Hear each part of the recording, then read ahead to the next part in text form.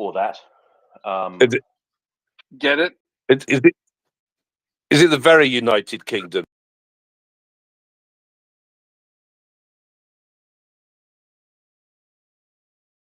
Now, Tim, because since you know Scotland well. No, the idea that the UK is on the verge of breakup is based on absolutely nothing at all. Largely Russian disinformation, in fact. They're very, very keen on the success of their operation, the Scottish National Party. It's this meme that you see over and over again, mostly from a certain type of person. They tend to be quite bitter over Brexit. They tend to, you see it a lot on Twitter. It tends to come from that quarter. I don't think it's really based on anything. The Scottish National Party is on the verge of imploding. Scottish separation is now polling at around 36%. Welsh separation is politically irrelevant. I don't think that's ever polled above 20%. And Northern Ireland is Northern Ireland.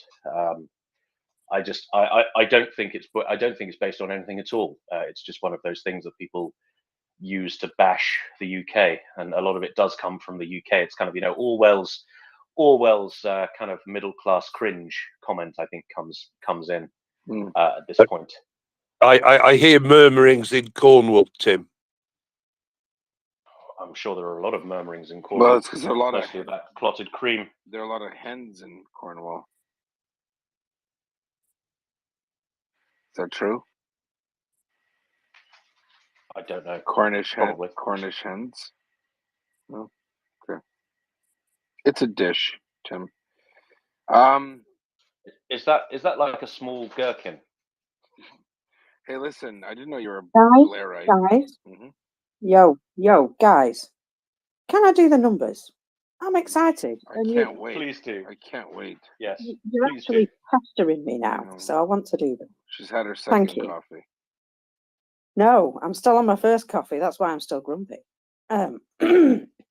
So, it's just I want your opinion on this. Well, the top number is 660, which is still a battalion, is that not? Or thereabouts? No, 660. Yeah. Mine's about 1,000. All right. Well, 660 disappeared chaps. Now, these are quite interesting. 13 tanks, 11 armoured personnel vehicles, 19 artillery systems. That's correct. 19. 2 MLRS, 1 anti-aircraft system, 20 UAVs, 18 vehicles and fuel tanks. Doman is going to be so happy. And 3 special equipment.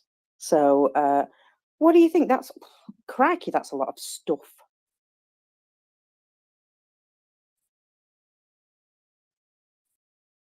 Now you can talk. That is indeed a lot of stuff. That's not quite a Western battalion, but it is more than a Russian battalion tactical group. Unless they've changed the Orbat on those. I don't think they have. I think they're still quite small. That's a lot of guns. That's a whole regiment of artillery. And that's a lot of fuel as well. Doman will be excited. Yehuda, I have a question for you now. He's not talking to me now because I told him to shush. Oh, he's legged it, that's why. Bye, Yehuda. He's like Will o' the Wisp, isn't he? He just comes in and out.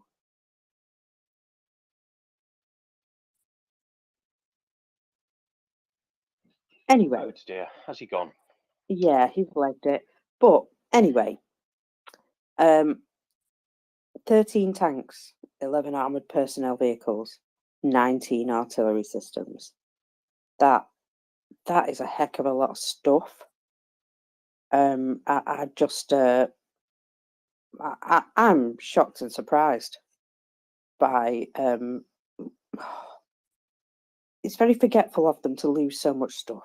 That's all I can say. Prince, please go ahead. Yeah, there we go.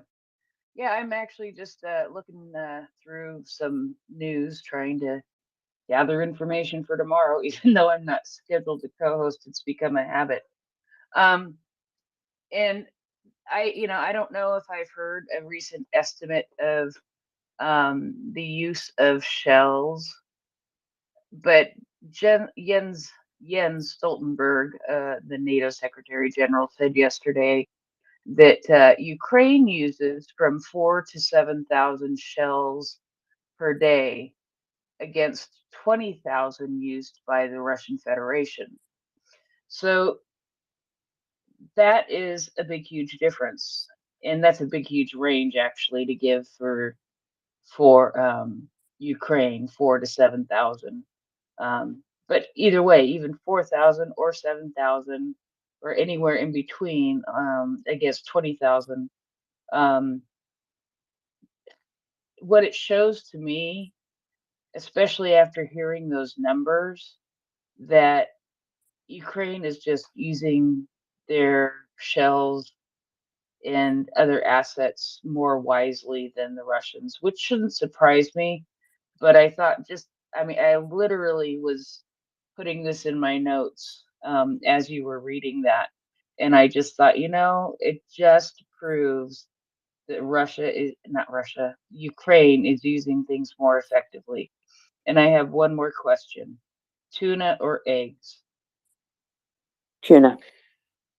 Okay, that's what I'll have for dinner. Thank you. Prince, yeah, that's a very good point. The imbalance in the artillery. What I would say is that spread has tightened dramatically in the course of this war. So at the height of Russian activity in Ukraine, so kind of spring summer 2022, the Russians were firing 60,000 rounds a day from their artillery. That has gone down enormously, and this is certainly due to attrition in Russian artillery systems. So they don't have as many guns as they used to. It's also certainly due to their relatively low stocks of ammunition because they fired it all, and the stockpiles they did have were very poorly stored, and they didn't get to the front line. A lot of them didn't get to the front line in a fireable condition. So this may seem like a big imbalance, but the imbalance used to be a lot higher. And I think you're right. I mean, I think it does show that, well, Ukraine has really no choice but to use her artillery very, very judiciously, because she doesn't have as many systems and doesn't have the supply of ammunition that she needs. So Ukraine can't use Russian tactics of just overwhelming things with artillery. There's also the legal consideration as well. If to fight a war according to modern law, modern international law, the laws of armed conflict, you have to act in a discriminatory and a proportional way. So, for example, if you're taking sniper fire from a town over there that has civilians in it, it's not proportional to flatten the whole town with artillery, which is what the Russians would probably do. It is probably proportional to send an infantry section in, maybe send a couple of armored vehicles in, find the sniper and kill him. It's certainly not proportional just to destroy the entire village he's shooting at you from. So there's both legal and practical and tactical considerations as to why Ukraine fires fewer rounds. But it is interesting that Russia is simply unable to sustain the rate of fire that they used to sustain.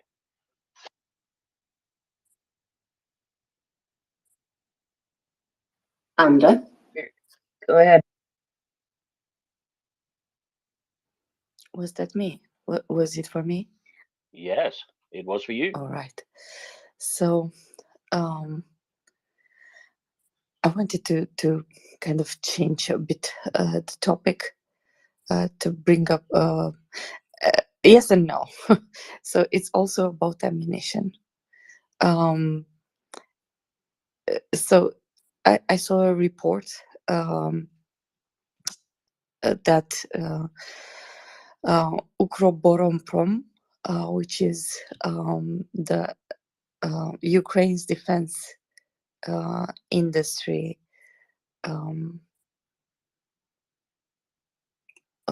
company, produced 122 millimeters artillery shells, and the first batch has been shipped to the front lines. So I know a lot of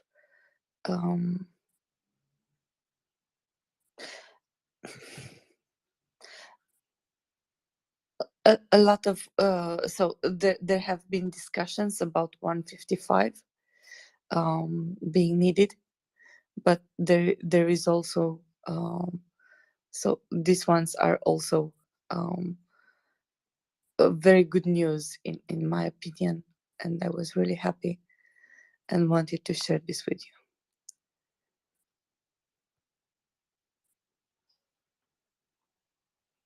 Does it make sense what I'm saying?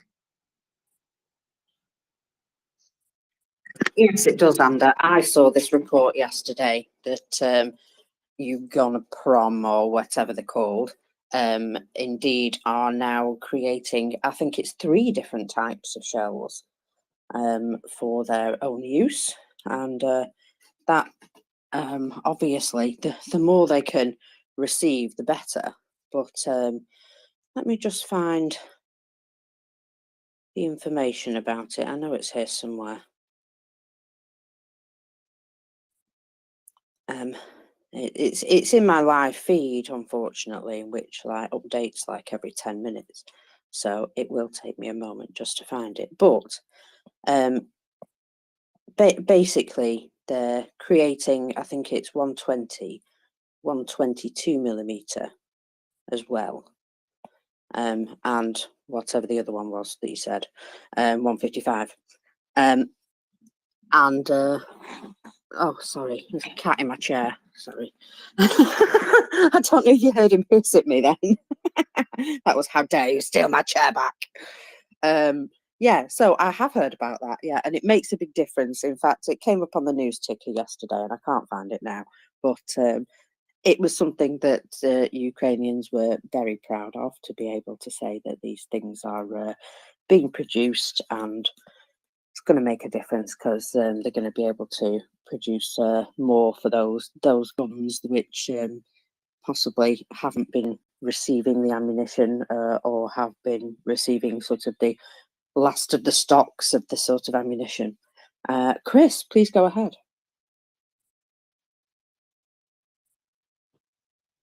Oh, hi, mockers. Gunny's not around, is he? Gunny, no, he's alive and well, but he's not in the room, I don't think. Okay, no, that's good. I was just checking before I said this to Tim because I'll never live this down if Gunny's in the room. But Tim, you got me thinking about something there. So I'm going to admit that I used to bunk with a former second Sea Lord who's currently guarding the Straits of Gibraltar and the entrance to the Mediterranean. So he might have heard of Twitter Spaces, so I might be able to get him up. Sorry, I may have misheard you. You used to what with the second Sea Lord? Yes, I used to share a bunk with the former second Sea Lord. Oh, bunk, right? Oh, God, good heavens! I thought you were going a bit too navy there. Yeah, sorry, I'm being very silly. Oh, yeah, that would be quite interesting. Although, I mean, I don't know. It might be difficult for a serving officer to get clearance to come on a show like this. No, he is something like would it be ambassador of Gibraltar or Governor. something like that? I'll look it up, Tim. He's not serving. He's retired. Yes, it's commissioner or ambassador or something of Gibraltar. Gibraltar has a governor. Governor, thank you. Yeah. Probably governor. He's governor. Yes, that's right. Yeah. Yeah, I think that's what he is. I'll check. We're connected on LinkedIn. That would be interesting because he would not only have Navy takes, but he would have diplomatic / colonial takes as well. So I think that would be quite an interesting guest. I don't think we've ever had a governor of an overseas territory on the space before. Okay, I'll reach out. Cheers. Thank you very much, Chris. So a very good morning to everybody who's just joining us. We are the MriyaReport. Well, we are just some of the MriyaReport. We are an international collective of volunteers who dedicated to 24/7 to bringing you news, updates, analysis, and comment on Russia's illegal invasion of Ukraine. We regularly host expert speakers, one of which Chris and his Malamutes is presumably arranging for us as we speak. But let's not get too excited about that because that may or may not be possible for the gentleman he spoke about. So we regularly host expert guests and expert panels to give their take on particular topics related to this war. We've been live 24/7 since the day before the Russian escalation of 2022 began. And we have a core team of around 40 who are all volunteers. We will neither solicit nor accept personal donations from you. We will never ask you to buy us a coffee or anything like that. We are wholly volunteers. If you like our work and if you like what you're hearing and you want to support us, we do urge you to chuck your pennies over to MriyaAid, MriyaAid.org, one of very, very many worthy charities supporting Ukraine.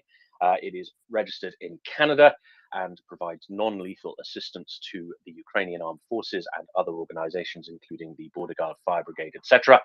All non-lethal assistance according to Canadian law.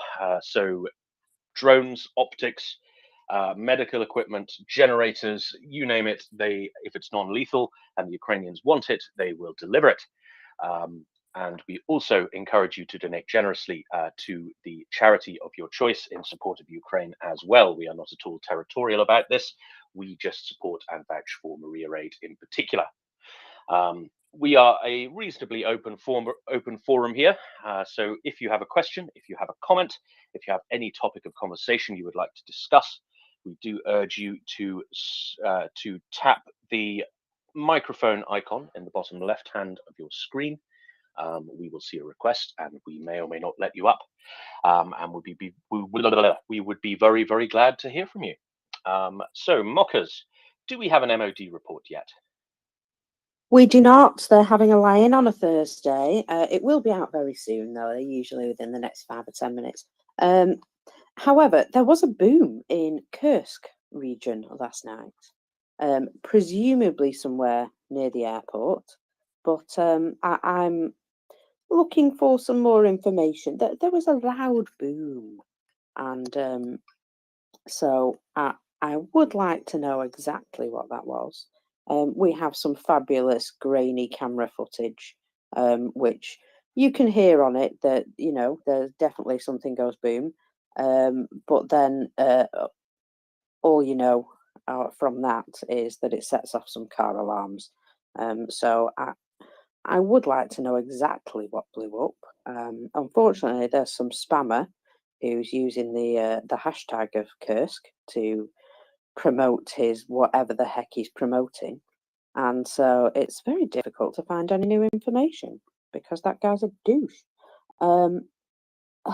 However, I appear to have generated some hands just by mentioning that. So perhaps you have the order of hands? I do. It was Ming the Merciless Fella first. Ming the Oh, Merciless Fella. no, my thing was on a different topic. So if people want to talk about Kursk, let them go ahead of me. And Jörn. Booms. Also, different topic. Third All time right. lucky. So I'm all about booms, just not in Kursk, but in Melitopol. Apparently, an improvised explosive device was put into a local police officer, which was collaborating with Russia, and it went boom. And yeah, uh, shit happens when you collect. Collaborators get what they deserve. Exactly. And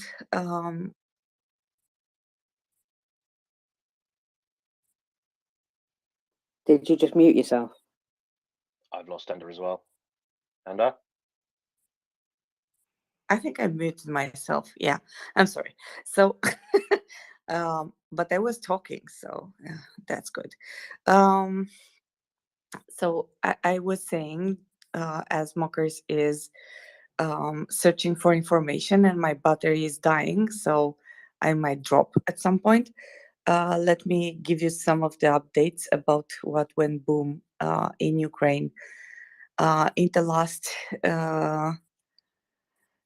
24 hours. So Ukraine again launched 13 attacks over the occupied territories and over the front lines, over enemy positions. 12 of them were on enemy personnel and military equipment. I guess this is why you have all the good numbers that you have today. In the they also used military and missiles and artillery units to hit one Russian command post, and 3 enemy personnel clusters, 1 ammunition depot, and 1 electronic warfare system. So they've been quite busy yesterday. They usually are, and as I try to point out every time I come here and talk about this, they do use the Air Force, so they do need those airplanes. They know how to use them, right? All right. What Russia doing? Russia is doing Russia things. They hit Kherson. It was under enemy fire 54 times yesterday. There is 1 civilian casualty among the Ukrainians. They opened fire on 4 communities in Sami region. They dropped explosives and UAVs, kamikaze UAVs. They hit Nikopol district with heavy artillery 3 times yesterday. So yeah, again on civilian targets. There is 8 people who died in Kyiv by a drone attack in Kyiv region, actually. But yeah. What else did they do? They are fighting, right? They are pushing in Bakhmut. So there is no relent there. There are actually 5 areas which are right now of interest for Russia, and the heavy battles are taking place near Liman, Bakhmut, Avdiivka, Marinka, and Shakhtarsk. I think that's the correct name. So overall, they fight on the front lines, but they also hit civilian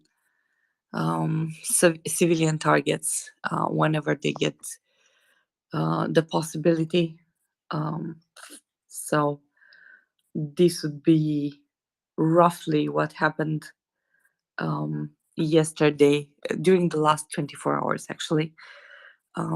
So yeah. Thank you very much, Anda. That's a nice little update. And Thank you for updating me, because I hadn't actually got to look at anything yet. I did hear they were pushing forward towards Avdiivka. I did also have a message yesterday, very cryptic message, and it just said, the Russians are sad. And I can only assume that means they got absolutely smacked somewhere. I just, I found it quite amusing. The Russians are sad, with a little sad face. It could be a more general statement, though, couldn't it? You know, I mean, it's true either way. That there is that, yes, there is that. I believe Ming the Merciless was next, so go ahead. Yeah, my no, friend. so I just wanted to, thanks, Marcus. I just wanted to say I owe Tim an apology, because the day before yesterday, I posted a thread about the Ordo Militaris Catholicus, who are quite a strange bunch, as far as I can make out, in that they are pro-Ukraine. Their thing apparently is to defend beleaguered Catholics wherever they might be. But the whole point of the thread, Tim, wasn't really to make fun of them. I mean, I let their words speak for themselves. The whole point was to wind you up as being a close friend and connection of the guy in question on LinkedIn. One of his very tight circle of 56 LinkedIn connections. And gratifyingly, I got a text from Axel overnight yesterday, manfully defending your honor by saying that you're not close friends with him at all, which was very funny. But you're absolutely right. I also, by the way, I totally get it. I mean, I was just as intrigued by them as you.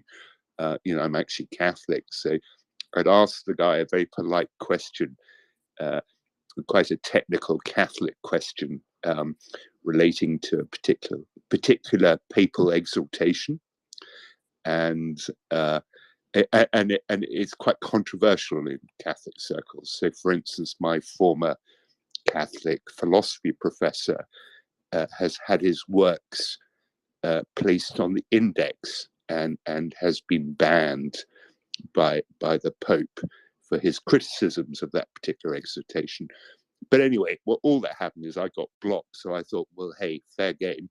So I did the thread, and the whole purpose of the thread was simply to wind up Tim, nothing else. But as I said, I do owe you an apology on that front.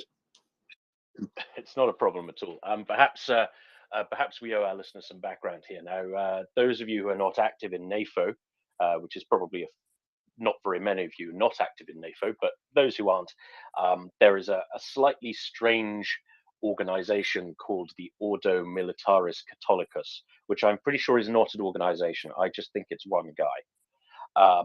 And they are traditionalist Catholics, I would say, at the loony end of traditionalist Catholicism, so probably sedevacantalists and all of this sort of stuff, who think the Pope is the Antichrist and all of that sort of thing, though I've not seen any confirmation of that.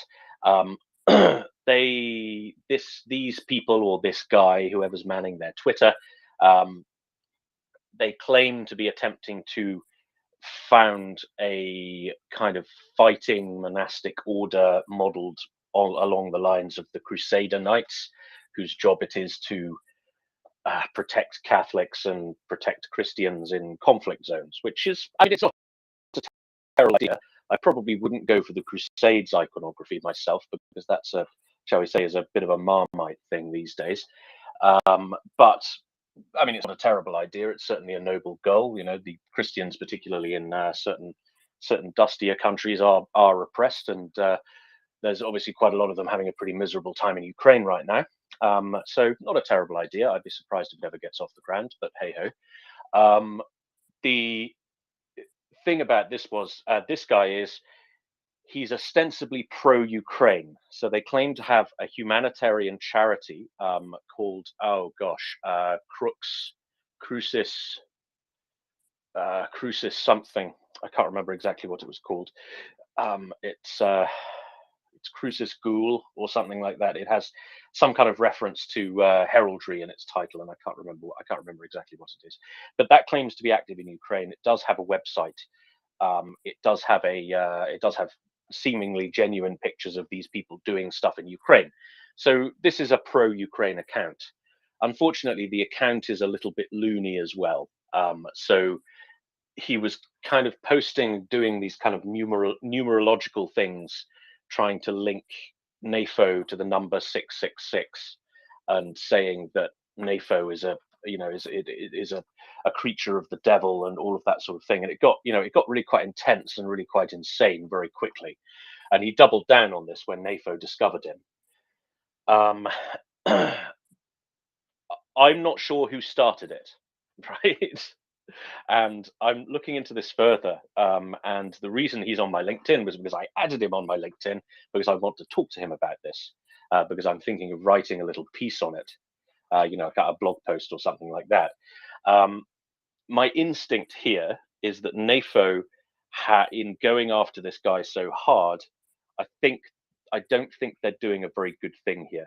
I think they're going after a Ukraine supporter who is just a little bit odd, and I don't know. It just doesn't sit right with me. The analogy I used when I replied to Ming the Merciless was, it feels a bit like Louis Theroux.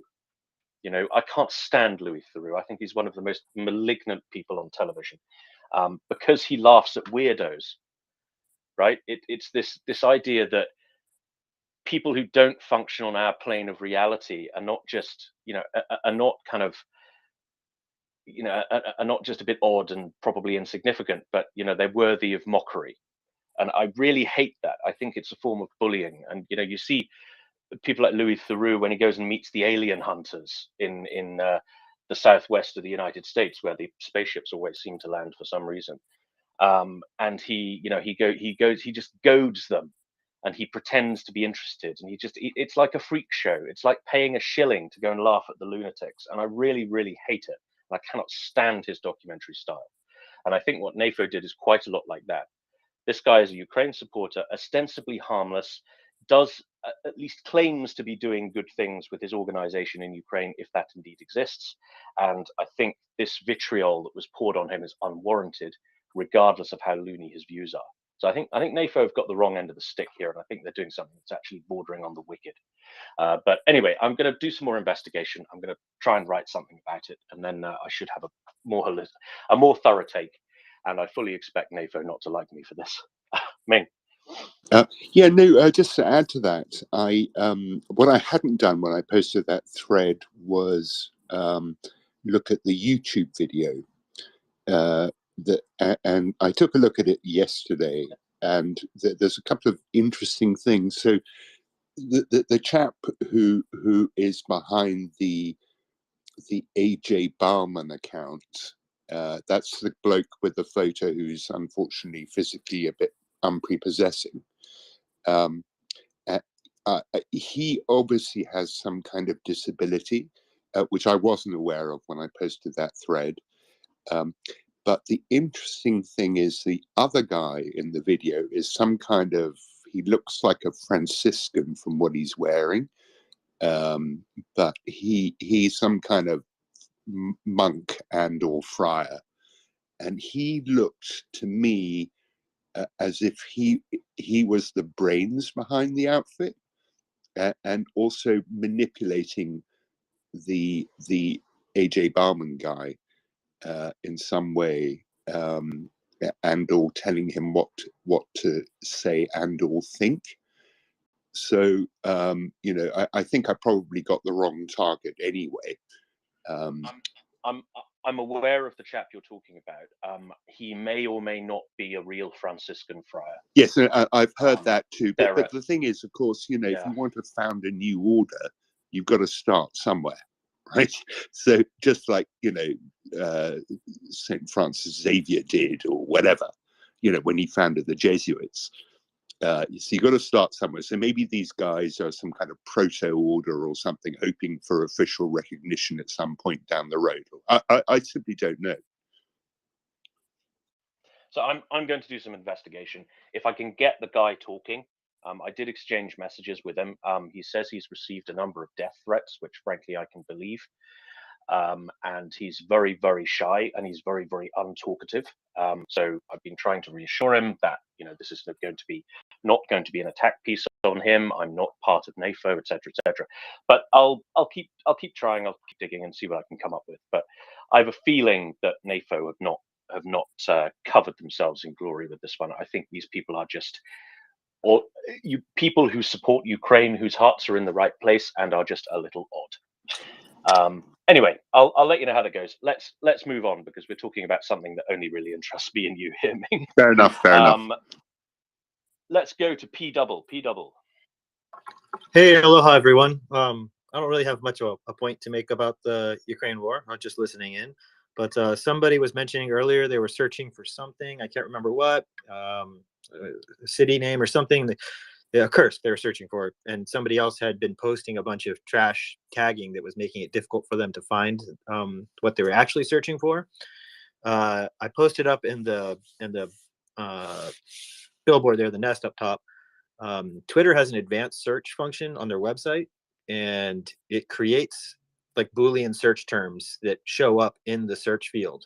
So once you learn them, you can use them to exclude words or search only from people that you're looking from. There's a number of options in it. It's actually a pretty nice search engine that a lot of sites don't give you that much functionality. So if you're ever searching for something, try that advanced search engine.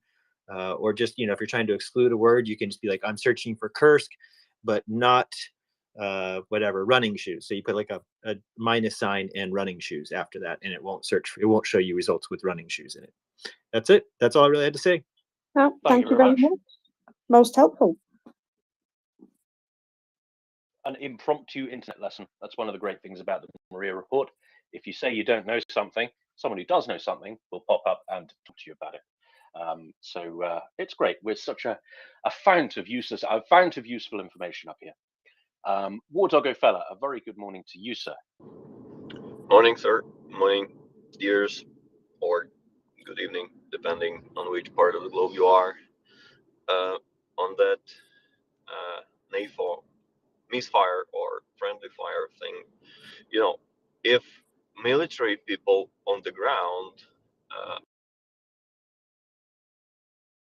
the communication overall is pretty complex. The communication overall is pretty complex thing in term that what starts in your mind and goes through many filters of your like speaking or talking mechanism, let's call it that way, and then going through the hearing mechanism of the other person or reading mechanism in case of written text.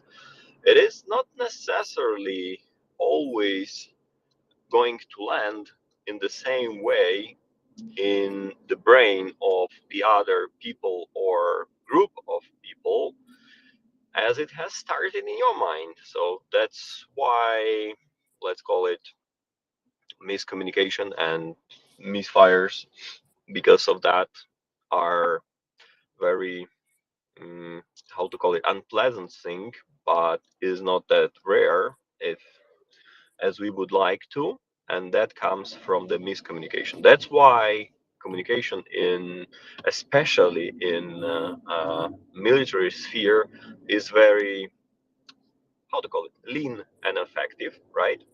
Not trying not to leave the possibility for the things to be treated in the other bad or like miscommunicative manner.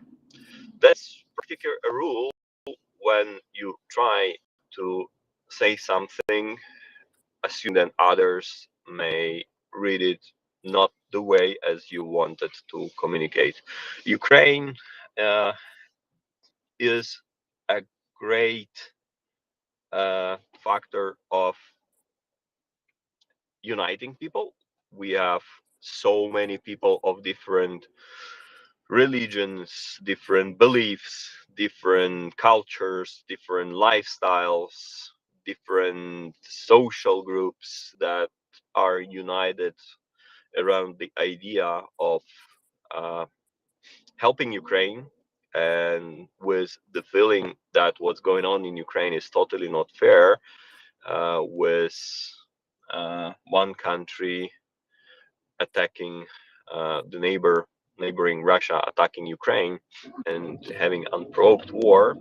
So many people are united with the idea of bringing help to Ukraine in different manners, but many miscommunications or misfires or friendly fires are also happening, and that's the reality. I mean, we can feel sad about it, but that's the reality. We accept and we go.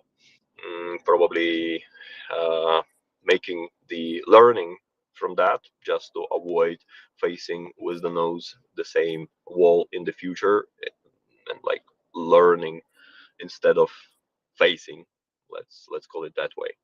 I will not go too much into the religious points that were mentioned earlier. I have my view on that, separating belief and religion.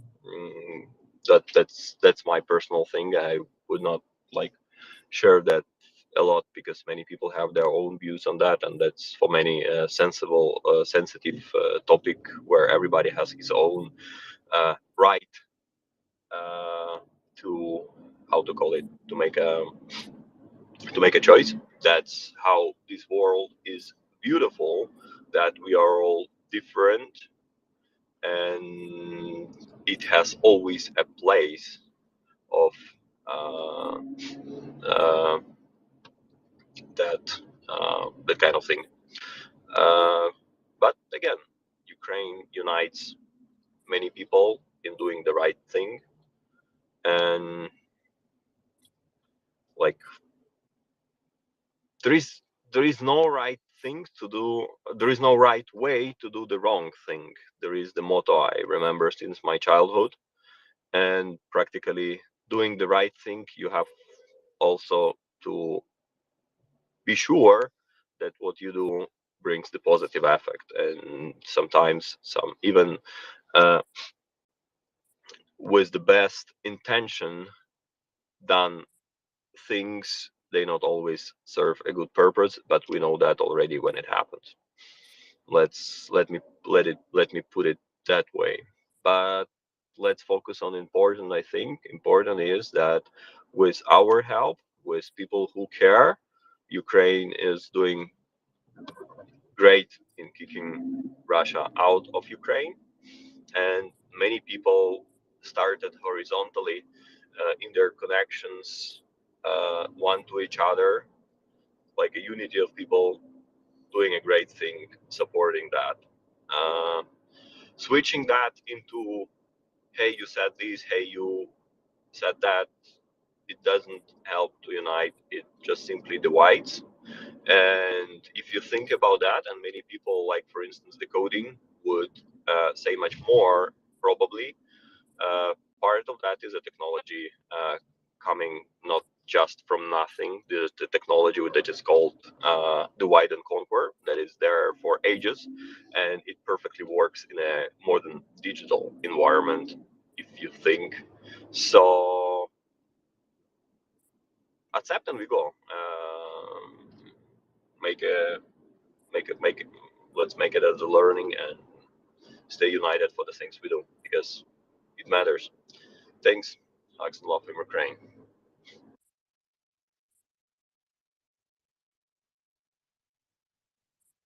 Hugs and love, War Doggo, and thank you very much. Kerry, if you can hear me, I cannot bring you up from a listener. So try my best, but I've sent you a speaker request by DM, and I've also advised you that. Oh, there we go. I think it might just have worked. Go ahead, Kerry. Yay, it worked. So I was just going to mention, because obviously it's morning in the UK, a little bit later in Europe. Mockers, I am amazed that you're here. You did such a massive stint last night. You must have literally had sleep, fallen out of bed, got back on the report again. But the comment I wanted to make was, did you see the laser training that Dimitri posted? Laser tag training for existing Ukrainian forces. So their commander set up for them to have this laser tag training that would enable them to approach from a tree cover, forested area, and clear a building. So it was obviously, you see the visuals, really great video. You then hear the commander saying about why they're doing it, and one of the forces saying how, one of the soldiers saying how it trained them, how it helped them. It's a really nice little video, really clever. And it made me think not only about how great that training was, but also there was Mesa yesterday from the 131 who did a little update, and he was saying about how they'd been on training for 3 days in between a couple of missions. And it's just also, it's not only about that training before they arrive, because the Ukrainians are literally having to continue this training while the war is on. It is the fact that they are still training. You know, they have that learning attitude, they have that determination, and they are continuing to train literally in between their missions. Any of those units that have that ability to be pulled back briefly. So a lot of them are specialised, but even so, an enormous amount of them are continuing to train. This is a learning organisation. These are people who will not only see this present moment as something to win, but they're continuing to learn, they're continuing to train, they have that determination.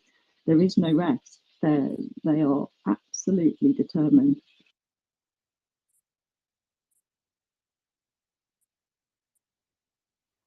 Yeah, you're absolutely right. Even those who are considered veterans, they are also quite happy to take on any training that's given to them in the field. And in between fighting, it does seem that quite a lot of them are doing additional training or, you know, honing certain skills, and they need to. I think they absolutely need to. It's got to, you know, the point where they are going to make an offensive at some point soon to take back areas that well, have been occupied for far too long. And in order to do that offensive, they have to be as prepared as possible.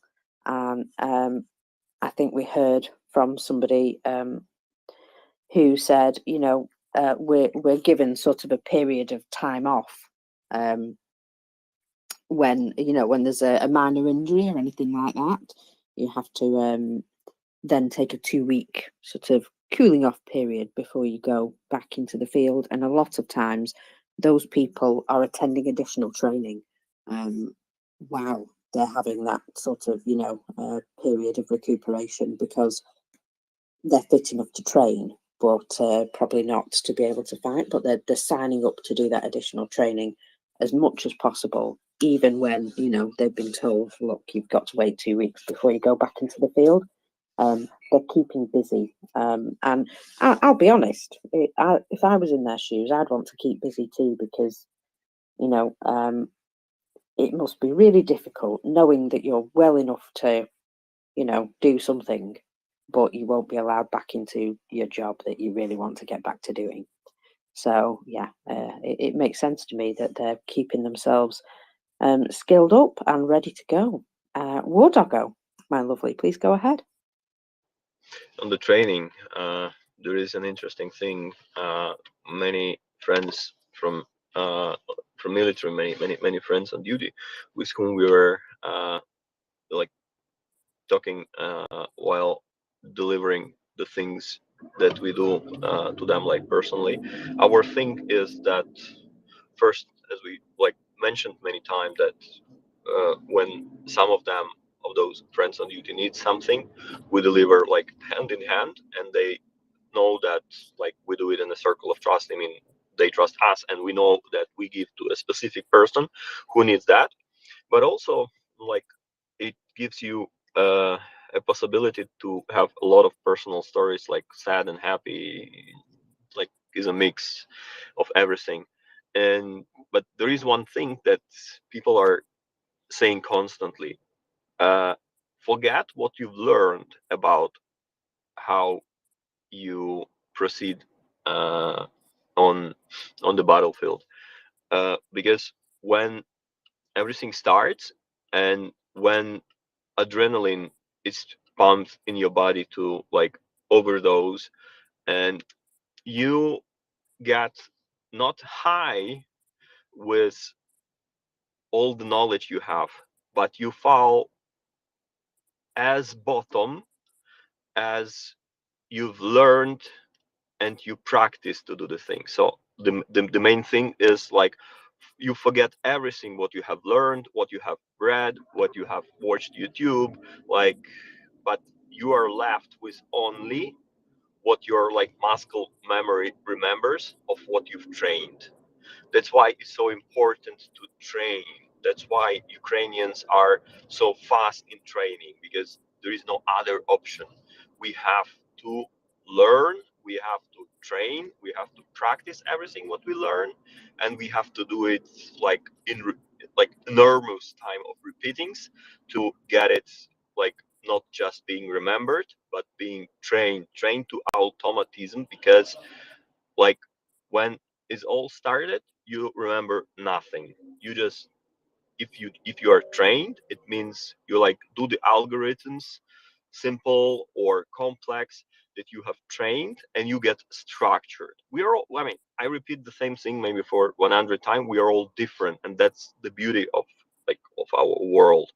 We are all reacting different in different situations. Like one will freeze and like stuck, the second one will have his mind clear and he will be doing the things.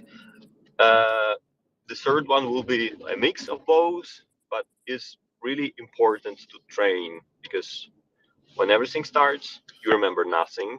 You act only on what you've been trained. Thanks.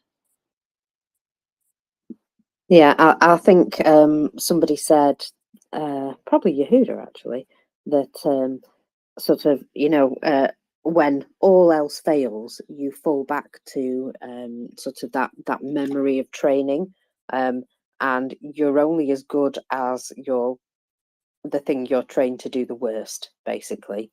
So, every aspect matters, because it's going to make a difference to how you react.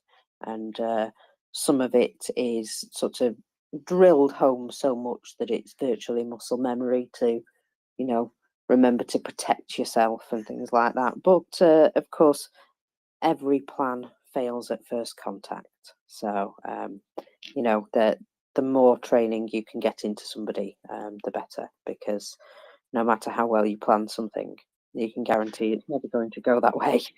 It's also interesting to observe, like Ukraine. I mean, probably you will not argue if I say that Ukraine gets much in this kind of instincts, instinctual, or like, I don't know the proper word, behavior, when there is when the things getting to survival, like many things stop matter, because the priority is like vital important.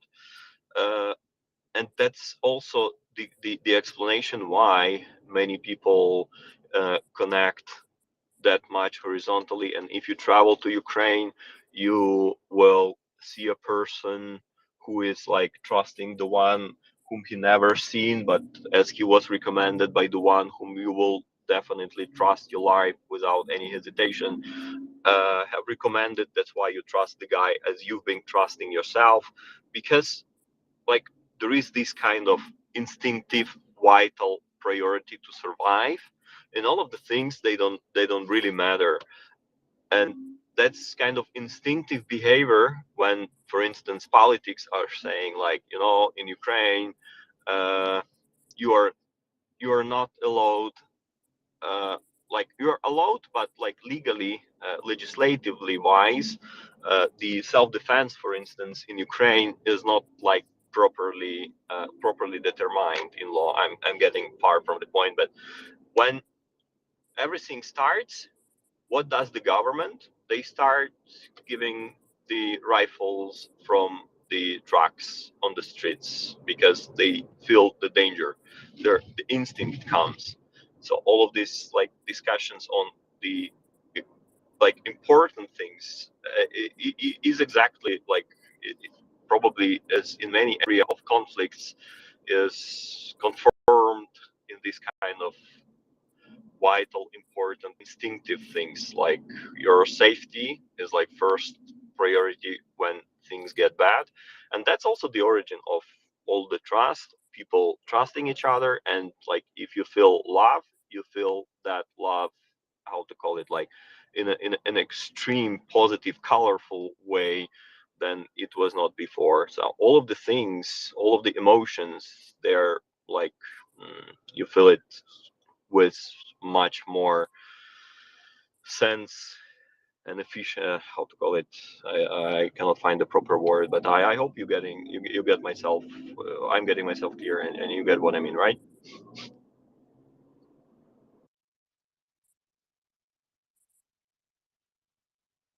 Yes, of course. Yeah, I know what you're getting at. Yeah.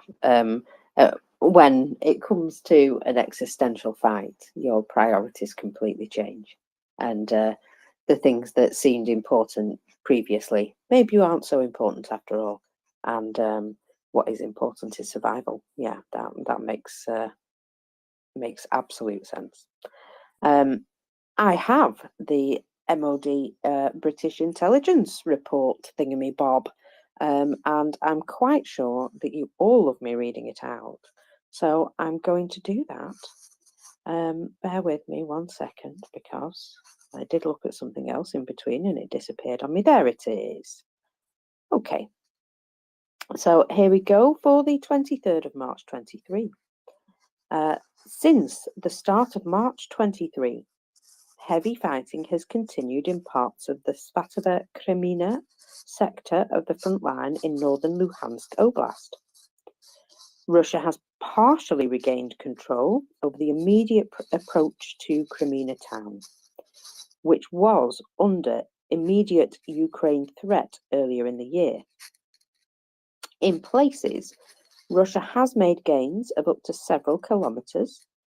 Russian commanders are likely trying to expand a security zone west from the defensive lines that they have prepared along higher ground and integrate the natural obstacle of the Oskil River. They likely seek to recapture Kupiansk as a logistics node. Operationally, Russia's intent in the northeast likely remains defensive. Commanders probably fear this is one of the sectors where Ukraine could actually attempt a major offensive operation in the future. So,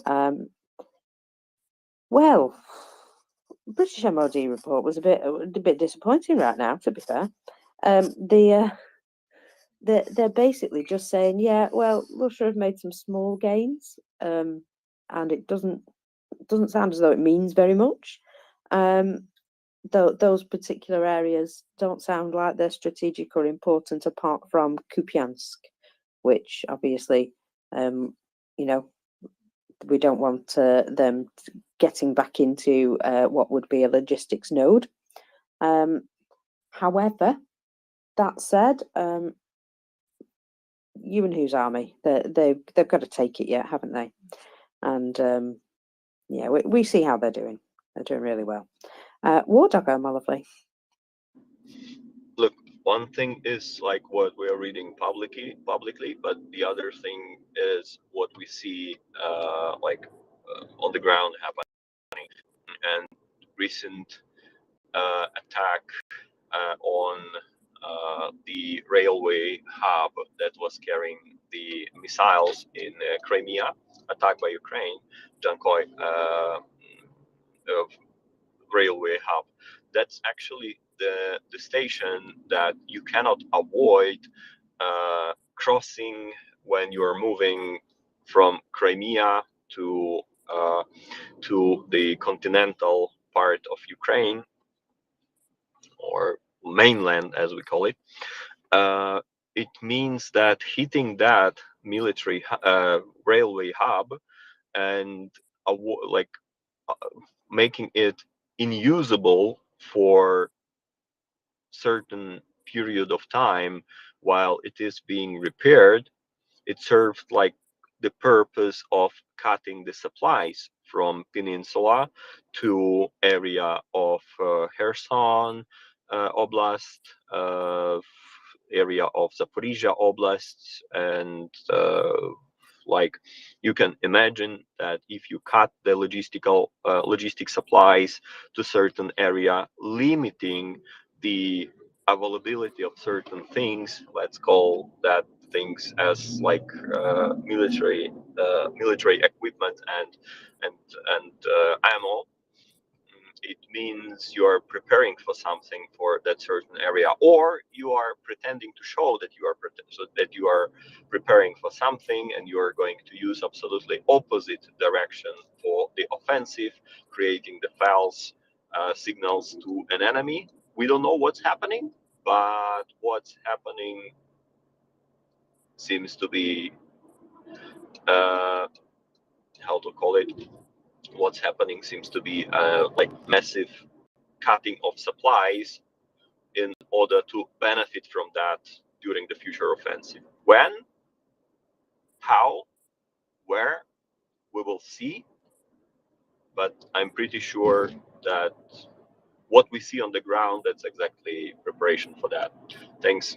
Hug and love from Ukraine.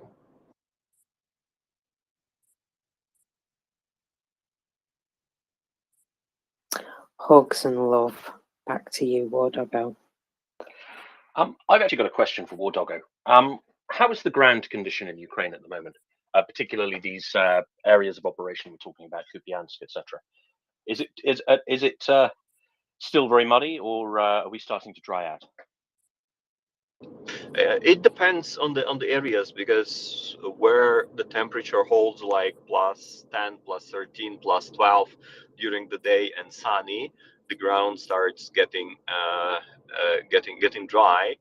But like if you don't go like over, you've been in Ukraine, you know that like you go to some areas and only thing you see are the fields, the open ground, and the tiny road that is crossing that field like from different like one or two directions. And if you don't use that road because the road is blocked or the road is mined, you need to go through the mud, and the mud is still there, is getting dry a little bit, but like probably is much better conditions that they were like week or 2 weeks ago.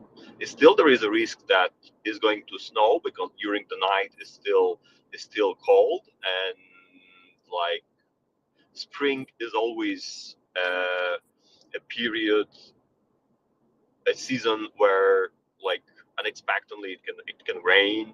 That's why we usually like say that there is a battle between winter and summer for the ground, let's call it that way. But yes, the ground is getting better dry and giving the opportunity.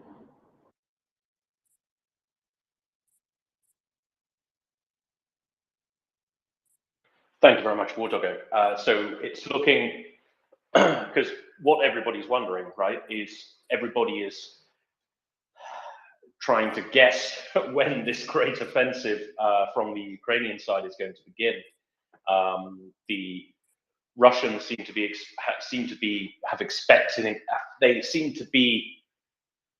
expecting it for some time. So we've seen a number of, as Mock has pointed out, we've seen a number of very extensive defensive preparations by the Russian side, and I'm just, everybody's wondering when it's going to begin, and I'm just wondering if the ground conditions gave a clue, or indeed had much of a bearing. We all know that the what's it called, the Raputstitska, I think it's called in Russian. I'm afraid I don't know what it's called in Ukrainian. The muddy season. It does tend to favor the defender. Say again. It begins with a D. Something. We call it in Ukraine Vidliha. In Russian, it's called Rasputitsa, when the roads are getting like wet and muddy. Thank you very much. So we know the muddy season tends to favour the defender. Ironically, Russia is basically the defender at the moment, especially in the northeast. They do seem to be mounting quite narrowly focused and unsuccessful offensives, particularly Vuhledar, particularly Bakhmut. But essentially, Russia is defending at this point, I think. So the muddy season does favour the Russians. So when that ends is going to be a very, very key moment in this war, I think. If you see the videos that of the fortified lines being prepared by Russians, if you see these armored capsules that they are digging into the ground, the trenches that they're doing, even 2-layer trenches. I mean, Russians are miserable, but they are learning as well. They are a dangerous enemy, let's call it that way. But the thing is that they are preparing for the past war. They are doing the preparations like it was a Second World War or even the First World War, doing the preparations that way. And actually, then they don't imagine that they're gonna face the war, the future war, that will be conducted with the modern weapons and with the modern technologies, and what's more important, by motivated, modern trained people who want them to regret that they came to this land and they still stay here. So that's the main learning point from the things that you probably have seen as Russia preparing for Ukrainian offensive. They are preparing for the past war, but the future one will surprise them. I'm pretty much sure, because I trust in Ukrainian military. Sure. I mean, this is hardly unique to Ukraine, right? This is a phrase, that generals are always preparing to fight the last war, as in the previous war. I can't remember who said that. I've got Maurice Gamelin in my head, the French general, which would be ironic. Axel will probably know this. But yeah, I mean, this is hardly unique, a unique failure of Russia to be preparing to fight the previous war rather than the current one, because that's where you get your experience and your institutional knowledge from, right? What worked the last time you fought, what didn't work the last time you fought, going into a totally new fight with totally new technology. It's always going to be a shock to the system, as Mock has pointed out. No plan survives contact with the enemy. Yeah, so I guess we'll see. Let's go to Shaggy. Thank you, War Doggo Fellow. Let's go to Shaggy. Good morning, everybody. Marcus, you seem to have got up, not been able to sleep, and Tim and everybody. Yeah, I'd just like to say a lovely sunny day here in the UK, lovely drive to work. I got the last car parking space, which is very fortunate. And War Doggo, listening to you for me, gives me the feeling of listening to a cross between President Zelensky and the honey-toned water ninja Chuck Farrar. So really enjoy listening to what you have to say. So yeah, I hope to continue listening, and my Twitter app is still working, and I'm on the upgraded version. That's all I had to say. Have a great day, everybody. Thank you very much, Shaggy. I do totally agree. It is indeed always a pleasure to have you up, War Doggo Fella. So really bright this by morning, so you're always very welcome. Mockers, you unmuted slightly before I did, then I interrupted you. Please go ahead. Yeah, I was just going to say, any Android users that are still having any difficulties, there is a new Android update. I'm not sure if it's on the Play Store, but it is Android update 9.8.1. No, 9.810. That one. And if you update to that, you should have no problems, or at least we haven't found any at the moment. So, I'm sure we'll find some eventually. I'm also informed that there may be a new iPhone update, so check those things, folks. Yeah, it sounds as though it's a bit more stable. See, I'm scared of updating my iPhone now. because everybody who updated their Androids, basically their Twitter was totally destroyed for a week.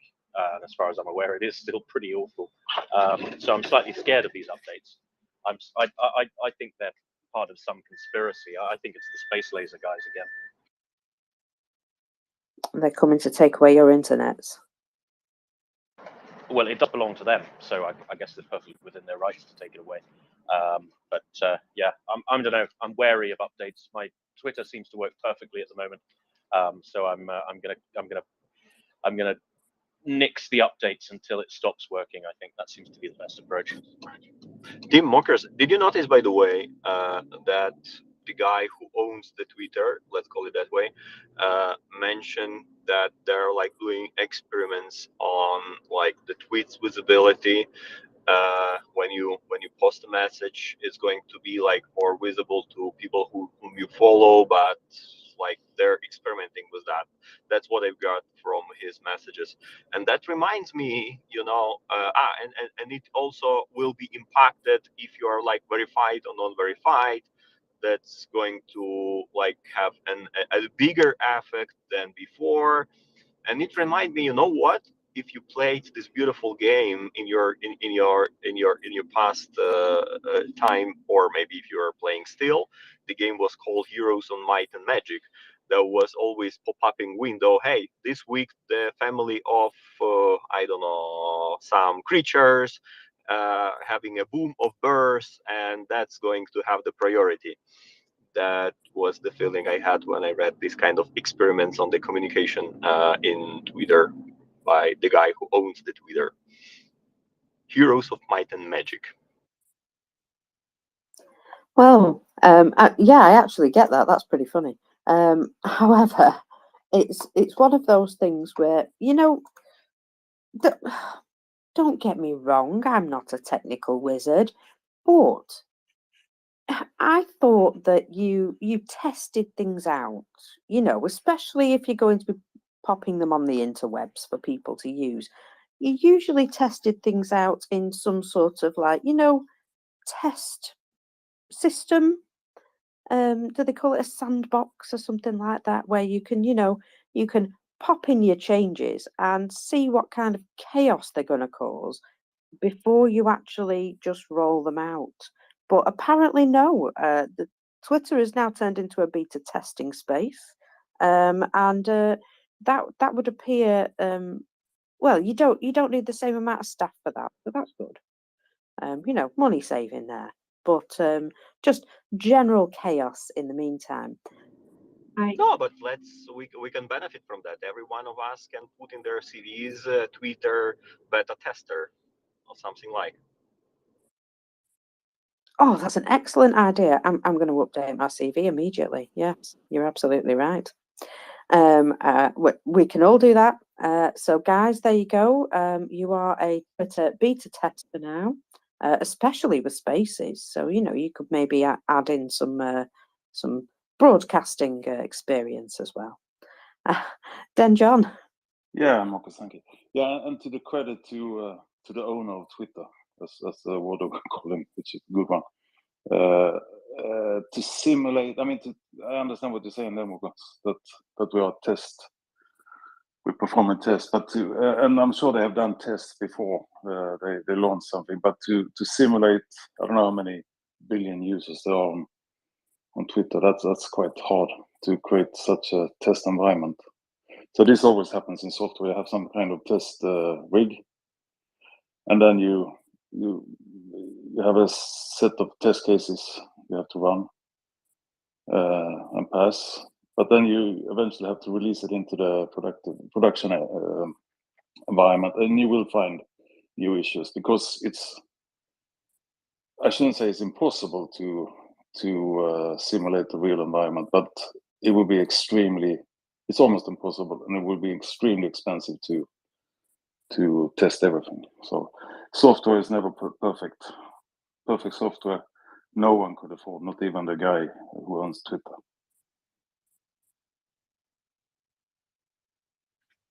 Good to know. Chris.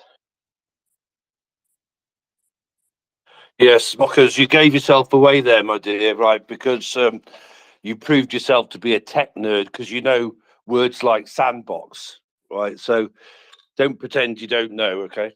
And I was going to say, of course, best cybersecurity practice is update all your apps and operating systems to the latest level. Real world is, yeah, wait a bit.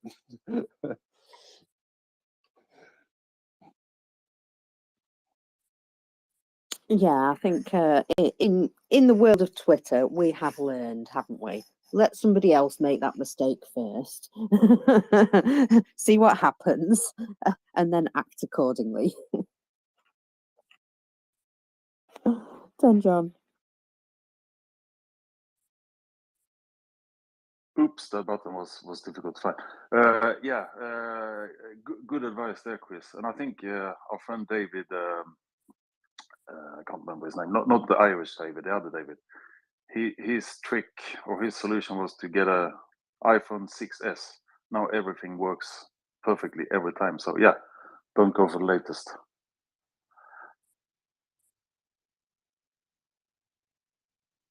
Sometimes new and experimental is not always what it's cracked up to be, eh?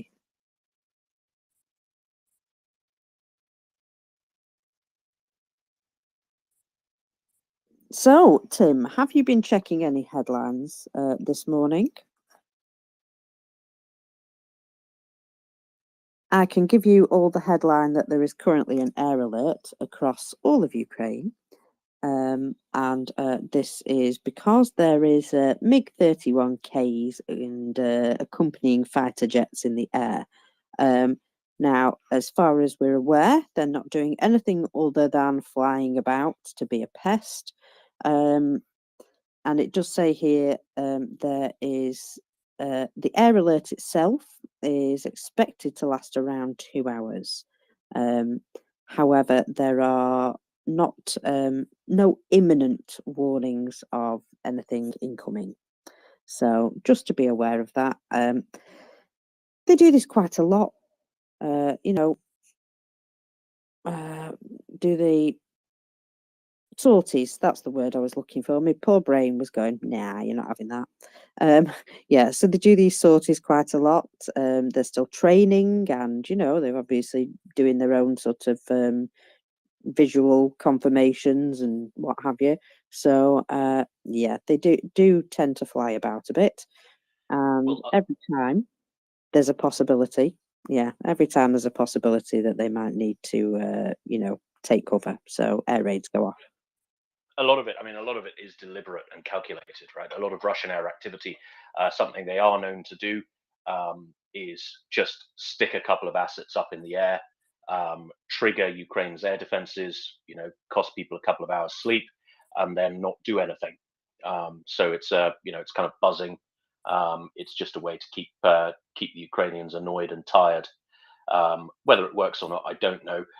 Certainly, when I was in Ukraine, most of the locals were not desperately fussed about air raids anymore. There was a point earlier in the war where I guess the raids were heavier, or it was just more novel, where you know people would go to cover, would go to the shelter very very quickly as soon as the alarm went off. At least half of the people I met and hung around with there just didn't bother.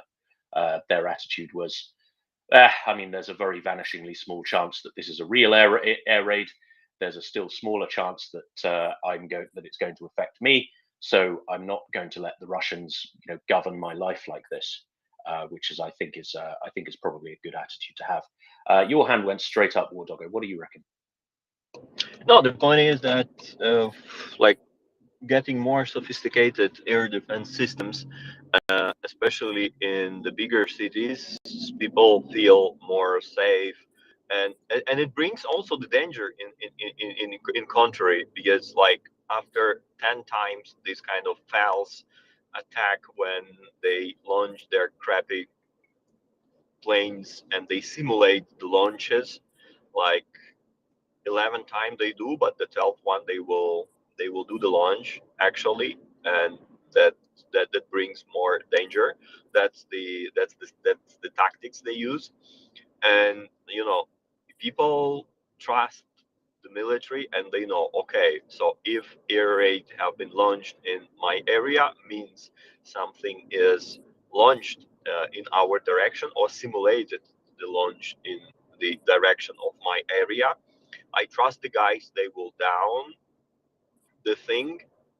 And like this feeling of safety, it makes, like, you cannot, on one side you cannot always be focused, being on this kind of red alert zone, being always like aware. Like, it's just only a matter of time when your awareness, when your alert, it gets like not that focused, and that's creating a problem. That's why usually when the alert is being launched, the second message you get from everywhere, yes, it's now serious, don't them ignore it. Like, or we see the plane started in Belarus, on the north. We don't see yet the launches, they say, but please don't ignore, but it may launch something. The second message now always go, don't ignore. That's really a thing. So Ukrainians are that badass that they don't care about air raids, and that's becoming a problem, if you know what I mean. Absolutely, I get it. I've never had, despite spending a fair bit of time in Ukraine since I started on the Maria Report in August, I've never had the app. I've never had the air raid app. Possibly because I've always been in hotels where they have their own system. Possibly because I quite like sleeping. It's something I quite enjoy doing. But of course, the thing I didn't consider was, the increase in sophistication and capability of Ukrainian air defense, which is very, very important. And it's been a kind of a step change since the beginning of the escalation in 22, right?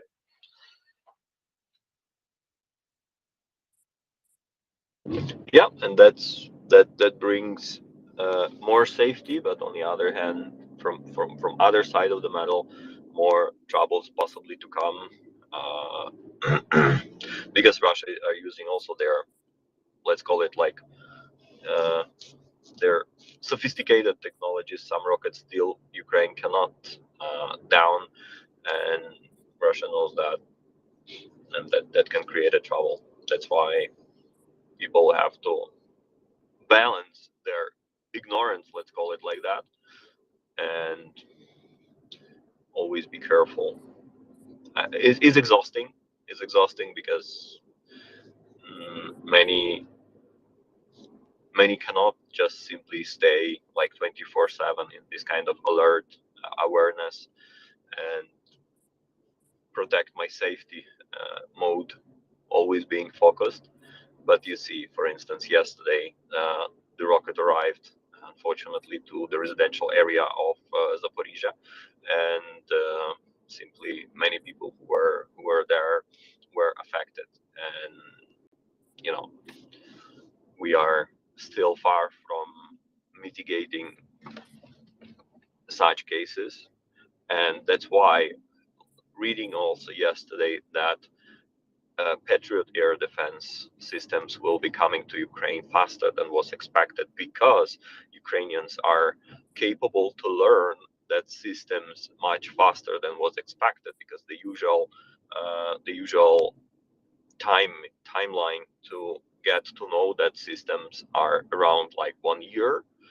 Even with the shorter terms, it's still like several months, and Ukrainians managed to know how to operate and maintain those systems in 9 weeks. 9 weeks, and even those who were doing the training there were amazed, and they put it in public, in the media, their impression, and that's extremely happy feeling that I have after yesterday horrible attack, terrorist attack that Russia did on in Zaporizhia, and earlier in many other areas in Kiev early morning, and during the during the midday, also in the previous day in Odessa. It's extremely happy that Ukraine is getting help and Ukraine is getting more and more protected while getting prepared to free Ukrainian lands from Russian occupiers. Thanks. Thank you very much. Yes, this is important. This is something we discussed on Twitter yesterday, Wardoggo. In case anybody didn't catch that, the Uncle Sam has been training Ukrainian forces on the use of Patriot, which is a very, very capable, very advanced American air defense system.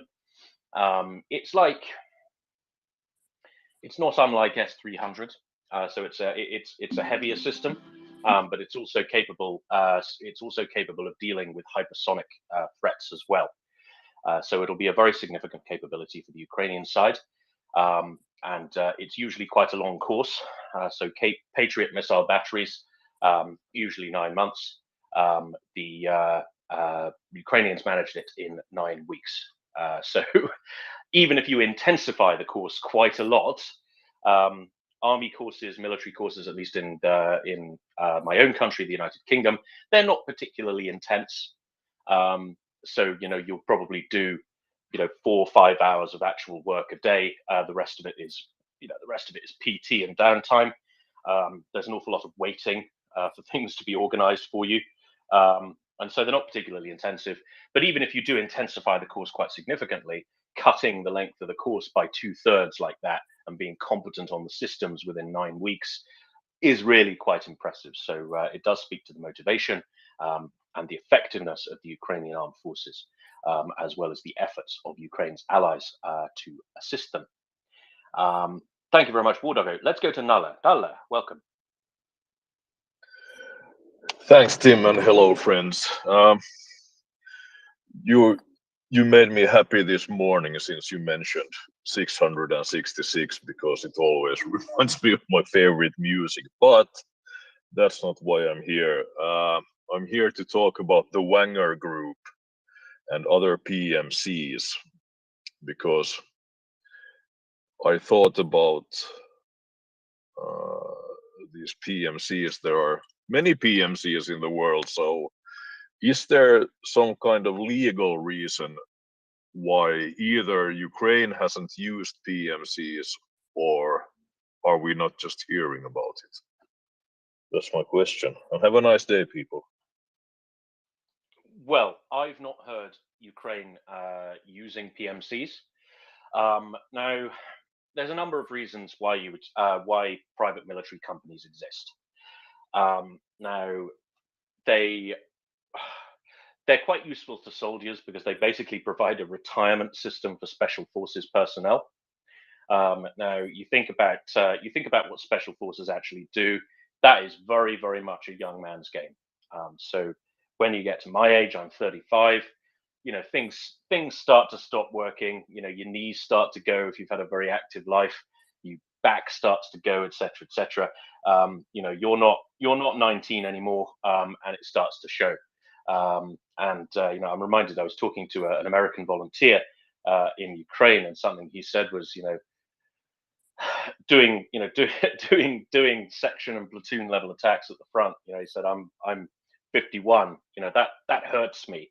Getting up and down from the ground several times every 5 minutes. That's not something I'm really able to do comfortably anymore. So special forces personnel, a bit like ballet dancers, they have quite a short shelf life, simply because of the rigors they put themselves through. And so what they will often do is, with the skills they have, they're either promoted out of a physical role within their own armed forces, or they leave their armed forces. And one of the things they can do with their skill set is private military contracting work, which is less intensive, but nonetheless does. You're not going to get the job unless you're extremely highly qualified, because the pay is so high and the capability expectations are so high. So they're quite useful to soldiers in that regard. They are useful for filling capability gaps for governments. So there is a lot of PMC activity funded by the Ministry of Defense, the US Department of Defense, on things that are kind of peripheral to the main war effort. Guarding government facilities, guarding government facilities abroad, protecting diplomats and things like that. Some of them will have regular military protection in dodgy areas. Some of them won't. Sometimes the sponsoring country, the responsible government, will not have the resources to provide that kind of protection because there's a limited number of people who are trained in that sort of thing. So that's one of the capabilities they provide. Probably their biggest market is the private sector. So if you run an oil company or a management consultancy or whatever, and you've got work in, Iraq or Saudi or wherever you're going that's maybe not particularly safe for Westerners, and you're not important enough to qualify for the formal protection of the host government, or you don't trust the capabilities of the host government, then PMCs is one of the options you have for security. Wagner is used in Russia, used by Russia in Ukraine, but you have to understand that Wagner is not really a PMC, right? It calls itself a private military contractor, but it's not. It's an arm's length deniable part of the Russian armed forces. That's what it is. So its role, generally speaking, is doing unpleasant things, particularly in Africa. So, for example, there was a recent attack last week on a Chinese-owned mine in the Central African Republic, in which 9 Chinese miners were killed. Now, depending on who you ask, this attack was either the responsibility of Wagner Group to defend against, and they failed, or it actually was committed by Wagner Group as a provocation and a way to justify their existence. Now, as we know, Wagner Group have been pushing the French out of Africa, so increasingly African governments have been turned towards looking to Russia for security guarantees rather than France. This is traditionally France's playground, and the Central African Republic is one of those. And so one of their roles in the Central African Republic is Russia corrupts the government of one of their roles in Africa. Russia corrupts the government of the African country. They convince them to accept Russian protection. Russia sends in Wagner Group. Wagner Group basically kills everybody and steals all of their stuff. So you're thinking about rare earth minerals, you're thinking about diamonds, you're thinking about gold, and sends it back to Russia. And what you end up with is an awful lot of dead Africans and a government that's not really capable of functioning properly.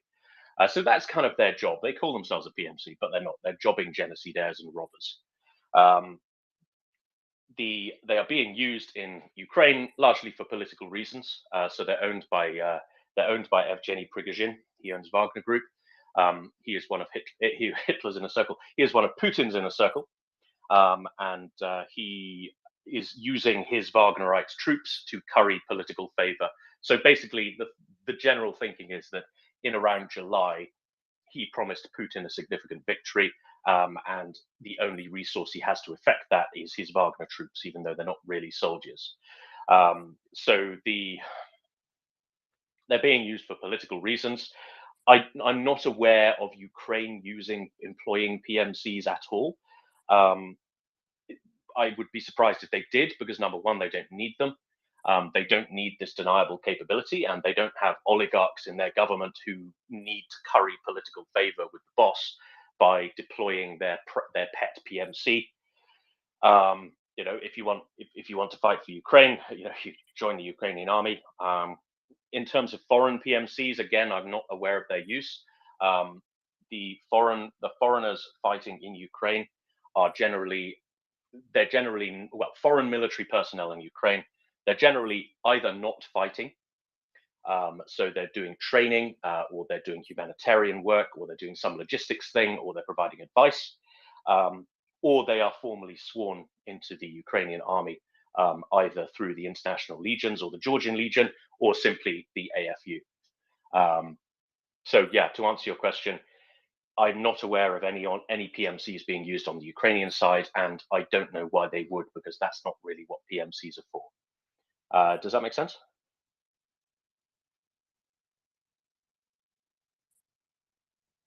I'm sure it would if he was still here to answer your question, but he's dropped out. Good morning, Doman. Good morning. I have a thing to add on this, which I think is quite important. Prigozhin isn't nearly as important in Russia as Western media, let's say, thinks he is, or as Western reporting largely thinks he is. If he had, 20% as much power, as much access to Putin, as much, visibility within the regime, he wouldn't be making such a clown show of himself, going, trying to get as much media attention as he possibly could. That's kind of where I think a lot of people have it wrong. Tim, I think it's kind of exactly the situation you said, right? He promised Putin a big success, but then he couldn't deliver. Well, that's kind of it. That's the extent of it. He doesn't have some, super duper special relationship with Putin. He's kind of just not able to not able to deliver on what he promised. He tried to up his status and he failed. Maybe it is as simple as that.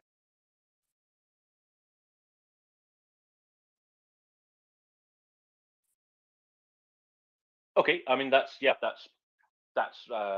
certainly a probable take. I mean, the thing that strikes me about him is that he's not a normal oligarch, right? I mean, he's barely even an oligarch at all.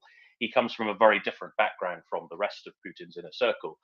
So the people who run Russia, or at least the people who court Putin for power, they tend to be Siloviki. So they come from the security state. So they're KGB men, they're FSB men, people who've been in a position of sufficient clout to rob the Russian people of enough wealth to become oligarchs. That's one of the interesting things. I think it was one of the tanky Twitter accounts, I can't remember which one it was, asked, why do we call Russian businessmen oligarchs and Western businessmen billionaires? And somebody pointed out that, well, the relationship between money and power is very different in the West from how it is in Russia. In the West, if you make a lot of money, you become a billionaire, then you become powerful. In Russia, it's the other way around. So if you become very powerful through politics or public service, then you are in a position to make billions, right? So the telescope is the other way around, and that's the difference between an oligarch and a businessman. But Prigozhin doesn't come from that world. He comes from the wonderful world of Russian organized crime. The Vori Zagonye, who he was Putin's man in the St. Petersburg mafia.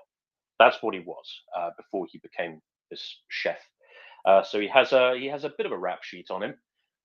He's got a number of convictions for petty crimes, including theft and extortion, and also a conviction for the rather less petty crime of rape. So he's a thoroughly unpleasant fellow. He is very much of the criminal world. He's not of the KGB or the FSB, and I would guess that makes him slightly unusual. And I think that means you're probably right that he's not really as close to Putin as everybody seems to assume he is. Right, Demon? Exactly. I don't know how much the history plays into it, but either way, whatever the situation now is, he just doesn't have nearly as much as he wants everybody else to believe. The other thing I wanted to stress, actually, Tim, is look at Shoigu. Look at Shoigu and how good he is at just kind of without any visibility at all. Shoigu's kind of the anti-Prigozhin. Nobody thinks that Shoigu should amount to anything, right? The whole point of Shoigu being Minister of Defense is that he's not a threat to be a pretender to the throne, right? He isn't a threat to anyone because he's not even really Russian, is he? The Russians would say, because he's his father's Tuvan or whatever it is. And he doesn't appear in public almost at all. But look at how well he manages what goes on. And I don't just mean real estate. He's clearly the master of real estate speculation. How else could someone on what is about $100,000 a year salary get a $17 million house? He's not just the master of real estate speculation, Tim, but he also clearly is very attuned to this, bureaucratic interplay, the games that are played within the bureaucratic society. And it looks like he doesn't even have to stand up to Prigozhin to beat him, right? All he has to do is just forget to include them on an agenda for a meeting, forget to CC him when he does a big email, or when he signs a paper of where shells are supposed to go, say just go somewhere else. It's a shortage, operational needs. The skillful use of a single piece of paper to without any commentary, any input from anyone else, achieve whatever goals he wants to achieve. Remember a few months ago when those news came out of Surovikin, Kadyrov, and Prigozhin trying to kind of topple Shoigu and Gerasimov? Well, where are they now, right? Kadyrov is barely appearing in public. Apparently, he's eaten something funny. Surovikin, nobody's heard of in 2 months. And Prigozhin has to go on the internet and say, please give us some shells. So I don't know. What do you think, Tim? I've got an altogether less cynical take on this. I think Russia just has a really, really good scheme for first-time buyers, and I think that's how Shoigu is able to afford that house on his salary. I think he was just in the right place at the right time. He got kind of help to buy from the Russian state, and he was suddenly able to afford this enormous mansion that was quite reasonably priced when he bought it, but is now worth quite a lot of money. I think it was just wisdom and wise policy that led to him being a property multimillionaire. Of course, I am joking. Now, yeah, I think we have kind of witnessed a bit of a reshuffle, right? But I don't know. I mean, I think Kremlinology is more of an art than a science. I think that every time the West have tried to be academic about this, they've got it spectacularly wrong. I mean, who saw Khrushchev coming, for example? And I think the way power works within the Russian state, I think it's very chaotic. I think it's highly irrational. And I think it's almost impossible to predict with any confidence.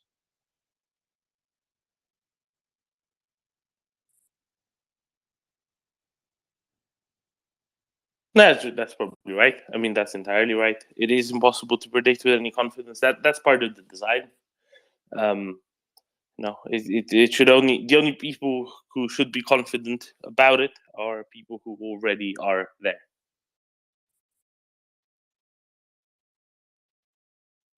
Absolutement.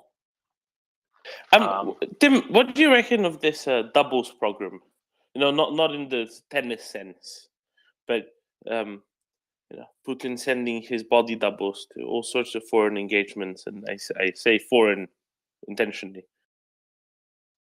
I don't think they're body doubles. I think I don't think that's true. I think that's NATO being NATO and making stuff up to make Russia look silly. I think it's just Putin. They're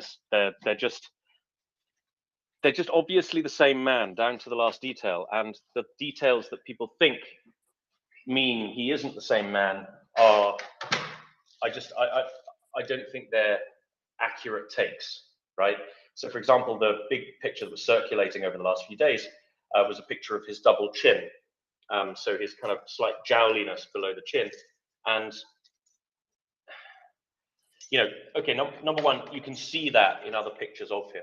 And number two, whether that's visible or not, it does depend on the position of the head. What I did notice was exactly the same about him was the hairline was identical, and his ears were exactly the same. And I think it's the same man. I don't think he's using body doubles. See, it's one other thing that isn't. I can't tell who is by looking at them that well. You know, if there's two very similar people, I'll confuse them very easily. You know, twins, I often confuse. That is to say, non-identical twins, I've often confused. And you know, that's just how it is. I'm not necessarily very good at telling people apart when they're quite similar. So, the one thing I did notice is, Tim, there were other people very close to him. And that's never true with the actual Putin. That's how I know it wasn't him. Because forever now, for 3-4 years now, there has never been anyone this close to him whom he didn't have under total and complete control. And by that, I basically mean, other than Lukashenko, there's never been anyone this close to him about 3 years. So that alone, I think, says that you know, it wasn't him. Are you sure? Because it seems to me that having people very far away from him is something he does in meetings, but not something he does all the time. So when he's out on walkabout, people will be walking near him or right next to him. But when he's actually sitting down at his preposterously enormous table, he tends to have people seated at the far end of it. And I assume that's about the optics of power or something rather than, you know, rather than outright paranoia. And you know, it's a way of creating a hierarchy. You know, it's like a medieval hall. You know, you seat the people who are closest, who are most important, closest to the Lord. And if there's nobody important, then you don't sit anybody close to the Lord. So it's kind of, yeah, I don't know. I'm a bit skeptical at this moment because I think it varies depending on the situation. Do you remember the flight attendants? No. Okay. He had a meeting with flight attendants, like I don't know, 15 of them. And he wasn't there because his hand like passed through the microphone that was in front of him. So they filmed the flight attendants sitting around the table, very close to each other, very close to the purported Putin seat. And then they edited in Putin afterwards, or however they did it, by some sort of computer magic. And so he did appear at a meeting where he appeared close to other people, but he wasn't actually there. Okay. Yeah. Okay. Yeah. I do remember that one now you mention it. I don't know. I mean, I would say if you're in a system that is a dictatorship, right? It serves your political interests for the dictator to be everywhere. Now, in days of yore, you could just doctor a few photos and write a few bollocks news pieces, publish it in, you know, Moscow Communist or Pravda or whatever, and say, hey, yeah, Khrushchev was here in Belarus looking at tractors, and now he's here in Vladivostok looking at oil terminals. And you know, it didn't really matter. You could just make it up. In the multimedia age, you know, you have people expect more media, and so you more about propaganda and less about Putin's personal security paranoia. That would be my immediate instinct. And John. Yeah. So I mean, both of you are making sense. But one thing, Tim, you said that that you see him walking in public, and that sort of proves that he's not using a double, and that is correct if he's not using a double, right? But it could also be a proof of you get my point. I get your point, but that's not what I said. At least that's not what I meant. What I meant was that I don't think the people he is using are doubles because they just obviously are Putin. If you look at the pictures, you know, there's none of the little differences you'd expect to see between men who aren't the same man. It wasn't the fact. I wasn't saying that the fact that he's walking in public proves he's not a double. I'm saying that it's possible that he is walking in public as himself, and the fact that he sits apart from other people in meetings and occasionally fakes a meeting video has no bearing on that. That was kind of my point, if that makes sense. Yeah, that makes sense, and it's possible, absolutely. But I would like to add another thing. To me, it really doesn't matter as long as he's mocked for it, for being a coward. I mean, that's really what matters. So it's all about propaganda coming their way. Absolutely, and I fully support NAFO making up as much bullshit as they want, provided it upsets the Russians and upsets the Vatniks and keeps them busy, because that's what Russia does. They make up a lot of bullshit to keep us busy and not looking at genocide. Jörn, good morning. Morning, everyone. Quick question, because I'm in a sort of a information warfare situation here in Norway with a lot of semi-respected characters touting the Chinese peace plan, and they're running the Russian narrative, basically that both Ukraine and Russia is positive to the Chinese peace plan, but the Americans won't have it. So basically saying that the Americans are the aggressor. Can someone give me the 20-second explanation of what points in the peace plan were Ukraine positive to? Because obviously it's tactical, they're positive because you shouldn't be negative when somebody says like that. So they grip the 2 points that are actually relevant. But which point was that? What I usually say about the peace plan, I don't know it point by point, so I'll probably yield to Doman on that if he's more familiar with it. But what I usually say about the peace plan is what it does is precisely what Russia wants. So Russia knows she is stuck in a war that she can't win. So she can't defeat Ukraine wholesale. She tried that, didn't work. Been trying that for over a year, didn't work. So what would be in Russia's advantage now would be to freeze the conflict. And this is a thing, this is a known Russian goal. You know, when they have either limited military objectives or limited military capabilities, they aim to seize territory and then have a sort of lasting ceasefire that means they basically get to hold on to the territory in all but law. So the Chinese peace plan basically would allow Russia to do that. And the most important thing to understand, to my mind, about the Chinese peace plan is Ukraine is not going to accept it because Ukraine doesn't need, Ukraine doesn't need a Chinese intervention to achieve that result, right? So Zelensky could get. Sorry, could you just let me finish, please? So Zelensky could get on the horn tomorrow to the Kremlin and say, hey, let's just let you keep the territory you hold right now, and we'll call it quits, right? Nothing about Chinese intervention helps Ukraine in any way. They can do what the Chinese are proposing in 20 minutes. So it doesn't add anything from the Ukrainian perspective. So of course they're not going to accept it. Sorry, Jörn, please go on. Yeah, and that's the whole point. And basically, you could say that this peace plan is something you could ask ChatGPT that could you please make me a fake peace plan of 12 points built around the fact that we want to freeze the lines of engagement where they are now. So the Chinese and the Russian agenda here is clear as day. But I also need to rebut this sort of storyline that the Ukrainians are positive to it. I need to be really technical in the answers. So was it the sort of nuclear power plant safety stuff that they were positive to? So I just need to be able to say, yeah, the Ukrainians were positive to point 1 and 5, but the plan, the total plan is just bullshit, and the Chinese aren't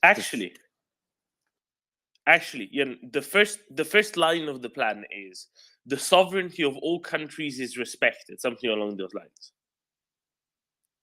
So in a way, Ukraine of course agrees to that. Ukraine doesn't want anything that's actually Russia. Ukraine doesn't want anything that China publicly considers Russia. So that's that's fine by Ukraine. If the plan, the way it's written, actually means what it says, of course Ukrainians are for it. It's just that the Russians aren't. Not under the legit reading. Then John? Yeah, you're almost there, Dorman, and I'm happy that you're only almost there.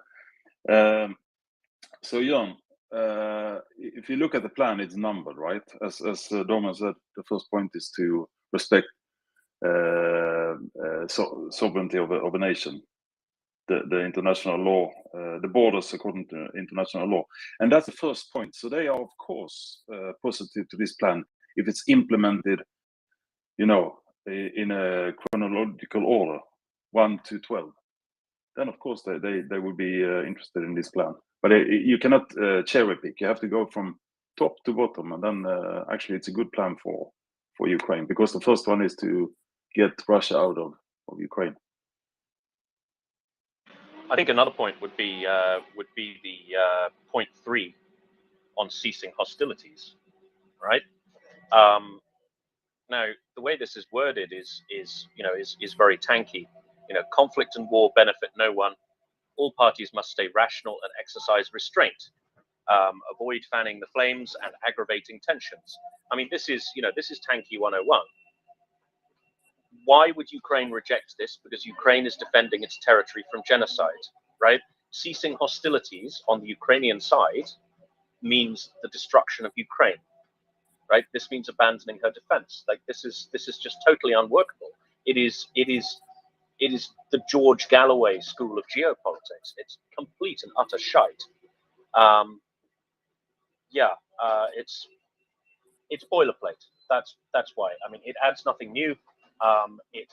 It adds nothing that all of its points serve Russia's interests, and none of it needs China's intervention. None of it needs the initiative of a third party at all. The war could be resolved on this terms tomorrow by Ukraine bilaterally with Russia, but of course she's not going to do that, because Russia occupies her territory and Russia commits genocide against her people in the territory that it occupies. And you could read the definitions as you want. When China says that, they mean that, well, to respect the international boundaries, that means that Taiwan is Chinese, and the Russians say, well, we have had referendums, so Donbass is Russian. So it's worth nothing. I'm just looking. I will be answered by references from that. Well, the Ukrainians say that this is a good starting point and stuff. I'm just wondering, is there any concrete references from the Ukrainians on certain points and stuff, or have their answers been more general, that there are points in this plan that is interesting? I don't know. I mean, the proof of the pudding is in the eating. Ukraine haven't accepted this peace plan, as far as I'm aware. The war continues. Ukraine's defense continues. Ukraine's assault is about to begin. And what you have to remember is that Ukraine is not Western controlled. If your starting point is that Ukraine is just a vassal of the United States and the European Union, the UK, the Anglosphere, then the conversation becomes pointless, right? Because your opponent is starting from a false premise. It's one of those things that basically isn't falsifiable, because your opponent is just making stuff up. Does that make sense?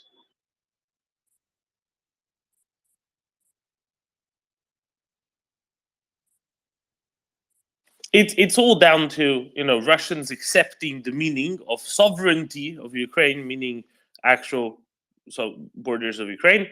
Russians don't agree to that, therefore the peace plan is non-starter, because that is a necessary precondition for it starting off, right? So Ukrainians, I'm sure, agree to it in principle and basically say, yes, China, we agree with you. How about you make Russia implement this? I think that's probably kind of the line, right? Because they don't want to just go and outright go against China, because the Chinese plan is actually, as written, it's fine. And if it got implemented tomorrow, I think Ukrainians would be very happy with it, because it would mean no more Russian troops in Ukraine, no more Russian weapons flying into Ukraine. So if it were actually, they'd probably be good with it. And I think when they saw it, what they saw was, okay, good. This is a good starting point for us to work with China and, move China away from Russia, or move China in a way where they force Russia to do something else. But we went into this a little bit yesterday morning, about 24 hours ago. And I think it just doesn't suit necessarily Chinese interests to change things massively right now. It probably better suits their interest to prolong the war somewhat longer, slowly, because it means that Russia is weaker and they can affect Russia more, and they can gain more from Russia later on because of it. I think that's probably the bigger component here. I'm sure Tim has thoughts on this. Sure. That's that's certainly an interesting take. We have seen the state visit of the dictator Xi to Moscow in the last few days. We have seen him behave in a, shall we say, a somewhat colonial way. I think it was you, Doman, who pointed out yesterday morning that he actually, rather than accepting the hospitality of the Kremlin, he stayed in a Chinese-owned hotel with all Chinese security. I mean, that certainly put me in mind of the colonial concessions that the European powers won from China in the 19th century. Rather than dealing with the Qing state as an equal, they said, actually, no, we're going to apply our power here extraterritorially, because frankly, we don't trust you, and we're better than you, which wasn't entirely inaccurate, but needless to say, it did annoy the Chinese quite a lot, and they are still bitter about this. They talk about China's century of humiliation, and this harks back to a very, very imperial mindset among the Chinese. The example I gave was that the Emperor of China, considered to hold the mandate of heaven, considered to be the most senior man in the world, and everybody else is his vassal. So it doesn't matter who you are, you're still a vassal of the Emperor of China. You're still not his equal. And so, nothing about the way China behaves, particularly under Xi, makes me think that they've moved on at all from this mindset. The Chinese Communist Party has entire conferences about how to expand to global hegemony, and how to unite the world under their leadership, and above all under their political system. So this is not something that is in any doubt. Some people do waffle about China being a regional hegemon with regional ambitions. No, that's bollocks. It's their goal, the stated goal of their party, about which they talk an awful lot, albeit in Chinese, is global hegemony. It is the supplantation of the West as the globally recognized best way to do things. And this was reflected very much in dictator Xi's visit to Russia. He kind of applied extraterritoriality to Moscow by staying in a Chinese hotel, guarded very much by his own goons, rather than accept Putin's hospitality as somebody who would consider themselves a sovereign equal of Russia would do. So yeah, I think that's a very good point. And I think, as Doman says, the longer this war goes on, the weaker Russia would be, and the more imperial China's position becomes. But we're assuming there's any real strategy in Peking at all. My take, there's this kind of fantasy we have in the West when we're observing China that there's this wisdom about them that they think in centuries because they don't have to worry about elections and things like that. I mean, that's really an internalization of Chinese propaganda. It's the idea that there's this enormous collective wisdom in the Chinese Communist Party. The Soviet Union had similar stupid ideas about the Communist Party of the Soviet Union, and we've kind of internalized one of their propaganda points. Many in the West have, that China has any particular workable, efficient political system that's capable of implementing whatever plans they dream up. I don't necessarily believe that to be true. I think Peking's is political chaos. I think it's a political system that's a lot more diverse than we give it, credit for, and a lot less stable than we give it credit for. Yeah, I think that's a very good point, Devon, and I do agree. Yeah, and there's obviously some information campaign going on here in Norway where the number of journalists are swallowing whole. So if anyone has good references or articles where the wording of how Ukrainian officials have spoken about the Chinese peace plan, if you come across that, I'd be very interested. So please DM them to me. Thanks. Thank you very much, Jan.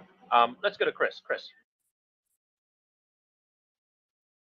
Hi, Tim. Yeah, morning, Doman. Yeah, I always think, you have to keep in mind in this discussion, is it Kaya Kallas's, statement about, what Russia does, like basically steal what is not yours, threaten anybody that tries to get in the way, negotiate giving nothing away because somebody will give in and all that. So I think it's useful to keep that in the back of the mind. I learned that here and that. So, I've always got that in my head.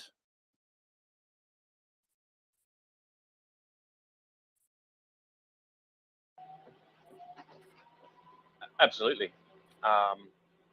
Yes. This is the way Russia does things. They take a maximalist position in the hope that somebody will meet them halfway. And the analogy I always use is the Falklands War, in which it was somehow spun by the left of the political system and the tanky tendency globally that the UK had some kind of duty to negotiate with Argentina after Argentina had seized British territory. And of course, if you think about it, that's not just absurd; it's highly immoral. It's the idea that all somebody has to do is commit sufficient aggression against you, and then you have some sort of duty to meet them halfway. I mean, this is just absolute palpable nonsense. I won't mention the politician who made this point very well in Parliament, because I get into dreadful trouble in my DMs whenever I say positive things about anything he's ever said.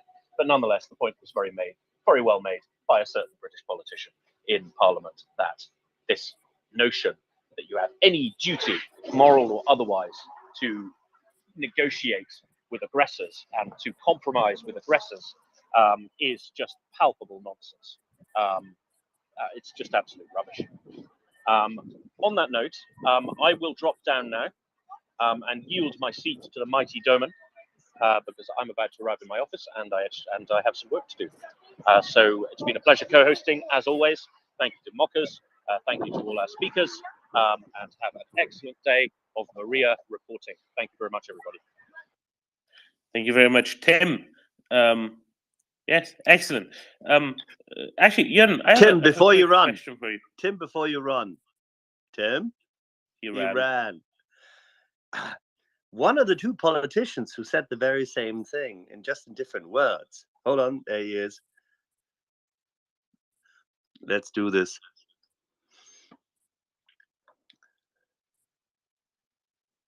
Tim, can you hear me? Let's try this. Tim, sir, can you hear me? I think he can. Anyway, one of the two politicians. Check. Am I audible? Yeah, perfectly fine. Excellent. Tim, before your DMs get, spin out of control, let's highlight that one of the two British politicians who said so in the last mic check. You can't hear me. Yeah, Tim could not hear that's you. a pity. It looks like he's recycling. Okay, well, you carry on then, and I'll have a word with Tim. It was more for fun and games. Because obviously, words like this have been spoken twice in the last 75 years.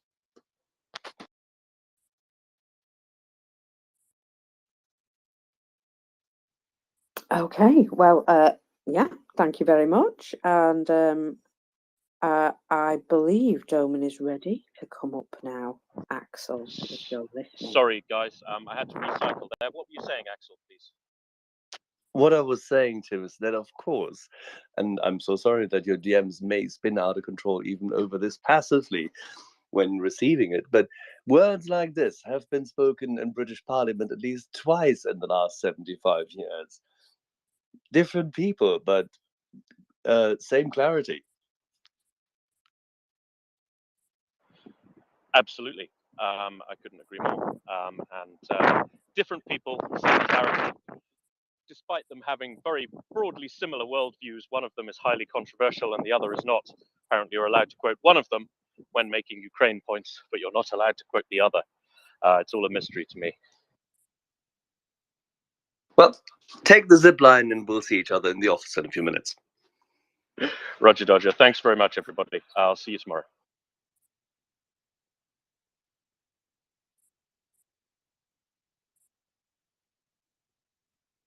All right. Thank you. Apologies, folks. I was sending a message and it wouldn't let me get back. Hello, Doman. Can you hear me? Welcome. I can hear you. Yeah. Excellent. That's good. That's a good start. Yeah, let's go. Let's go to Ming, and then I'll tweet something out real quick, and then I'll have more stuff to talk to Ming about. Yeah. Morning, Ming. Thanks. Morning, Dermot. Welcome aboard. All that good stuff. Just a quick question. I just caught the tail end of the Tim Axel conversation there. What were the words and who was speaking them?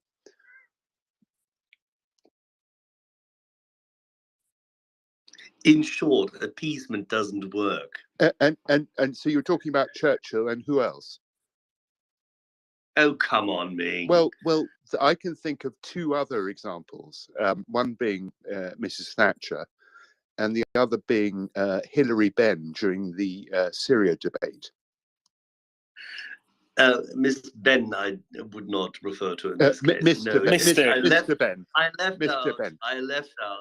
I left out Maggie Thatcher because I said put similar politicians, but it's fine, it's okay. And by the way, in terms of the wording, it was Mr. Johnson on the one hand and was Churchill on the other, and they spoke in similar vein about how to deal with an aggressor of such invasive force. Well, I'd strongly recommend you check out it's on YouTube, the Hilary Benn speech during the Syria debate, because obviously, Hilary Benn comes from quite a left-wing, what with his father being... I'm glad that she saw the light. He. Oh, it. Hillary. Yeah. I'm joking. So his father is obviously famously very left-wing. But yes, that speech for a left winger has all the moral clarity you could possibly hope to hear. Are you trying to tell us that the centre can hold? I am.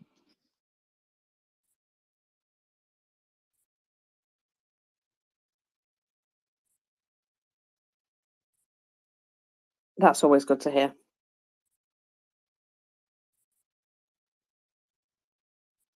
So, Doman, as you have just popped up, would you like me to run through some numbers for you? Before we go to that, I'd like to ask Ming to check his notifications.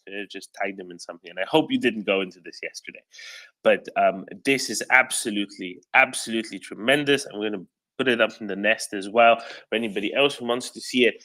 And I will read it out loud. It's a thread by a Max Frass, who's a researcher of, let's say, Russia and things related to Russian nonsense. But he's a legit researcher, not just an internet researcher. He says, "What is small, carries cargo only, and can't fly to the Far East? Russia's newest passenger aircraft designed for the Far East." In 2022, the Russian government announced accelerating work on the new sanction-proof Russian aircraft for the Far East, a domestically produced propeller plane to service small remote airports and deliver passengers where rail and land transport can't get, which, as many people can tell you, is a lot of Russia. Unfortunately, this was designed as a single-engine propeller plane that needs to fly within 45 kilometers of airfields to be able to land in case of engine failure. guess what? There aren't enough airfields in Siberia to allow this, in the sense that there isn't a sufficient density of airfields in Siberia to allow this. Furthermore, the designers failed to consider the fact that a passenger plane carrying 9 people to faraway destinations will need some space for hold luggage. In short, they didn't. So Russia's Far East, completely Russian passenger plane can't fly to the Far East, and it also can't carry passengers because, yes, it has the space for the 9 passengers, but they can't take anything with them. Maybe a coat. That's about it. I think it's a fantastic story of import substitution gone completely right. Mockers, yes. I was just going to say, so it's just a small, like, smuggler's plane then, basically, because you can only probably get a small amount of stuff on it. Pretty much, yeah. I think it will have lots of export demand later on in certain parts of the world where people are trying to move large volume, but relatively, low mass density of stuff with quite a bit of value. Basically, it would be fantastic for people who are trying to smuggle marijuana. I think that's going to be pretty good. Other than that, I'm not so sure. Maybe coca leaves, but at least they'll be cheap because they'll be completely useless for everybody else. Then, John? Yeah, obviously, if you're traveling for 9 hours, if you're traveling far away, you need some luggage. But if you're traveling for hours, you also need something else. Would you have a lavatory, sir? Don't think so. So the funny thing is, like it has a range of 3,000 kilometers. A propeller plane with a maximal speed of 300 kilometers an hour. So basically, they're saying they have a range of 10 times the so for 10 hours. Yeah, you might want to have some certain facilities, wouldn't you? No, but in practice, what does this maximum range mean? This doesn't mean that it actually fly for 3,000 kilometers in one go, right? It would be doing sort of 500 kilometer hops. So people could, get off, get on, and so on. Ming, you've had some time to review this miracle of modern engineering. I've taken a look. It looks to me like a rip-off of the Swiss Pilatus Porter. Also that, yeah, I forgot to mention that, yeah. And the interesting thing about the Pilatus Porter is that it doesn't really need proper airfields to take off and land. I mean, if you go on YouTube, you can see Pilatus Porters taking off in places like Nepal from dirt strips, which are sort of at 45-degree angles on the side of a mountain, doing really extraordinary stuff. But that's because they've got a particularly powerful single turboprop engine. Now, I can see that this aircraft's got a turboprop too, but given that I'm assuming it's Russian made and therefore it's sanction proof and therefore Russian made, I doubt it's got the power to do that kind of thing. Because the big thing about the Pilatus Porter is that it can do short takeoff and landings. But that said, so it looks also like a replacement for the AN2, which is the biplane that they used to use for similar things, that was produced in absolutely vast numbers, like maybe 4,000 or 5,000 of them. And there's loads, and there's also Polish-made license-built versions of that.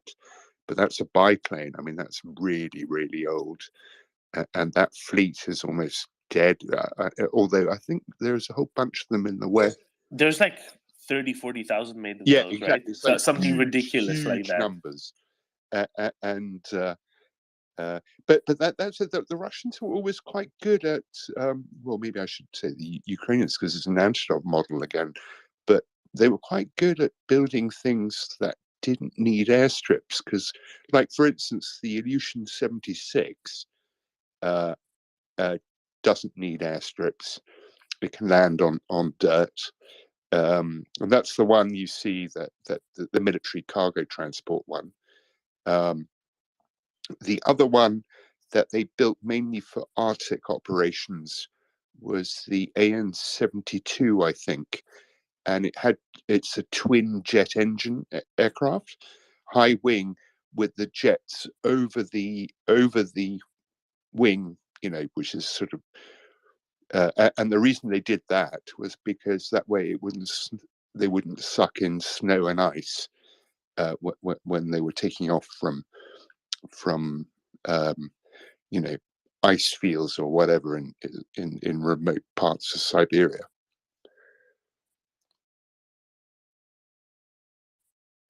So I think maybe the other problem in Siberia would be there simply wouldn't be sufficient cleared areas, right? So you're saying Pilatus Porter can land on a field. Yeah, but what if you don't have a field and only have a forest? Then it's kind of not in a good state. Either, And right? that's absolutely true. The other thing I noticed about it is that it's got a very big cargo door. That's not a passenger door at the back. So obviously they intended it to be able to carry some cargo, but maybe just got their range payload calculations wrong or something. I don't think they allowed either enough space or enough mass for any cargo beyond a couple bags of post. Looking at the specs, right? It says how much mass it can carry. Yeah, but of course, the payload range, the more you carry, the less fuel you can carry just to fly, a bit further. So, it's always a bit of give and take. But this thing looks like the payload range, it doesn't work either end of the spectrum. There is one thing, Ming, that we're ignoring. Thank you, Pendolino. Of course, we know that Russians possess the technology where planes can land in all sorts of places. For example, their Sukhoi-35s can land on the side of apartment buildings.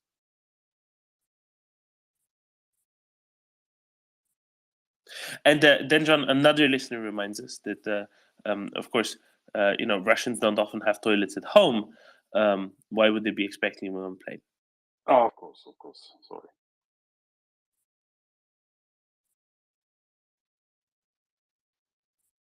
So there's nuances here that we might be missing. There's nuances here that we might be missing just a little bit. But yeah, I think there's lots of interesting stuff in here. So then John? Yeah, could you attach pods under the wings for luggage? That would be a neat solution. I think that might interfere with the aerodynamic properties of the plane. And drag. It'd be a right drag. Or external fuel tanks.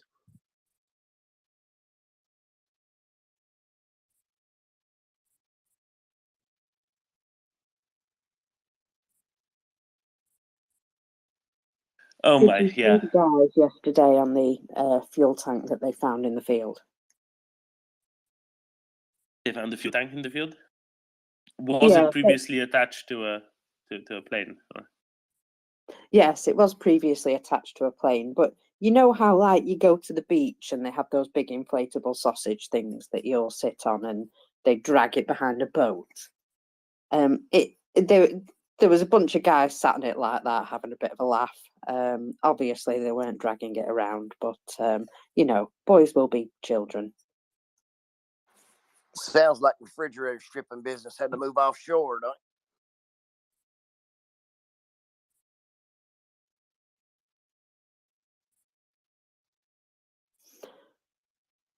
I never fully caught that. I'd say it sounds like the refrigerator stripping business had to be moved offshore, subcontracted for cargo, the byproduct of it. Oh, I understand now.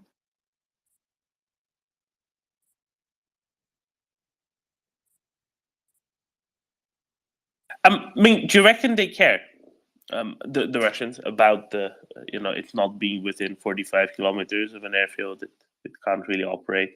Do you think they really care, and they wouldn't just do it anyway? Yeah, no. So that's one of the weird things about the Russians is that they like to check boxes rather than deliver, actual capability.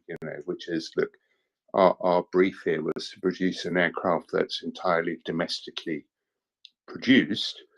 Okay, so it doesn't work, but we did it anyway. You know, aren't we brilliant? I really want to see the follow-up on it when they'll be like, well, actually, 76% Chinese, and the only things that are Russian-made are like the aircraft skin. Oh, okay, that's interesting. So what? No, I'm Yeah. not saying this is true. I'm just saying I'm waiting for that Yeah. follow-up report. Yeah, that could very well be true. Like the engine maybe is Chinese or something. Because of course, you know, you say Antonov 2, which is very popular, but Antonov, 26 is the other, you know, the two-engine plane, the somewhat bigger engine plane that is still in very wide-scale use across the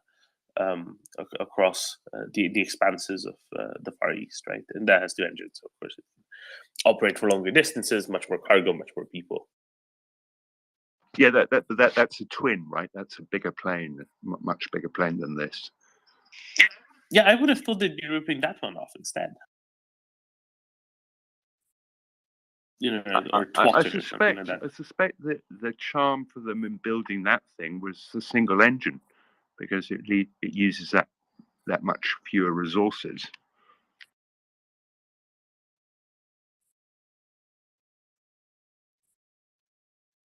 Yeah, it's funny, right? When you optimize something for very small, very remote communities, but then it can't get there. I suspect though that thing probably doesn't need proper runways. You know, you could probably land it on the permafrost, and you can probably put skis on it and things like that. Are you saying that in Izvestia there is no truth? And there's no news in Pravda.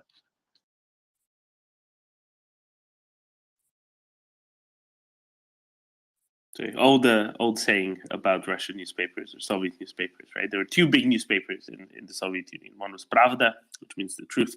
The other one was Izvestia, which means the news. So that, you know, in the news there is no truth, and in the truth there is no news.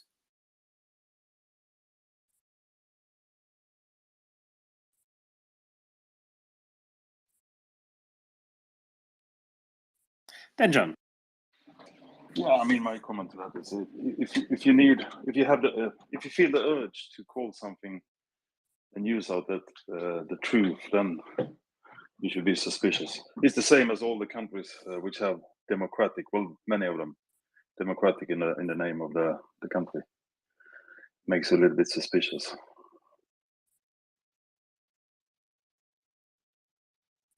Lady doth protest too much.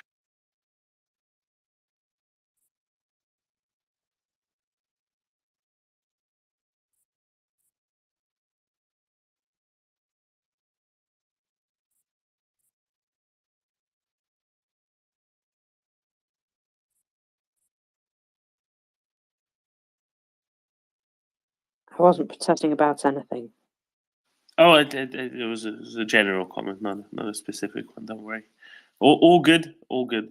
No, it's a separate question altogether. Did we ever get any more information yesterday while it wasn't around on the T-54, T-55 tanks that are being shipped to Ukraine? I've read a couple of suppositions of how they're going to be used, and I think they're probably correct. But did we get anywhere on that? Oh, what? Sorry, I apologise. On the T-54, 55 tanks. Any more information or anything of the sort?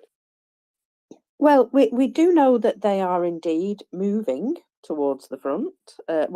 Moving from where they were, closer to Ukraine. Put it that way. However, they're going to require some sort of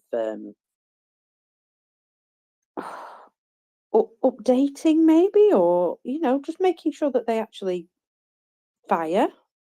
I'm going to assume they're going to require a little bit of work. We talked about they'll get dug in as guns, but I mean they said that about the T-62s, and they run around in the wild and all that. So I don't know. It depends if they move and shoot at the same time. Maybe we'll see them poopling around. But we did talk about their top speed. And their top speed, I believe, is between 28 and 30 miles an hour, depending on whether you're eking that last bit out of its engine or not. It sounds like it might not be the most suitable vehicle for this particular battlefield. How's about that for diplomacy? So I don't think they're going to be digging them in. Because as you said, that we heard that about the T-62. I don't think that's going to be happening. They might be using them a little bit as artillery support, right? Fine, okay, 100mm gun, tilt it up, go for it. That's certainly something that both Ukrainians and Russians have been using some of their older tanks for, kind of additional, shorter range artillery. But that's not really what I think they're going to be using them for primarily. Well, I mean, there's going to be plenty of that, but that's not going to be the really, let's say, problematic bit. Maybe they're going all in on sheer numbers, right? What was the Russian problem in Vuhledar? Who can tell me that? They're rubbish. Well, the Russian problem in Vuhledar was their tanks kept blowing up on anti-tank mines, right? But now imagine that in front of those tanks, there would have gone 100 T-55s. They cleared the minefield, right? Yeah, that's true. Get you. I mean, it'd be at some, expense of Russian soldiers' lives, but I mean, that's not really something that Russians have been particularly worried about previously, have they? Funnily enough, they've not, no. And also imagine that there's an actual tank-on-tank battle, right? Imagine a Ukrainian tank unit meets a Russian tank unit. There was some of those early on in the war, but there hasn't really been for a while. So imagine the Ukrainians come across a few dozen T-55s. Oh, this is great. We'll just take them all out. But while they're having to deal with all the T-55s, let's say some actual Russian tanks show up, and then the Ukrainians are already kind of busy, or say it's not a Ukrainian tank unit, it's an Ukrainian infantry unit with ATGMs. They've revealed themselves when they take out the T-55s, but then they're exposed to the T-80s or some such. So that's probably, they might really be used as fundamentally sacrificially. I really wouldn't be surprised if that ends up being the case. Well, if you just drive them in a line into a minefield, eventually you'll just be able to sort of walk over all their shells, won't you? Yeah, that's kind of what I mean. Clearing the minefield the old-fashioned way, the way that it definitely wasn't intended to be cleared. To be fair with the Russian army, the old-fashioned way was to use prisoners and... Oh, yeah, they've still been doing that. Sorry, excuse me. Yeah, and who do you think they can put in these tanks? Some poor sap who thinks he's suddenly got himself a tank. He'll be like, hey, look at me, I've got myself a tank. Little does he know.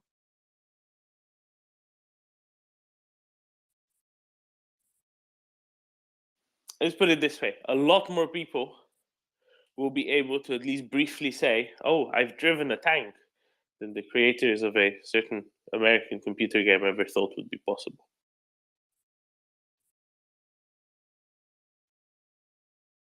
Well, that's very true. Yes, and some of them are going to wish they stayed with the simulator, I think. I think so too, but I think in many cases they won't be wishing that for a very long time for obvious reasons. Do you think we're going to find these things abandoned on the field?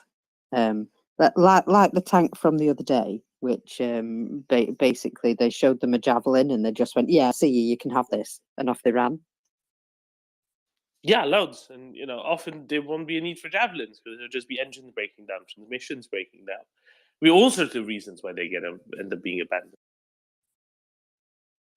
Do you think Ukraine will drag them off and make a special museum? Some of them, for sure. We'll see how it goes, but I think there's going to be a lot of things that are going to be done with them, and it's really, it's fundamentally annoying that they're going, right? Because it means more things that have guns that can hurt Ukrainians, more things that need to be just gotten rid of. More volume of ATGMs needed. And I'm really not kidding. This is really Russia digging their heels in and saying, yeah, no, we've got tanks, right? We do. We're gonna use them all, and doing that kind of regardless of everything else, regardless of whatever else might be going on. So, I think it's pretty clear and pretty straightforward in that regard. What they're planning on doing, right?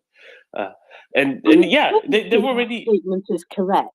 They do have tanks, but yes, yeah. But you've seen how they've already been using their sort of T-72s at Vuhledar, right? They were using those to clear minefields. So they just said, okay, well, we have 20 tanks and BMPs. What are the chances some get through the minefield? And they just went on with it. And why wouldn't they be using the T-55s the same way? No, it makes perfect sense. Let's go to Shaggy, who has an excellent new profile picture.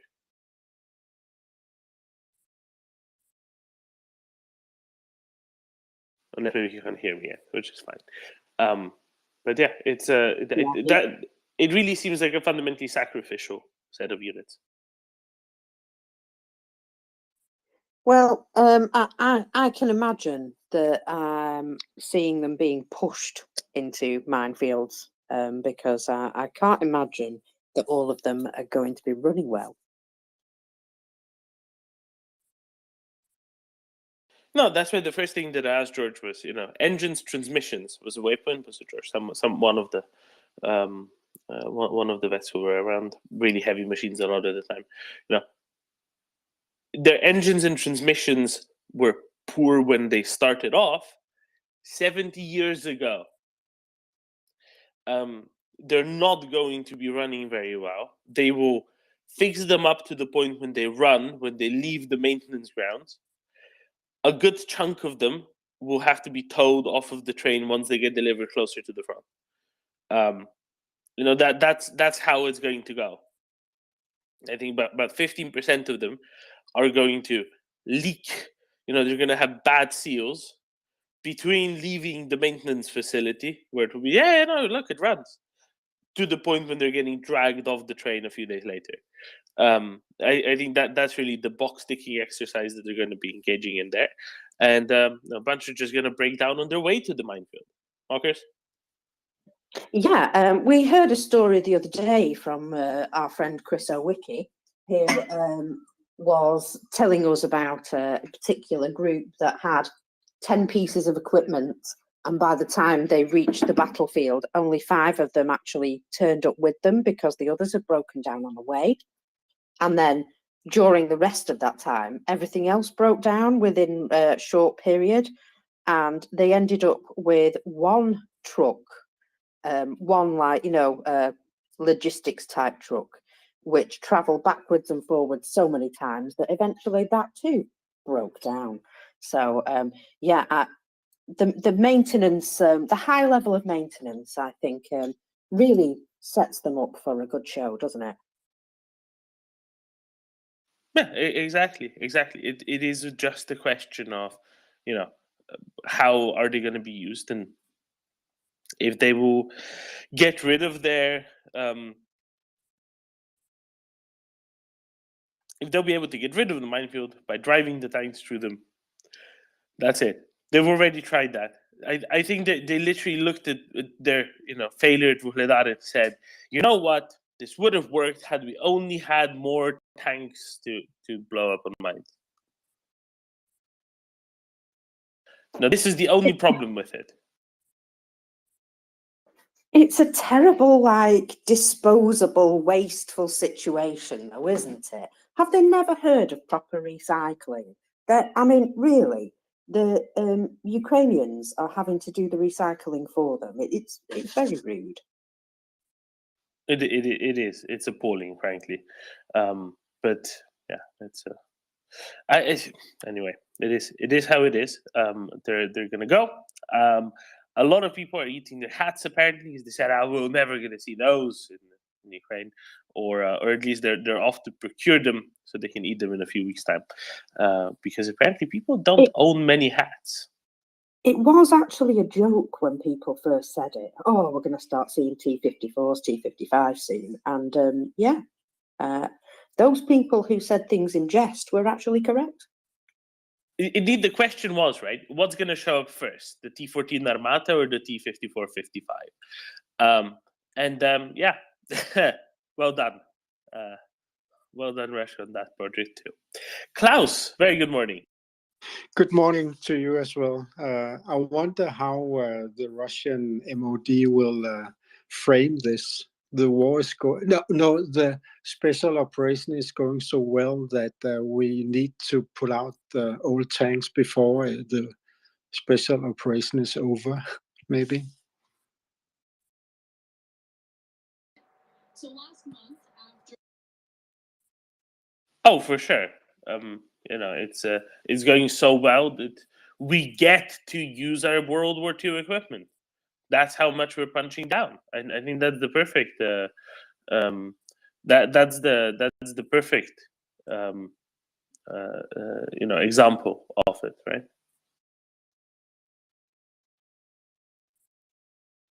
All I know is that these tanks are older than my mum, and yeah, let's just say that there's bits and pieces on her which are breaking down at the moment. John? Yeah, with what did they win the last time? Maybe they are reading history. Yeah, I don't think they have any more American trucks or Sherman tanks. Somebody did say yesterday that Lend-Lease 2.0 is going to start meeting items from Lend-Lease 1 soon.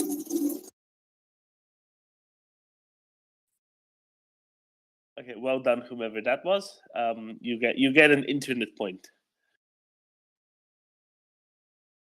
That is fantastic. That's really good. Okay, yeah. Once the Shermans are out in force on the Russian side, it's we know where that's going. I have to commend Oryx as well for updating the list of Russian equipment not yet destroyed in Ukraine immediately when the news broke. Before I saw it, and the first thing I did, because I know this, because the first thing I did was went to check Oryx's list of Russian pieces of Russian equipment not yet destroyed in Ukraine, and the T-54s and 55s were already on there. So yeah, that is dedication. I have to say that's staying true to your specialism.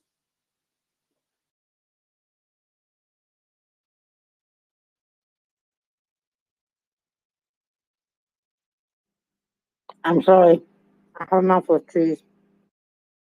Ivana. Yes, so I was thinking at the quantity of Russian tanks that are destroyed and are in Ukraine, and I think that Ukrainians, after the liberation of Mariupol, they have to rebuild Azovstal to just get rid of all this steel that is there, because I calculated 3,000 tanks, it should be 100,000 tons of metal. So they have to do something with all of this. And by the way, have you seen the last piece of Margarita Simonian about Mariupol? No, what did she say now? Well, it's very strange because I will read what she says. she says like this: so you look at it all and understand this is all ours, and these people are ours, and people know that they are ours, and they are glad they are ours. And those who nonetheless count on us giving up and giving back all of this, and I know such people, how do they imagine that this will happen? I mean, technically, how? Does it mean we will come and say we change our mind, go ahead, wreck all those residential complexes we've just built within the past few months, all those playgrounds, hospital, clinics, schools? We are about to launch now a tram line. Go ahead, bomb it again, because we kind of didn't pull it off, overestimated our might. So basically what she says that they cannot give up because it's a pity, because they did so much for Mariupol and it would be a pity to give up Mariupol. What do you think about this? Honestly, that comes out of I've peed on it now, so it's mine.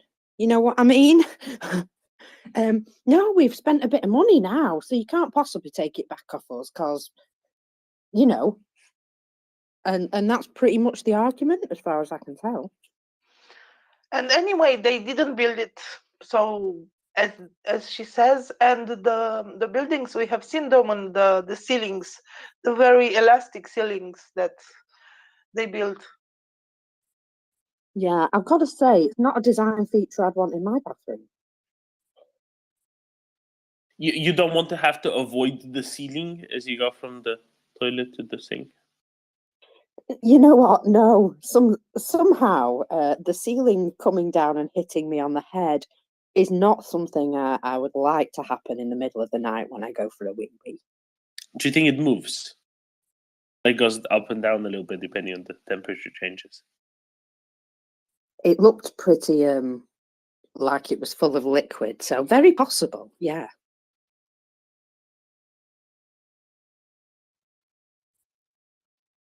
Put it this way, last time I saw a ceiling like that, we had to pop it.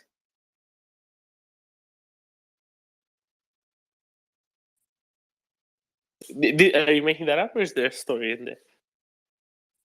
No, that's very true. My friend had a leak from her water tank in the attic, and so her spare bedroom pretty much had a big bulge in the ceiling, and she was like, what do I do? And her friend said, you put lots of plastic underneath and you're going to have to pop it because it's going to break anyway. And so yeah, so we had to then deal with the fact that the ceiling caved in. Always good fun. And then you had swirl lasagna for dinner. Yes, absolutely we did. But luckily we saved the water from the drip, so, you know, nobody went thirsty.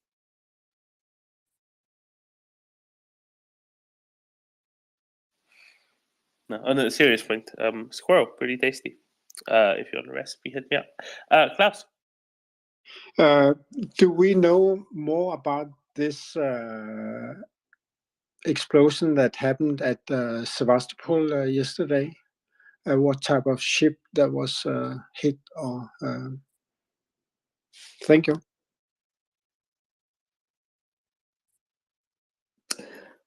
Well, Sevastopol.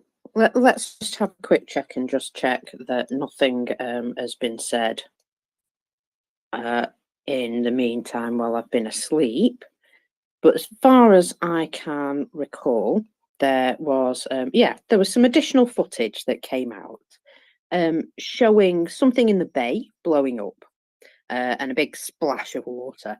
And it's possible, or likely, probably more likely, that that was a naval drone. So not a ship as such. Very possible it's just a naval drone that's blown up, but there was definitely quite a bit of action there. And I would say, we had a word with Gunny, and Gunny said that is what you call a failed attack, because they didn't actually manage to blow up anything significant. However, in a way, it's not a failure, because it is keeping them having to defend that place. It's keeping them antsy about moving their boats around, ships around, sorry. And it's also pinning troops and resources there. So I think it's important that they keep that up, even if it's harassment, because certainly a ship blowing up in your harbour or a naval drone blowing up in your harbour, bit of a concern, I would imagine. And it's Ukraine again saying, look, we can reach out and touch this, and sooner or later you're going to make a mistake and we will blow up something that you really, really going to miss. And I think that's really what's happening here. Partially psychological and also chancing their arm to see if they actually manage to hit something. It all makes sense to me. And also, it's limiting Russian resources they can use elsewhere, right? If you look at what part of the point of Russian terror bombings of Ukrainian civilian infrastructure in cities are, it requires Ukrainian air defenses to be away from military installations, away from the front, away from where they could limit the activities of the Russian Air Force on the front. This is in a similar way, except it isn't attacking lots of civilians by trying to attack the Russian Black Sea Fleet in Sevastopol harbor, because that means that Russians have to commit resources to Sevastopol that otherwise they could be committing to the front, where they could be affecting the activities of, say, the Ukrainian Air Force or some such at the front. So that's the other part of the effect, right? If Ukrainians say, okay, it's going to cost us a little bit and it's going to have a big effect on the front, yeah, let's do that. In a way, it's a part of shaping operations. And it also means that the Russians seem to be very focused on building, new defences in Crimea, and well, it keeps them busy, doesn't it? Yeah, dig more trenches on Crimea. Shaggy, as I said, lovely new profile picture. Go ahead. Also, what train station are you at?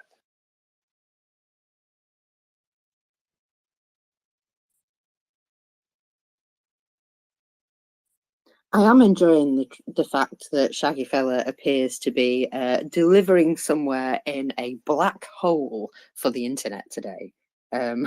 Bless him. He's tried to speak to us about 6 times now.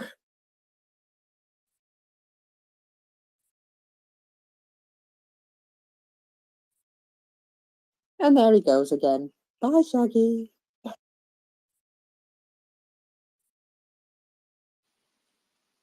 His phone clearly woke up on the wrong side of the bed.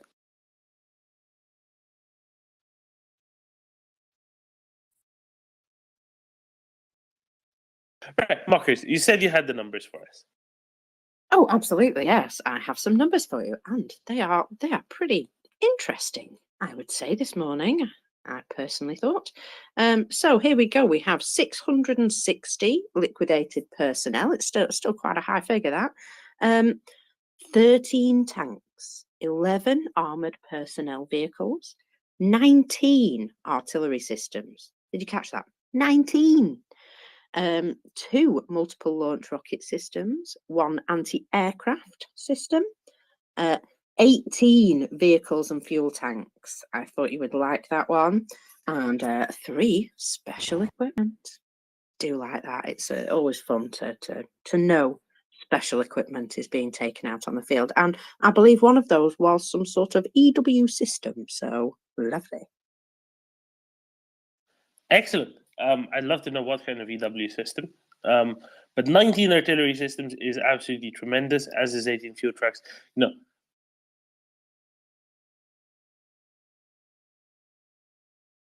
Free fire and taking out a lot more of their artillery. Free fire and taking out a lot more of their artillery than they have previously. And that could have consequences for Ukraine, right? Really far-reaching positive outcomes. Russia is fundamentally an artillery army. Without artillery, they can't really do a whole lot. If they don't have artillery, they're done for. If Ukrainians can really use combination of counter battery radars and observation drones in a way where they can kind of get rid of that large chunk of the threat. That makes a really big difference. Was there any more details on what EW system it was? I was just looking for that, but I can't actually remember where that piece of news came from because, 7 things at once.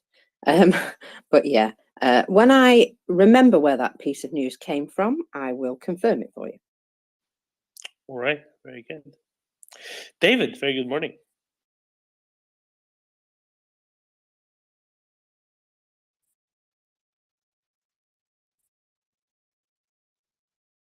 Tea not in hand yet, I presume.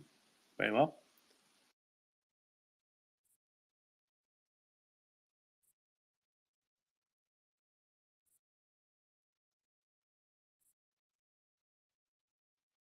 Sean. Yes, good morning, everybody. I just wanted to go back on your T55 discussion.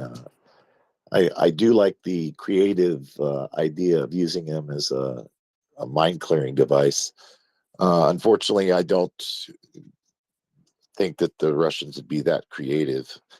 I can only see them using these as a quick and easy addition to any defensive lines for you dig a hull down position, or it doesn't take much with excavating material, and then just plop it in there, and now you have a pillbox that, granted, has a big gun, and if it's camouflaged, is going to get a shot or two off, but it's going to quickly get killed by any kind of superior tanks on the battlefield.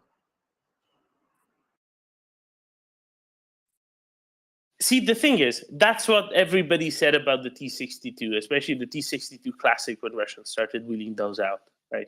In the summer last year. Yeah, they'll be used in defensive positions, they'll be hold down, they'll be used as, kind of as bunkers, as defensive encampments, as artillery.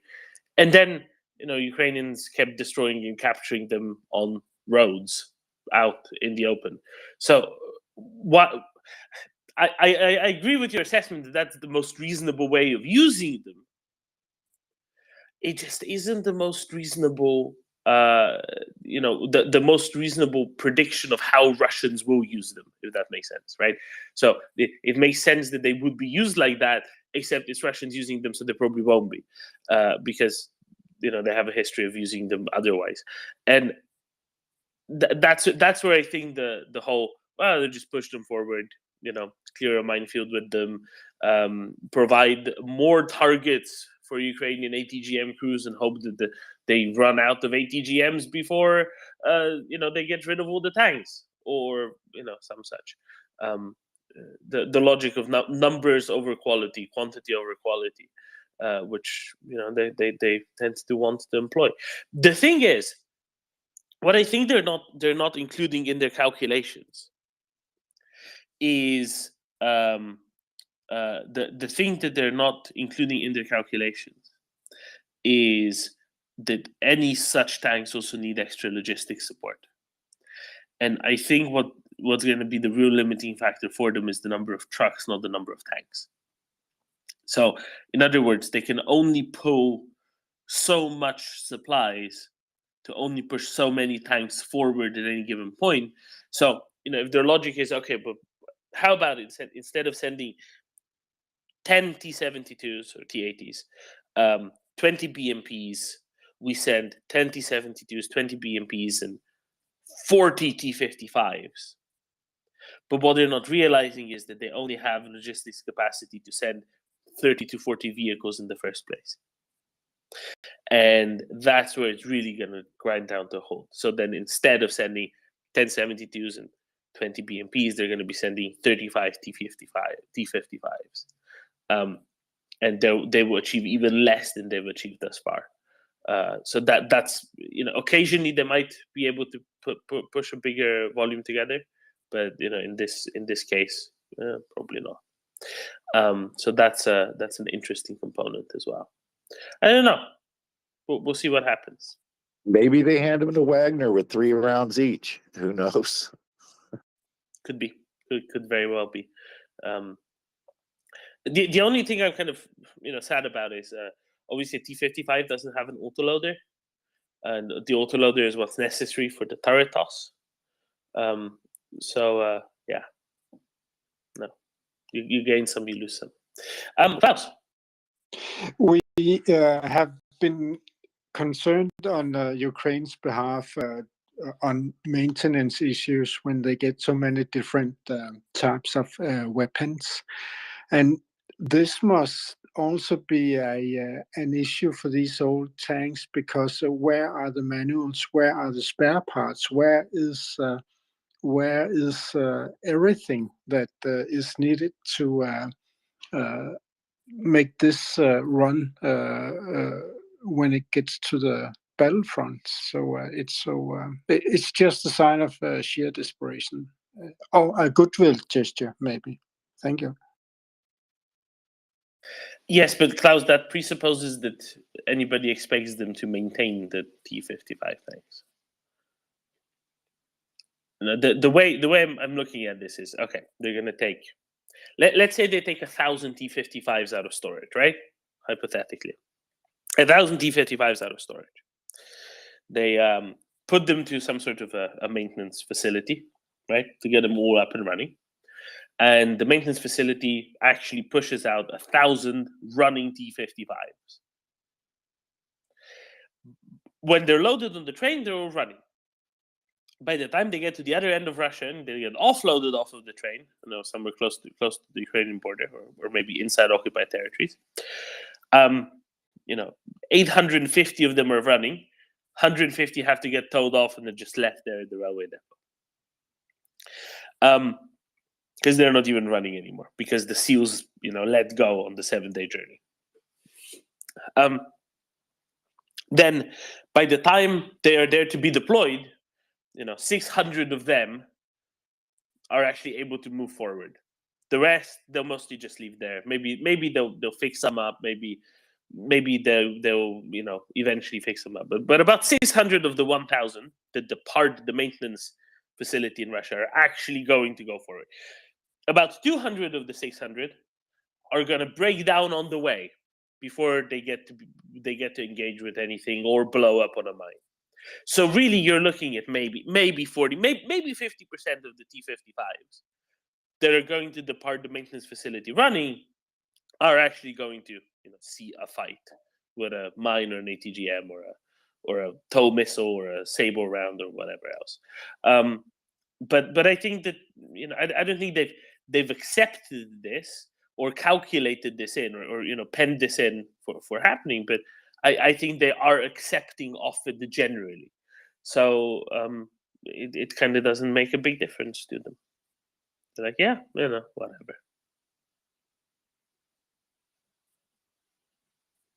But we shall see. Shaggy fella, 7th time lucky. I hear 7 is a magic number. Yes, excellent. I am finally here. I thought I had Twitter box and had to downgrade, but it turns out no. I heard you. I couldn't hear a speaker, and then vaguely heard something. So I was listening to my phone, couldn't hear, and then heard it coming from my bag, and I found my Bluetooth speakers, my Bluetooth headphones.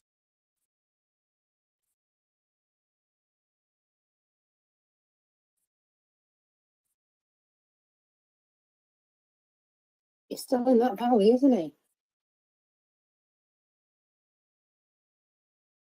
Yes, now I can only vaguely hear Shaggy.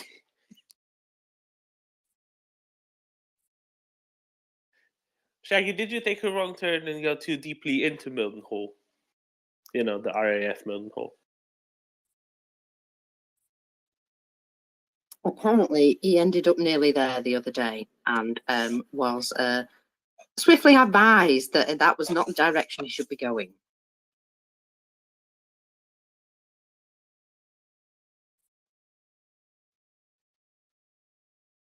He blames it on his sat-nav, but I think he's secretly just trying to get a good look. He's just nosy. Yeah, it's like pilots who fly near Alice Springs are told, Don't go there. Definitely don't take pictures of it. No, they're not just big golf balls. Klaus? Is Shaggy trying to give us a cliffhanger, but fails in doing so? Thank you.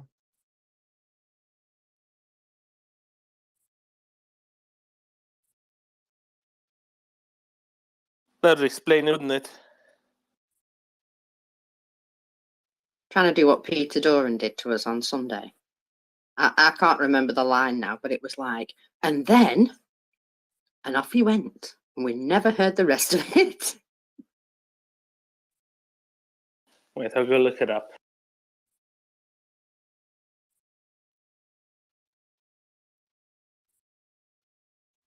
It was, he said, world-changing event. And then that was it. Gone. Yeah, I remember now. That's why it was such a cliffhanger.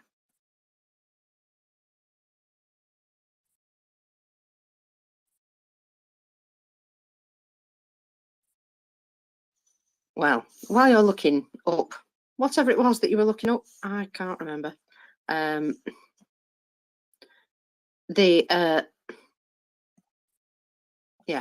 The problem with people going back to Russia to be buried seems to be Shrink the world. Oh, shrink the world. There we go. Thank you. Yeah, people going back to Russia to be buried. It seems to have started being noticed more. Yesterday, Dimitri posted about a local resident in a brand new cemetery in Vladivostok. So it is Russia's Far East, but apparently in December there was not a single grave in this location, and well, now it's quite obvious that there's quite a lot of graves, well, let's just say that this is the sort of oh, flipping brain, come on. This is the sort of thing that happens when you that you can't hide. There we go. Yeah, this is the sort of consequence that you can't hide. Thank you, my brain finally came up with the word. What do you think? You're saying in Vladivostok there's a new cemetery. Interesting. Because you know who used to be based in Vladivostok? The 155th Guards Naval Infantry Brigade. Do you know who was very busy becoming not anymore over the last 3-4 months? The 155th Guards Naval Infantry Brigade, who decided that they best not exist anymore and got all blown up in Vuhledar on endless remotely positioned anti-tank minefields. So could it be, or is it just too much of a coincidence? Is it too much of a coincidence that the Pacific Fleet's naval infantry is, well, no more, but there's a brand new cemetery?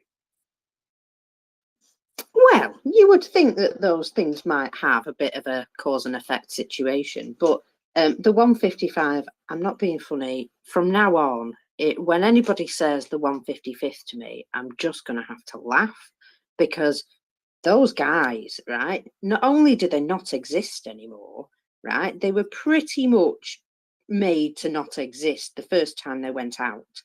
Then they were reconstituted with loads of newbies, and the same happened again. And then I believe they were reconstituted a third time, and well, that went as well as the other 2 times, I believe. So yeah, the 155th, I think it's like a punishment brigade. They just send you there just so they can send you into somewhere that's gonna, kill you. Yeah, it would seem that yeah, being in the 155th is not something to brag about. Maybe surviving the 155th might be something to brag about, but I don't think there's very many of them. Well, that's what makes it so much more special. I didn't know they got destroyed several times over, and actually properly reconstituted. I would have thought that maybe it was just, they deployed one battalion from it once, and then that got destroyed, and then another one at a different point in a different place, and that got destroyed. I would have expected it to be somewhat more along those lines.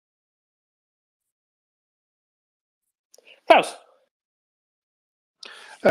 I saw a tweet from a person that follows Russian, especially the Air Force, and he wrote that it seems the newest Su-57 airplanes have been deployed, and there was 4.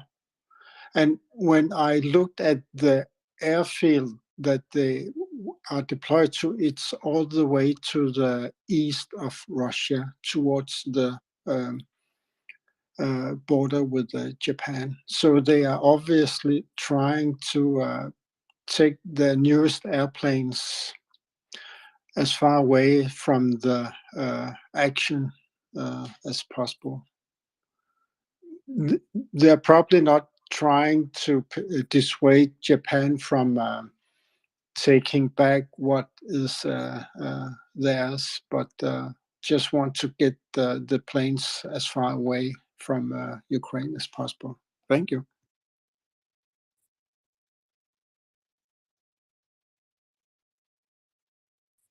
Thank you, Klaus. Dolman, I have something exciting that I've just been sent by Ioana. Excellent. Please check what I had just tweeted. We found one.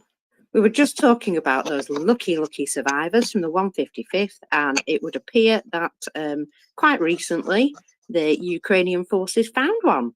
And well, it does say he might be a ghost, but he looks a bit pale, but he's definitely walking of his own accord. And to be fair, he's a bit like, please don't leave me here. He does look quite like he's quite happy to be following the train there. Well, excellent. He can tell the story. Then I guess of how he ended up, in this elite group of those who managed to survive. Well done.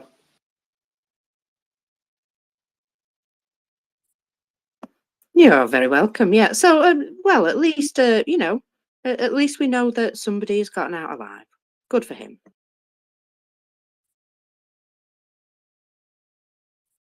And there's always someone, right? There's always someone, whether intentionally or not. Then John. Yeah, it sounds like we have entered the eclectic hour, so let's throw in a different topic. So, we're all waiting for some strong statements from our leaders, right?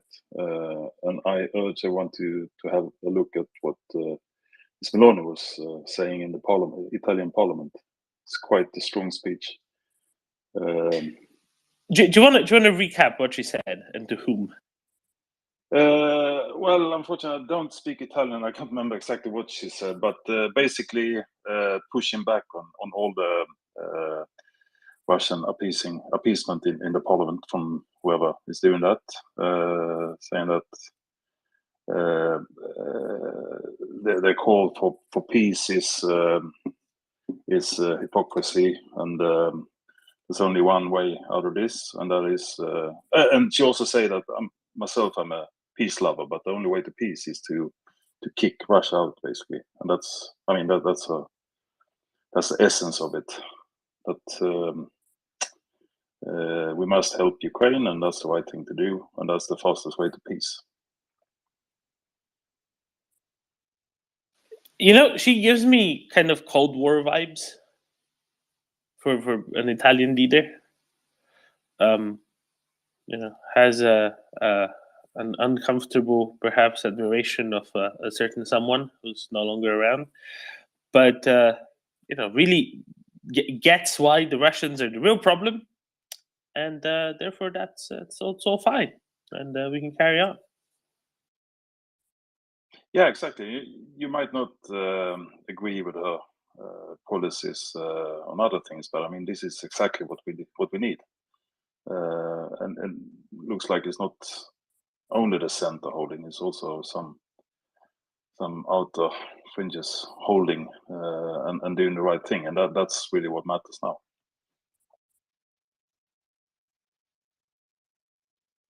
Excellent. No, it's true, absolutely, and as long as a steady supply of Italian-made or Italian-owned armaments goes to Ukraine, and seemingly ever more so, I think putting a $15 million candy bar on her defense minister's head probably is helping along with this. The Wagnerites really ruined it for everyone in Russia with that.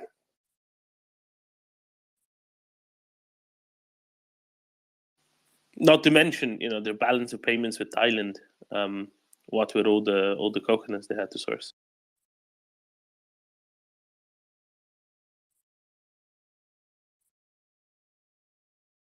It's a lot of Sorry, coconut. yeah, I didn't get that, Tom, and I have to repeat myself. But I want to understand what you meant. Oh, because Prigozhin put a $15 million bounty. Yeah, on, that I know. But the yes. coconut. Well, what's a bounty then, John? Okay, bounty bar. Okay. Right? It's coconut and chocolate. So, did you miss this then, John? I am appalled. Wait, I will send you something, and then you will understand. Yeah, Domina's done a whole working out of exactly how much desiccated coconut would be required to fulfill that bounty, and he's so proud of himself. He needs to tell you all about it. It's 358 tons of desiccated coconut for a $15 million bounty, and that's assuming they didn't get an extra, volume discount, because that would make it even more desiccated coconut. But also it's assuming stable prices, whatever. But 358 tons roughly. That's a lot of desiccated coconut. Then, John? But is that a refined product, or is that before processing, meaning the whole fruit? No. It's the chocolate bar, right? Because it's a bounty. So it's a $50 million bounty. So what I did is, you can see my working out. I went to Tesco.com because it was the first one that I thought, oh yes, they will have both multi-pack bounty bars as well as an ingredients list. So I went and looked, and the biggest multi-pack they had was 4 57-gram bars, and that cost £1.65. In other words, it's 72 pence per 100 grams of bounty. Now, bounty is 21% desiccated coconut. That's what it says in the ingredients. And 72 pence is about 88 American cents, right? So for every 88 American cents worth of bounty bar, you need 21 grams of desiccated coconut, right? So if you have a $15 million bounty bar, you need about 358 metric tons of desiccated coconut. That's how I worked it out.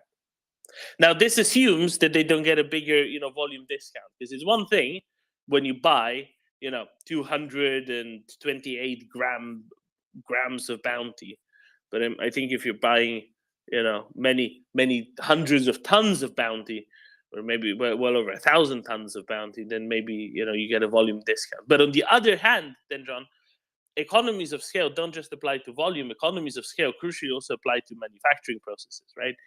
So maybe it's actually less coconut because it costs more to just make a bounty that big all in one piece. It's complicated, but let's say the two effects balance each other out, and they needed about 350 tons of desiccated coconut. I would actually be more concerned about the inflation it would create in the chocolate bar, markets. Are you saying, well, not just that, right? But the ingredients, right? If somebody suddenly pops up and says, "Hey, I want to buy 358 tons of desiccated coconut," would that actually shift the market? Would that actually be enough, purchased all at once, or did they have to kind of purchase it strategically in small tranches over time to not shift the market and have to spend more on coconut?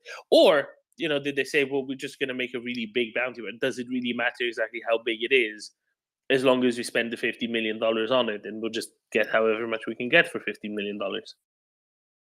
Yeah, you're right. And I really hope Tom Hanks actually got off that island, because coconuts will be in a shortage. But anyway, I mean, do you think this would be? We will soon see something in the well, similar to the 3 SIMs. I don't understand. No, the 3 SIMs. I mean, someone was, told to get 3 SIMs. And No, but it's a big difference then, John, if you're getting a $50 million bounty or if you're getting $50 million worth of bounty. And they said they put it on his head.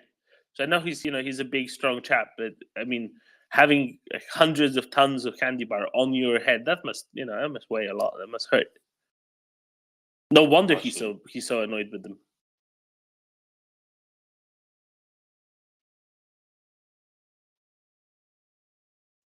Although, with the structural integrity of it, right? It would probably, the moment they put it on his head, it probably broke. So, of course, he's angry. He's surrounded by, broken up bounty bar now. Yeah, it took him like an hour to get out of it. But mind you, in Rome in the summer, it's quite hot. Oh, And but they sticky just as well. put it. They just did a couple of weeks ago, so the temperatures were still reasonable. If they don't clean it up soon, it'll make a right mess. Okay, enough of me, mockers. I was just going to come with a British reference that you may or may not get, but the 155th have been compared to Trigger's broom. If anybody has watched Only Fools and Horses, Trigger's broom, he's had it for years, but it's had so many new heads and so many new handles. So, that's basically the 155th is Trigger's broom. Very good. Thank you, mockers. Let's go to Klaus and then to Daniel. Klaus. Thank you. Maybe extracting all the coconut, they could make better use of these sledgehammers. They are so famous for Wagnerites. Thank you. So you're saying they didn't buy desiccated coconut, they just bought a bunch of coconut and then did all the processing themselves. That's interesting. That would also make it a bigger bounty bar, right? Because it would you wouldn't be paying for the labor elsewhere. Interesting. Daniel, morning. Morning. Well, now you're just being silly here. I mean, how many coconut trees do they have in Russia? 0. No, imports, Daniel, imports. Exactly. But how much can Russia import? I mean, they have sanctions. So I'm actually speculating here that it's just one normal bounty bar that they're going to put on his head because they're so expensive in Russia now. You can't really get them.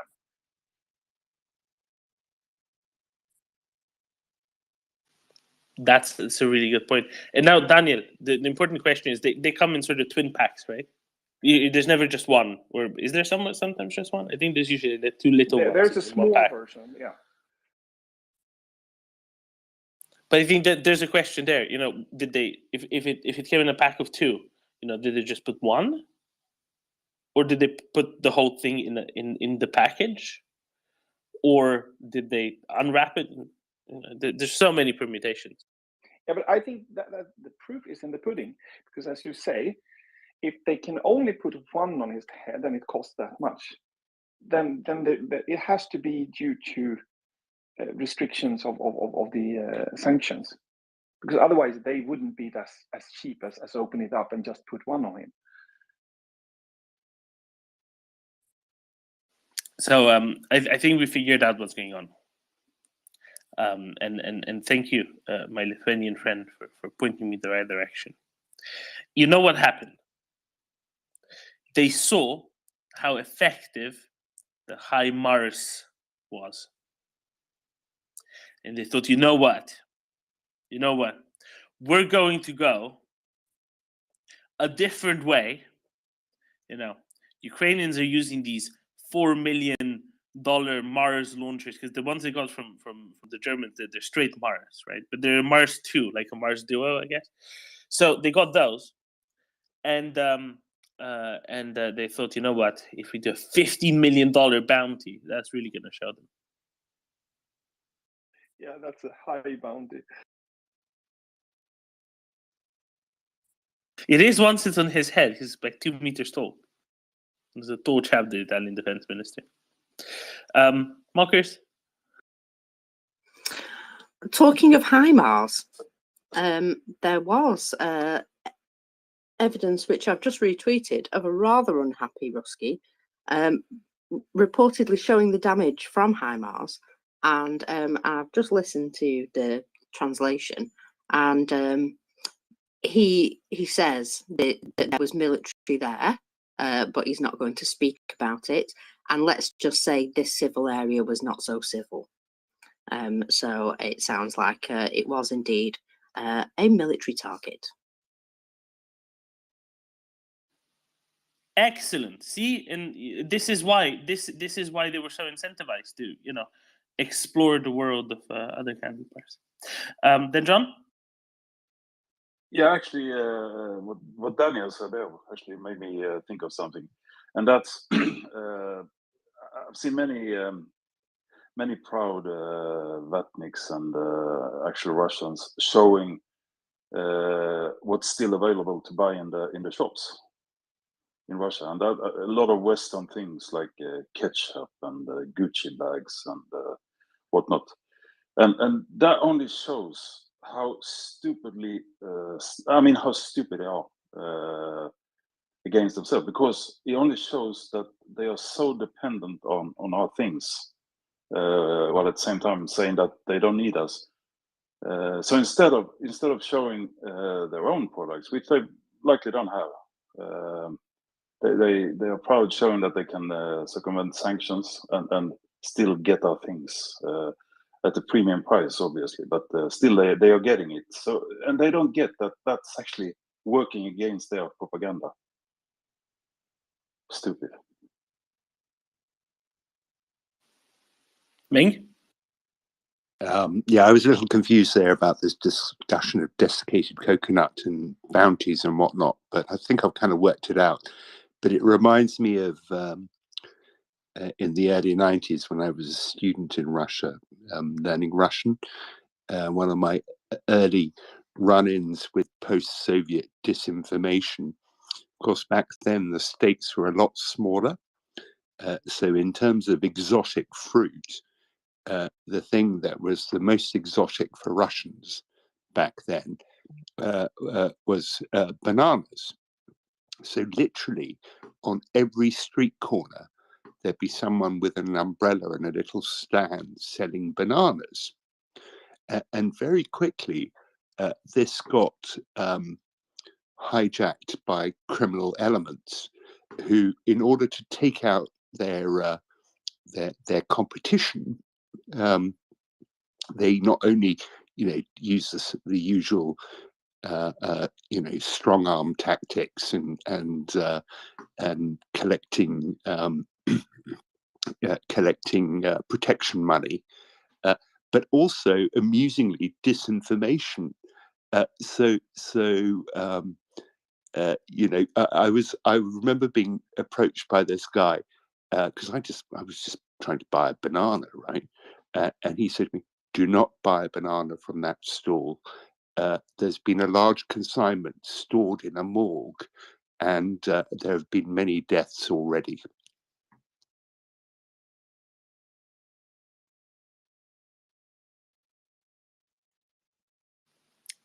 Okay. Do you want to go explain to people what that means? Because I think some people might have missed the point of that. Well, no, it's just so basically back when the Soviet Union had just recently collapsed, and the Russians were trying to get back up on their feet. Suddenly they could sell things that they couldn't get their hands on before, like bananas. So bananas simply didn't exist in Soviet shops. So for Russians, this was some sort of wonderfully exotic thing, and it was also an opportunity for people to make a little bit of money on the side, kind of thing, since nobody back then was being paid, and even if they were paid peanuts. So lots of people thought, well, if I can get hold of a source of bananas, I can sell them on a street corner. and that's what they did. But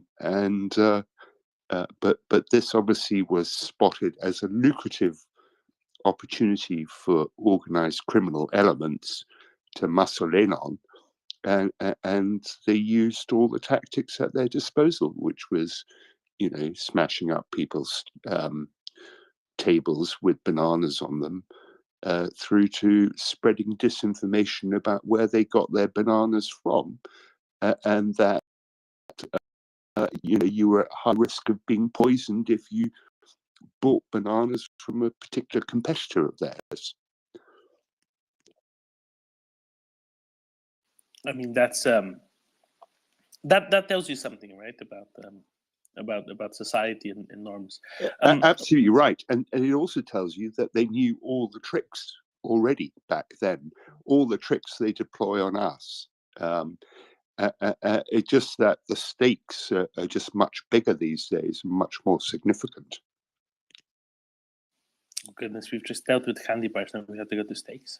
No, but maybe if you check the Nest or your DMs, you'll understand exactly where we're going with the whole bounty nonsense.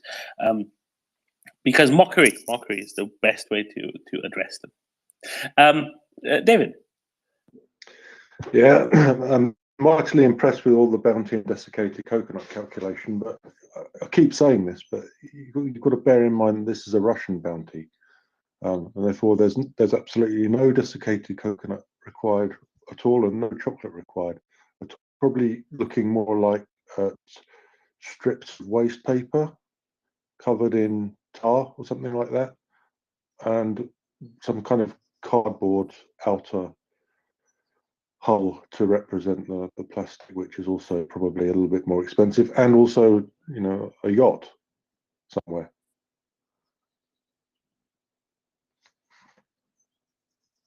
Well, that doesn't sound very tasty. I can see how Guido Crosetto, the Italian defense minister, would be rather miffed. Yeah, eventually. I'm sure they can make a good job of it looking okay when they hand it over.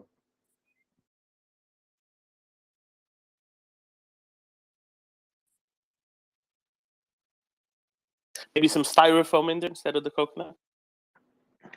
Yeah, exactly. Styrofoam, that would save on shipping costs as well. That means more money in the pocket of whoever makes the bounty bar. Styrofoam, that's a really good idea. That's $15 million. Do you know what's roughly $15 million? Shoigu's dacha. There you go. He needs another house. Has he got progeny? I'm not sure. He does, but no. See, Shoigu and Prigozhin don't get along. Prigozhin wants to, get himself a house just as nice as Shoigu's. I think that's what it's about. Ah, there you go. See, all adds up. So we have to revise the calculation. So we need to find out what the volume of the metric tonnage of desiccated coconut is, and then we can work out how much expanded styrofoam is required to duplicate that volume of coconut mass. Anyway, there are more serious things to talk about, I'm sure.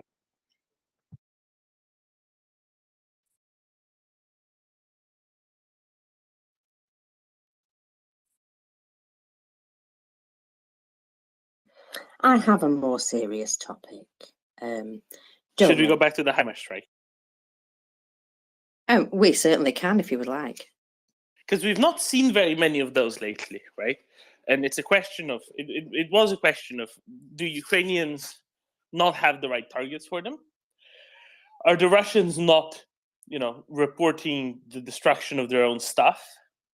Or are Ukrainians maybe saving up ammunition or don't have enough HIMARS ammunition to use?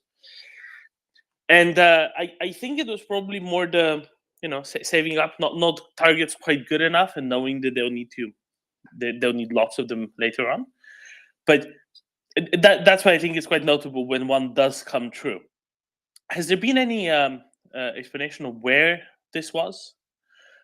Also, I do have to say, the guy who's going around the base, he's clearly the youngest of anyone in his former battalion.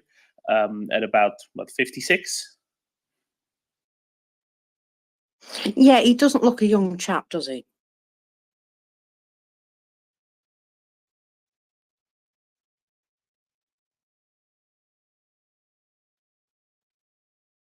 I was just looking to see if I knew the location, but no, they're not really giving away a location anywhere here.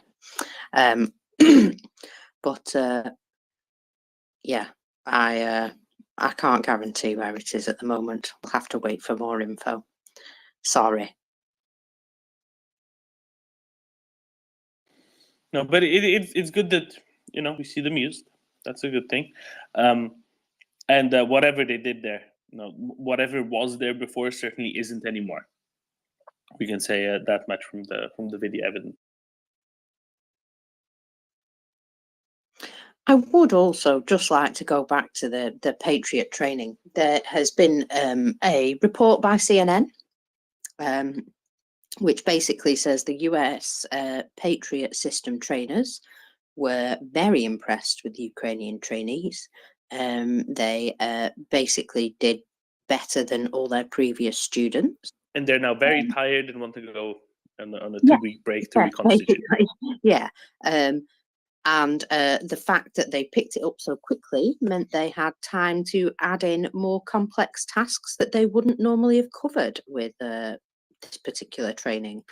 And they've also stated that they managed to learn as much as they themselves taught. So that tells you that it was a very productive training session indeed.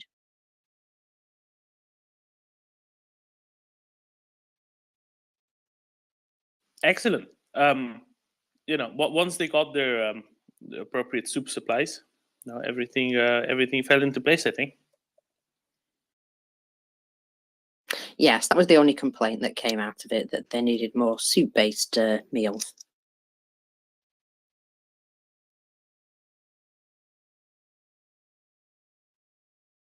I will say it's not us who are soup centric. It's everyone who's soup challenged.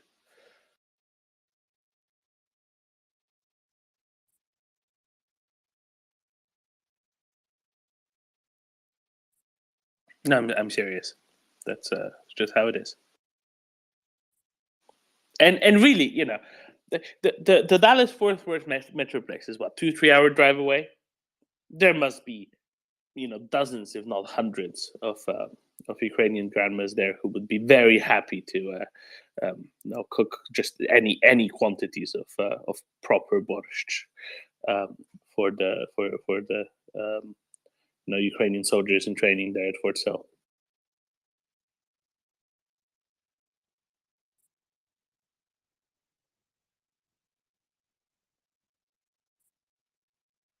Yeah, well, they've obviously done a fantastic job, and it looks as though, yeah, the trainers are now going to be waving them off very wearily, and glad to see the back of them.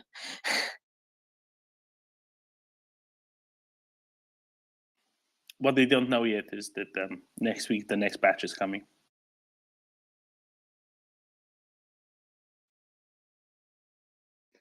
Trainers are going to go on strike. Better trainer strike than a missile strike. Absolutely.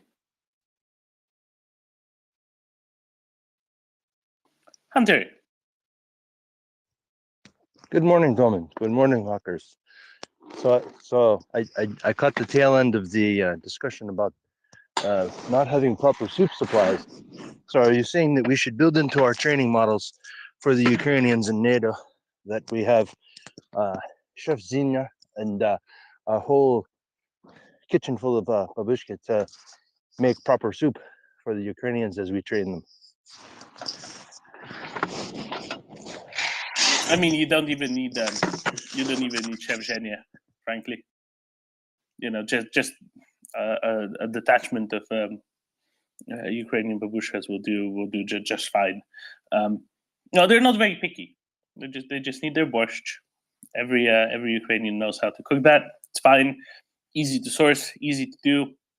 Frankly, would bring the food costs down compared to what, for example, U.S. troops normally get served. So it'd be great. Good for everyone, frankly. Good for everyone. Oh, that's wonderful. Yeah. Oh, and thanks for muting me. I'm feeding my horses, so I must have been brushing my mic against my jacket as I was walking. So, yeah, it's borscht is a fantastic dish. I am not Ukrainian, but I have Scottish and German backgrounds. But it's in my wife's side of the family, so it's fantastic. But good morning to you both. Thank you. Or good afternoon, I suppose. Right? Yes. No, still morning. Still morning. We're in this one of 3 or 4 weeks a year when we're an hour closer than otherwise, Hunter. Yeah, normally it'd be GMT -5, so now it's not. So. Exactly. Yeah, good and good luck on the horse brushing. It's always an important thing to do. Oh, feeding them actually. It's very dark here, and yet so I'm giving them breakfast before I head off to work. So. Excellent. Yes, hay and grain. They're not very picky. They don't need borscht. I don't know that they care for it too much. Bit of a bite. No, oats I think are more their favorite. Yes, indeed. We have one particular horse. He's rather picky, and we can test the year's supply of hay with him first, and we'll know if we're going to have trouble, because he kind of turns his nose up and gives us a, "Hey, come on, are you getting the cheap stuff? Come on, what are you doing?" Excellent. Good luck with that, and let's go to Johannes.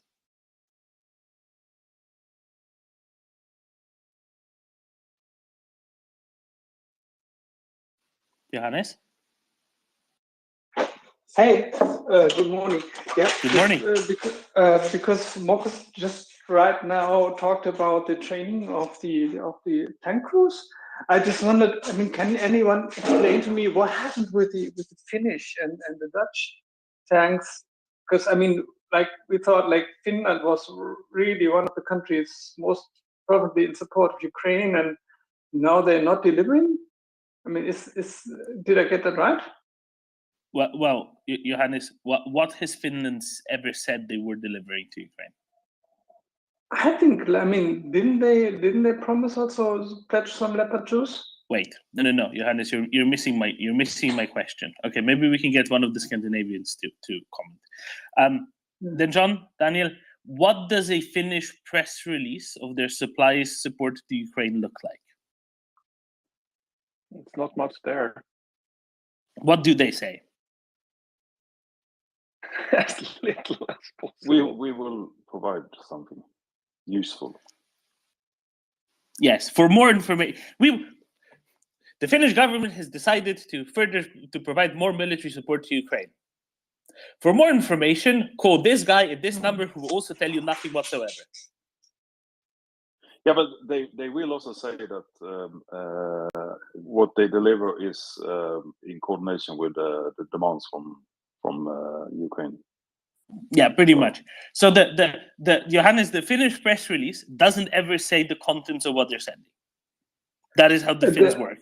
There is no way that the German government gets to persuade the Finnish government to start saying what they're sending. They will refuse to detail anything. That's why you don't hear Finland saying, "Oh, we're sending so and so many of this and that." Never, ever, ever. That is fundamentally against the Finnish ways.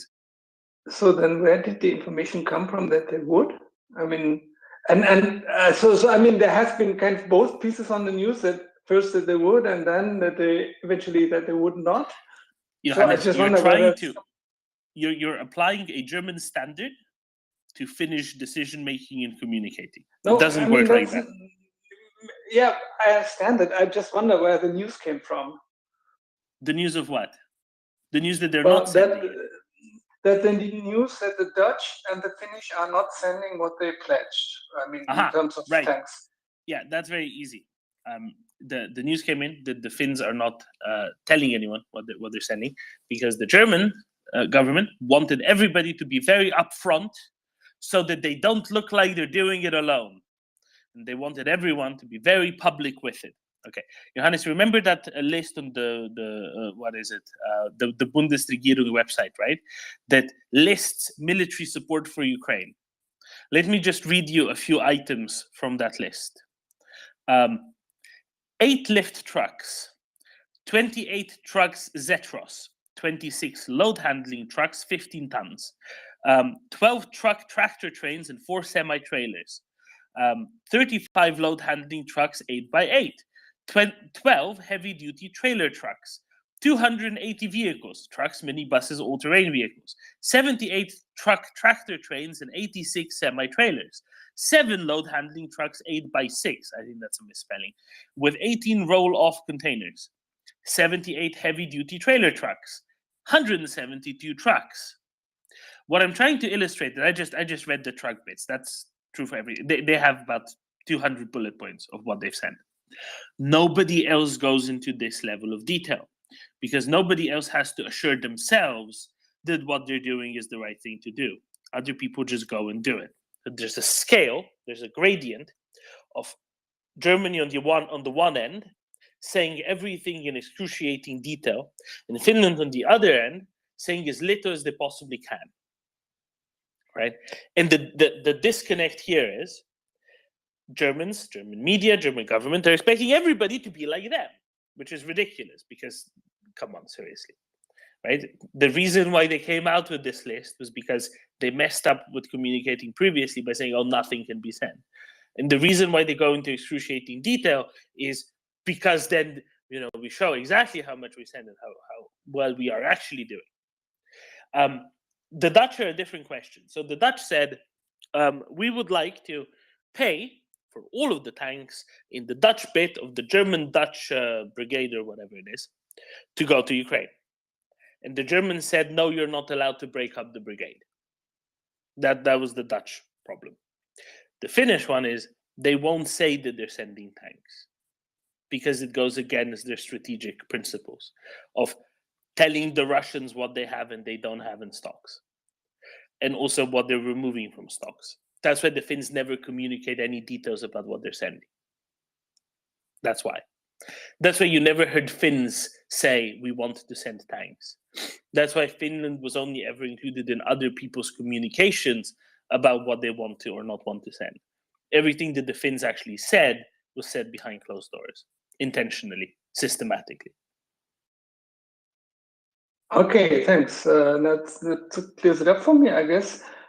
So, yeah, I hope everything will still be delivered timely.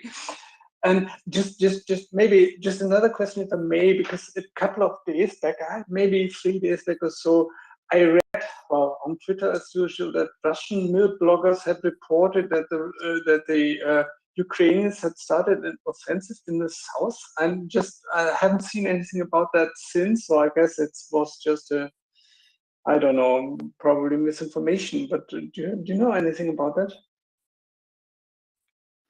I think Mockers might do a little bit. Yeah. So Rybar, they came out with a map showing that Ukraine had taken some areas in the Zaporizhia front heading towards the south. However, then some hours later, he then took that back and said, "Oh no, don't worry, we've made a counter-offensive and taken it back." So it sounds like it might all have just been in somebody's imagination.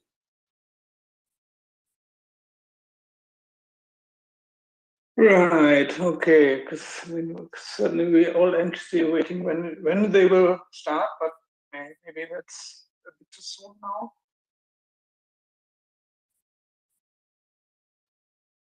It will start when everybody least expects it, especially the Russians, which is the diametric opposite of the Russian, winter-spring offensive, which was going on for weeks before anybody realized that it was going on.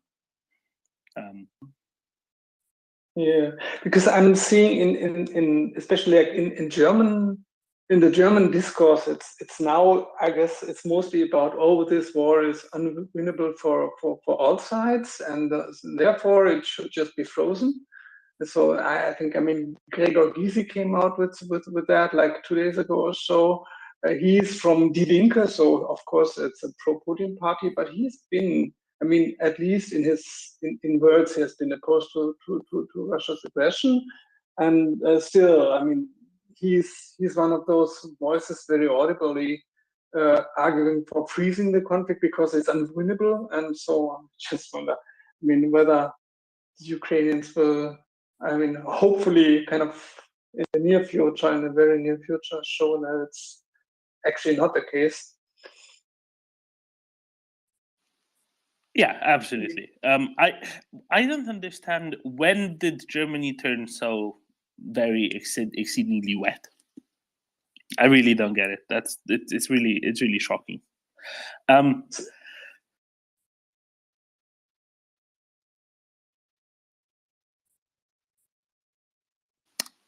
John. Yeah, a little bit late to the game, but the previous topic about what Finland is saying and not. So 3 data points. Number one, the Finns, they don't say much, I mean, in general, so why should I say much here? Number 2, look at the map. There's a long border to not so nice neighbor. Number 3, go to Brussels, count the flags outside the NATO headquarters, and that should give you some clue to why maybe they're not revealing everything. Exactly, and that's why they're not saying things. I think even once Finland joins NATO, they might probably start saying even less and doing even more. You know, that it goes against every fiber in their collective body politic to say anything, which makes perfect sense, you know, as you've outlined. But not just that it makes perfect sense. It is, you know, and it is how they function, and it is how they work. So there isn't going to be anything. John? Yeah, speaking about NATO, actually, there was some our foreign minister wrote that he wants an explanation from Hungary why they will not vote for the Swedish session on Monday, because apparently they've said they will do that for Finland. And then the funny thing here might be that that Finland will have to vote for the Swedish session. So we have some concerns now that Hungary and Turkey will do it, but then Finland will still be there with a joker for us. Do you think that's likely? They will not vote for us. I think it's very likely because they'd have to say something. Okay, that was a silly joke. No, there's no way. And also, who said that Sweden would have to vote for? The Finland would have to vote for Sweden then. No, that's a joke. That's a joke. But because it looks like Hungary will do the voting in the parliament vote on Monday for only for Finland, but obviously there's still Turkey as well for Sweden, so it doesn't really matter if they do it. Practically, it doesn't matter if they do it or not on Monday for Sweden. I mean. So I'm kind of curious about this, right? Because I remember there being a discussion about the thing that you raised a few months ago, when the logic was, when the question first arose about you know, if Finland would then have to ratify Sweden. But I forget what exactly came out of it. I thought it was something along the lines of, well, if it's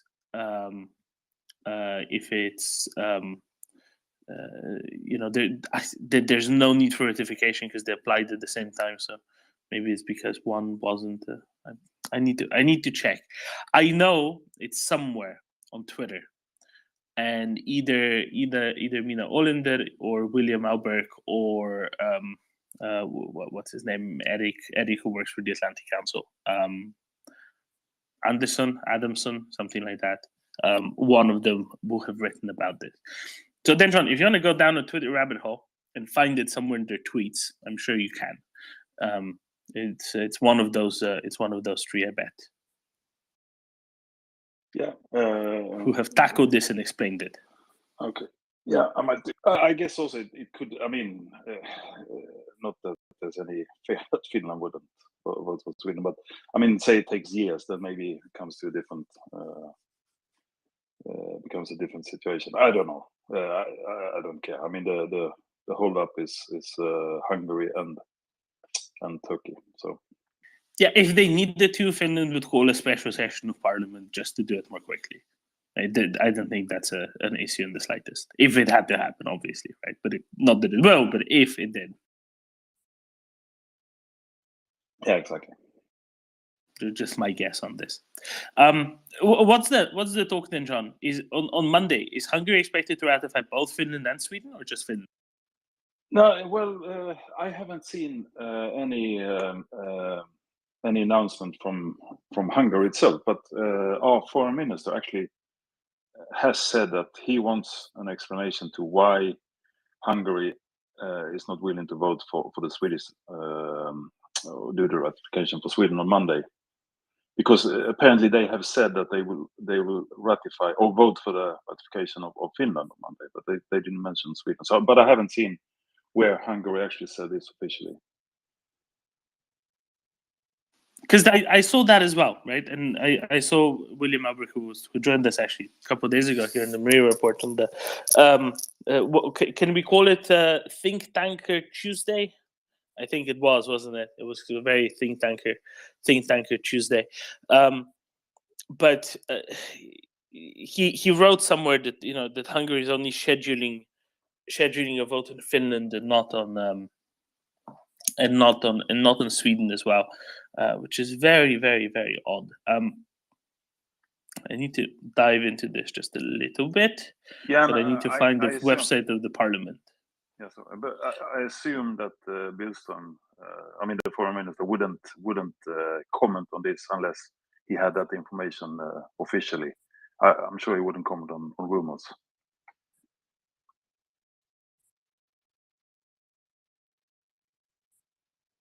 I hope.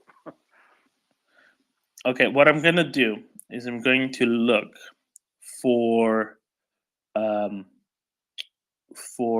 schedule, for the voting schedule. I just need to find where this is on the on their website, because I used to look at it like twice a week, but it's been a while because they kind of gave up on it. Because they kind of gave up on Hungary, other than the delicious bits of Hungary. I'll never give up on those.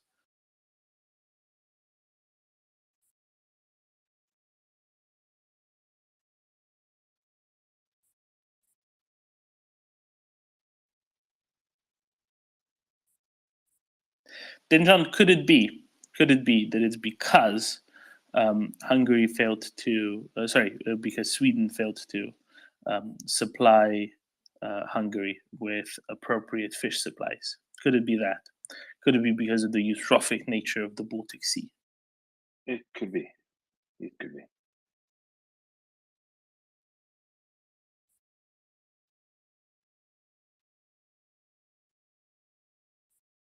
But actually, I have seen on Flight Radar C-130 Hercules a few times landing in Budapest.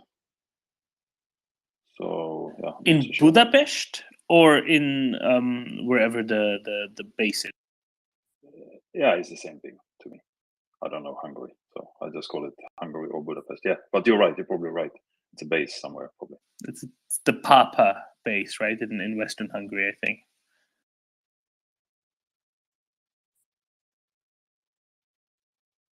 But I've seen the plane actually. So that's not a joke. But I assume I don't. Well, I don't assume. I guess that could be something to do with the upgrades of the Gripen they have, because that I think that's ongoing. If I'm not wrong.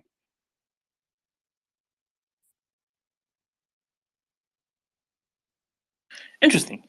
Upgrades on the Gripen for upgrades for Hungary. Yeah, but you know that's also software upgrades, right? Software you can do a lot, remote control and so on. Interesting. Well, I still can't find the Finland and Sweden bit, but I did find that this week, in the Hungarian parliament, there was a bill on the termination of the Convention on the Regulation of Hungarian Czechoslovak Railway Traffic, signed between the government of the Hungarian People's Republic and the government of the Czechoslovak Socialist Republic in Budapest on November 24th, 1986.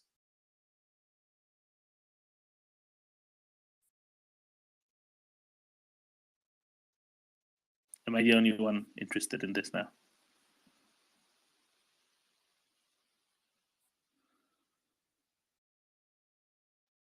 Sorry, I didn't hear it. I was reading something else. Yeah, sorry.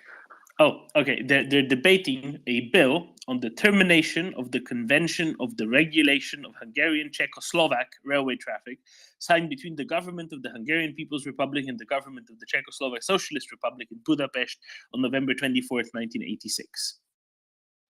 Shouldn't they summon that government they signed it with before? Well, they can withdraw from the convention, and I presume it's a passé convention as it is, right? For kind of obvious reasons, but I just think it's really interesting. Yeah, that's what I meant with summon the government. Like with a Ouija board. Sorry. From the dead. Yes, exactly. And non-existing, right? Czechoslovak government. Well, yes, quite. But I think it's kind of it just doesn't really matter. Oh, I see. I have found it now, but I don't see it scheduled for the 27th of March. But I see both the Finnish and the Swedish ones. Both bills are in there, in the Hungarian parliamentary schedule. So the March and April meeting schedule of the National Assembly, both the Finnish and the Swedish one are in there. They're both under the same status. I don't know, as far as the parliamentary schedule is concerned. So clearly these are, less official communications that this is this is going on. It's very, very curious, interesting. Okay, we'll keep an eye out on this. If you learn what the logic of it is, if that gets reported in Swedish media, I'd be very curious to know, the logic behind it, because it's appalling on the one hand. I know everybody got very frustrated with them, and I'm sure plenty of others are as well. But as you yourself have said many times, then John and Daniel, both of our Swedes right here now, it's kind of a big deal, right? Yeah, it is.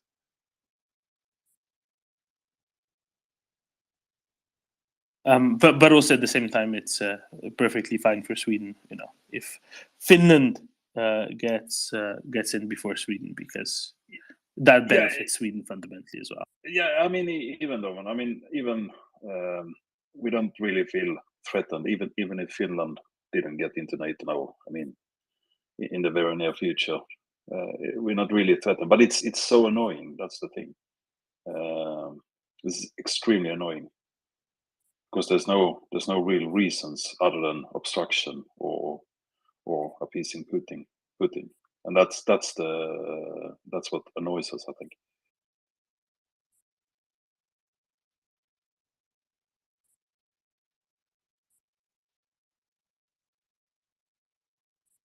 Oh, absolutely. Daniel. Yeah, I just must say that I'm a little bit surprised from the action from Hungary, because I really still not really sure what they think they can actually achieve, because as we've stated before, their hand is quite weak. I mean, both of them will eventually fold, or whatever you want to call it. They have to ratify Sweden, and the pressure will be high from other sides of NATO if they don't. So eventually they will. But still, Hungary is sort of doing this. It looks like they're doing it without a plan, because Erdogan, at least, he built up sort of a story around it that he could use, and he could also divide. He could ratify Finland without sort of weakening his hand very much, even maybe strengthening it, because they can concentrate on one of them. But Hungary is just saying no. They're like a child sitting there saying, no, I don't want to do it. I want something for it. But it's, yeah, apart from that, we all know that they want money from EU, and Sweden is currently the president, has the presidency of EU, but still, there's nothing really. They're not. They don't seem to play it. At least I don't know what was happening behind closed doors, but it seems that they're not even playing it publicly, and they are not sort of building something to really have leverage, apart from saying no. I don't understand it. Right, because the Turkish case is basically, on the one hand, play to Erdogan's base, seem good to the base, strongly defending Turkish interest, whatnot. On the other hand, play to the swing vote. No, saying it's a close race is maybe not even true anymore, because of how much the opposition candidate actually led in some of the opinion polling for the presidential election, right? So I think in that context, it's even kind of difficult. But yeah, it's an interesting one. Let's see. Yeah, new polls are in, and the opposition leads in all of them. And in many cases, opposition leads in all but one. Okay. In about half the cases, the opposition leads by a sufficient margin so that they would win in the first round. They wouldn't even have to go to the second round, right? So they isn't getting over 50%, and that's a big deal, right? That's a big deal now coming through, and Erdogan sees that, and he wants to play to the swing vote. And why am I highlighting the swing vote? Because one of the things that the opposition promised is that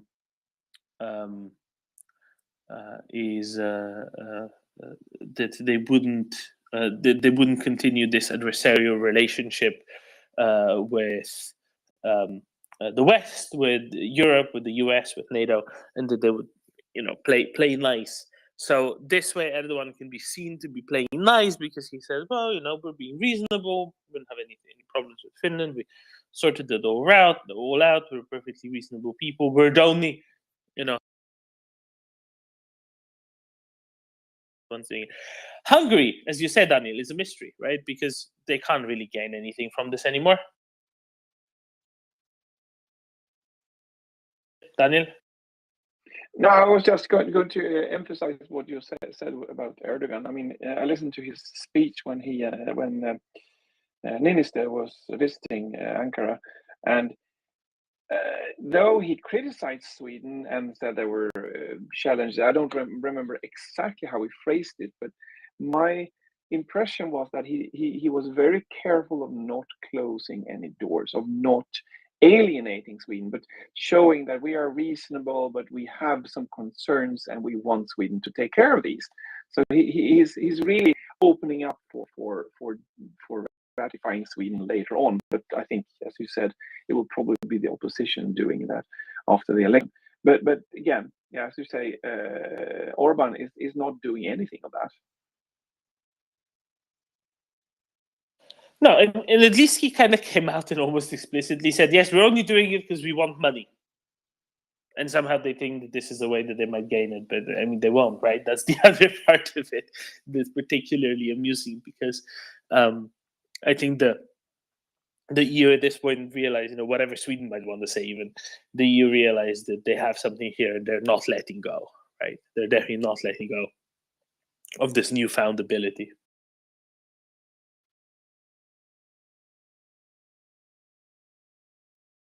Klaus. We all politicians will somehow use the delaying tactic to show for their for those that elected them or the opponents of other parties that they are doing something. I'm doing something for you as a citizen of this country, but sooner or later they will sort of just get on with it and move on, just like in the U.S. Congress, they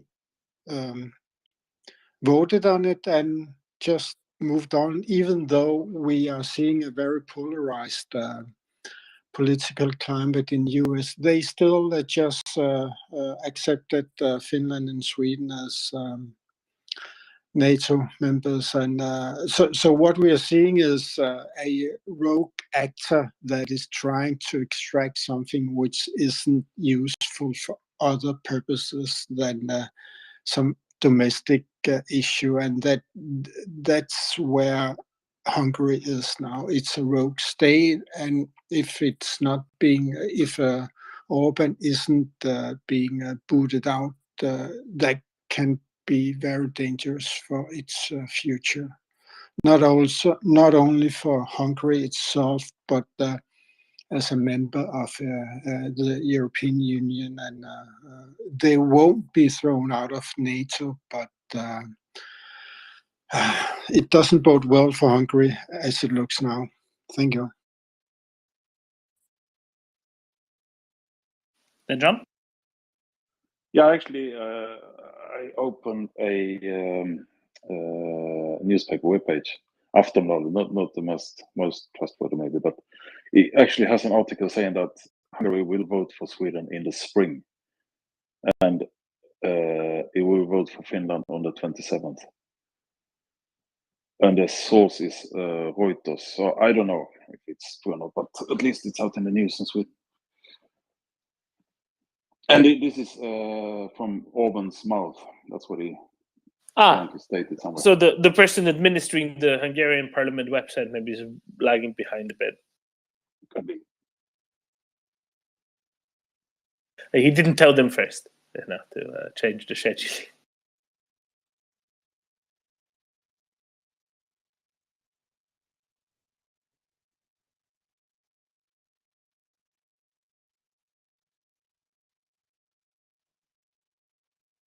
Well, interesting. Well, let's see what happens. I'll certainly be all over it on when is the Monday, right?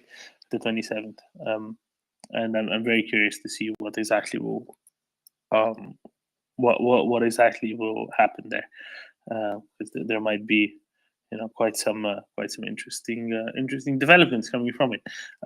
But if there's not much, if there's not really anything that comes from it, maybe it won't be that meaningful after all.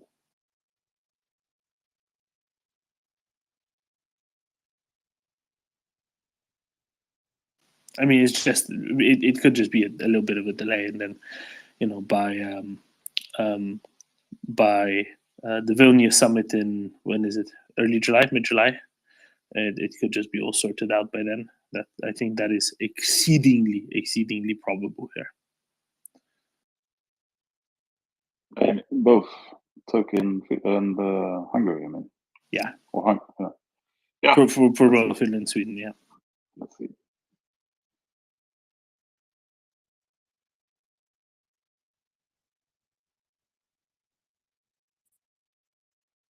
No, that's the real timeline. That's the real timeline that matters here as well. It's it's crucial that it happens by then. Why? Because the summer breaks and holidays and whatnot, that slows everything down. As long as it's done by then, it's probably fine. But so many things will change by then anyway. Possibly the Turkish government, or at least the presidency, might change, which will be very interesting. Whatever happens, no, it's not like saying that Kılıçdaroğlu is some sort of panacea. Definitely not. But it will definitely be a change in how it's done, in how things are done there as well. Not saying that it will happen, not saying that it's necessarily a good thing for it to happen. Probably is, not necessarily. Either way, it's going to be very interesting. It's going to be a lot of changes coming in regardless. So, in Swedish and Finnish strategic positioning, probably not really any. In terms, however, of the rest of the environment, possibly quite a lot. And depending on what Ukrainian forces manage to achieve in the field, between then and now, it could be even much more so because of that.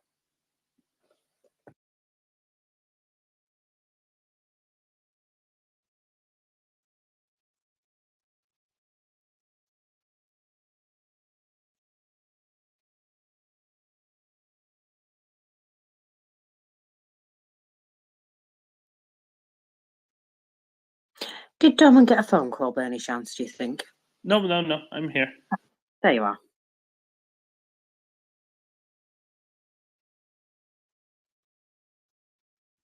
We're just deliberating. Yes. Do you like trains? Me in particular? Yeah. They're all right. They're all right. I couldn't eat a whole one. Couldn't eat a whole train. Okay. Well, because what I think is kind of interesting is, that bit of section of railway between Berezin and Basarabeasca. Well, apparently it looks like they will be possibly starting passenger traffic there. It seems, maybe across that, as well as cargo traffic. And Moldova and Ukraine have signed a joint railway crossing point, which means that there won't be two stops, one on each side, that will be working as a crossing point, but there will only be one where both sets of formalities will be done, which is really good. Because it will speed up transit there between Moldova and southern Bessarabia, and it's really going to speed things up in that southwestern area of Odessa Oblast.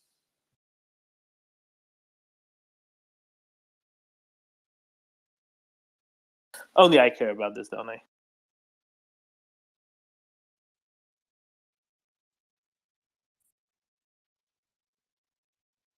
Apparently, yes. Although Klaus has got his hand up, so Klaus. Thank you. Speaking of trains, I think it was you, Doman, that traveled on a Danish train yesterday, because I heard the ding, ding, ding. And you know where that, not jingle, but where it is from? The speaker. Inspiration was, it's from the note DSB, that the letters DSB, Danske Statsbaner, Danish Railway System, that has been made into notes. So that's interesting. Thank you. Then John? What's the S note though? I'm curious. I wouldn't know because I'm not a musician, but that was that I heard that there was if S isn't a note in music, that was maybe something that fitted into D and B. So I don't know. What? Maybe it's a snare drum. It could be or sus, suspended D note or something. Yeah. Anyway, yeah. Okay, that's interesting. And I also I didn't hear Doman's train experience. But I saw your photo or a picture. Now that's the thing that I think is really important to talk about, because for once I actually bothered to take that picture, and maybe people can explain why it's particularly significant in this context. But first, let's go to Daniel. Maybe he knows what the S stands for. Yeah, the S is a lowered E. So if you lower an G is I don't know, it's in English, but in Swedish, and I guess it's the same thing in Danish. When you lower an E, it's an S. Danny, now you're weird. I learned to play with YouTube. Not I didn't take any, theoretical classic in music theory. So thanks. I played the trumpet for like 13, 14 years. I played in symphony orchestra, even played in the radio and so on. So yeah, I should know it.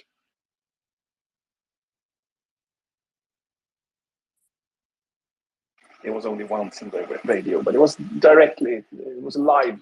So I had to brag about that. Yeah, as I told Doman a while back, I'm just a blind man trying to explain colors. So that's it.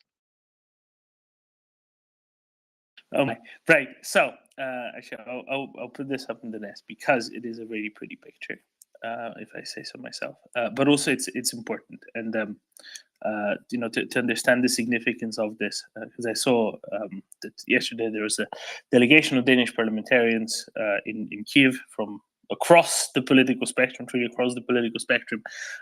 Last week, when Denmark allocated over something around €1 billion for Ukraine in their budget for this year, the parliamentary parties supporting it represent more than 90% of seats in the Danish parliament.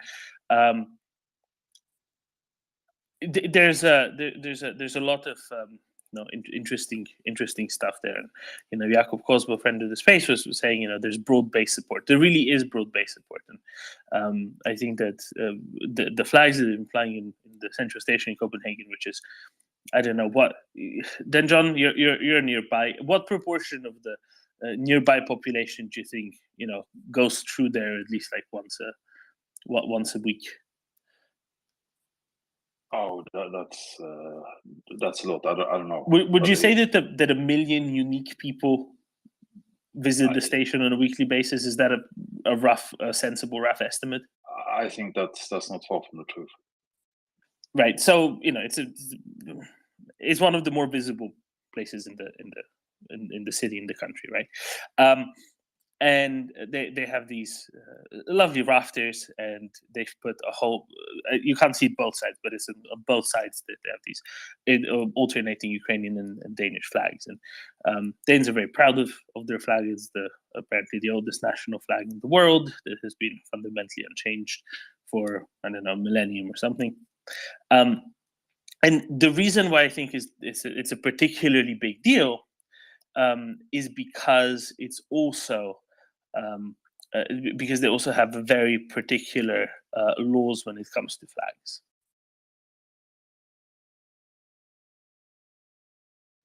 And if you go to the website of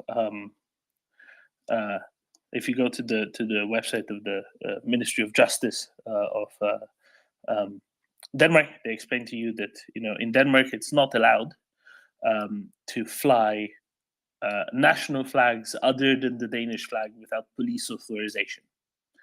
So it's kind of a big deal. In most countries, you go, you see like in front of every big hotel, you see like a few dozen flags, easy. In Denmark, you can't just go and put flags up.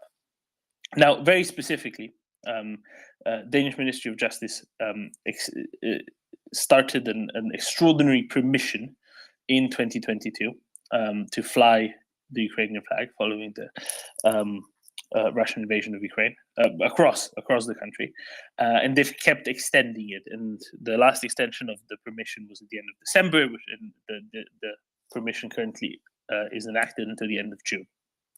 And then it's probably going to be extended again and again and again for as long as there's Russian forces in Ukraine. But for a country that flies, where citizens fly their flag at rates, I think not generally seen in Europe. I know in Norway it's quite ubiquitous as well, but I don't think quite at the same rate. Maybe Klaus can do a good comparison. It's a really this particular gesture, I think, is a really big deal, especially in a place quite so very public. So, Klaus, any thoughts? I don't know what the rules of flags are here in Norway, but I think it's also very restrictive in terms of foreign flags. The Norwegians celebrate their independence on May the 17th, and there's always a big debacle discussion whether they should sort of allow people from other nations to wave a small, tiny flag from their own nation, or whether only Norwegian flags should be allowed. And I find this discussion very confusing because it's if we want to be inclusive, we should also allow people to flag where they are from. So, but when it comes to official flags, I will try to look it up to see whether one can go to jail or. The crucial thing that I want to illustrate, right? Whatever the exact rules are, and maybe it's something that at least if you want to fly a different flag, you need to fly a Danish flag alongside it, or at a higher level, or something along those lines. I think there's some caveats like that as well. But the point is, because it's a big deal, it makes it a big deal, right? Because the baseline is already complicated and there's a lot of thought put into it and a lot of the rules around it that I think makes it a bigger deal than it would be otherwise. And I think that's marked and important. Then John? Yeah, I just looked up the number of passengers passing through there, and it's 100,000 a day apparently, more than 100,000 a day, it says on Wikipedia. And there you go. assuming that, yeah, but they wouldn't be unique during the course of the week because there'd be lots of repeats. Assuming I don't know, 75% is commuters, meaning same people every day, but the rest is probably because there's always loads and loads of tourists in Copenhagen. So yeah, it's maybe not a million, but not far off. Well, it's far off, but it's still a lot. That's what I'm trying to say. Still a lot of unique observers.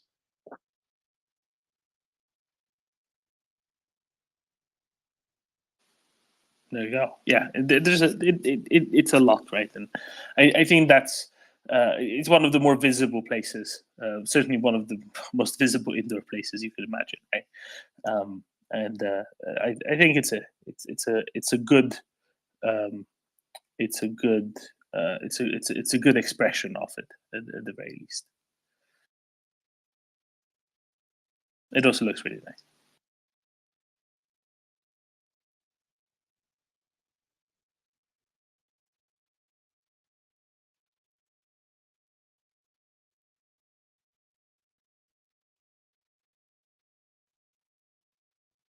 There you go. You got more than you bargained for with your knowing of what the trained PAs are preceded by, Klaus. There, didn't you?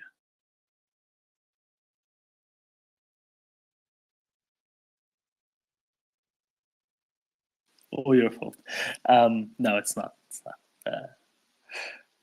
I just thought it was worthwhile, taking the opportunity when it presented itself.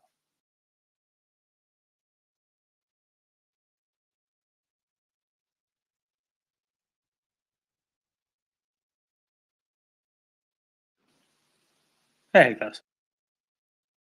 I was just I thought of something else, and in we have two left parties here in Norway. One is an offspring of the Arbeiderpartiet, Social Democrats, and is sort of halfway between the extreme left and the center of politics. They have actually made a change in the statute, so they no longer require Norway to leave NATO. That has been removed as a statute. They have also agreed to assist Ukraine with weapons, as we know. The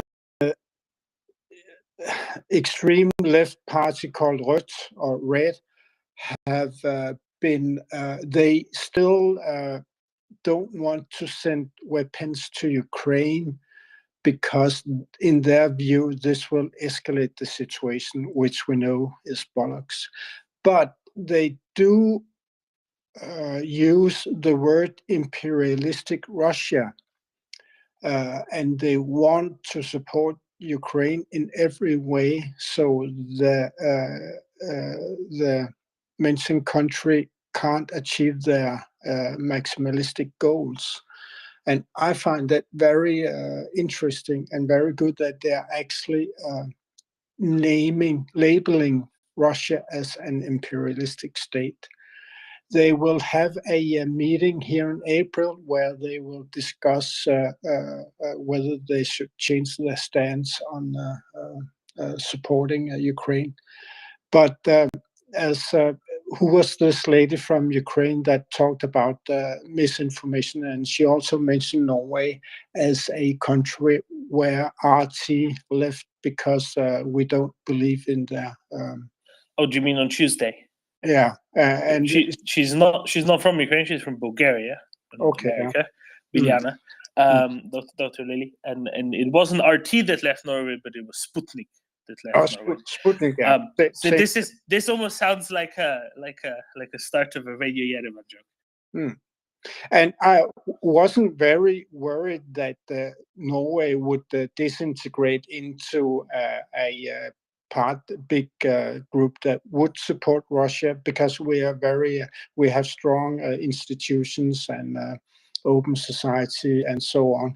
But I find it very comforting that even the extreme left is having a change of heart. So thank you.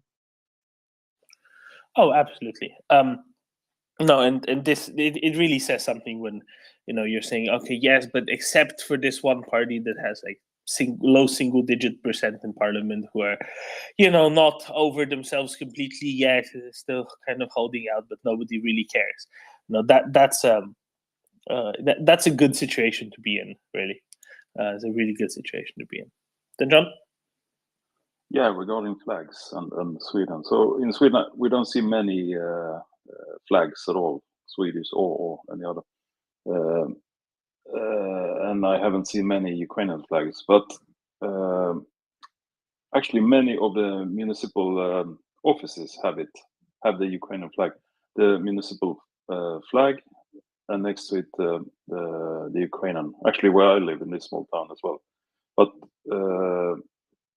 so I mean, the average citizen doesn't display the flag. I think I haven't seen anywhere, but so it's done by collectively, so to say. But and also there's a lot of buildings being lit up in blue and yellow, and it's not the Swedish. Those are Swedish colors. Yeah, but as a coincidence, it started around the end of February last year. So somehow we became very patriotic around that time. And you're for NATO membership all at the same time. See, that's how it goes. Ming. Exactly. Thanks, Evan. Yeah, no, flags are interesting things. I mean, if I think of, if you look at, for instance, the UK, there's flying the Union Jack's quite a relatively rare thing. But if you're in England and you fly the flag of St. George, everybody kind of assumes that you're like white man fan and some kind of right-wing nationalist. So the only places that actually do that are the odd country parish church. And then the other place where flags are just massive, totally the other extreme, is Norway. So Norway's really, really big on flying the Norwegian flag.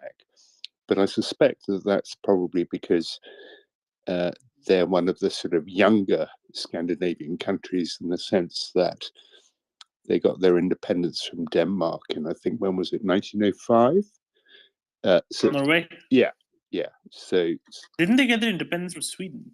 From Sweden. Oh, sorry, Sweden. That's right. They imported a Danish prince to be the king of Norway. That's right.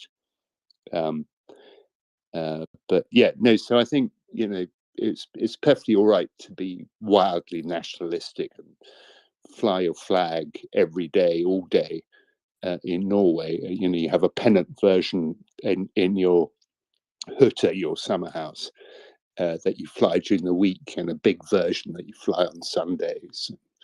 We always had the solemn, raising of the flag with my grandfather and all those sort of things. So, no, very interesting how different countries. Well, Ming, you fly the pennant because you don't have to take it down, right? But the square flag you have to take down. Well, at yeah, sunset. no, but my grandfather used to take down the pennant too, and the purpose of the pennant was more to signal to the neighbours if we were there or not, as opposed to some sort of national statement. But the big flag, the full flag, went up on Sundays. Then John?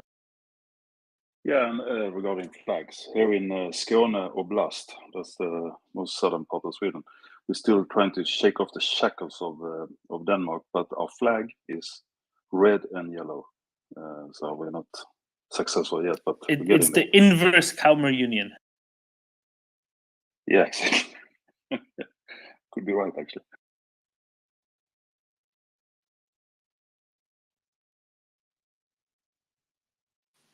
Right, you know where you want to go, except you're not completely sure.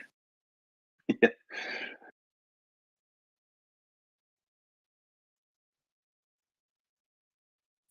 Sorry, I'm going to jump in one. I have just retweeted some satellite imagery, which I found quite interesting, showing confirmation of a significant drawdown of Russian military presence at the 230th Combined Arms Training Ground. Oh dear. Obuzlesnovsky. That one, near Baranovichi in Belarus. Anyway, it's in Belarus. So apparently most of the equipment has disappeared from there, and so has the field hospital. Do you wonder where those guys might be off to? That training material. Do you think that training material's now being put to use somewhere? Not yet. I think it's going to be able to train for a few days, but then yes, absolutely. That's. So were Russians training there, or was it someone else? It was Russians training there, yes. This was referring to the training that Belarus has been doing for Russian newly formed soldiers and units in Belarus, in the northern part there. And that area now appears to have been cleared. But don't they train with wooden dummies, like wooden AK-47s? Nonsense. They train not with wooden AKs. They train with concrete cinder blocks.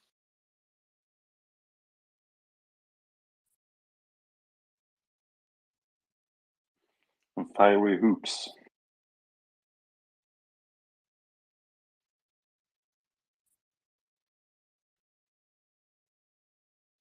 Well, they'll have at least taught them all the correct gymnastic moves, yes.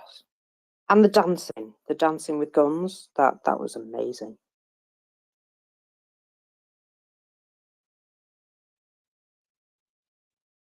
No, it's to intimidate, right? Like Ming said, the The flag isn't there to symbolize anything but your presence at your mountain lodge, mountain cabin, and the the flag waving in Belarus is there to intimidate, to provide a good background for all the acrobatics going on in front of it. It's very different.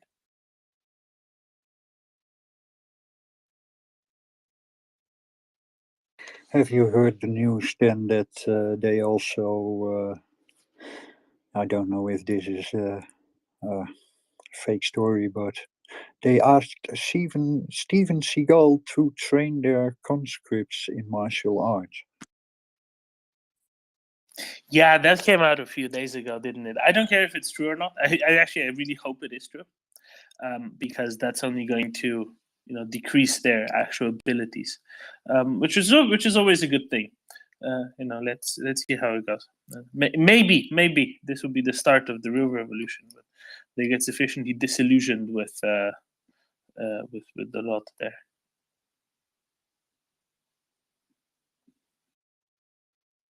Let's see. But yeah, it's it will certainly be an interesting development.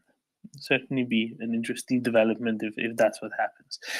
Marcus, do we know who was training at Baranovici? 1 second.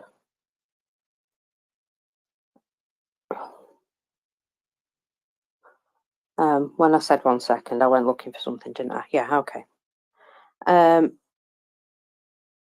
Russian military presence at the 230th Combined Arms Training Ground. That's all it says. So, okay, fair enough. No, it doesn't say exactly who. Okay, that's fair enough. There's been a lot of aircraft activity in and out of the Baranovici air base as well, and who knows what that is for? Probably resupplies or some such. But that's also the place, I believe, either that or Maliuchishi, where the MiG-31Ks are based as well. So, Marcus, may I ask you a technical question? The 9.81 version of the Android Twitter app, does it work now? I'm on it, so yes. So it works cleanly without everything else. Okay, so we get to stop telling people to do the complicated thing and just tell them to update to the most recent version, and it's fine. That's good. It's a good start. Yeah, 9.81.0 works. 9.9 squared. That's easy.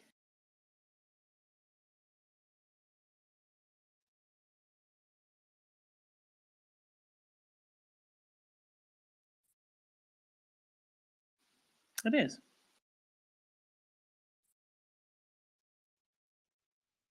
As long as you know a way to remember it, Toman, that's fine.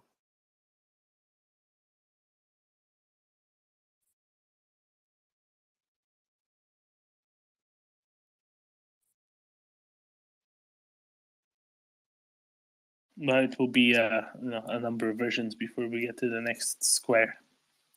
If it actually puts subversions, that's a lot of subversions. 9.81. That's a lot of subversions in the single main release. A lot of patching being done. Yeah, I would say so.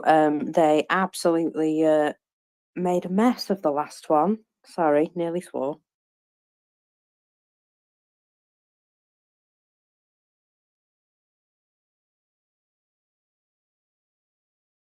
Klaus.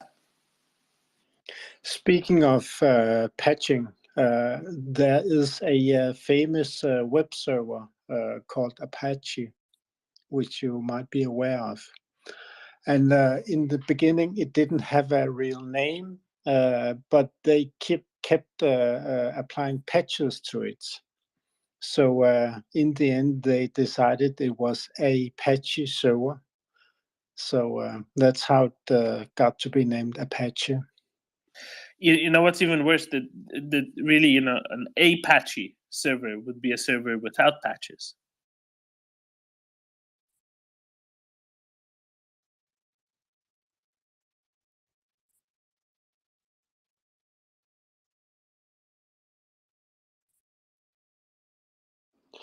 The second, I don't know how it's very widely used today, Apache. The other widely used server is web server is called Nginx, and that is actually originating from Russia. I don't know where the maintainers are today, but it's open sourced and have been through many eyes. And back then, when it was open sourced, we had a hope that Russia would join Europe in building a better future. That was many years ago, unfortunately. Yeah, something tells me that that's going to be looked back onto as an aberration in history. Ming, I'm reading something that's kind of interesting from the Independent Barents Observer, whom you might be aware of, is a newspaper covering the very north of Russian activity, at least in the European side of Russia. And I have a kind of an interesting article in front of me, which you I think you'll be interested in, because it's about the least correctly named aircraft. Oh yeah, and what is that? Well, it's a passenger aircraft. What is the least correctly named passenger aircraft?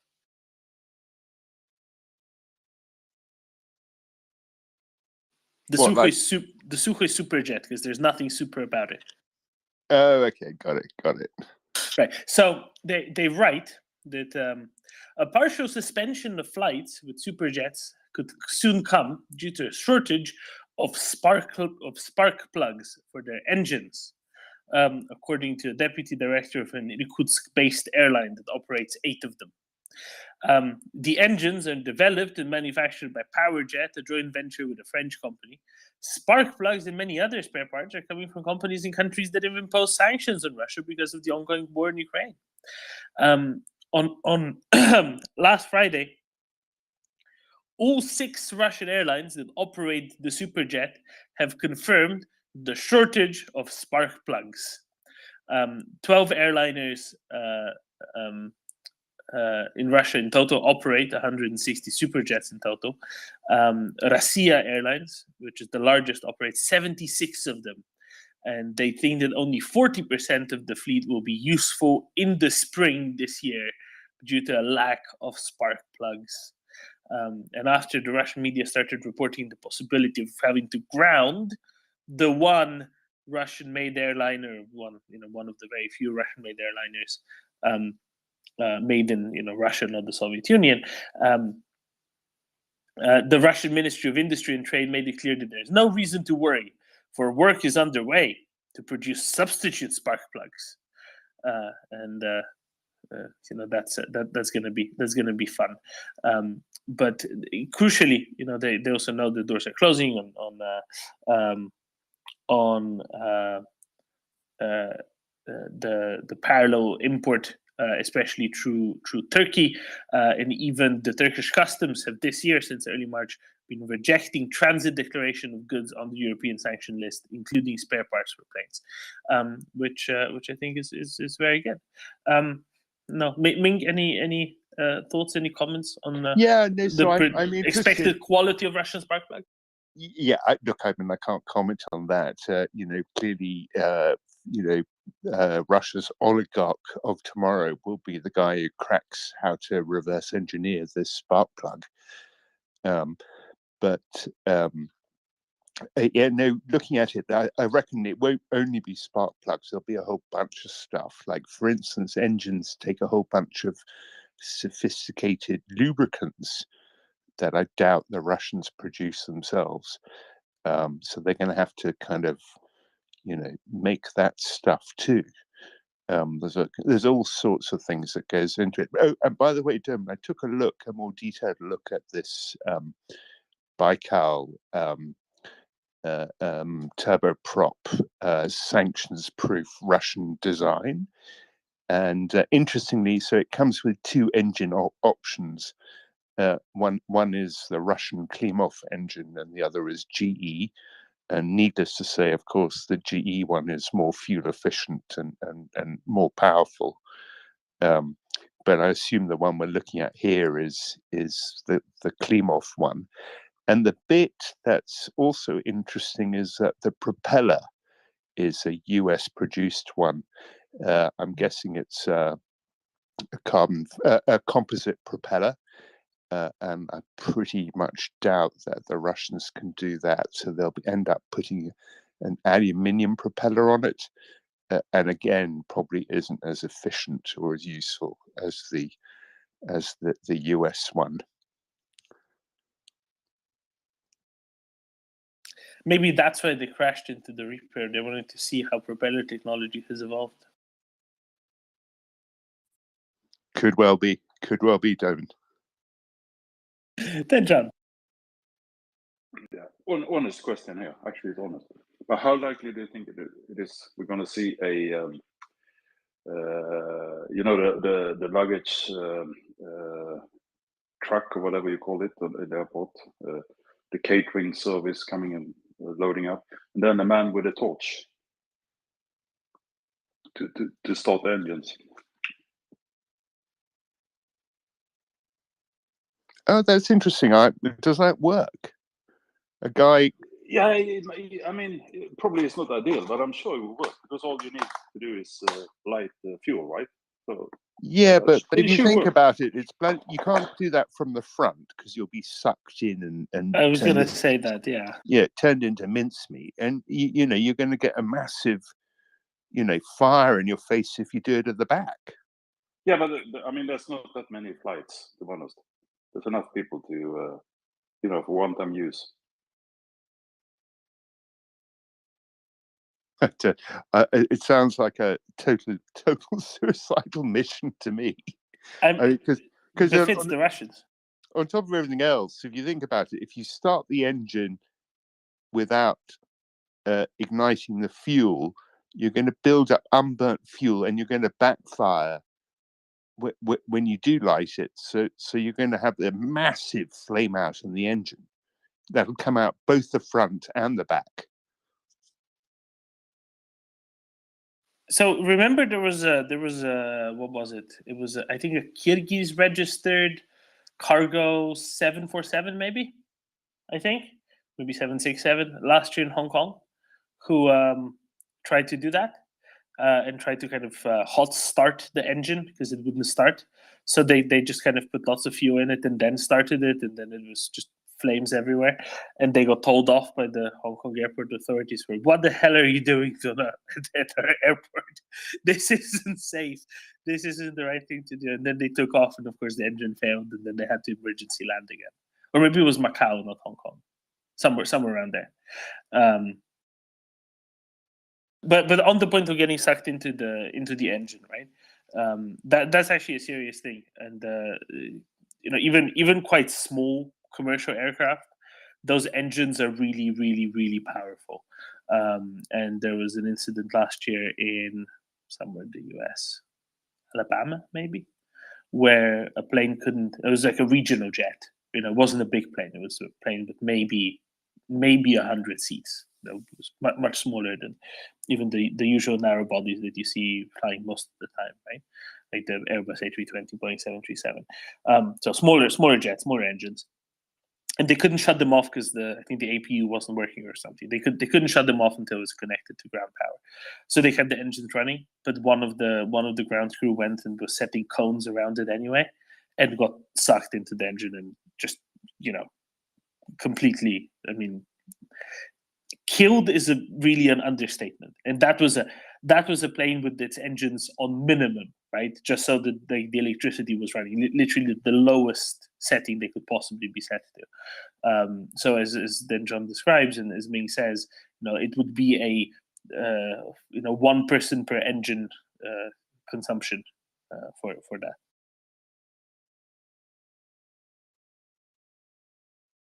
Maybe if it was on a very long stick.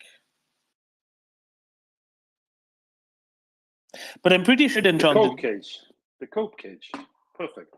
Well, then, John, I think that it isn't just about the start, right? Because it passes through so quickly, all of the fuel passes through so quickly that I don't think there would be that you could sustain it without constant spark plugs, right? Because I think that the air passes through so quickly that it doesn't have time to ignite the rest of the stuff that's coming in always necessarily reliably. Yeah, but all we need is this for this to happen once and have it documented. That's all we're asking for.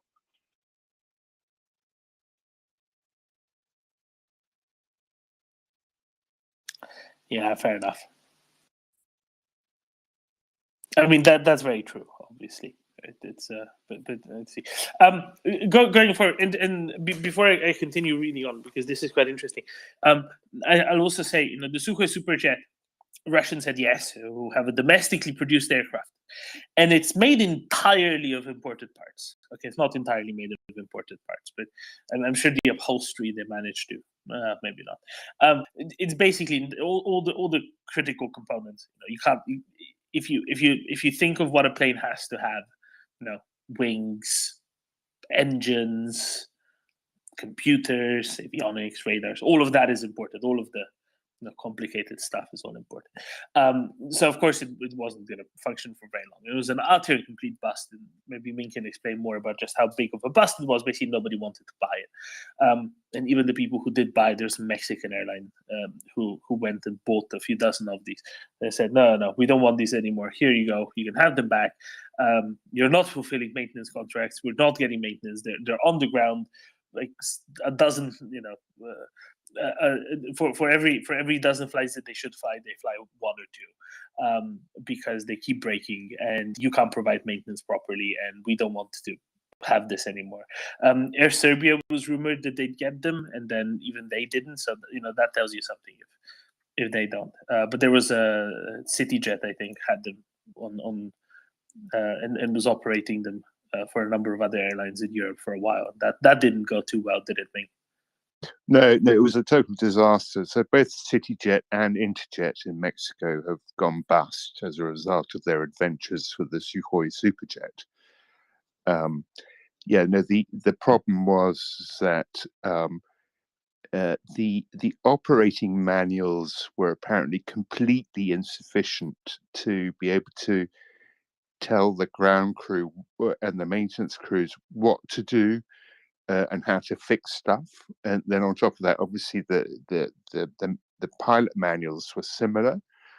And then there was a total failure in providing spares, in that literally there would be like a month's wait for routine consumable spares that all aircraft need, brake pads or whatever it is, never showed up. And a total breakdown by the Russians in sort of forecasting that side of things. So wildly inefficient aircraft, totally uneconomic, and every Western airline who operates it has failed. So I'm just looking at the list of former operators now on Wikipedia of the Sukhoi Superjet 100, and in the notes it says Armavia operated 1, airline ceased operations. Kartika Airlines, airline ceased operations. Orient Thai Airways, airline ceased operations. Interjet, airline ceased operations. Sky Aviation from, I think this is Indonesia, airline ceased operations. It's a lot of airline ceased operations in why they're no longer operating them. It's very interesting. So just a note on those. They're very successful, exceedingly successful at getting airlines to go bust. Klaus? Maybe that was the plan all along. Maybe it was. No, this is their plan all along. We will be the only ones left once we sell these to everyone. Oh my. Klaus? Maybe we will be flying electric planes before they get their stuff off the ground. Could well be. Yeah. Then John? Yeah, so Dorman, so what you are saying is basically when Russia is claiming they now have a domestic, they have domestic production of a fully domestic production of an airliner, right? That's what they claimed. And you claimed it was not because it's imported, almost 100% imported parts. Yes, So and now they can't fly them because they can't get the imported parts. Exactly. So I think I have But- evidence. Yeah, that's fine. But so that actually is equivalent to someone buying a bookshelf at IKEA, and then put it together and claim to be now to be a furniture carpenter, professional furniture carpenter. So yeah, I get the point. Yeah, pretty much. That's kind of what it is, And it's not just that, then, John. But it's like if you buy a Billy bookcase and then assemble it slightly wrong, so it's slightly crooked. It's still fine. It works as a bookcase, but you can see that something's a little bit off. You say, I'm a master carpenter now. Anyway, Ming, let's continue on this because this is, I think, quite interesting. However, the head of the Federal Agency for Air Transport in Russia, Alexander Neatko, I'm sure we'll hear his name never again, says that Western-made planes operated by Russian carriers may easily fly until 2030, provided that work is done to maintain their flight worthiness. No, I think this is quite interesting, right? And they're relying on these what do you call them? Non PMA parts. That. So, yeah, not non-OEM original equipment manufacturer parts. Right, so they're relying on that, and they're relying on, of course, cannibalizing other aircraft, right? What I would say though is that takes a lot of that does take a lot of man hours, right? It does take a lot of man hours because if you think, if you're replacing a part with a part off the shelf, you're taking a part off, you're putting a new part on. That's it. If you're replacing a part with a part from another aircraft, you need to uninstall it from the other aircraft first. So there's extra work that has to go into it, and then depending on whether you want to get that donor aircraft flying another time, you need to put another part in there, and of course you need to do it much more often because these parts already have some stress on them, right? Some mileage on them, some time on them, and it's even less useful in that way. So it really depends, but it's not a very sustainable way of going on. And I really want to know what when he says easily fly until 2030. Is that his projected timeline for the last of these aircraft to still be flying, or what his projected timeline for that is? But we shouldn't expect all of the fleet. Oh, Ming, go ahead. No, I think that's absolute nonsense. I mean, the first place they're going to run into major problems. Let's assume that they can get all the easy stuff right. They can pick it up in Sharjah or whatever, because those guys kind of supply the same things to the Iranians. So the brake pads and all that stuff. But when it comes to the engines, that's where they're going to run into real problems, because all the engines have parts in them that are life limited and need to be replaced after X number of cycles or hours.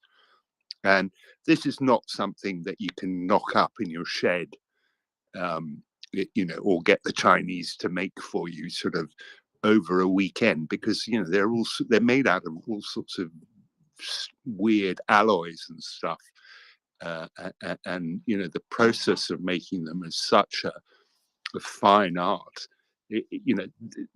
There's and sure, you can ground half the fleet and keep the other half going, but over a 7-year time span, in that time I'd expect engines to be in a shop for maintenance, heavy part replacement maintenance off wing at least twice, right? So that assumes over that time period you've probably replaced about one and a half the total parts in the engine over that time span. So where are they going to get those parts from? And then there's really simple stuff like, do they even have the the trolleys designed to carry the engines when they're off wing. They probably don't. Right? These are, even those things are specially designed by engine type, engine trolleys. So they can rig one up out of a couple of steel girders or whatever, but they'll probably damage the engine in the process.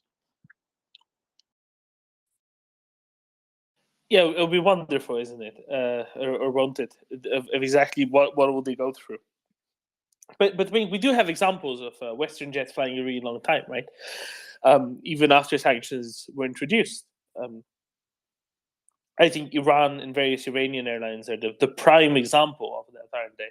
And it's not like Iran has very few planes, right? Iran has lots of planes operating.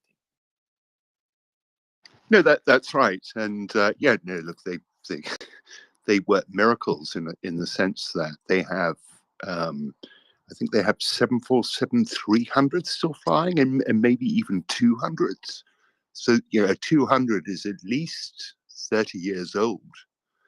Can't say I'd be particularly tempted to fly on something like that, but they seem to be friendly enough. So if they're looking for tips, no doubt the Russians are going to be in touch with the Iranians.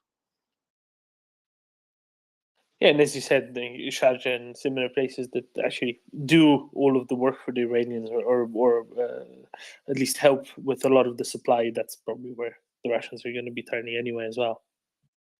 It could well be that the Iranians do have their own parts business, but that's not, that they produce their own parts, but that's not necessarily going to help the Russians, because the aircraft that the Iranians need to fix up are a lot older than the Russian fleet, which is, basically a contemporary modern fleet, more or less.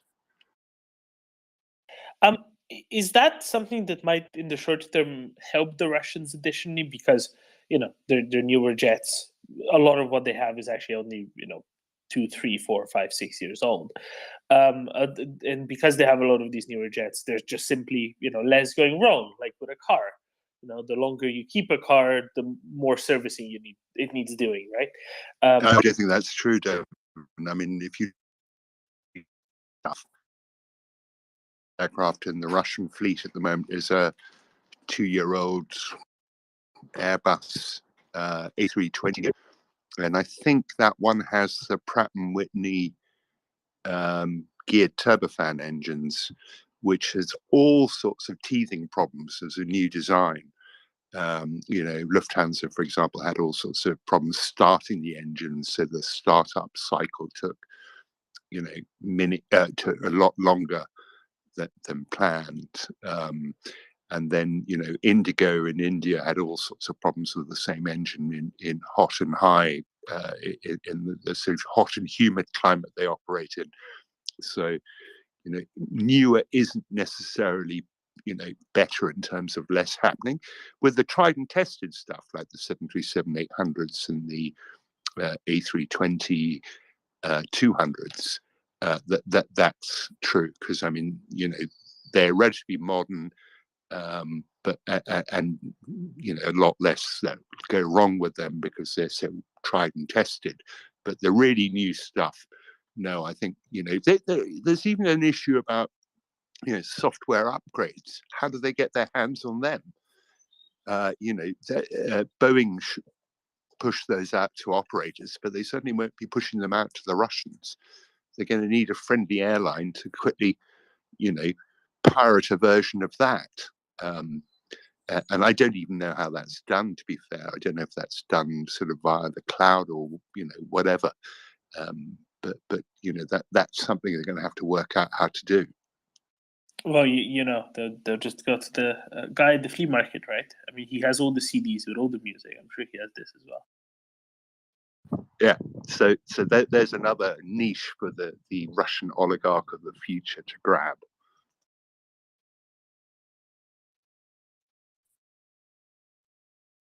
Spark plugs and pirated software. It is like the 1990s. Yeah, it's interesting, isn't it? We've certainly gone back a good 30 years here.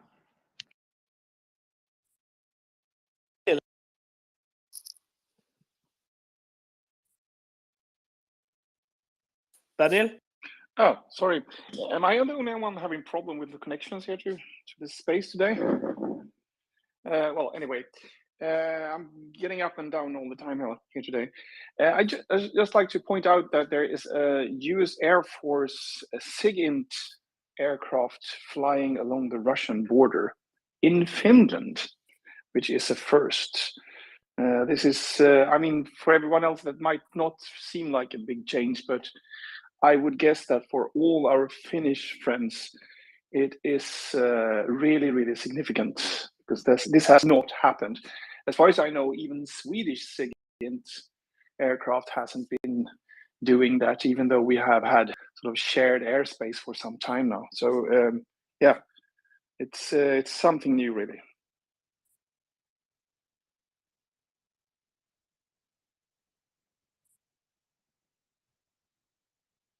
Color me surprised. Are we sure it's not a spoof on Flight Radar? Because sometimes they are.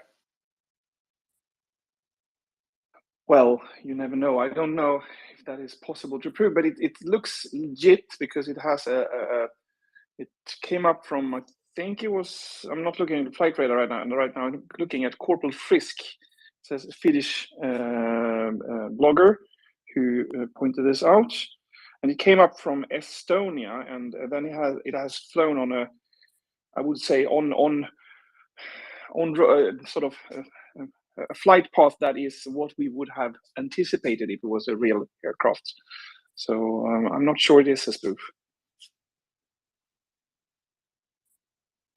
Very good. Yeah, and I think Corporal Frisk usually has, pretty good information. And I forget, is he Swedish or Finnish? Either way, I'm sure he has lots of friends in the area who can just look up at an appropriate time and make sure for him that it is actually there. Yeah, as far as I know, he's Finnish. Doesn't Gunny track this stuff quite carefully? Yeah, the problem is, what the public information is that relies on the ADS-B transponders being on. So obviously, first of all, the plane wants to be seen, right, to have the transponder on, which fine. Often you don't see these various airplanes, and for example, Reaper drones you don't really see on Flight Radar ever. But the other problem is that this ADS-B somehow can be spoofed. For example, in March last year, at some point, there was maybe April last year, the Antonov 225 Mriya was making a circle over Kyiv, right? Obviously, it wasn't because it didn't exist anymore because the damn Russians blew it up. But you can spoof these, and that's why whenever there's some really odd activity that isn't very specific, that doesn't have a lot of detail with it, it's usually there. I think, can it be spoofed? Especially when there's various drones flying, shown on Flight Radar, flying over Crimea or flying over Odessa. I always think, but it's probably just somebody kind of hacking into it.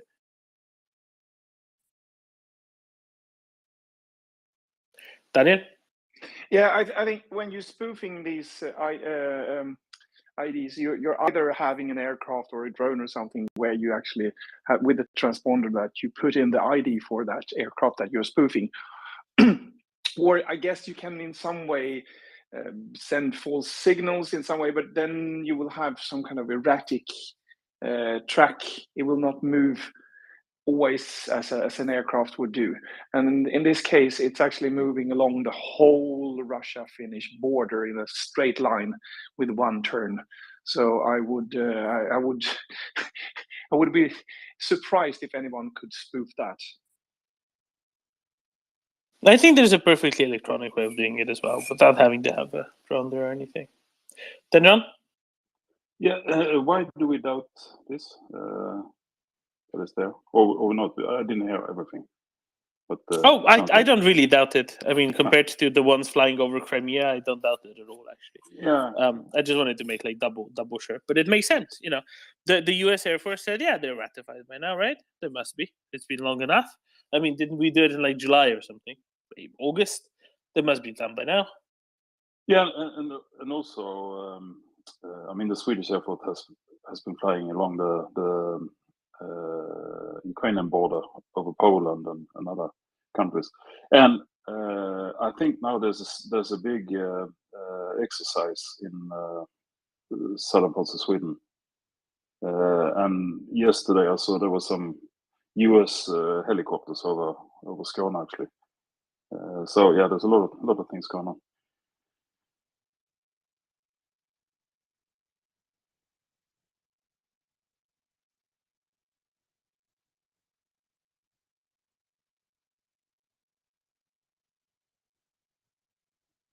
Very good. Sorry? No, I just I tried the sound. That's it's Norwegian. Yep, all good. All good. Yeah, Daniel, yesterday we never got to talk about the other flying thing. Oh, Daniel's left again. Goodness. I wanted to talk about what Slovakia is going to be getting, but Daniel doesn't want to talk about Slovak helicopters. I think he does. I think he's just having internet issues.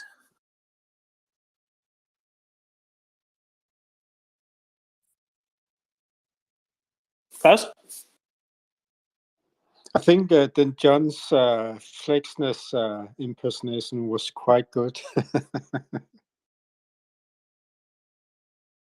I'm surrounded by Nordics, aren't I? So, Daniel, yesterday we never got to talk about the new Slovak acquisitions. And how it's good to be good, and it does good to you if you do good deeds. Karma and all that. Not just Thomas and Bardo's dog, but more generally. And how what Slovakia is getting out of sending MiGs to Ukraine, not just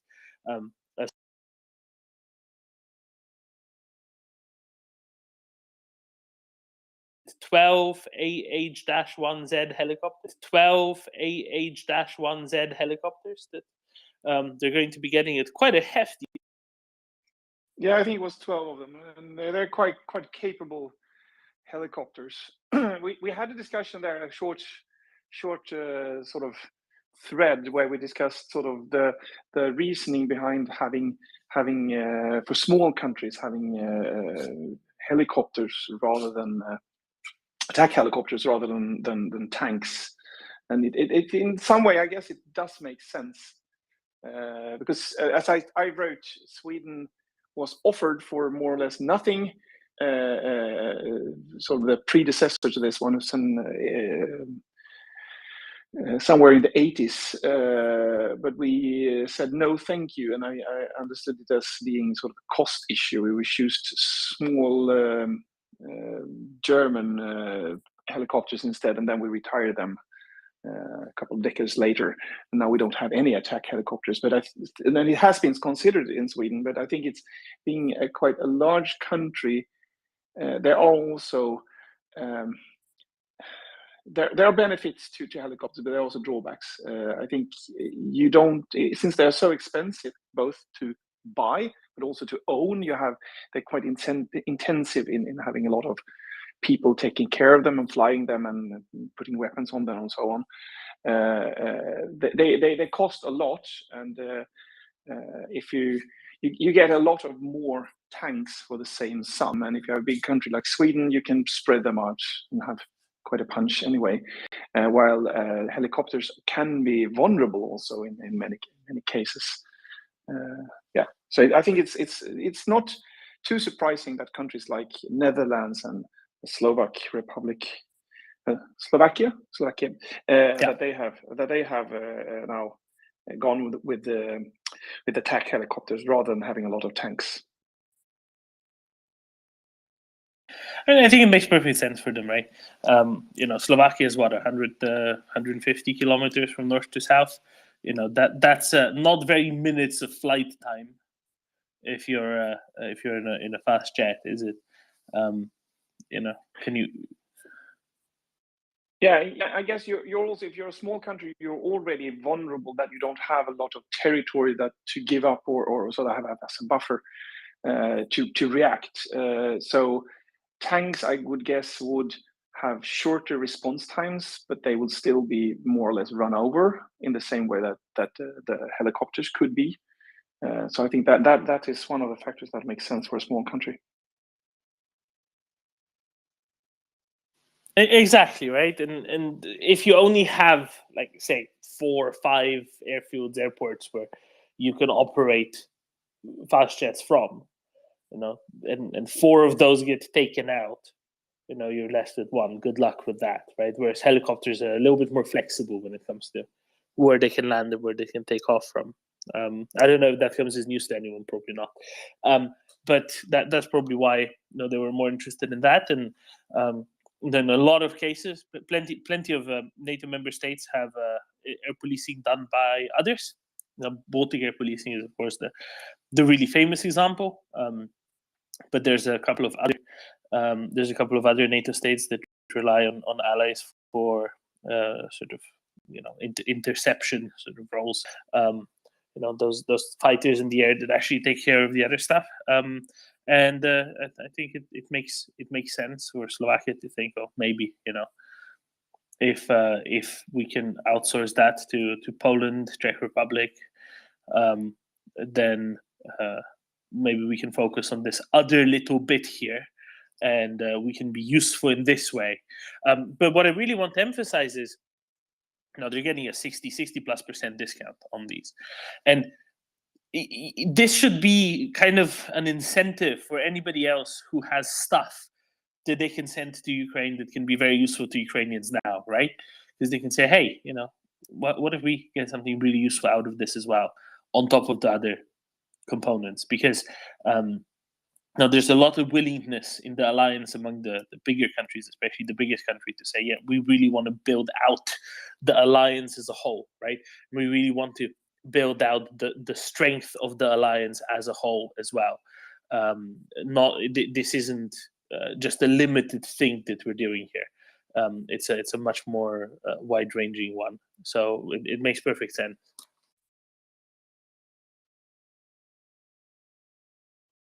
Daniel? Yeah, I totally agree with you. I also think it sort of shows how reliant all the countries in Europe becomes of each other, and how sort of comfortable we are with that. And that's something very positive.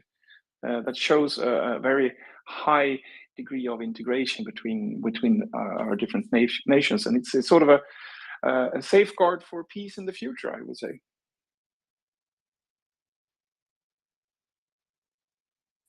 I mean that a country like Slovakia is saying basically that we're going to have attack helicopters, and we let the other countries like Poland be our sort of tank force, and we will cooperate with everyone. Because if Slovakia would just get these, and they would be afraid of their neighbors that they have, or suspicious of them, even just then that wouldn't just do.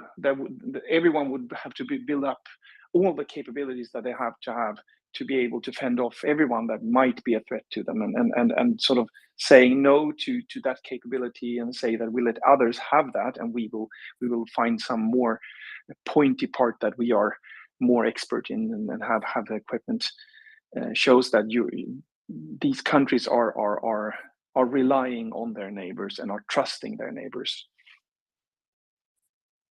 Exactly. That's exactly right, and it's important that this is the case as well.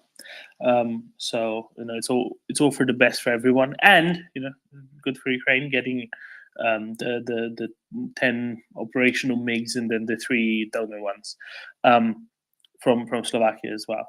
And I think if this doesn't resolve the question of was this agreed with the Americans, I don't know what can. Daniel?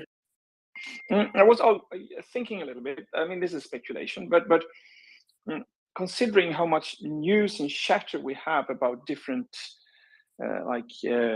Ukrainian pilots are getting A-10 training, they're getting F-16 trainings, and they're evaluated that they can do that really fast. They are getting training on Mirage 2000s. Oh no, they are not. It's just the ground crew. But yeah, maybe things are happening sort of that we are not seeing, and this chatter about things is sort of what's leaking out, and then somewhere down the line this spring suddenly they will have everything, and we will like say, oh yeah, we should have guessed that. You know, Daniel, France has some really good soup. Yeah, onion soup, that's terrific.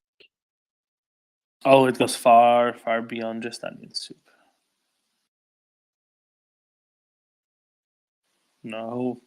Yesterday, the French chap who was writing a lot about this, Arnaud Castanier, he put up, he said, I'm from the region where they're allegedly training in, and where I'm from, we have the Gabou Landaise, like. Yes, great. No, I've not gotten to have any of that in a while, but it's absolutely terrific. And you look at the recipe; it's quite clear why it's just such an excellent soup.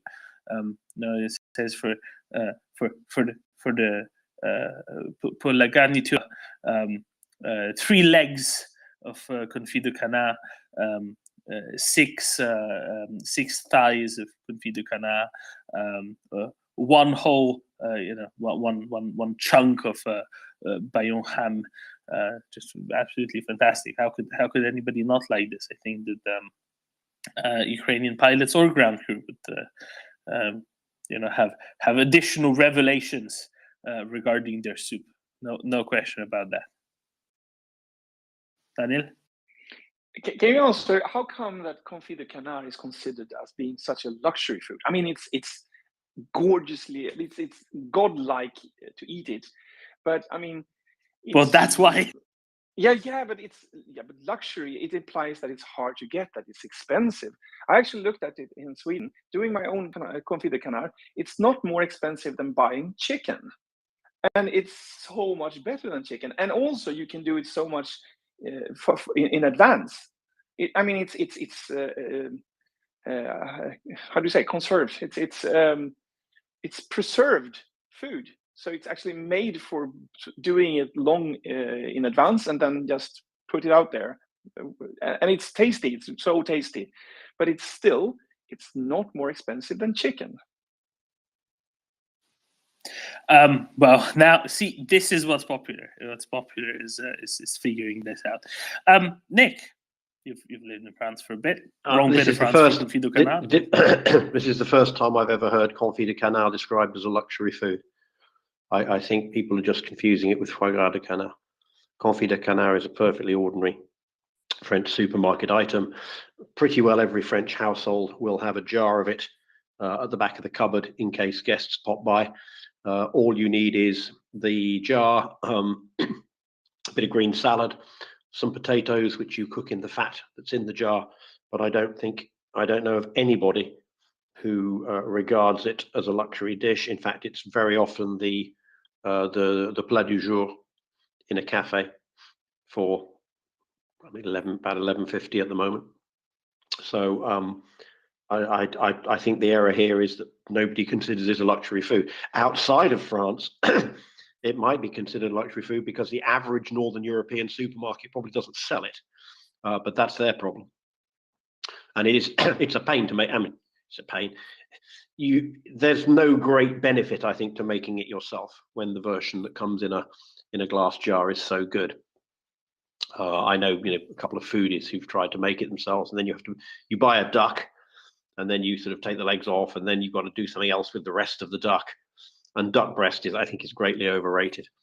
So I like to roast an entire duck, but I wouldn't call it a luxury food at all. It may just be difficult to obtain in countries that in ordinary supermarkets in countries some way from France. But it is absolutely the most. Yeah, no, it's the most standard cupboard staple in a French house.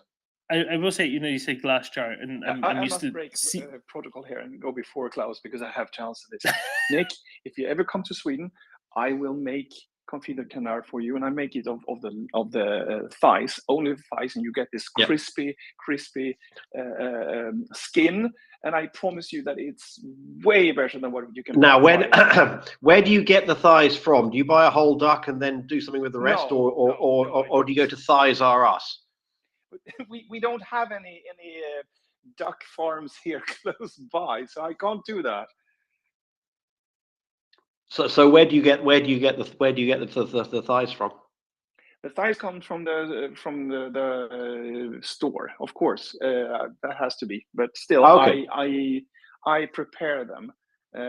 You can buy confit de canard on a can, but then it's actually a little bit more expensive, and it's good, but it's nowhere near what you can do yourself. Oh, I'm sure. I'm sure if I had the time to do all the rendering and everything, it'd be fantastic. So a bit like with the frog's legs, you've got lots of ducks going around in little wheelchairs, have you, in Sweden? No, we should have. But to be honest, it takes time, but it doesn't take much of your time. It doesn't take much time to prepare. It takes plenty. It just takes the pot time and the duck's time. But yeah, the duck isn't complaining. Yeah. All I wanted to say to that is it's a good example of something which is often in tin cans, which is a often things that are made in tin cans are thought of as I don't know, lesser or some such. But if you go historically, tin can food was the nice stuff, and I think confit de canard is one of those. And generally, tinned things in France, quite a few of them are some of those who have survived, at higher levels, the non extremely low levels of quality that you normally associate with tin food. A minor comment there. Klaus? If we see Russians being roasted with an French exocet missile, even the Brits might begin to appreciate this lethal weapon. Oh my, absolutely. That would be that would be some change, wouldn't it? Nick?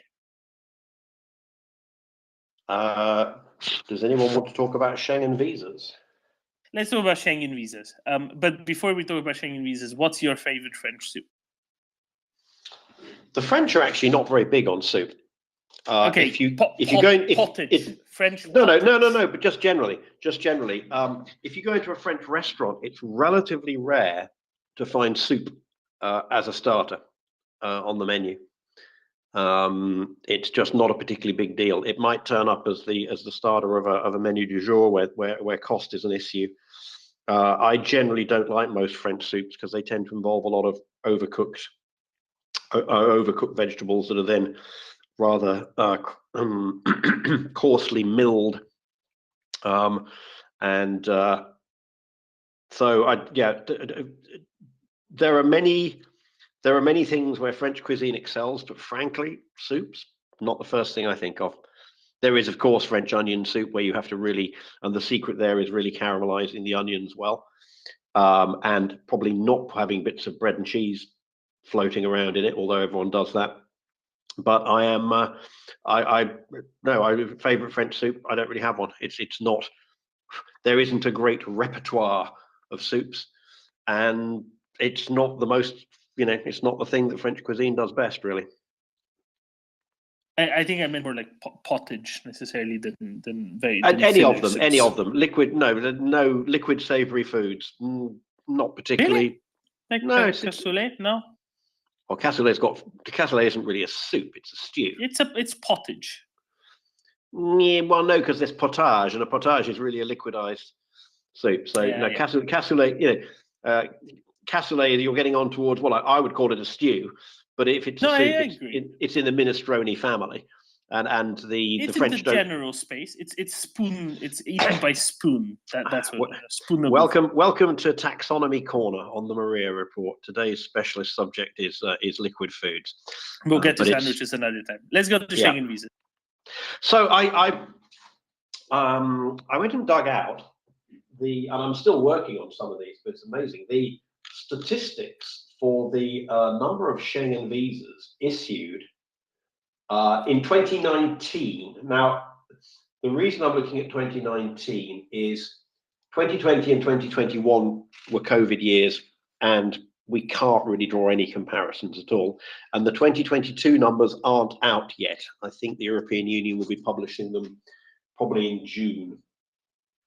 But it is quite phenomenal how many Schengen visas were issued to Russians in 2019, and I don't think 2019 was an exception. You know, how many Schengen visas Russians get issued with? Now we don't. They're the leaders, aren't they? They are the world well, leaders. Let's be clear. The statistics Of the do countries not, that need visas. The statistics that I've got do not tell us the country that issued the passport. They tell us the country where the consulate was located. For example, in 2019, 277,000 visas were, 265,000 visas were issued in the United Kingdom, even though UK citizens didn't in 2019 and still don't need a Schengen visa. So that will have been all the people who live in the UK, want to go to Europe, and are from a country like probably India. Malaysia. Yeah, Malaysia, I think, gets a waiver. Does it? I think Malaysia gets a waiver, and Indonesia doesn't. It's quite interesting. Oh no, here we are, Malaysia. No, there are some. No, Malaysia doesn't. Yeah, I know Barbados gets a waiver, and Jamaica doesn't. Have fun with that one. So, actually, no, hold on, Malaysia only 6,000 people. I think that might have been other people being resident there, because Malaysia was 6,000, Indonesia was 230,000. So I'm going to guess that Malaysia gets a visa waiver. Yeah, probably does then. And yeah, sometimes it's the result of probably a long meeting, or somebody doing somebody a favor. Second visa waiver states. Let me have a look. Which countries do we don't need? So in 2019, people resident in the Russian Federation applied for 4.1 million Schengen visas. 98.5% of which were issued. 3.35 million of those were multiple entry visas. Now, to get a multiple entry visa for Schengen, the reason they give you a multiple entry visa is if you're traveling a lot and you've already had 3 either single or double entry visas in the previous couple of years. I was absolutely stunned by this number. 3.3 million multiple entry visas issued by Schengen in 2019. Now, it doesn't split them between the ones that are valid for 1 year, 3 years, or 5 years. That's not the time you can stay, but that's how long until you have to get another multiple entry visa. But nonetheless, even more amazing. So the population of Russia is 150 million, give or take.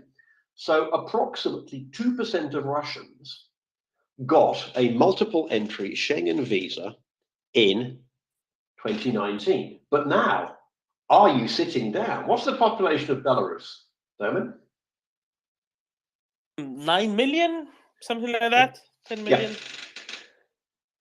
Belarus, or the consulates in Belarus, issued 640,000 Schengen visas, of which 550,000 were multiple entry. That is 6% of all the men, women, and children in Belarus got a multiple entry Schengen visa in 2019. I've only got this spreadsheet about a couple of hours ago, and the first thing I want to do is check that some of this isn't a typo or a pivot table error. I'm going to go through it because I had to convert it. I don't have the version of Excel on me. Pardon? I'm not surprised, because knowing how, like, every Belarusian that I know lives in not Belarus, and all of them have, like, cousins, siblings, and stuff who, have lived in Lithuania for a while now, or like kind of work between Lithuania and Belarus, probably now permanently in Lithuania or Poland. The other thing is, remember, yeah, but these are visitor I know. visas. No, I know. But there's when there's a large number of those, there's also going to be a much larger number of visitor visas, especially when the border is close to the big cities, right? If you're in Hrodna 5 years ago, it was very close to get to both Lithuania and Poland. It wasn't like a trek; it was like a short drive. And I do know that there was quite a lot of shopping being done in those countries cross border. So the somewhat more, affluent Belarusians would do quite a lot of their shopping in the EU. Not daily shopping, but sort of slightly bigger things, right? Yeah. And I do wonder. I seem to remember there was some sort of visa exemption for that to some degree as well. So I'm not 100% sure, but maybe that's worthwhile looking into. And also, if hypothetically Belarusians could only get 1 year multiple entry visas, but Russians could get multi-year multiple entry visas, then that would also be a reason for an increase in the number of multiple entry visas relative, the relatively higher number in Belarus, adjusted for population, because they would keep needing to get them every year, as opposed to those who would get multiple year ones, only getting them every 3 years, every 5 years. I'd have to go and look about what the qualifications are for getting a multiple entry, or the different versions of multiple entry. Hold on. It is complicated because they have a different. Okay, let's have a look. I'm looking to see if they tell us why you would get a 5-year one versus a 1 year one. Excuse the clicking. Apparently, I have the loudest keyboard on the space. You do. I think you have a mechanical keyboard, don't you? I mean, I don't know. It's made of plastic. I have a separate. Yeah, I have a separate full-size keyboard. I don't have a laptop keyboard with the little rubber things. Holders. Well, while you search for that, Ming, please. Yeah. You also have the didn't we talk loudest about noise, the loudest mouse wheel there is. Didn't we talk about this a week or so ago, Nick? About multiple entry visas into the Schengen area. I wasn't here then, so we've talked about it at various times, but I don't recall talking about that. I asked you about it, and you poo-pooed it because you said that multiple entry visas were very rare. Don't think so, but maybe I was having. Well, okay. Not only do I not remember saying it, I don't think I would have said it. So there you go. My mind has completely erased that very substantial error. What I said was, to get the multiple entry visa, you have to have entered several times on a single entry visa, and therefore I assumed they would be rare, because I kind of have this model that people come to Schengen for an occasional trip, and then perhaps 3 or 4 years later they might come back. The reason I thought they would be rare, and if I said so, then I was clearly doing it in ignorance of the fact, was I assumed that the majority of Schengen visa holders, including Russians, would maybe go to Spain for a holiday, and then they wouldn't necessarily go back to Schengen the next time. As I say, to qualify for the multiple entry visa, you have to have come to Schengen 3 times in 2 years and demonstrate that you actually entered. And then they go, okay, well, we'll give you the multiple entry visas to save everybody, having to make all those applications. So I may have said that I do understand that Russians were visa hunting for that purpose and booked multiple trips into various countries to do, comply with the rules formally, and then find ways to either buy leaseholds or buy apartments in the respective countries for exactly that purpose, right? Well, that's I think that's different to getting the visa issued. No, that because comes apart from later. anything else, First, they get the multiple entry visa by means of doing this and scheduling the holidays, their family holidays, even short version ones, in the hundreds of thousands for exactly that purpose. well, normally you'd have to, as I say, you'd have to show that you physically turned up. But again, physically turning up is quite cheap, isn't it? And then again, the multiple entry visa doesn't get you any privileges that the single entry visa does, other than not having to apply for another visa. So it's a parachute. No, because again, you're still subject to the 90 in 180 rules to the extent that those are checked, and the new Schengen electronic border will check them more rigorously. But it gets you in terms of crisis. That's what I'm saying. You need to understand the thinking of the Russians. There's those who believe that they need to be able to move in case of crises, and they know that their country always causes these. And there's those who want to exploit it for different purposes. And they need to have one-time entrance, and then they will try to find criminal ways of getting out of it. That's all there is to it. And even if they fake marriages, that's the whole point. Well, I'm not. You need to see this from their perspective. They come from. No. I mean, exactly, and I have clearly been failing to take this fully into account. But anyway, the numbers are quite extraordinary. So even if most of the Belarus ones are people driving over Poland, Lithuania, 3 million Russians got a multiple entry visa in 2019, and some of those will have been valid for more than a year. So, as I say, the 2022 statistics will be out in June, because I don't think it makes sense to compare the 2020 and 2021 ones, because with the COVID travel restrictions, if you applied, they might have said, well, when are you planning to come to the Schengen area? And they might have said, well, next week. And he said, well, they aren't going to let you in anyway. So I'll ignore those. But my main point here is to say how surprised I was by the sheer numbers. And I think that your interpretation may well have some merit, Axel.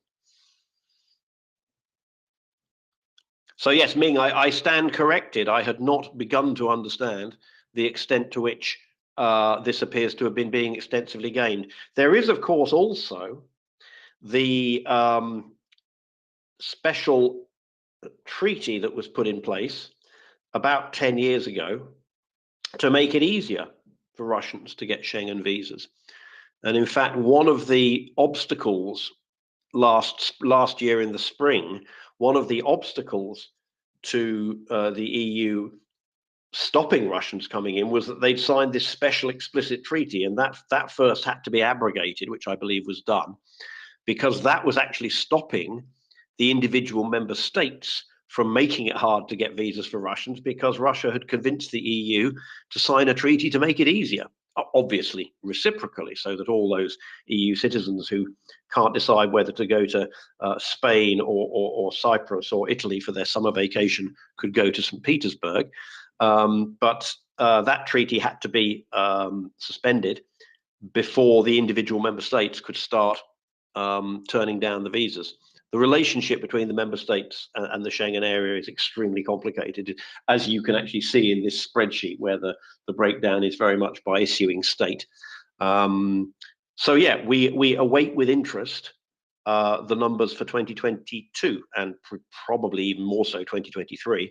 And we hope that these numbers have gone from something like 3.3 million to something more in the range of 0.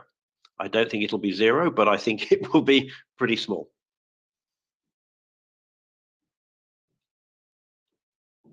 Me. Yeah, no, so my own personal experience of the trials and tribulations of Russians with visas and whatnot is the stuff I witnessed through my friend Sergei in Moscow. And historically, I used to send Sergei the invitation every year, because every year he and his wife would go on holiday in Scotland. He's mad keen on Scotland, so much so that his own dacha is done in this absurd Scottish baronial style with deer. Is it the mug dacha?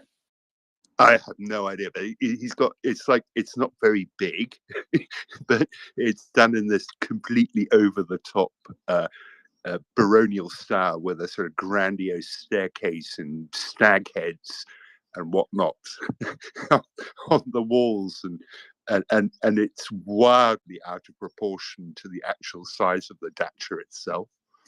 But anyway, so Sergei hasn't been to the UK in quite a few years, what with COVID and one thing or another, and his own health. But now the problem one began soon after the invasion, because obviously the ruble plummeted. But Sergei had his rainy day money tucked away under his mattress. He had a whole stash of British pounds. But he'd been down to the bank to try and exchange them for rubles. And it turned out that in the interim, the Bank of England only issues plastic pounds and he only had paper notes. So this was a total disaster for him. So I sort of suggested, well, why don't you nip down to the British Embassy and see if anybody over there's got some plastic pounds they can swap you for your paper notes, because then they can exchange them in the post office when they're back in the UK. Anyway, it turned out he had £13,000 in 5s, 10s, and 50s stashed under his bed. And now problem 2 has emerged recently, in that Sergei, he doesn't really, I mean, he probably does have a Russian bank account, but that's not his main account. He's got 2 UK accounts, one at NatWest, where he's got a fair bit of cash stashed away, and no, sorry, one at HSBC, where he's got a fair bit of cash stashed away, and his main bank is NatWest, and he's got 2 problems there. One is that HSBC are treating his account as dormant because he hasn't used it in over 3 years or something, and NatWest have written to him saying they're closing his account and he needs to find alternative banking arrangements. So he's absolutely frantic, calling me all hours of the day and night, and over the weekends and things, desperate for me to send him a visa invitation so he can go and rescue his money. And I kind of tell him it's a lost cause, because even if I do send him the invitation, that the processing of that's going to be at least a year before he even gets a yay or nay. So anyway, poor Sergei, struggling with the trials and tribulations of being a Russian, living in Russia, and your safety net isn't functioning as you designed it. And this is what Axel was getting at, right? He's far from alone, and many more will have set up even more involved setups, and therefore try to get multiple entry visas to be able to, in case, or not in case, whenever it is that something will go wrong, to get out. And this why, Nick, the numbers are higher than you would have expected. The other thing, of course, being it is a lot of people, so there will be a substantial proportion who will have tried to do either this or other, I won't call them bypasses, of course, but other attempts at securing their future for whatever might come, be it the 90s or the late teens. Nick? I had a look at which consulates issued the most multiple entry visas. The country that issues the most Schengen visas overall is France, followed by Spain. But in the case of multiple entry visas for Russians, or rather issued in Russia, the most was Finland, 771,000, which I guess makes sense. I guess people in St. Petersburg go there and drive over. Followed by Italy, interesting. Followed by Spain, Greece, Germany, and France. Now, I mean, those are mostly quite big countries, but not certain why Italy would be top. So, Italy is very popular as a tourist destination. Yeah, Right. Especially, it was considered as kind of the fancy place to go to by the Russians a lot of the time, even more so than France. What we don't see in this, because it isn't a Schengen state, is how many Russians are flying to Cyprus on a. I presume they need a visa for Cyprus, but it's not terribly hard to get. That's a good question. But you know, the Schengen statistics cannot tell us this. 933 multiple entry visas were issued in Russia by the Icelandic consulate. That's a bit specialized.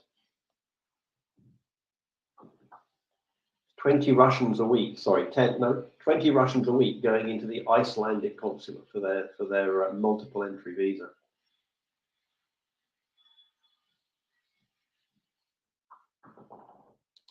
It makes sense to me. Yeah, who doesn't want to go to the hot springs regularly, right? Then John? Yeah, question to Nick about Cyprus. I understand it's not Schengen, right? But so if they have a visa to Cyprus and then want to fly, say to, I don't know, Greece or whatever, wouldn't they have to show the Schengen visa before entering the plane? Wouldn't the airline ask for that, or is it? I mean, is it a gray zone? Or? Whether the I don't. Ryanair are very hot on this. They would certainly have to show the Schengen visa on landing. You know, they would go through the non-Schengen entry, and their passport will be checked, and they will be asked where their visa is. Not being allowed on to board a plane because you don't have the appropriate visa is a big complex issue worldwide. If you turn up at the UK and you're refused entry for any reason, even if you had the visa, the airline gets fined. I think it's 2,000 GBP. It may have gone up. I don't think that there is a Schengen-wide rule on this, and I don't think there probably can be, because immigration, as opposed to the visa, is a national matter.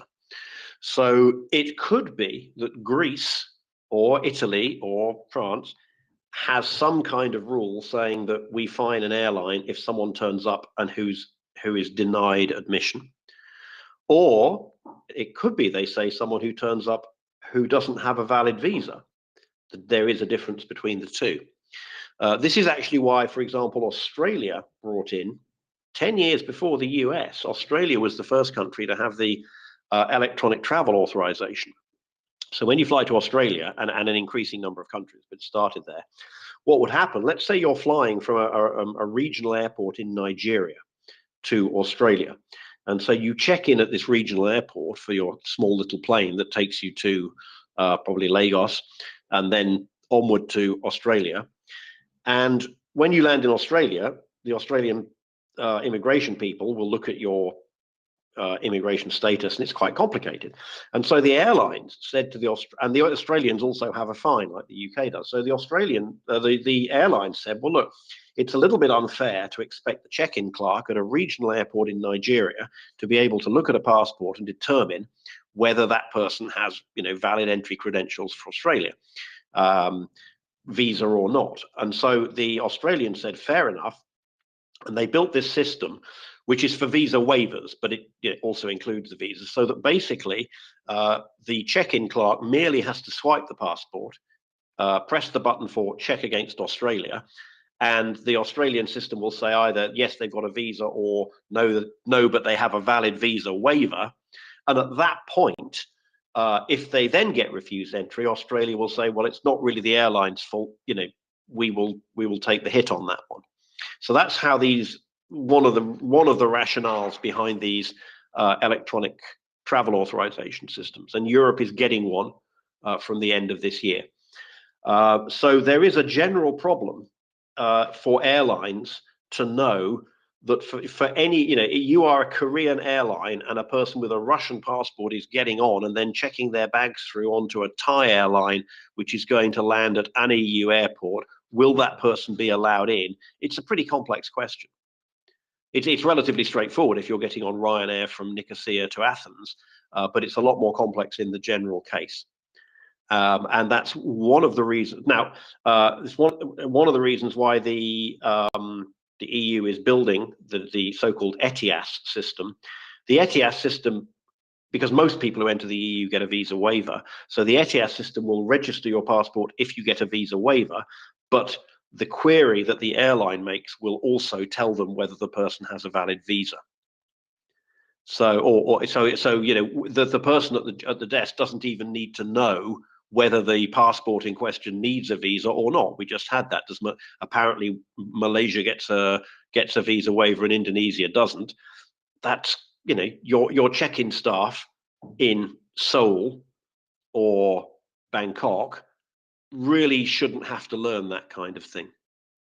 So that's the situation. So it's better if it's done pre-flight, simply because it's easier to deny someone boarding than it is to turn them around and you know, send them back on the next plane. But it's not. That's not what makes the biggest difference. The difference is the need for the visa itself, and to be sure that when a plane from Cyprus arrives at Athens, that it isn't the sort of automatic 12 points, and you know, oh well, you know, it's 10 in the evening, it's the last plane of the day, we'll just let everybody in. They're probably all Greek speakers anyway. I don't know whether that ever happens, but I can imagine, you know, we've all seen airports where immigration, or ferry ports, for example, where immigration has been a little bit slack last thing at night. So, yeah, in theory, they're kept out by the Schengen border control. Hopefully, with the new electronic Schengen border, that will be a bit more reliable. But I don't think we can exclude the possibility that occasionally someone gets off a plane from Cyprus and gets into Greece without a visa. But it's not something you'd probably rely on. You know, you'd expect to be checked. Me? Yeah, no, it's interesting, Nick, that you mentioned Ryanair. I think the last example you gave was, you know, it's not a problem if you're flying from Nicosia to Athens with Ryanair. But you know, here in Ireland, you know, we notionally have a common travel area with the UK. So I can, for example, quite happily, you know, jump on any ferry and show up in the UK and not show a passport or anything. Or I can drive up to Belfast and, you know, nothing's going to be checked, and then jump on a ferry up there or whatever. But the one thing I can't do is get on a Ryanair flight without a passport, even if I'm flying to the UK. Yeah, they're and they won't let you board if you don't have a passport. Ryanair is one of the few airlines that absolutely insists, even for internal flights, on a passport or an ID card. For example, I can fly from here to Barcelona with Vueling with a driving license. But I mean, I always take my Irish passport card. But the other interesting thing with Ireland and the UK is the common travel area is 100 years old, and it was built at a simpler time when you didn't have to worry about the intersection between the common travel area and a common visa policy. And I believe I read somewhere every year Ireland picks up about 1,500 people who have entered Ireland from the UK with they got to the UK with a visa and they didn't have a visa for Ireland. And they didn't get a visa waiver for Ireland, so they were in Ireland illegally. I imagine at least as many, probably more, also go the other way.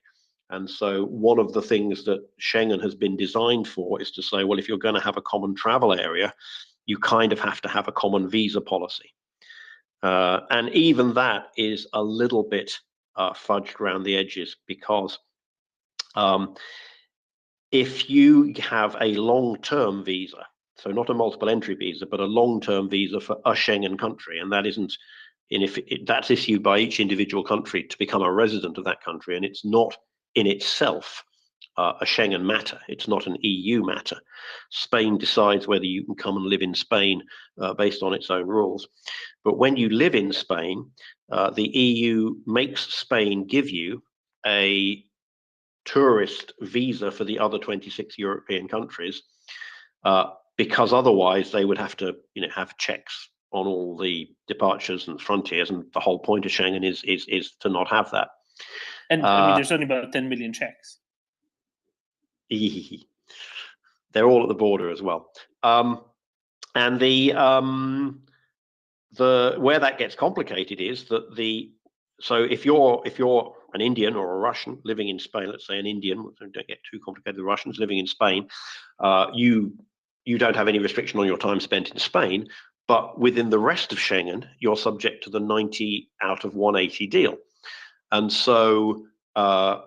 In theory, if you're an Indian person living in Spain, you can't go for a 2-month holiday in France and a 2-month holiday in Germany.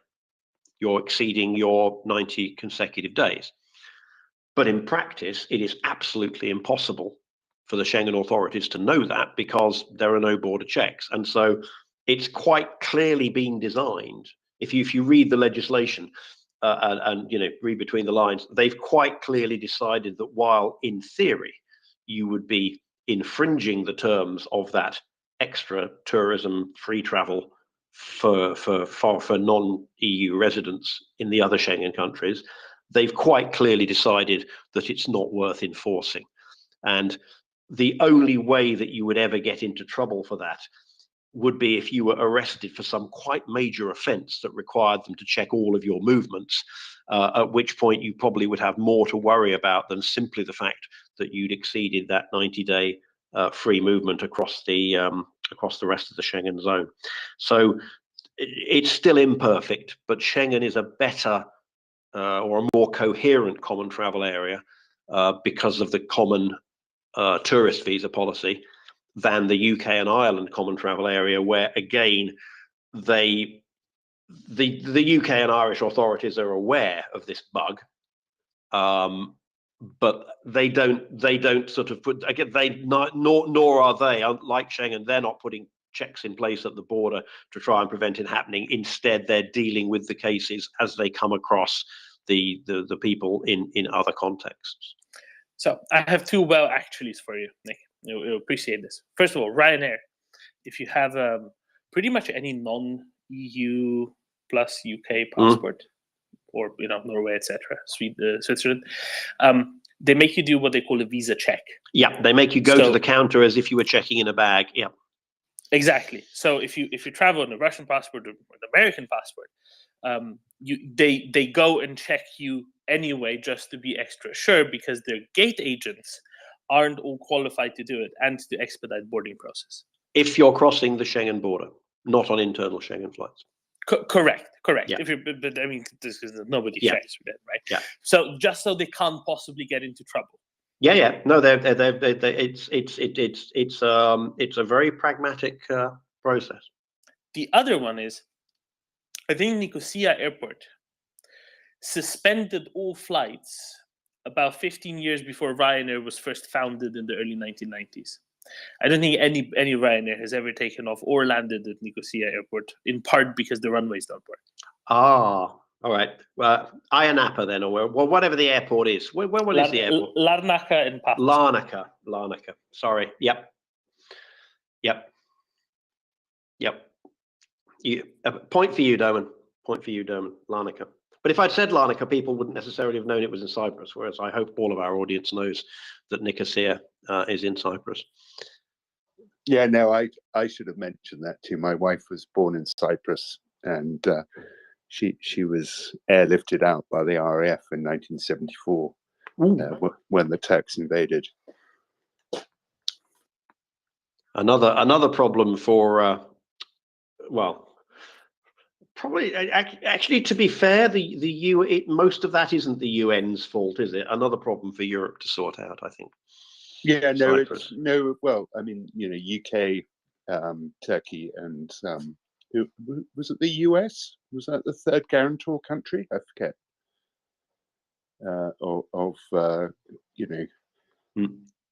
Cyprus sovereignty.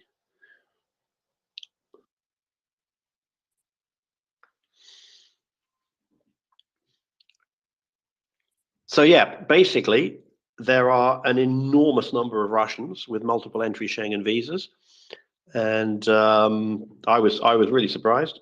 And hopefully that number is dropping off. And I don't know whether they will be cancelled or allowed to expire. I think the majority won't have been 5-year ones. So those issued in 2019, if will be valid either for 1 year or 3 years, they will mostly have expired. And we'll hopefully see, rather than having to actually actively be cancelled, although we would quite like that too. So hopefully the numbers will be dropping off dramatically. So I've looked this up. Treaty of Guarantee of 1960 was between Cyprus, Greece, Turkey, and the UK. But it also says that Article 1 bans Cyprus from participating in any political union or economic union with any other state. So I think even ignoring what happened in 1974, I think we can safely say that nobody's following it anymore, at least since 2004. Economic union, right?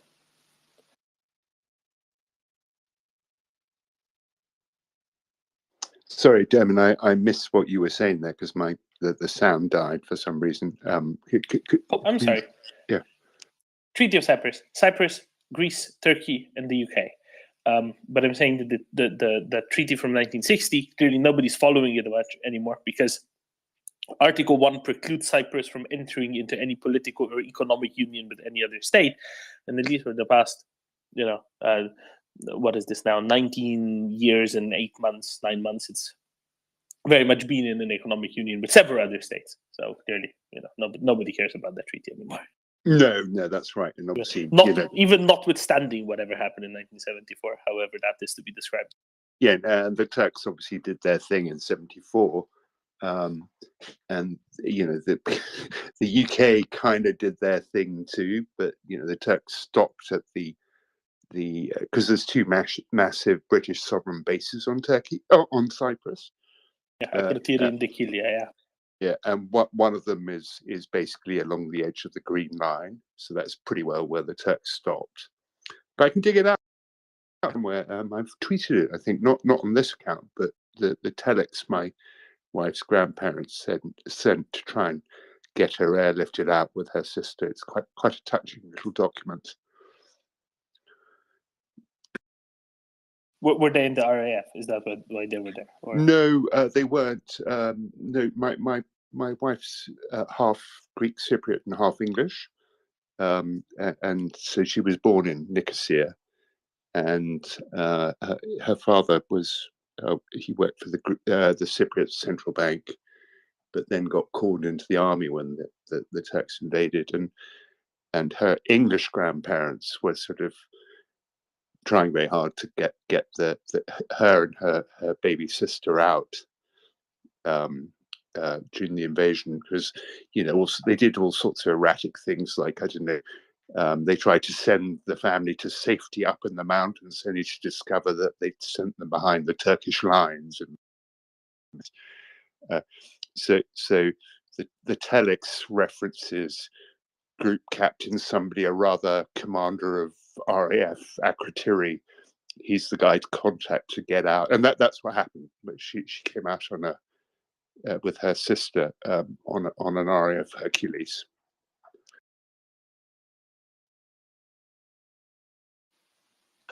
I wonder if that C-130 is still flying.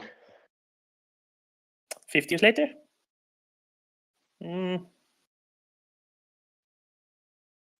I think unlikely.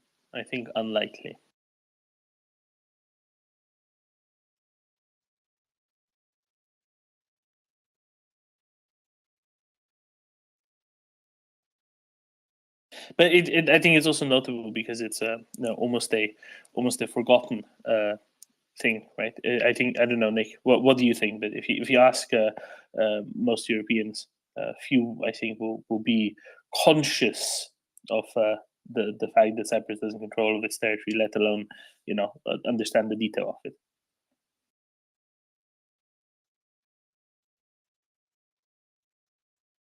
Sorry, I had the microphone. I don't think most people in Europe understand the Cyprus situation at all. It doesn't flare up very often. It's already a long way away. It's kind of the Middle East to some people. Brits may be a little bit more aware of it with the RAF bases there, but I think to most people it's just an island in the Mediterranean, and they go there on holiday, and they might get an excursion up to the is it the Green Line? It's always got a colour on the lines, isn't it? No, yeah, it's the Green Line, but you can, for the last 10 years or so, you can actually cross the Green Line. You can go into the north, and they're all very welcoming and everything. But previously to that, we were there about 15 years ago. We crossed the line in Nicosia, but where we were down in the southeast, we sort of walked up to an area, and it was like, do not go behind this building. A Turkish sniper might shoot you, which we thought was a little bit excessive. But it's fascinating to go and look at, for instance, the ghost city of Famagusta, which is a sort of 60s, 70s,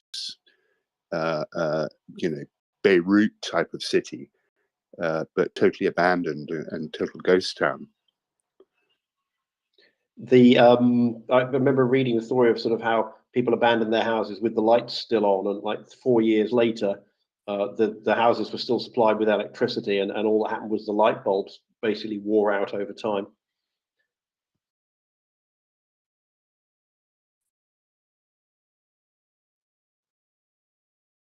But my wife went back last summer to see her family, and she and her cousin, her first cousin, spent their whole time playing this game, which apparently is a lot of fun. Spot the Russian. That's hope it wasn't a drinking game, because they'd be awfully busy in Cyprus, even last year. I think it was strictly non-drinking. My heuristic for spotting Russian tourists on the beach is that the men still wear Speedos. The men wear swimming trunks, like my dad used to in the 1970s. And with that wonderful visage, and we could say, Nick, that those buildings appeared to still be inhabited. Now, yesterday, something appeared in the French press, an appearance, but sadly, perhaps it was a mere mirage. Latin, what do we know?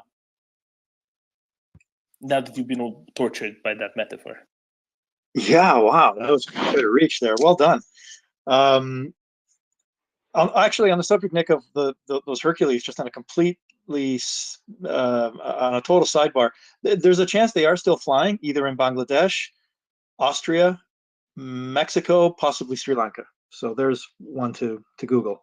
So what was reported yesterday really did spread quite a bit on Twitter, and the French AFP is reporting today that I think it's coming. I think their sources, the French Ministry of Defense, is that it's being denied completely, but the French Ministry of Defense, or at least according to the AFP report, are countering that report with two specific claims, which is that the Ukrainian crews are there, but that they are, I'm not talking necessarily pilots, but that Ukrainian personnel are there being trained in surface-to-air missiles. And okay, that one, fine. We know that there are French surface-to-air missile systems that have been sent or are planned. So that's always possible. The second claim I thought was interesting, which is that there are pilots there being trained for survival upon ejection from their aircraft, survival tactics. Now, I thought that was interesting because my first thought was, well, the Ukrainian Air Force, their fixed-wing Air Force and the rotary wing, for the most part, are operating over Ukrainian, not just Ukrainian, but Ukrainian-held territory. So if this is true, what they're saying is about training them for survival, that would certainly indicate the possibility of operating in enemy-held territory at some point. And that would mean going much deeper into that territory than they have so far.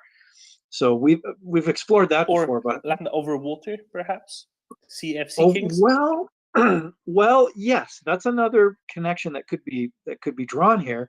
I don't that you would have to check where are they training.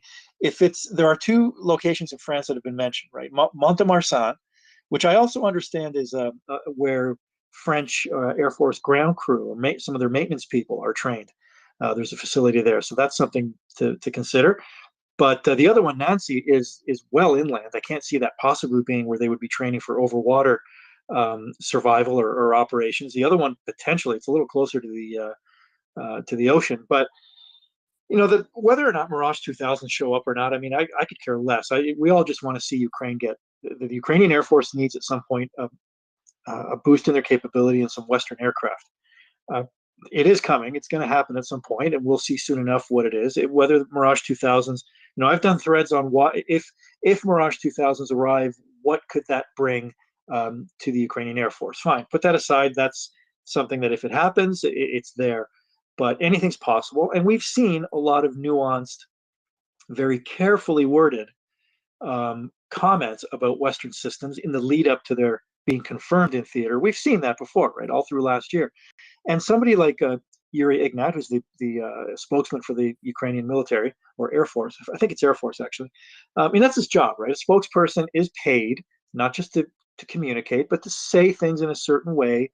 And he's paid to be careful about what he's saying and what words he's using. And I didn't hear an outright denial. No, we're not getting Mirage 2000s. That's not on the table. We're focused on something else. So that doesn't mean they're going to get them, but it means let's just wait and see what happens. But the comments from the Ministry of Defense are interesting insofar as they're quite specific about other things that are supposedly happening with Ukrainian personnel in France, and the confirmation that they are there. Because as of February, there had been what I was hearing from the French government was we're talking with the Ukrainians about possibilities of training. Okay, well now it sounds as though they are training. They're doing something there. So we'll wait and see. But that possibility of that training for survival after ejecting from an aircraft, that has, if that's true, that has only one potential use, which is the Ukrainian Air Force operating deeper into occupied territory. Why would is this something they would not normally have had as part of their regular? I presume these are people who are already combat pilots and are possibly converting or to another type of aircraft, or I'm just wondering why this wouldn't be a standard part of the training for any military pilot in Ukraine. You see what I mean? Why this wouldn't have been part of their basic training? Nick, that's an excellent question. That's an excellent question. You're absolutely right. That this would be standard in most countries, certainly yeah, absolutely. It would be part of the training of most combat pilots. So I was sitting there and I hadn't been paying that close attention because I thought, okay, unless there's something very specific that when you eject from a Mirage, you've got to have. But I would have thought, kind of once you're out of the seat and on the parachute, I think it kind of doesn't really matter whether you came out of a Mirage or an Su-25. So it is interesting, isn't it, why they would not already have had that? Because I just assume. I mean, first of all, I assume it's not a particularly, it's not like 6 weeks, but also it just kind of surprises me that they kind of haven't done that already. But I mean, maybe they just never had that capacity. Maybe the only capacity to do that, maybe the specialist training unit for that for the Soviet Union ended up in Russia, and maybe Ukraine's pilots have never had access to it. And so when they were going down, this is exactly the kind of reason why you take your defense minister and your Air Force minister along when you go on a visit to Kyiv, and they go off and have a bilateral meeting and they say, what can we help you with? And, they'll say, well, can we have some Mirage 2000s? And they'll say, well, that's for the president. And they'll say, well, we could do with some, behind enemy lines training.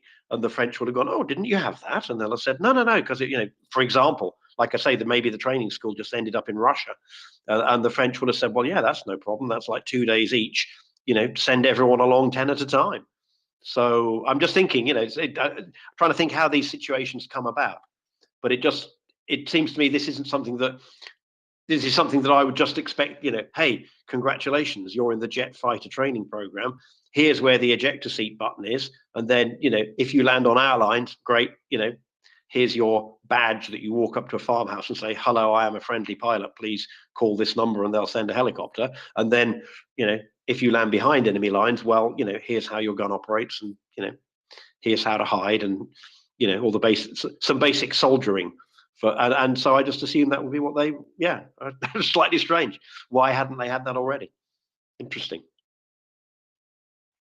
Latin, jump at it, and then I think I have a suggestion as to why. Okay, no, I agree with Nick that this is a very interesting question, and the Ukrainian Air Force pilots have been in combat pretty steady since 2014. I find it odd that they would have to go to France specifically for this kind of training.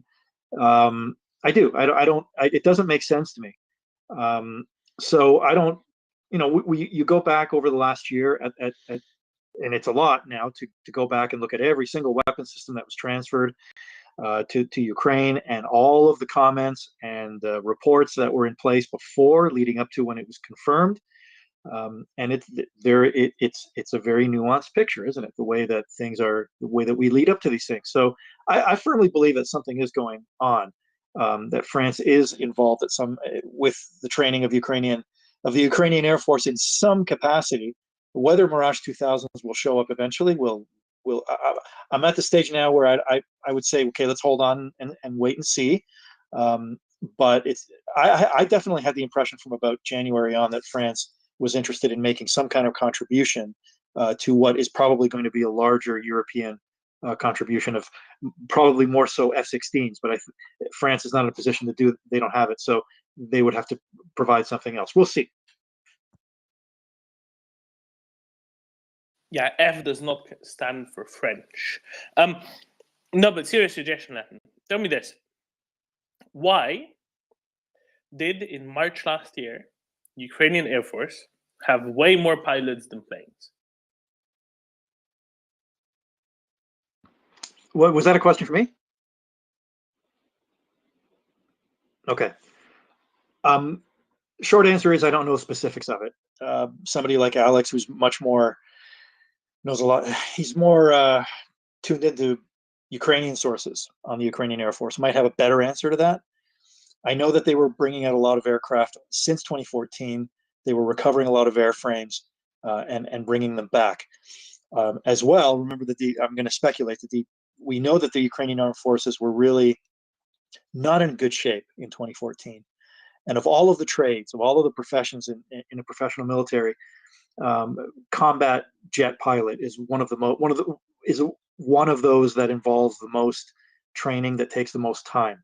So if they were trying to, and that we know that there was an excess of aircraft, because when the Russians took Belbek, there were a lot of MiG-29 sitting around, most of them unserviceable, and that clearly shows that there weren't enough pilots.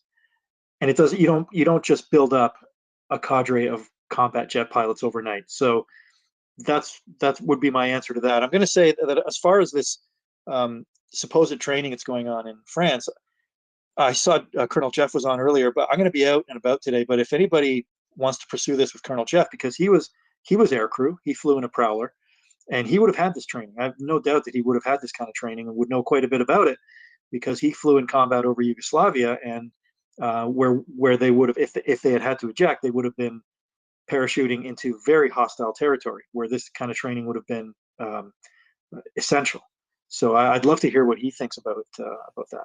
So Latin was one of the things that Alex told us not that a lot of pilots returned from civilian jobs back into the Air Force at the outbreak of the full-scale invasion.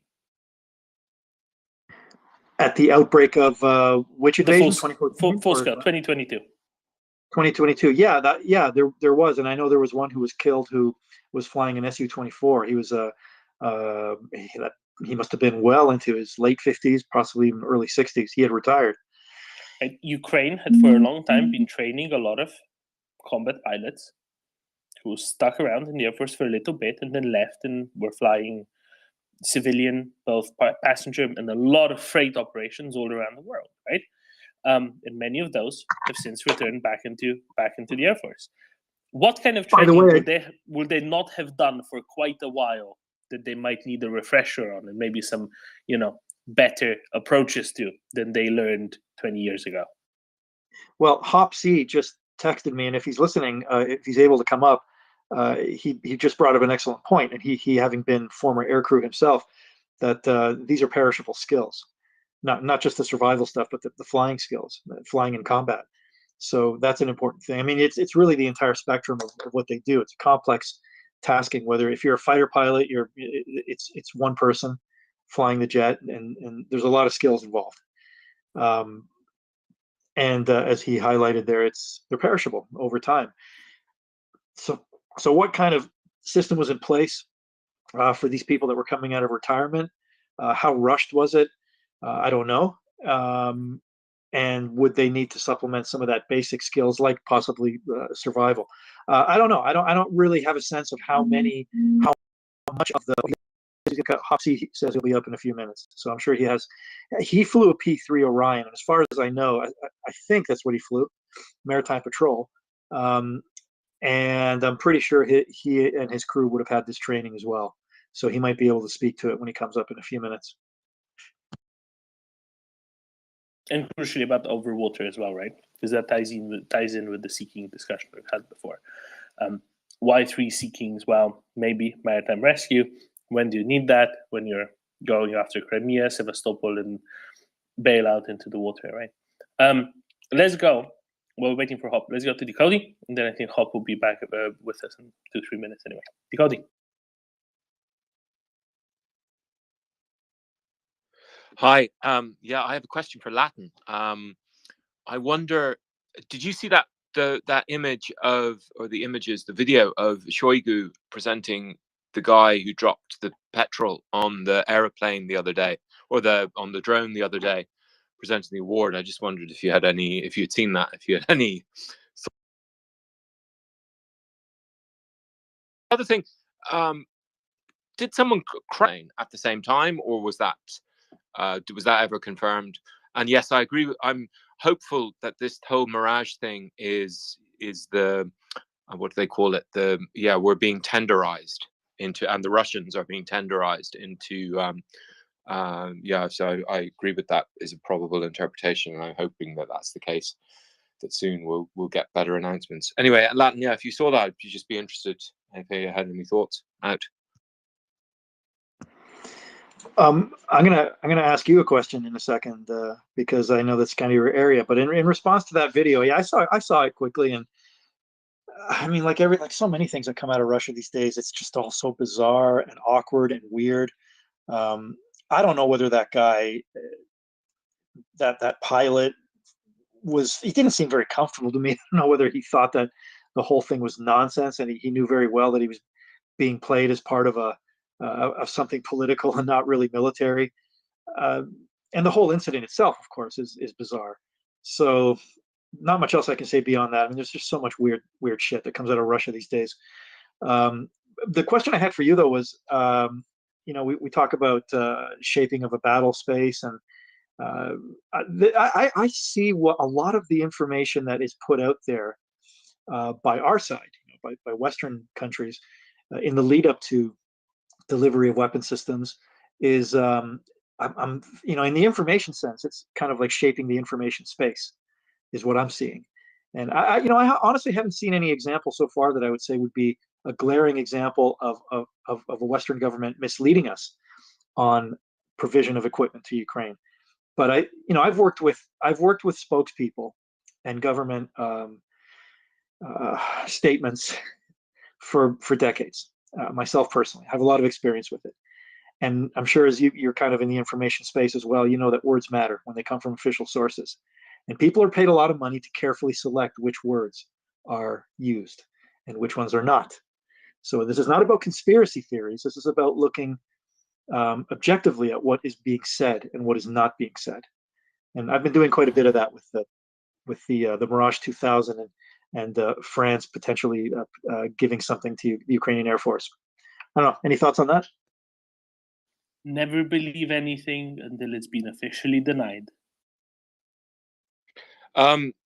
Yeah, I mean, our presumption is that there is truth, that we're not deliberately misleading. And so when President Biden was making his statements from November 2021 onwards, and particularly those statements in January 2022, I listened to them with the presumption that he is telling the truth, and that was the weight I put to it. And I remember attending this virtual town hall with the US Embassy in Ukraine, because I was in Ukraine as a diplomat at the time, and they used the same formula of words. I think it was 7 or 8 times in the hour-long meeting, which was, we strongly advise all US citizens to consider immediately leaving Ukraine. And what I found remarkable about this is that very few other people in my organization, whose job it was to establish the facts in relation to these kinds of things, took this seriously. And they don't operate on the same presumption. They've been kind of convinced that they're always lying, they're all lying. And what you say, I was thinking about what you were saying about the Mirage things. I think you're right. I think for me, being ethically disciplined. So today, I've been, one of my campaigns at the moment is to persuade China to invade Muscovy. And as a Buddhist, I feel very bad for the parts of Muscovy which are occupied by Muscovy, which I'm now inviting China. Invited their foreign minister today to invade Khabarovsk, or Boli as the Chinese refer to it, because all those T-62s or T-64s or whatever are now being sent to Ukraine. So and so I think, I mean, to a certain extent, you can still be ethically disciplined and suggest something which is not very nice if it's to defend the international rules-based order. That's how I would get out of it.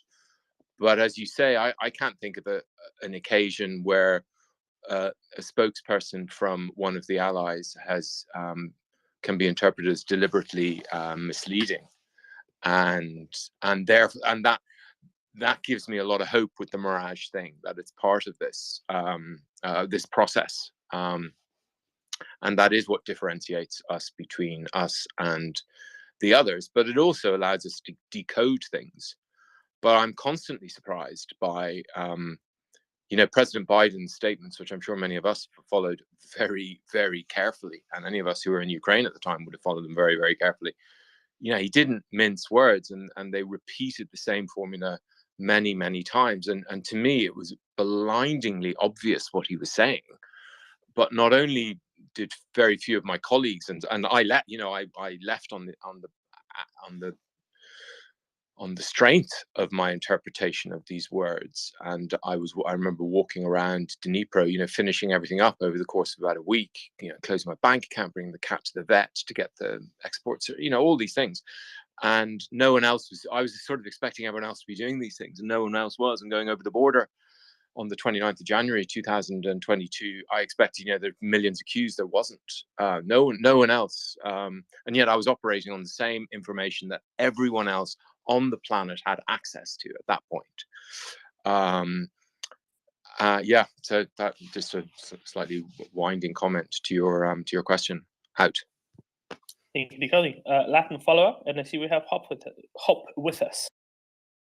Yeah, I'll make it quick. I really want to hear what Hop has to say. To Decoding on just, I had a moment there to think about that spectacle.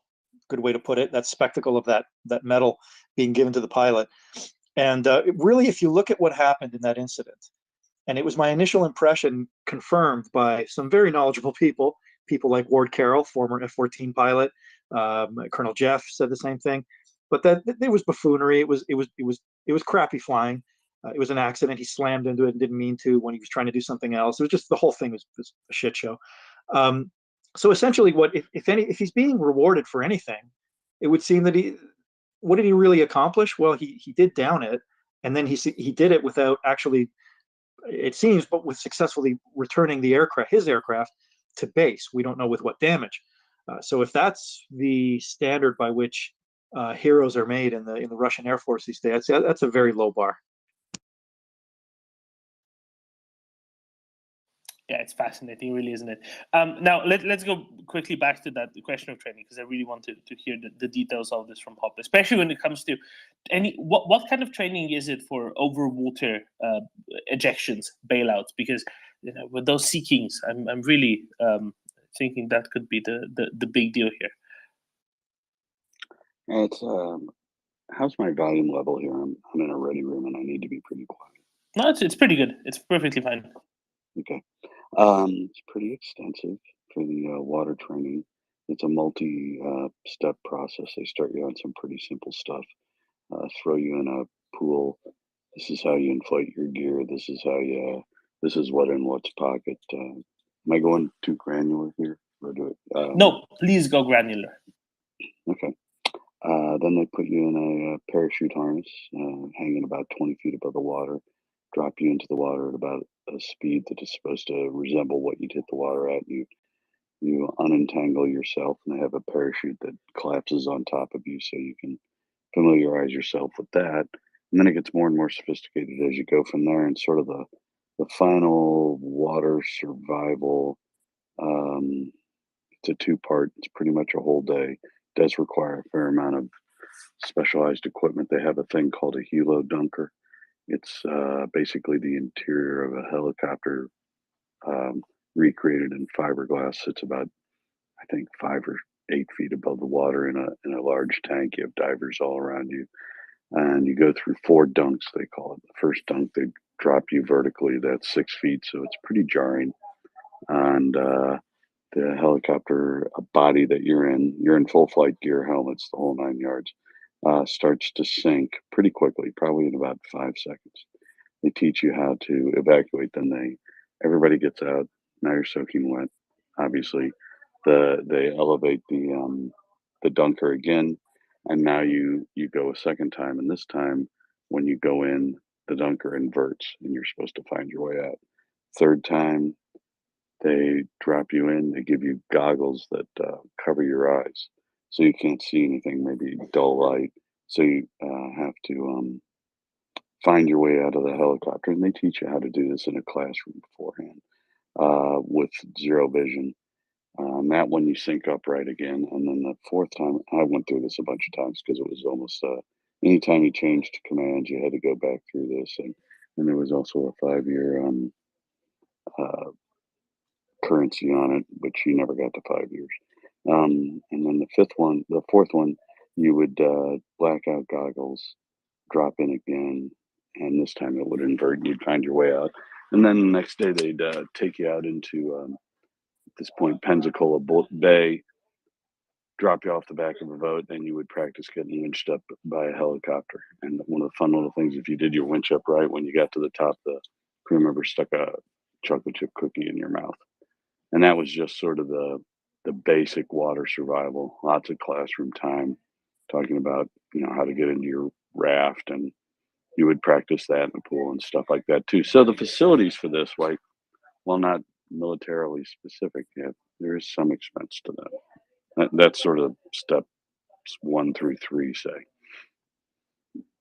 So would you say that this training is both extensive, intensive, important, and it needs to be done both the right way, but it needs to be done relatively regularly anyway? So a lot of Ukrainian pilots might want to be going through this. Relatively, first time you go through it, it's definitely kind of intense. It does require a certain amount of currency with it, and if you don't do it right, you can survive an ejection and not survive your time in the water or your impact with the water. We unfortunately had a student back in the day who I think they had an unrecoverable spin or something like that. And the instructor and the student both got out. The student was not super water capable. I don't think he was a strong swimmer, and he was so panicked about being under his parachute that he managed to drop himself out of his parachute harness because you prepare your harness by releasing most of the buckles. You know, you're supposed to do that when you're seconds from impact. He dropped hundreds of feet to his death. So you have to get this right, and you have to. There's a little bit of training to it. It would almost be considered a day off compared to a day of flight training, where because you don't have to do a lot of prep work or anything for this. They sort of spoon feed you the whole thing.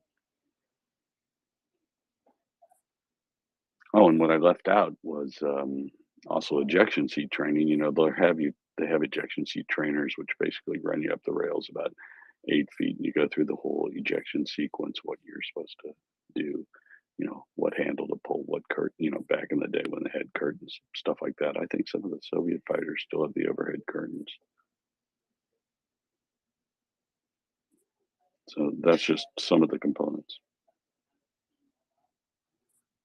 That's really interesting. Excellent.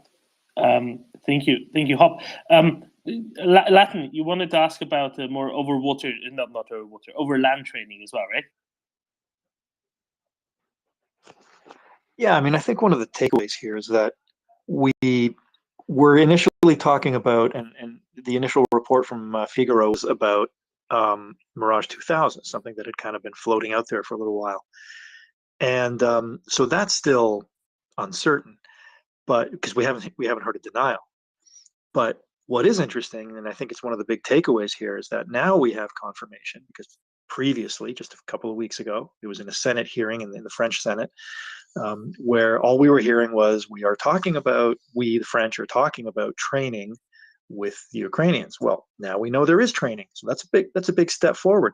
It's not flight training necessarily, it's not what they're confirming, but there is training of Ukrainians in France. That's a big step.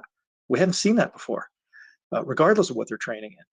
That's a level of involvement for France that is new. But it just further to what Hop was talking about, because Hop, you were talking about and that's all the way the U.S. Navy does it, right? The very extensive, very incredible facilities they have for that sort of training. And so what I'm curious about now, I don't think we have an answer to this right now, is that type of training, whether it's over land or over water, what exactly are they doing in France? And there are 2 bases that have been named specifically, I think officially now, as where the training is ongoing. And one of them was well inland, and the other one is closer to the ocean. So there potentially could be some of that over water training, but we don't have enough information on that right now. As far as the overland training, I kind of, Latin said earlier that he would be surprised if they needed to do that out of country. I mean, you could do that almost anywhere. You probably need about 3,000 or 4,000 acres of land, and and a training facility, which would be 3 or 4 classrooms and a fake prison. And what they would do is what the Navy, and I'm pretty sure the Air Force calls it the same thing, the SERE program, survival, evasion, resistance, and escape, and is SERE. And you do this in stages. You show up for this training. They do it in various places in the United States.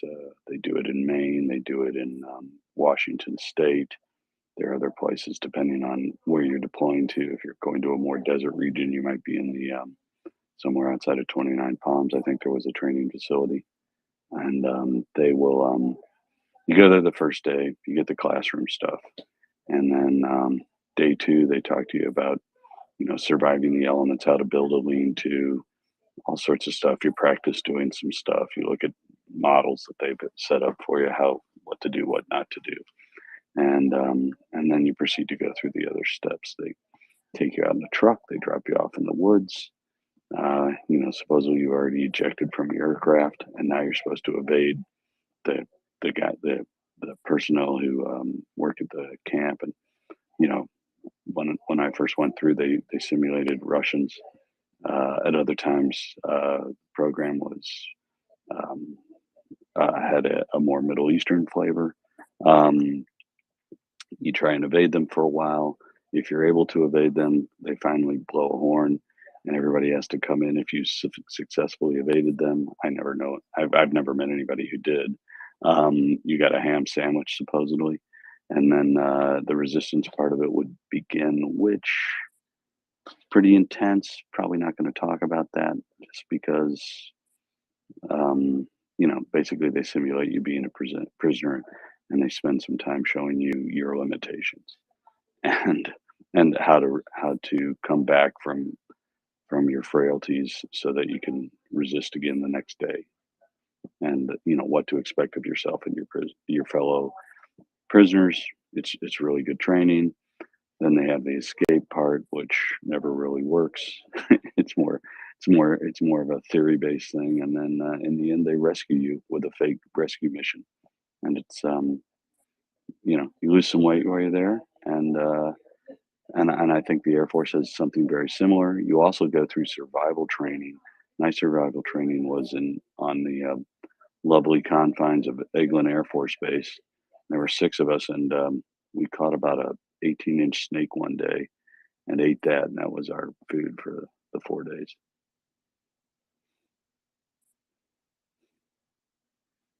Hop, in short, would you say that this training is something that's really worthwhile for Ukrainians to be doing, especially if they will be conducting maybe deeper operations not long from now, and more JDAMs especially, perhaps?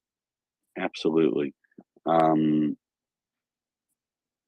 What is important about it is it prepares you for what might happen, and gives you plugs you into whatever their search and rescue plan would be.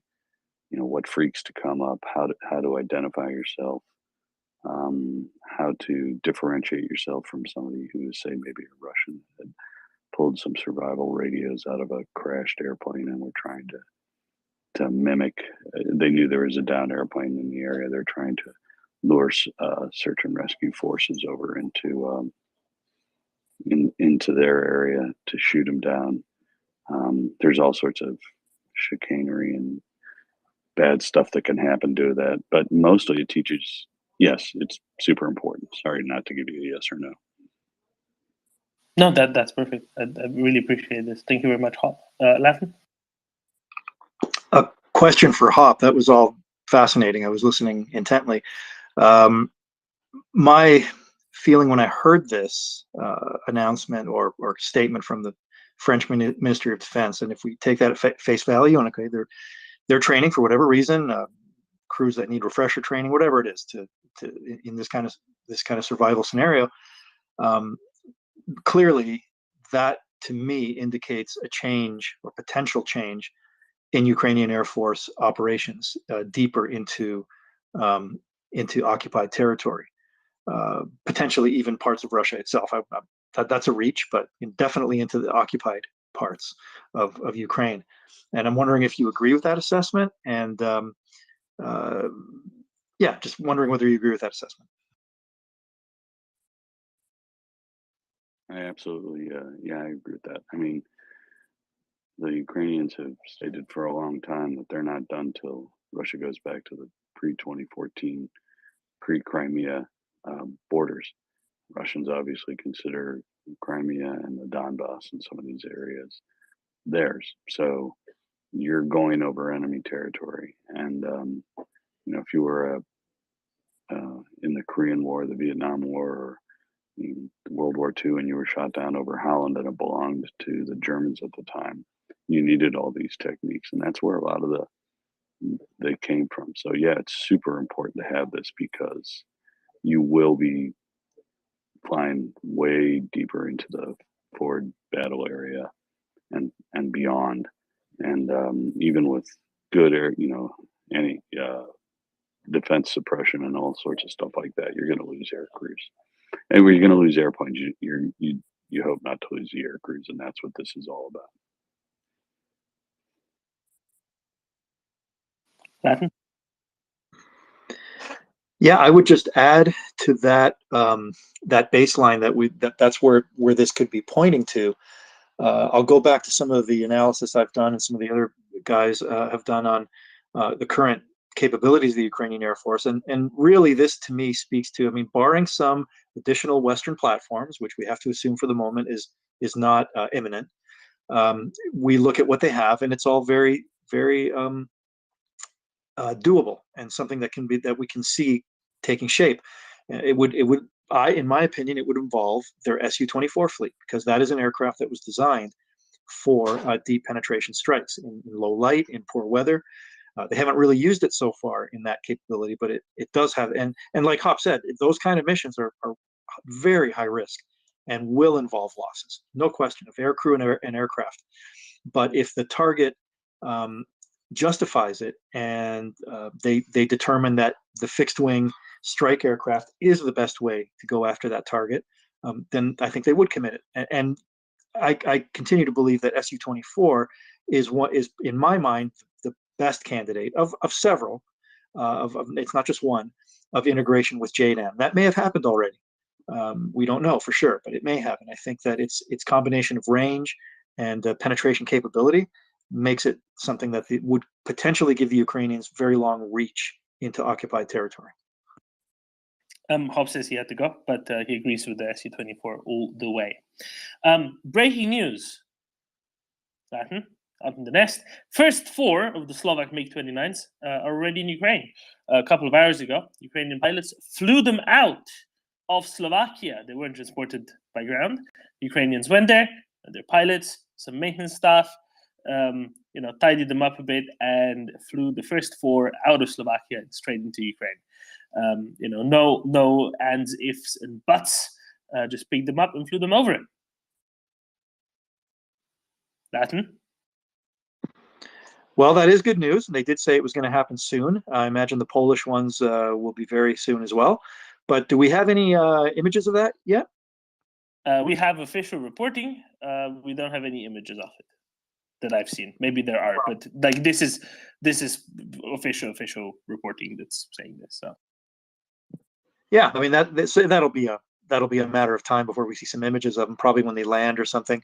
Yeah, it's fantastic news. It's really a serious addition to what they have already. We'll get them through. I won't go at length about it. We've talked about this before, but I'm kind of curious to see images of them, to be honest, because there may be some clues visually as to whether there have been any changes made to them in the year that this has been on the map or on the radar. It's been a year now that the transfer of aircraft from Poland and Slovakia has been discussed. So there's been some speculation out there, and it is strictly speculation, that during that time there may have been work done between the Ukrainians' knowledge of the aircraft and some of the next phase of upgrade that the Polish had been planning on their MiG-29s but did not get to. There was the potential, technically, from an engineering point of view, of exploring some additional some modifications to the aircraft. But we have zero confirmation of that. And visually seeing them, I'm curious. As an airplane spotter, as an enthusiast, it's something that I'm going to look at closely to see if there's any clues there.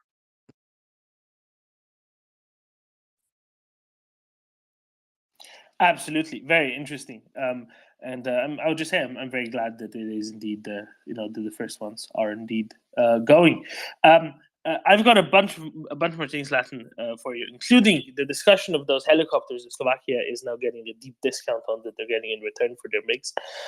And if you have time, we can turn to that in a couple minutes. And first, take Chris and decoding. Is that right? I'll tell it is yes. Chris, shoot. Just don't shoot down any of those MiGs. Yeah, mine's quick, Damon. Just to say that is great news, and that's how it's done, eh? Just pick them up, fly them over, job done. Brilliant news, mate. Absolutely. Decoding. The timing is intriguing because remember we all remember that whole palaver over the MiGs coming from Poland the last time, ages ago.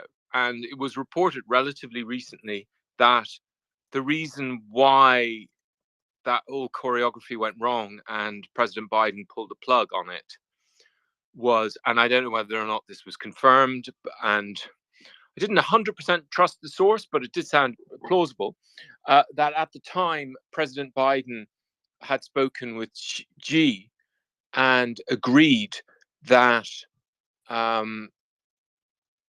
that if China didn't send any weapons, that America wouldn't okay sending airplanes or escalating or something like that. But anyway, that whole palaver over the MiGs the last time was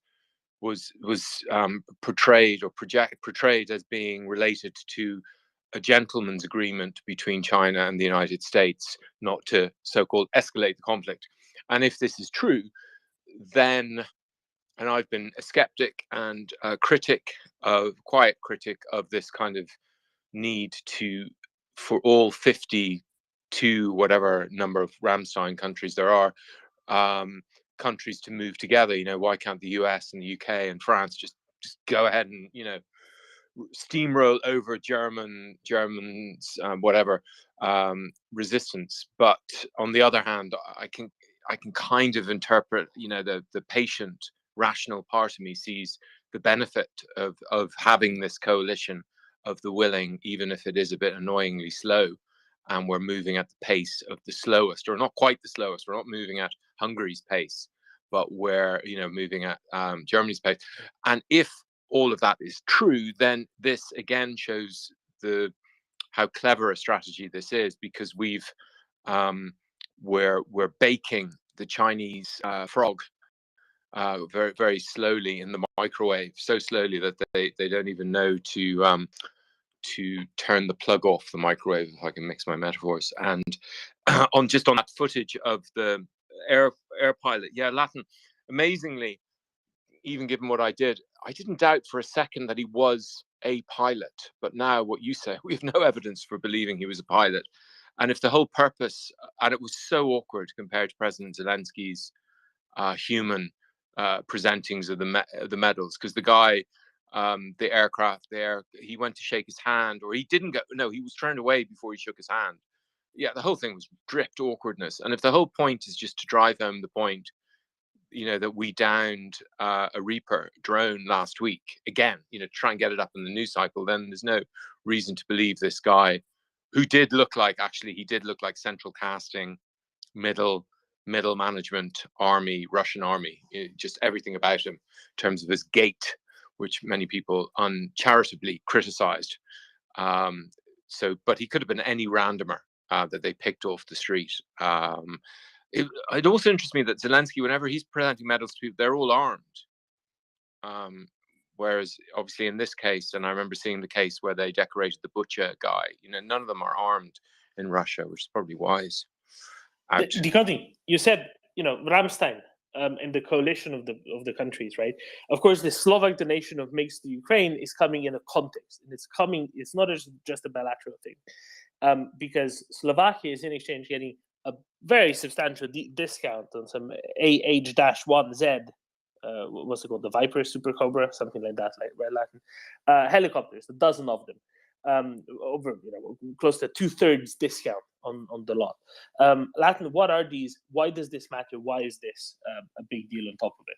Because beyond just showing the unity of the Western Alliance and working together towards a safer Europe for all of NATO.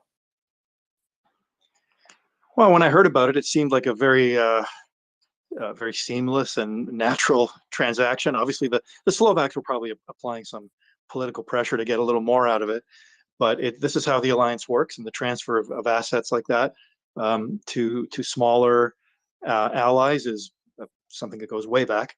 And it's a very capable gunship helicopter. It's the Czechs have also signed for them, so they are basically going to be replacing their older.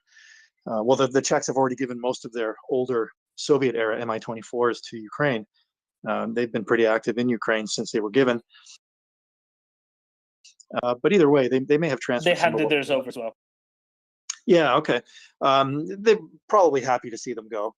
And I think that having them in Europe, having a presence of that helicopter in Europe, would definitely strengthen the case for eventually supplying them to Ukraine, because although gunship helicopters have not been the most pressing need right now, we know that Ukrainian Army aviation force of gunship helicopters is being worked really, really hard. And at the end of this stage of hostilities, they're gonna need replacement. There's no question. And switching over, I think they would jump at the chance to pick up AH-1Zs. Those are very capable. There's quite a few of them. They were not that long ago retired from the U.S. Marine Corps. I suspect a lot of Marine Corps aviators were sad to see them go. But yeah, they're available, and they would be a natural fit for Ukraine in the future. We had a little bit of a discussion. I'll just ask this because I know you need to go. Then we can go to Algiers afterwards. Latin. We had a bit of a discussion with Daniel from Sweden, saying, you know, why would small countries like Slovakia be going for helicopters like this when, you know, Sweden, for example, kind of said, well, we don't really want attack helicopters at all, and just kind of got rid of the lot. I think it might have something to do with the size of the country. What do you reckon? Because, you know, Slovakia is like 150 kilometers from north to south. You know, you overfly that rather quickly. If they can rely on allies to do the air policing, to cover the skies, maybe they can, you know, specialize in close air support and similar tasks. That type of gunship helicopter is primarily an anti-tank, anti-vehicle platform. And yeah, Sweden, for whatever reason, all through the Cold War, they never committed to that. It was never part of their doctrine to incorporate that type of weapon system. I don't know the details of why that is. It's possible that they never felt that, you know, the higher levels of planning never came to the conclusion that an armored thrust from the Soviet Union was a real possibility, so that it wasn't something that they really needed. And Slovakia and Czech Republic both maintained that capability after the Cold War. They didn't retire their Soviet-era gunship helicopters, so for whatever reason, they feel that it's something they want to hold on to. Part of that is expeditionary too. That's one asset that can be easily deployed if you're involved in an operation outside of Europe, NATO or UN operation. And they're actually very useful in peacekeeping operations and providing as escorts for convoys and that sort of thing. So yeah, there's many reasons why they might want to hold on to them. For Ukraine, it is a clear and present danger of Russian armor in whatever depleted form in the future. It's going to continue to be a very significant problem. And I would again point to the example of Israel. And when President Zelensky talked about a similar posture, similar military situation to Israel, I think I've always felt that's a very good comparison in many ways because of the constant threat that will be there. And the Israelis are big users of gunship helicopters. They have been for years. Before you need to run, I'll just give you two nuggets of information, Latin. Nugget number one is going to be yesterday when Danish parliamentarians, cross-party group, sort of foreign defense sort of folks in the parliament, were visiting Kiev. They were explicitly asked, can we please have the F-16s? And today, and they affirmed that themselves as well, and today the Finnish defense minister Kaikkonen noted, among other, that the Ukrainians asked for the FA-18 Hornets or Super, whatever it is that Finland has, and Finland said no because, you know, we need them and we won't be replacing them for some years. But I think, you know, the Ukrainians are kind of wisened up that they need to be very explicit in asking about these things, right? Latin. Yeah, that came out late last night. We had our friend from Finland. I forgot his name now. Anyways, he mentioned it. Pauli? And Pauli, yes, thank you. He mentioned that was a late report that they had made that request. They were trying to get that in motion between the three parties. It's interesting. I still think that of all the Western multi-role aircraft that are out there, for a number of reasons, I think although F-18 would be very effective, even notwithstanding their age, for a lot of reasons, mostly political, logistical, I see them as being less likely. But the Ukrainians are definitely in a position where they would take whatever is offered. I can't see Finland giving up that capability right now. I mean, to give it in meaningful numbers would mean losing half of their combat force because they only bought about 60 of them originally. Finnish Air Force is a fantastic Air Force. They train very hard. I don't have any doubts about their capabilities, but if you're going to give up that much capability, it would have to be backfilled by NATO. It's the only way because they're a frontline state now, right? So there's no way they could release any F-18s without a serious reinforcement from NATO. Oh yeah, and lastly, I want to tell you that the Le Figaro article about the Mirage, it explicitly says that pilots have not yet started training. It doesn't say that the pilots aren't going to be training. It's it almost as though it's phrased in a way where they will be, but we're not officially saying that they will be, but not yet. And look, Latin. You know what the age-old question is, right? Yeah. Have you yet stopped beating your wife every evening? And you can't answer either yes or no, right? Because one would suppose that you had previously been, and the other one that you currently are. Therefore, that's an important. You're saying about reading things closely. It's an important component. Yeah, look, talking about reading between the lines, and again, not conspiracy theory nonsense, but just really listening and reading carefully what is being said and what is not being said.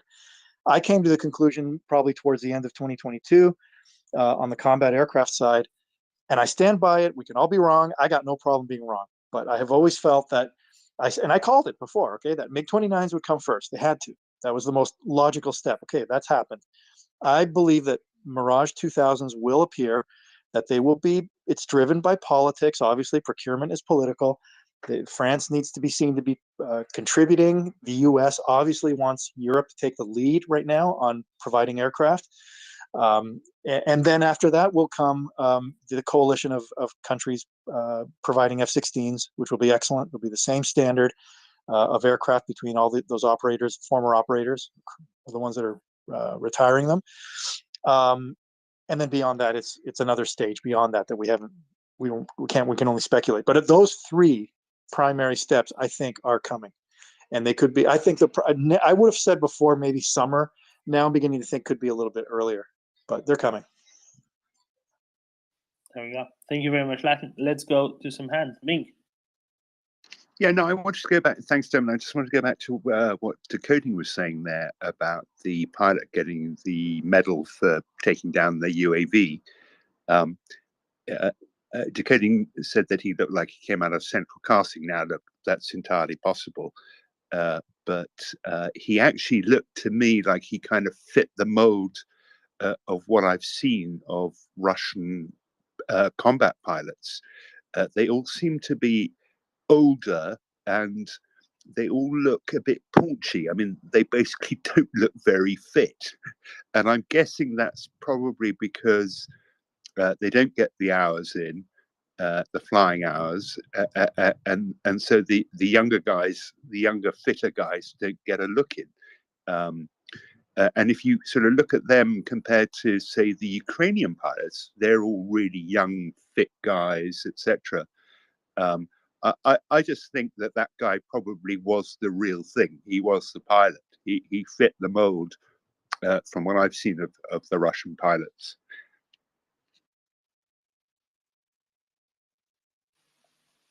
I mean, there's some older pilots among Ukrainian ones as well. As we were saying earlier, a number came back, kind of, but who knows? Who knows why and how is that he was so nervous and seemed so out of place there when he was given the award. Maybe he thought, no. Maybe they're leading me up to the 7th floor instead. Who knows? Right. No, Latin back. Maybe Latin wants to talk about the pilot real quick, and then we can jump on to Daniel Decoding in class. Latin. Hey, I just gotta get going here in a minute, but I did want to address that issue because it's come up before. That was just mentioned, and it's a valid one. I've had similar ever since an Su-34 pilot was shot down early in the war, and a lot of comments were made about his physical appearance. Of course, we all know that you can't necessarily judge by the outward appearance of a person, their physical ability. But having said that, it does indicate, I think, that maybe there's something lacking, because being a fighter pilot and is physically, it's a very demanding thing. We tend to think of it in terms of, well, it's a guy sitting in a cockpit, right? But the physical forces that they're up against when they're maneuvering, when they're doing the actual flying that those aircraft are capable of, requires a tremendous amount of fitness and physical preparation. And generally in the West, our fighter pilots don't really look like some of these guys that we've been seeing in Russia. Now, the Ukrainians had a guy earlier, Su-24 pilot, who was killed, came out of retirement. He looked like them. He looked like a guy who had been spending lots of time enjoying life and eating and drinking. So part of that may be that he had just come out of retirement. But no, I have seen a pattern in Russian pilots that makes me think, well, what kind of flying are they actually doing on a regular basis?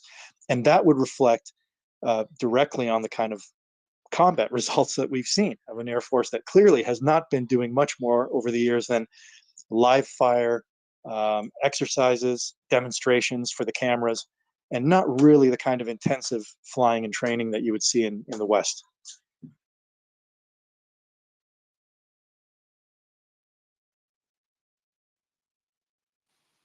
Thank you, Latin. Daniel. I have a question for Latin, if he's still going to be here a little bit, about the attack helicopters for being suitable for Ukraine. Because, I mean, when we look at the Russian attack helicopters, they haven't really shown themselves to be very capable. And to some parts, it can be because their pilots are not up to par. They haven't got enough training and enough hours and so on. It can also be that the platforms are not that good, which we have got some indication on. For instance, the Mi-28s, I heard the few they have had problems with vibrations, and it didn't really fit very well with their sights. But at the same time, we don't see any standoff shootings from Russian attack helicopters. Now the Ukrainians, that's very obvious. They lob in their rockets and stuff like that, and that's sort of on par with how the Mi-24 works. I mean, that helicopter even had bombs. I've not seen anyone using them because that would require you flying over the target. But actually, I think it's one of the only attack helicopters in the world that actually is fitted out with free-falling bombs. But if you would have more modern attack helicopters like the Apache or the Cobra, the one that the Slovakians are going to get now, how much of an edge would it really mean in a country like Ukraine and a battle space like Ukraine? Because I can see some sort of drawbacks, and one is that I perceive the terrain in Ukraine to be not flat, but relatively flat, and in a airspace that is contested, where you have a lot of enemy aircrafts that can shoot them down, and also anti-aircraft missiles from the ground. You have a hard time if you pop up a lot and go at higher altitudes. And in a flat area, in order to use your range advantage, you also need to go higher up, because otherwise you can't see you don't have a free line of sight to the targets. In a more mountains regions, to a certain extent, you can use the terrain to your advantage. But I maybe I'm not really getting it, but I don't see that you would be able to do that in Ukraine. So please explain for me. Well, there's a lot there, all valid points. I do have to get going, but I'll just say quickly that in a war where, especially with social media, we've already seen in a year pronouncements on the death of several weapon systems, supposedly. Nothing is black and white. There's a lot of, even if something's on the way out, there'll be a transition period. And I do think that, if you look at one thing that's very interesting to keep an eye on, is that recently Japan, which is a country that is really reinvesting and rebuilding its military for some very clear and present threats, they've actually made the announcement recently that they're going to move away from gunship helicopters and armed reconnaissance helicopters that are crewed, and will be switching to UAVs. Now that'll be something to watch, how successfully that plays out. It may be possible that is part of the future for this type of aircraft. But I think whether the Ukrainians will move next in that direction, or try to move into a Western platform? I don't know. I know that the biggest challenge with that is that typically in a full-scale conflict, the use of a gunship helicopter usually assumes air superiority because they really can't defend themselves very well against. They have defensive systems against, for example, a manpad, a ground-launched missile, but against counter-air, they can't really defend themselves very well. So they rely on that presence of friendly combat air patrol to protect them. That's an open question, whether that is changing somehow or whether the Ukrainians would be able to maintain that. But I agree, a lot of what you're saying, we have to wait and see, and it's ongoing. I don't think there's a definitive answer right now. Daniel? Yeah, thank you for the answer. I just wanted to add about the Swedish attack helicopters. We actually got helicopters, the German BO-105, small one, which was called not attack helicopters, but anti-armor helicopter. That only had like four tow missiles, and it was actually quite capable for its size. I had opportunity to see some of them, or rather hear them, because they flew so low that there were no chance to see them unless you were basically next to them. You could hear them, but they were below treetops. It was sort of like you see in Ukraine. And I am not sure that you would do that with an Apache. So that could be one of the reasons they had for going with those instead. But they retired some decades ago. Yep, I know exactly which ones you're talking about. That was the equivalent of the German PAH variant, had the heliTOW on it. And they to be clear, of course, I know you weren't saying this, but they are not gunship helicopters. They were very light and incredibly lightly armored, almost non-armored. But yeah, what it traded off in protection, it gained in its agility and its small size. And the German army also flew it in a similar way. That's also another possibility for the Ukrainians going forward. But there really hasn't been much talk of Ukrainian Ukrainian army aviation going forward. Like there's been so much talk on the Ukrainian side and in the West about enhancing the Ukrainian Air Force. The army, yeah, that's going to be something that's going to be really interesting to watch as they integrate or grow closer to NATO, how they take that on. Because as I said, these platforms that are currently flying, they're just beating the hell out of them, and they're doing great work with them. The maintenance people are just heroic in keeping them going. But when this dust settles on this phase of the conflict, they're going to seriously need to look at something there to replace that stuff or augment it, and it'll be interesting to see which way they go on it.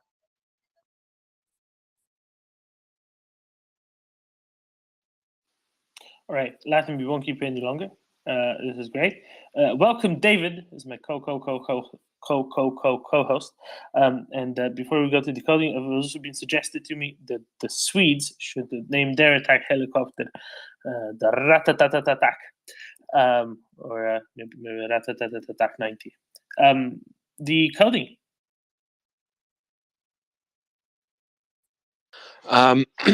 The other dimension to the Slovakia giving their MiGs is that the agreement between Germany or between Czech Republic and Poland to protect their skies. I think maybe Germany's involved in it as well.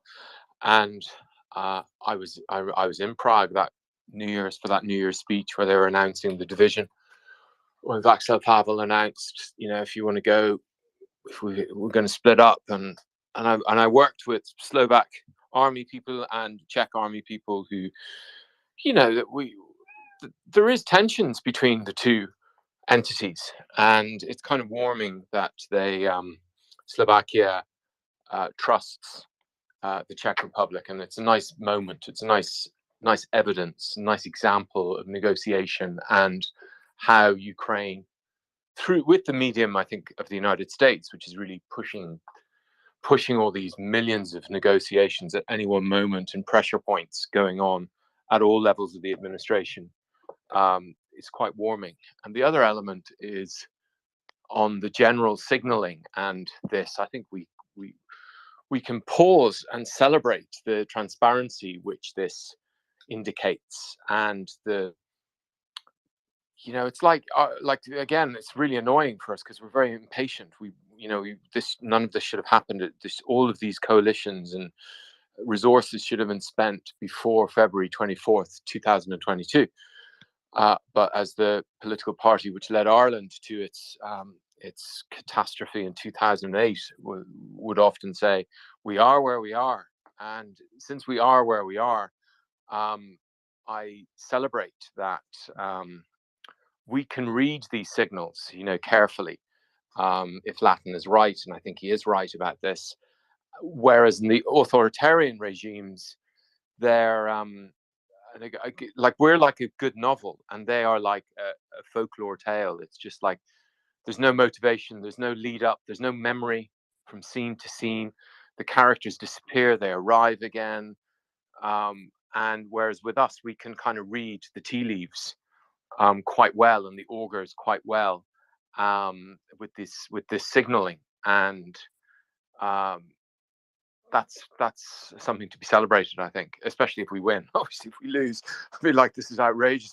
America should just bomb the hell out of everyone until they left Ukraine. But since we sense we're winning, we can celebrate this lackadaisical, though artistically beautiful method of bringing together this coalition of the willing out.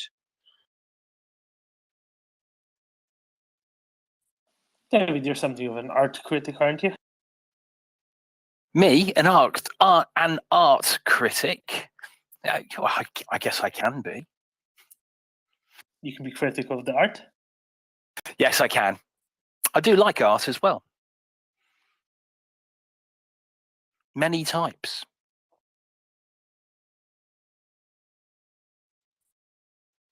But I think you're very critical of this particular art of getting the coalition together so slowly. Yes, I am incredibly critical of that. Look,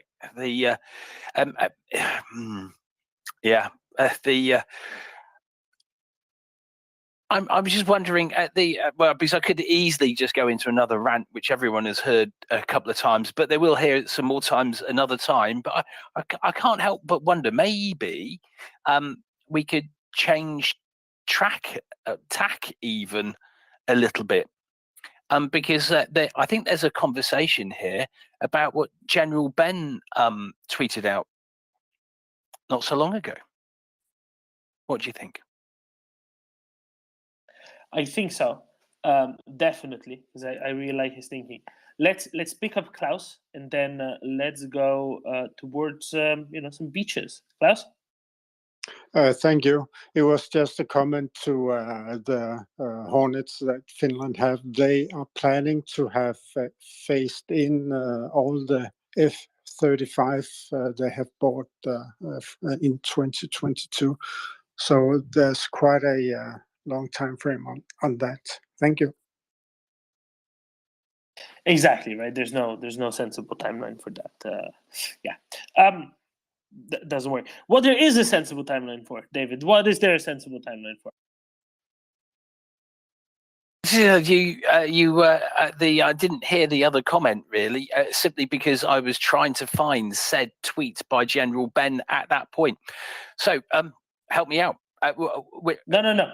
The General Ben thing, that is the thing that has a sensible timeline, I think. General Hodges has a sensible timeline. Yeah. So what is look, well, I don't know. I've not read that, but yeah, it was more a comment of along the lines of, so when Kherson was, or the front moved down there, and they were moving quite quickly, and it looked like that. When they were taking Kherson, the city, my thought at the time was that, in actual fact, that they would attempt to make a bridgehead quite quickly and make a dash for Crimea. Obviously, they didn't do that; they just stayed over the top. But it becomes clear as to they needed the troop numbers up in the northeast, right? But I've always thought that taking Crimea early would be a good thing, because clearly the Russians, we've thought that, well, there were suggestions that there was 70,000 Russian troops in Crimea, but I think as the more and more we've gone along, we see the less likely that this number is likely to be accurate, unless it's 70,000 truck drivers, right? And there is a possibility about that, isn't there, Doman? But they certainly not 70,000 fighting troops. And Crimea means so much to Putin. So seems to me the House of Cards, I think that's how our friend Nuno described it. House of Cards would be ready to fall if they did go to Crimea. Because guess what? Most of the Russian troops are how far away? How far's the border? Where that land bridge is to the other parts. 400 kilometers, 500 kilometers. It's quite a trek, yeah. It's a long way, right? They're not getting there quickly. And in actual fact, once everything's happened, right, getting to move those troops would just take forever, and then they would become a subsequent target because when they would start moving. So I've always liked the idea. It's very interesting. The general.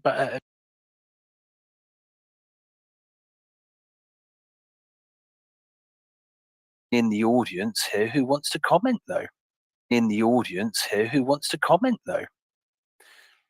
I'll start off. I'll say the following. Start off with: we're taking Zaporizhia, occupied parts of Zaporizhia Oblast, occupied Kherson, go for Crimea. Now, if and when Ukraine would take Crimea, who in Russia care about Donetsk, Luhansk, right? It'd be kind of a done deal already, and especially in the context like Axel said previously, you push through Crimea, then you take out the bridge, and you have something to negotiate with. Getting Russian troops out of those trenches in the east of Ukraine might be particularly easy, and then you don't have those questions of, but how will they retake the big cities like Donetsk and Luhansk? No, exactly right, because guess what? Right, the Russian troops are in the wrong place. There won't be anyone in those trenches, or very few people in the trenches in Crimea. And you're right. What's the point of them being up there at that point? Because and the cultural shock to all the Russians who are doing the Crimea is Russia, which is a complete nonsense. The cultural shock to them would be. I suspect it would be much greater. I guess factors greater than it was of just be losing Donetsk or something, because I think they've always thought of it as being the safe place, haven't they? Exactly. Tom. Yeah, I'm sort of wondering as well what the Ukrainians will do in the coming counter-offensive, and I sort of look at the map with all the experience of a man whose only knowledge of war is from real-time strategy games on a computer. But it seems to me that there's a number of fronts, and they've each got individual pros and cons for attacking there.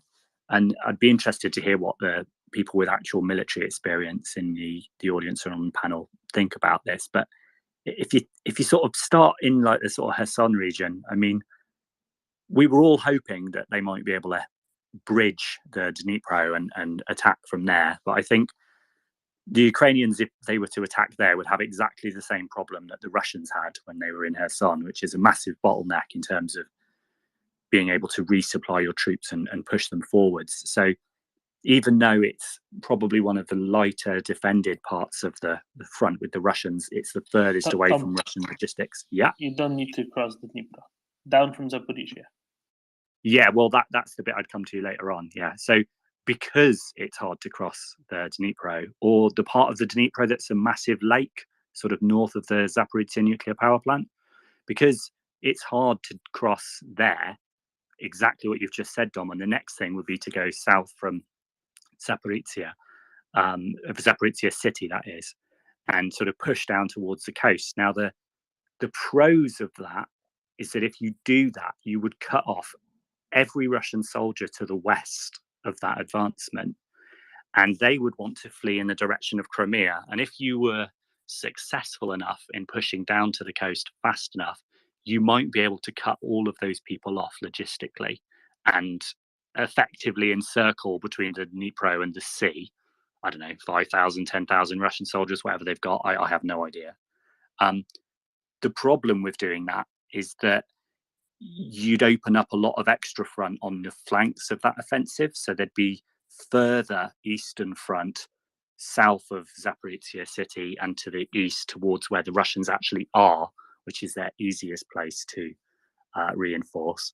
And at least until the Russians suffered a morale collapse, you'd have a temporary sort of western front where there were Russian forces to the west of your advance as well. And I don't know enough about modern maneuver warfare to know how easy or difficult that is.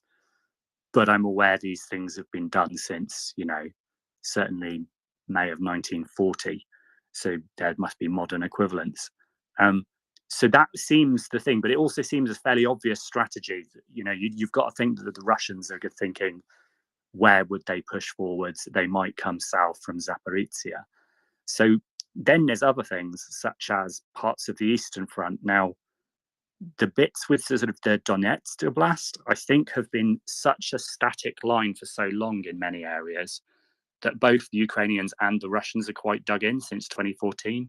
And then there's other places like, say, where they've advanced from Popasna towards Bakhmut and what's the one that the Russians are trying to encircle south of Bakhmut that begins with an A? Avdiivka. Yeah, thank you. I just knew I would never be able to pronounce that. It would be really interesting if the Ukrainians counterattacked there. I have no idea whether that would be a good or bad idea, but I think it would be one that the Russians wouldn't expect.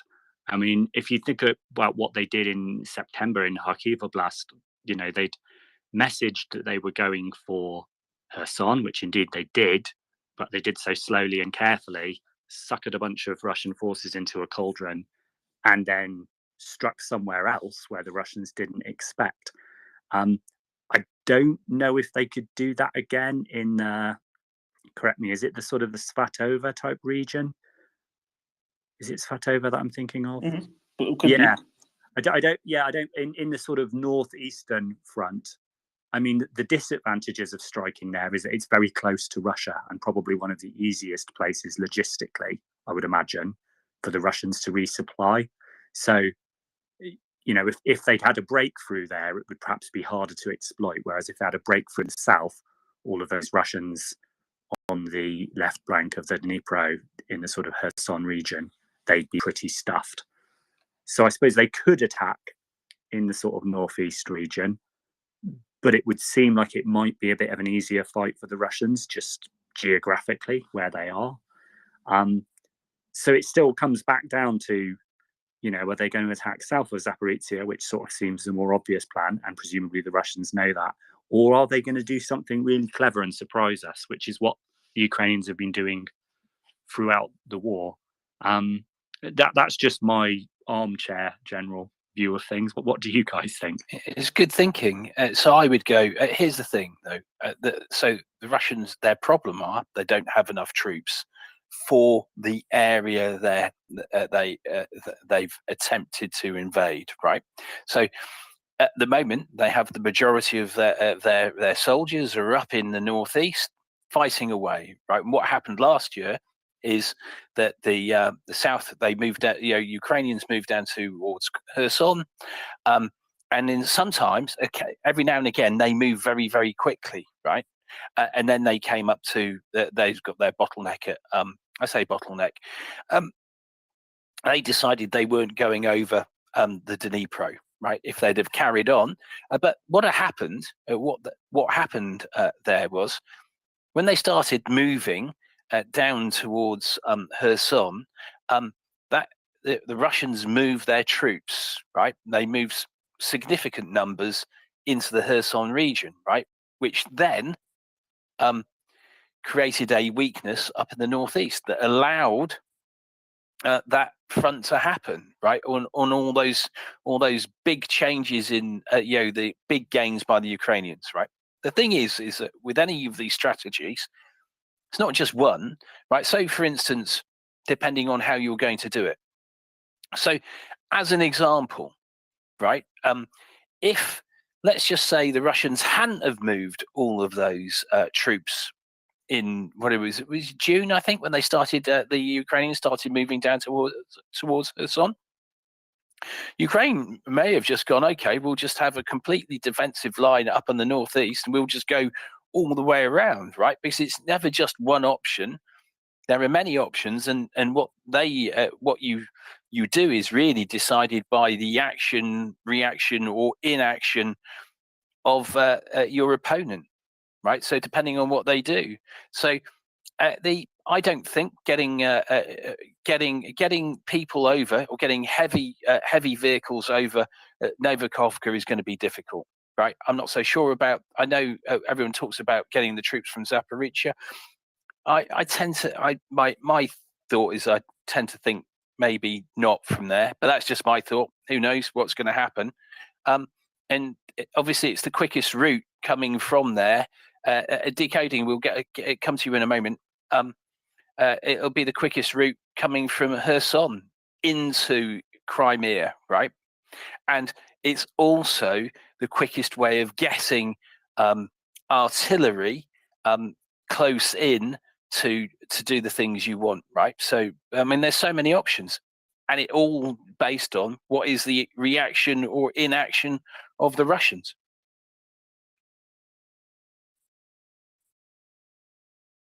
Yeah, most definitely. They can, whatever move they make, they can observe what the Russians do and then counterattack based on the Russians' reaction. Makes perfect sense. Yeah, and that's always the case, right? So if no one does anything, well, okay, we'll see how far we got, right? We've got a plan that says we can get our logistics right for over here, right? And there's several ways. I mean, the thing is with bridging the Dnipro, if you've cleared the left bank or the south bank, if you've cleared that area back to 30 kilometers, then you could just bridge it. The Russians won't be able to do much at all there. And I'm not so sure how many on the way in to Crimea. I'm not so sure how many bridges they need after that. What the Russians got to do? They've built more defenses on the way. If you drew a straight line from Kherson to Melitopol, they've built some trench systems there, which means that they think they're coming from there as well. No, but I mean, why would you? Why wouldn't you just go take the diagonal route, the quickest route? Obviously, it depends on Ukrainian numbers as well. Decoding, do you want to speak? You did have your hand up. I saw you took it down. I was just going to say, yeah, everyone seems to be, and I heartily approve it, trolling the poor Russians into believing the Ukrainians are going to do X here and Y there. The British MOD report this morning predicted it was going to happen up around Kremenna.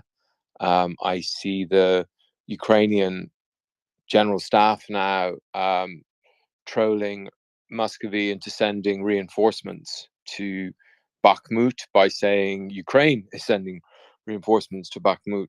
And I think it's great having President Zelensky as president, because he will have a sense of the spectacle. He has a sense of story arcs as well, which most normal people don't. You know, he has from his production company and his status as an artist. And so whatever happens, it's going to be pretty interesting. And all of us are on the edge of our seats. Of course, it may just be like it was, and I've been banging this drum since early March 2022. It could be just a bit of a General Kutuzov situation where we're just waiting for the House of Cards to collapse. And so everyone was trying to persuade him to meet Napoleon in a great, after Borodino, but meet in another set piece battle. And he resisted all pressure to do so, in a way that I think Putin's generals can't, but Ukraine's can. So yeah, it's edge of the seat type stuff. I wouldn't like to be one of the Russians trying to work out these mind games, because Ukraine has proven very good at playing them. And And I seem to pick up now from, I mainly only look at the Washington Post, Wall Street Journal, FT sometimes, and the New York Times. But I do pick up kind of like the casual, like Crimea has gone from no chance to, it's almost expected it is expected Ukraine will have a go at it. And it's not unexpected that Ukraine will regain it. And I see General Ben Hodges today mentioning that, which is right, I think, that if Ukraine just went for Crimea, everything else would fall apart. Because the only point of holding the land bridge was because of Crimea. The only point of occupying Luhansk and Donetsk and the rest of Ukraine was as leverage to try and get the sanctions which were brought in under Crimea rescinded.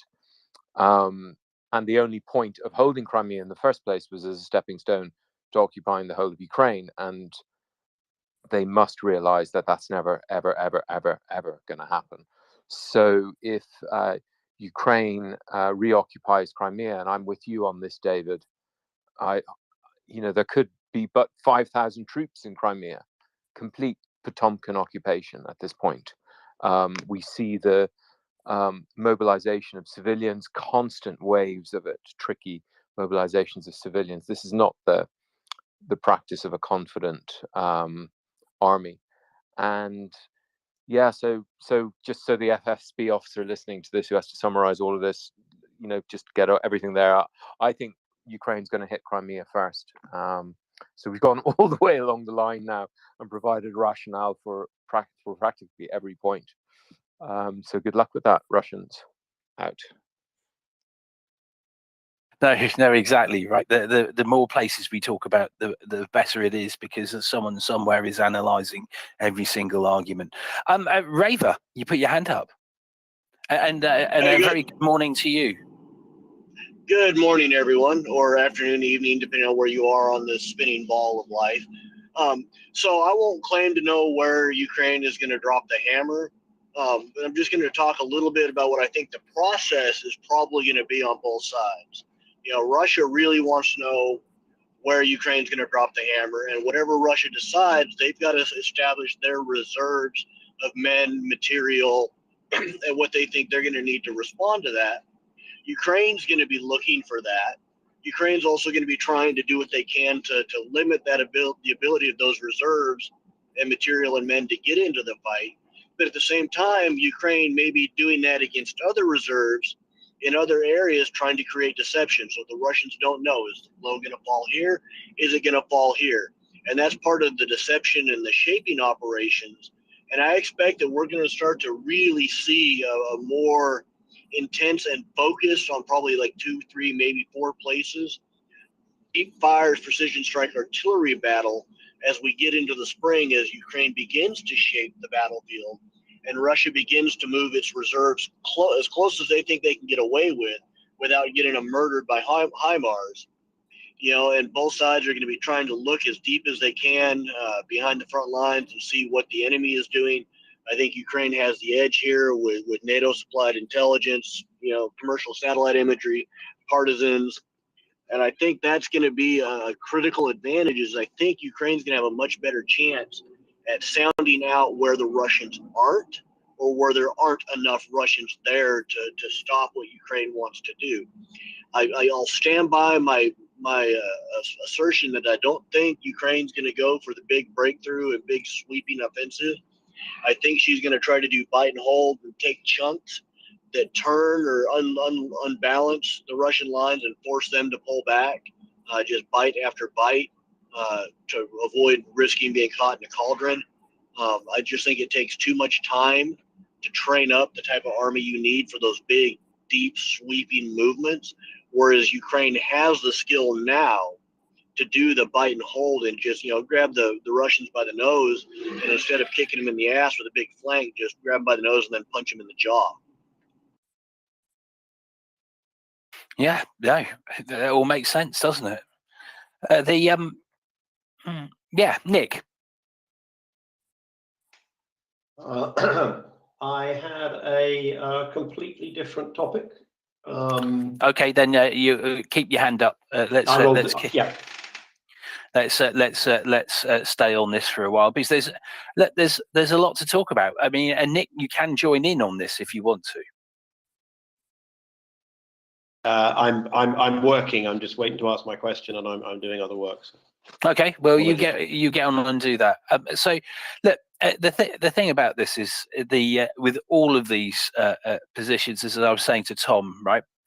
What you do is often related to your opponent's troop dispositions, where they are, the geography, and the rest of it. And it's never just one option, right? Because depending on what someone else does, depends on what you then do, right? So it's like chess or fencing or whatever you want to call it, right? Or martial arts, right? Someone goes to kick you, you've got a number of options, right? And then you'll defend in a certain way. You may counterattack in another way, but there are so many options. If they try and punch you, or they go to a different area, then of course you don't do what you were planning to do if someone was going to kick you, right? So, and that's pretty much warfare as well. So all of this talk, as Decoding says, is a great thing for everyone, and also will cause a great deal of confusion. I mean, early days, people going, "Oh, OSINT, OPSEC, don't talk about this, might give something away." Well, the thing is that when you discuss 20 million options, right, the person has to think about those 20 million options. Raver, back to you. Yeah, and one other place where I think Ukraine is going to have a major advantage is just the agility of their whole command and decision cycle. The Russians seem rather fixated on doing everything set piece. They have a formula, they're going to follow it. It's going to move at a glacial pace, and that's just the way it is. We haven't really seen the Russians be able to do a whole lot of nimbleness or agility, or respond well when things don't go according to their set piece plan. Whereas we have seen Ukraine be very, very agile in responding to things as they are, not as they wishes they were. Yeah, 100%, as they say, Raver.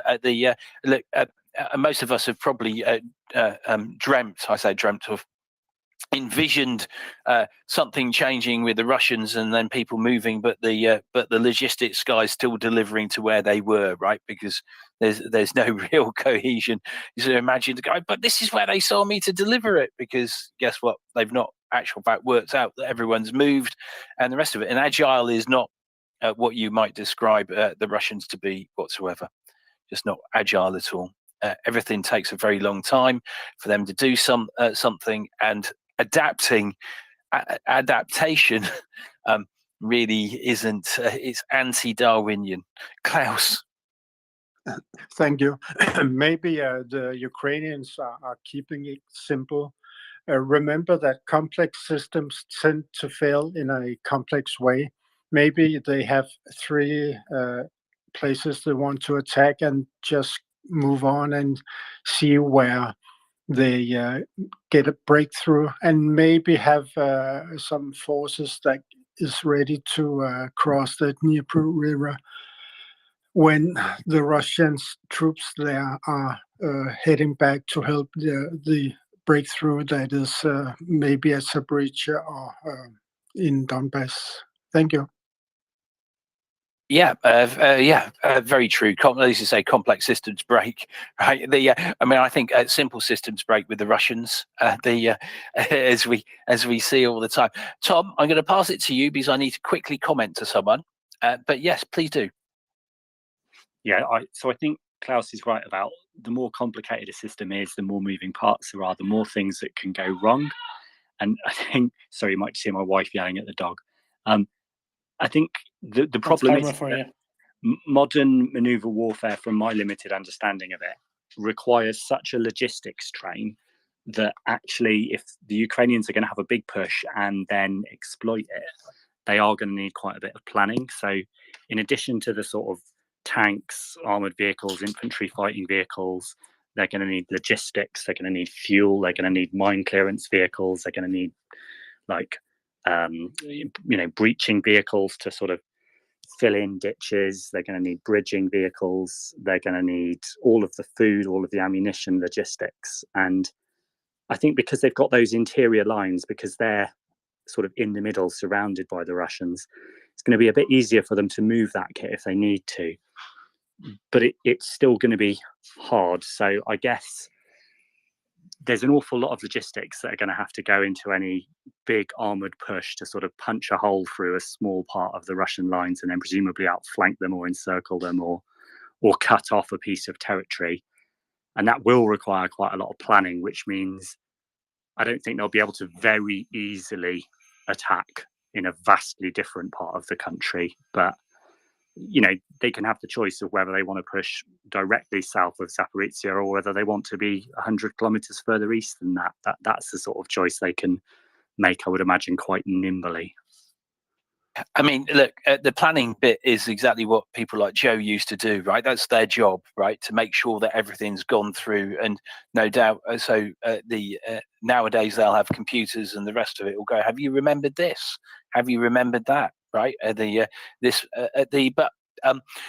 thing is where the bits you're talking about is this is the stuff that Ukraine has to do anyway, right? If they're going to get their territory back, get their country back, and remove all the Russians from Ukraine, this is something they have to do. So I would have expected someone's been making these plans for a very, very long time, and other people have been going through them and going, no, this is where this is wrong, this is where wrong, this is wrong. We need to remember about that. And that would include things such as, what's the weight limit of all the bridges in the way? Where are we going to move it? Can we cross somewhere else? What else can we do? And as you say, all wars are a huge logistics train, right? It is logistics, logistics, logistics. Raver. Yeah, some other advantages that Ukraine has, both on the logistics side and overall, is the Russians suck at the recon fight. And if you win the recon fight, you're more likely going to win the battle. And the Russians have shown no real ability to get deep behind the Ukrainian lines and discover what the Ukrainians are doing. The Ukrainians are still free to use their rail lines and their commercial trucks and their military trucks and everything else to help with the logistics, because the Russian Air Force and their deep fires hasn't shown any ability to target moving trains or marshalling yards or anything. And then directly on the front and then behind the Russian lines, the Russians have not been able to stop, or even really, as far as I know, hinder Ukraine's ability to see what they're doing, either through electronic, ELINT, human, sat imagery, at the line of contact, with drones or dedicated reconnaissance troops punching the Russian lights out. And so the Russians go into a lot of these fights blind. They have to do recon by fire. They have to stumble forward until somebody dies and then try to call in artillery. Whereas the Ukrainians already know where the Russians are, where their follow-on forces are, what tubes of artillery are in range on the Russian side, what they have. And I think this is going to be a really important advantage going forward, is going to be the recon fight, and the fact that Ukraine can still use all of its almost all of its pre-war transportation infrastructure to support its troops, whereas Russia can't. Not only from being, having exterior lines and just the geography of the road and rail nets in that part of Ukraine, but because of partisan and our deep fires disrupting what Russia does have access to. Yeah, exactly. And a large number of what they've had is already been, a great deal of it has already been destroyed as well, hasn't it? So they're just having to, pull in more and more trucks from elsewhere. It'll be a huge problem. And that's the other part that sort of talks about if they did move towards Ukraine, right? Because then it becomes an even greater logistics nightmare for them, moving people. As you know, right, it's a difficult process. If you want to move people in time, right, and quickly, it's very, very difficult. If you don't, if you've got them scattered around, say somewhere like Bakhmut, how do you get them back? Right, you get them onto vehicles, move them, and at that point, as we say, they then become a very visible target, don't they? Right. So the good old Ukrainians, I think. one of the big things, and we don't, I guess we don't talk about this very much, is just how good the Ukrainian intel has been, right, from the many directions they've got it, where they're getting the information on about troop numbers and all of these things. And once they've, if they did make a move down the south, and they'd be able to see very, very quickly if Russia was even reacting, right? And that's of course going to reflect in what they do if they do make that move, right? Do they react? How quickly are they reacting? As you say, it's going to be extraordinarily difficult for them. Nick, do you still have your hand up through your other stuff or for your other question? Indeed, yes. Because I asked two questions in that. Which one were you saying yes to? Yeah. This is the question I was going to ask earlier. It will involve a change of topics. Okay, let's see what that change of topic is, and we can come back to Crimea a little bit later. We were talking earlier about Schengen visas, and so it's related to that. So an alert listener sent me, pardon interrupting, maybe the topic has passed, but I'm unable to speak. So if it's because you're on Android, the new version that seems to be rolling out from the Play Store may fix that. Wanted to ask, have we noticed any travel difficulties for Russian cultural figures, athletes, etc.? Do they operate under the same visa restrictions? I feel the only way some people will be educated on war when, say, Alex Ovechkin, whoever he is, may be unable to cross the Canadian border for the Stanley Cup, which I believe is some sort of sporting trophy involving ice. Ice hockey. Yes. Yeah. It's hockey. So it's also known as playing hockey. He's the star for the Washington Capitals. Yeah. So interesting. I mean, sports stars, at least notionally, and I think in practice, unless they're kind of at the mega star level, have to apply for visas like anybody else, as we saw with Novak Djokovic. I don't know if he needs a visa for Australia, but in any case, you know, he immigrated to Australia during the COVID thing as on the same conditions as everyone else, and he was deported on the same conditions as everyone else. But I don't know if you're a sports star, and I mean, what happened after Brexit? If you're a British football team after Brexit and you get to go to France for a game, are you working? Do you need some kind of short-term work visa? I absolutely don't know how international sport works regarding visas or visa waivers in terms of are you undertaking a professional activity? Might be quite interesting to find out. Well, I can sort of tell you from what it was back in the day, it could very well have changed. Firstly, the sports federations, when events are happening, obviously the country that's hosting the event knows about it, and they are aware of people are coming. And what you do is the various countries will go, this person, this person, this person, and this person are coming to the event. And I would give a copy of my passport. Where visas were concerned, I then the sports federation solved the visa problem for me. Right, they would go and get the visa. For listeners who don't know, David, well, tell us your sporting background, David, because it's extremely impressive. Oh, well, thank you very much. So years ago, I used to compete in several sports for my country, for Great Britain, as we call it, Team GB, modern pentathlon, triathlon, fencing, and biathlon as well. And what kind of level of events are we talking about here? International World Cup. Yeah, all right. So pretty elite level athlete here. Yes. We can tell from your profile photo. Exactly. I was very good going downhill. I would say I used to be quite slim once. Well, on the other hand, I think you probably have quite good aerodynamics at the moment. It looks fairly streamlined in the above the neck department. Yes, I was always streamlined for that. For the swimming, I used to shave down anyway, which meant that I would actually just shave my head as well. I didn't bother with wearing a hat. Although nowadays they might have hats that might just shave some microsecond off and get you there a bit quicker. But yeah.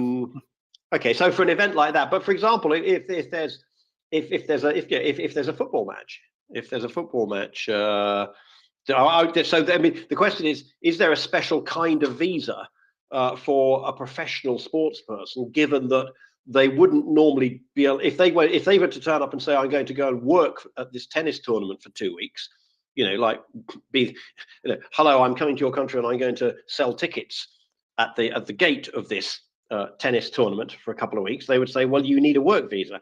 I wonder whether the competitors in the tennis tournament also need a quote work visa, or if this is kind of waived. Anyway, so that would be interesting. So the question was, have we noticed any travel difficulties for Russian cultural figures?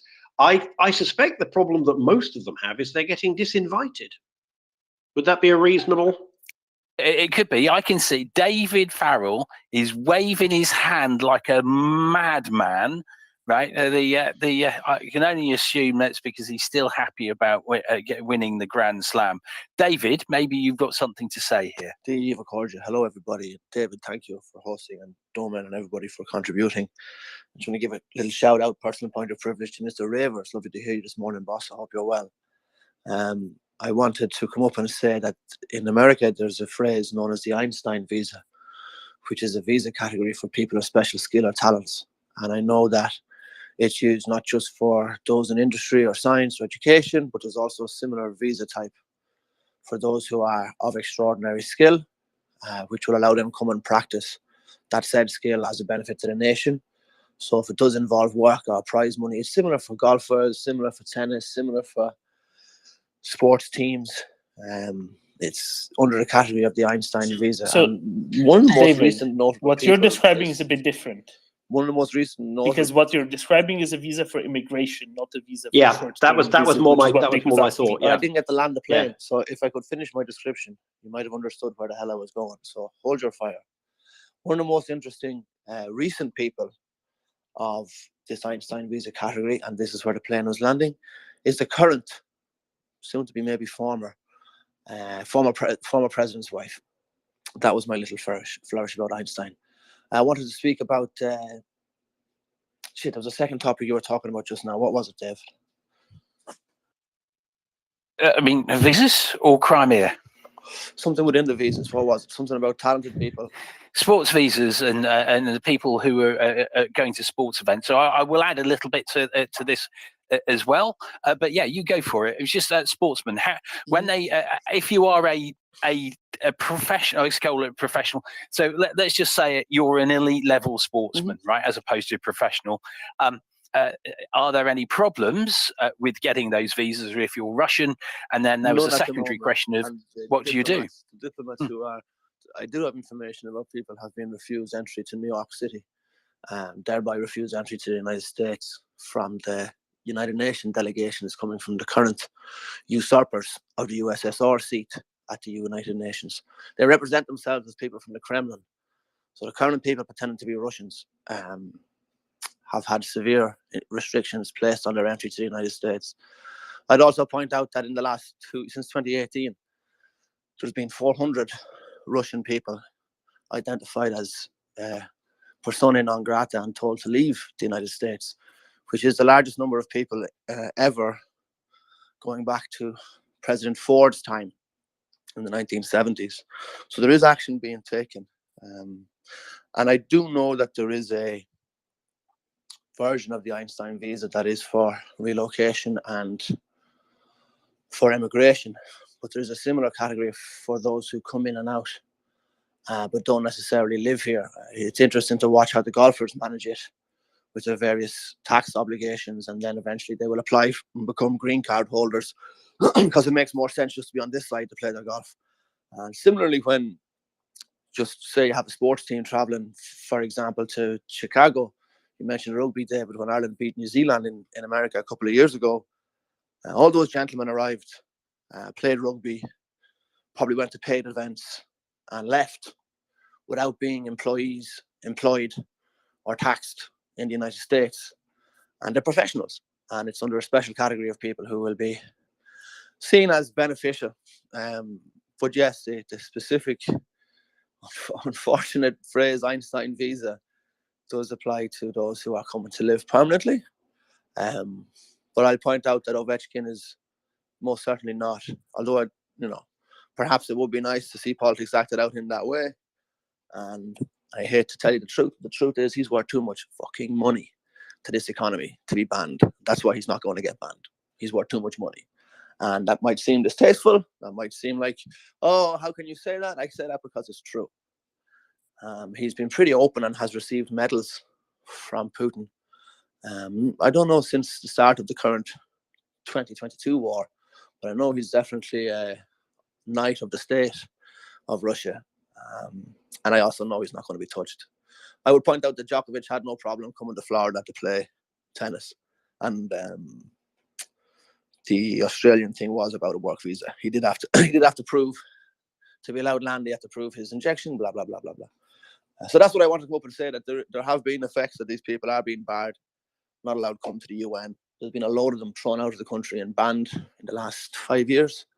And that pace is actually increasing with partner countries being encouraged to do the same thing. And it's also encouraging to think about these people being rooted out. When unfortunately analysis only allows us to look back, very hard to look into the future. But what we're looking back upon is structures in Europe and the United States and other free countries that have suffered with infiltration of malactors. And no, I'm not talking about Reds under every bed.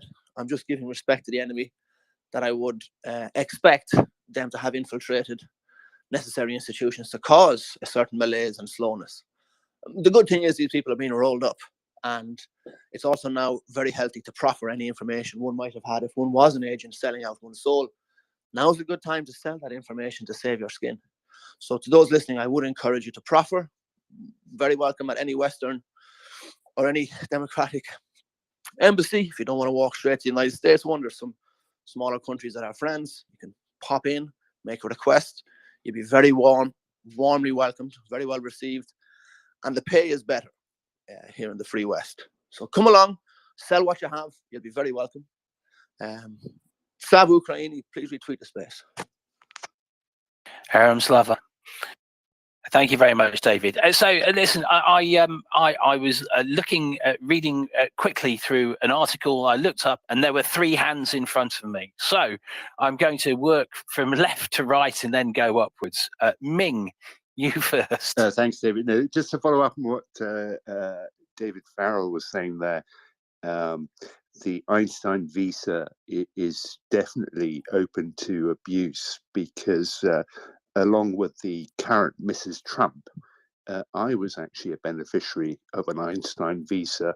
Are you saying you abused it? Oh, totally. On the strength of my extraordinary ability in the field of aircraft finance. Now, I wouldn't say I was particularly extraordinary. It's just one of those odd little niche businesses that I've always worked in. And apparently the Americans needed. So, I certainly wouldn't put myself up there with Ovechkin or anybody, any sportsman. Do we know exactly which indispensable skills the current Mrs. Trump put down artistry, on her? Performing artist. Aha, right, good. But anyway, there you go. It is open to abuse, and I fully admit it. I've been there. Well, Ming, I would say, as far as I'm concerned, you were deserving of everything you get. There we are. Nick, sorry, Nick, you had your hand up. You put it down, but I'm going to insist you say something. I put my hand down because I found the answer to the questions I was going to ask. Okay, then Raver, over to you, and then back to David. So, David Brookfield, this is for you, and David Farrell, thank you for the kind compliments. But David, you said you were in fencing, so I just have to know, because I can't assume that the fencing community in Great Britain is all that large. Have you ever crossed swords with Bruce Dickinson? Yeah, no, see, I have. I've have fenced him, but I was an epéist, right? And Bruce Dickinson was a foilist, right? But yes, yeah, shared changing rooms. It's quite normal. For the younger people in the audience, Bruce Dickinson is the singer in a popular beat combo called Iron Maiden, Malad. But he refused to give out free tickets, though. So, I mean, that's why I sent him to Coventry. Wasn't ever going to speak to him again because he wouldn't give me a free ticket. Isn't he also a commercial airline pilot? I don't know if he's a commercial airline pilot, but he does fly the Iron Maiden plane. Yeah, no, he's a commercial airline pilot because you need one. It's the 747, right? I'll tell you who else is a commercial airline pilot: the King of the Netherlands. That I knew. Because he flies for KLM in the first officer seat about once a month as a hobby. Keeps his hand in, and last time I looked, he was actually type converting from the they were nice planes, the little Fokker 100s. I think KLM are phasing them out, and he's type converting to the 737. King Hussein of Jordan famously used to land his own plane. Do we have any other international leaders who fly their own plane? Well, I mean, I think Doman wants to make a comment about the little Fokker.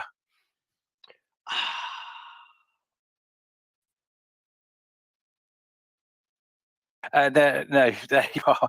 Right, no. So no, say what you were going to say again. I've lost my chain of thought there because I was just laughing to myself. It was whether you were asked if you thought Bruce Dickinson.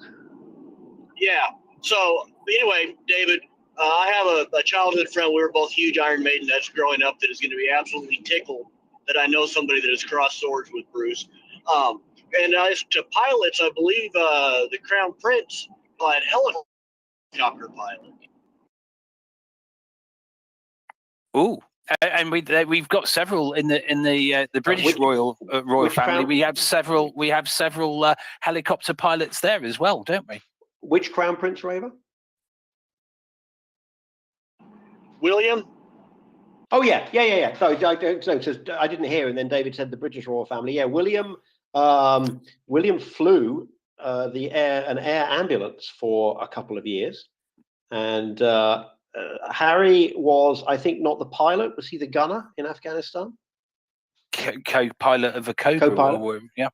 With the co-pilot, so presumably both of them can actually fly the aircraft. No idea.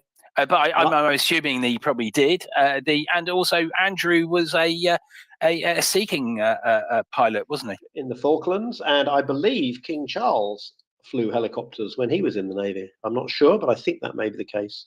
That Charles also knows how to fly a helicopter. So the British royal family. But I mean, they say they'll have all. They'll have learned that in their military service. William was in the RAF, wasn't he?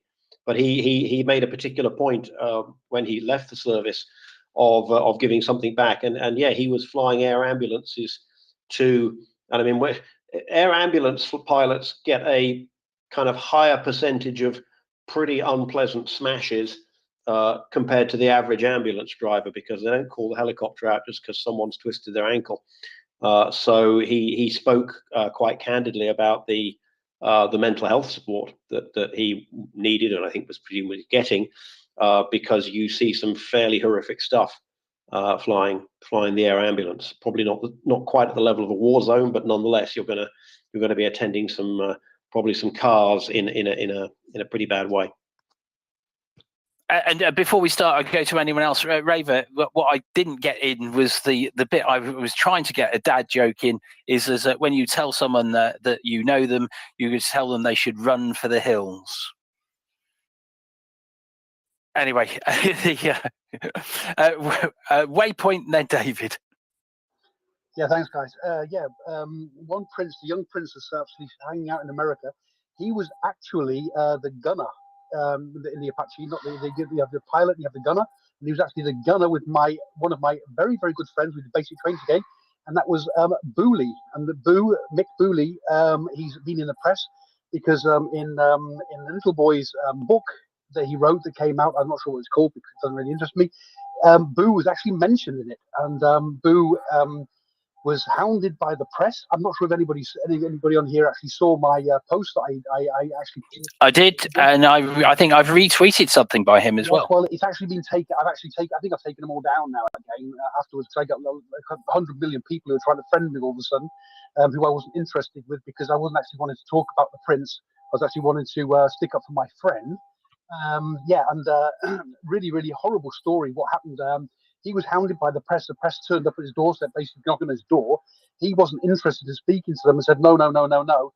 Then eventually one of his friends, ex-pilot, then something to do with the press, turned around and said, well, I know somebody you can speak to. You can speak to him. You can trust him. Well, he trusted this guy and he actually spoke to him a little bit. And he said, yeah, well, actually, what Harry said about Afghanistan wasn't actually the situations that happened that were in the book, weren't actually true. But I'm not saying any more than that. And that basically came out, and it was in the press. It was in all the press in GB and all this sort of stuff. And he's suffering a little bit PTSD, and like a lot of us do. And he then came out and gave out put out a couple of posts and that, and asked us to spread the word and to try to spread a little bit of the truth of what was going on. And that's basically with that. The other thing that was going on, I'm actually driving, so I can't really speak very much. I just stopped so I can speak. You were talking earlier on about the survival training that pilots do. Well, I wasn't a pilot in helicopter. I was actually a door gunner in Northern Ireland, and I did a bit of work with special forces being sent out and dropped off and stuff like that with the helicopters. So I actually had to do rescue training as well. With the helicopter, you basically in the back, and you get dropped off and turned upside down, all this sort of stuff, and you've got to try to make your way out, and there's like 1, 2 lights that are flashing and all sorts of stuff, and you get completely disorientated. I was listening to that. I was really today's chats are really, really cool. Thank you very much, everybody. Yeah, but that's just all I wanted to say. I didn't want to, because the chats are so good, and I'm just really concentrating what everybody's saying. It's just so cool. Thank you very much, everybody. I'll go. Thank you very much for that waypoint. We're going to go David, then Jerome, and then Nick's got his hand back up again. Steve, good morning, hello, and good afternoon, and good night, everybody who's listening. If you've enjoyed the space, as our friend Waypoint said, good morning, good afternoon, Waypoint. It's great to hear from you. I hope the work is going well. Sounds like money's being made. Excellent. If you've enjoyed it like we have, retweet and share the space. Send out a little message, tune in, listen with us here at MriyaReport, and put out a little bit of what we're talking about. Invite a friend along. And it's all very well us being here in agreement or using dialogue to find consensus or to winnow down to some truth, but we need fresh blood all the time, because otherwise we'll become staid and used to speaking with each other, and we'll fall into habits of conversation that will make us drift away from logic if we're not careful. So I always think the fresh minds or fresh perspectives are badly needed everywhere. I'm very conscious of it myself, so that's why I seek it out so much. I wanted to reply and to enjoy the humor of our friend Ming with the aviation financing skills, and to say that yes, it is humorous to think of, but in fact is the intention baked into that very American phrase of Einstein class visa. Obviously, this is a phrase from the start of the last century, so there have been developments and there are a couple of different streams or avenues within it, but it's generally understood to be the special skills and talents. Think about it. There has to be a reasonable way for a nation like this, or for any nation, to allow, particularly a nation like this, which prides itself on being open and free to commerce and movement, to allow people of skill to come in and conduct their business in a way that will benefit locally, be that traditional dancers, traditional music, people of special business skill, people of art, whatever. It is very beneficial to have that latitude under special skills and services, because yes, this is a massive country, and yes, there's a tradition here from all over the world, and yet still they realize, or it is realized, that there is specialisms available or around in other parts of the world that just are not here, or not as good as is available here. Sorry, what's available here is not as good as is what could be brought in. And so I would say I know from, I mentioned the rugby point of view just a minute ago with the sports team. I also know from traditional performers, music and art and theatre, it is the category they come in under. And, you know, they're working. It's a performance. They're on contract, right? But I think some of the problems are solved by doing it that way. I think it's part of the package one gets from one's booking agent or one's production manager or whoever handles it in your realm. It just kind of comes along with the packet, and you sign the thing, get your picture, and away you go. So I wanted to say that no, we don't encourage any kind of break in the federal law here, particularly as it relates to the immigration. But we do encourage people to. Well, that's I wanted to speak about the spirit and the intention of the law. The spirit and the intention is to allow infusion to the nation, to the society here, of unique and maybe not so widely available people of talent, or people who might just do something that's not done here. You may not consider it a talent at all, but maybe that just isn't how life or practice or business is done here, and you might be seen and prized as somebody who would be needed. So I wanted to come up and speak about that and say that always keep your mind open. One is always surprised at the many, and probably another answer to how some folks of Russian ancestry will be able to move around. Given that money, residencies, and commerce and corporate entities have been funded and founded in different nations, it depends on which passport they wish to present. They could be green card holders, they could be American citizens, they could be Canadian citizens. And so that their politics and their national origin doesn't come into it. And I would dare say in this company that we would be wise not to sacrifice that liberty just because we've met another monster along the road. We would be wise to maintain that liberty, and that we don't stop people at borders in the way our enemies do. Yes, it leaves us open. Yes, people see it as a weakness. It's also a strength, and it's also important to maintain sense of morality when it seems that there's only butchers and monsters everywhere. So, Slava Ukraini, retweet and share the space if you enjoyed it. If you don't like it, I encourage you to go to MriyaAid.org and rage, donate 5, 10s, 50s, or 100. We take all money from all givers. You don't have to like us to pay us. Thanks very much. No, thank you very much, David. And I should thank you again for saying all the things I should be saying. So you've done it for me. Here we get an extra special thanks. Jerome. Good morning, David. And I always love hearing David speak. I loved his reference the other day to our archaic, I think, or arcane, I forget the word he used, but tradition of raising our hand.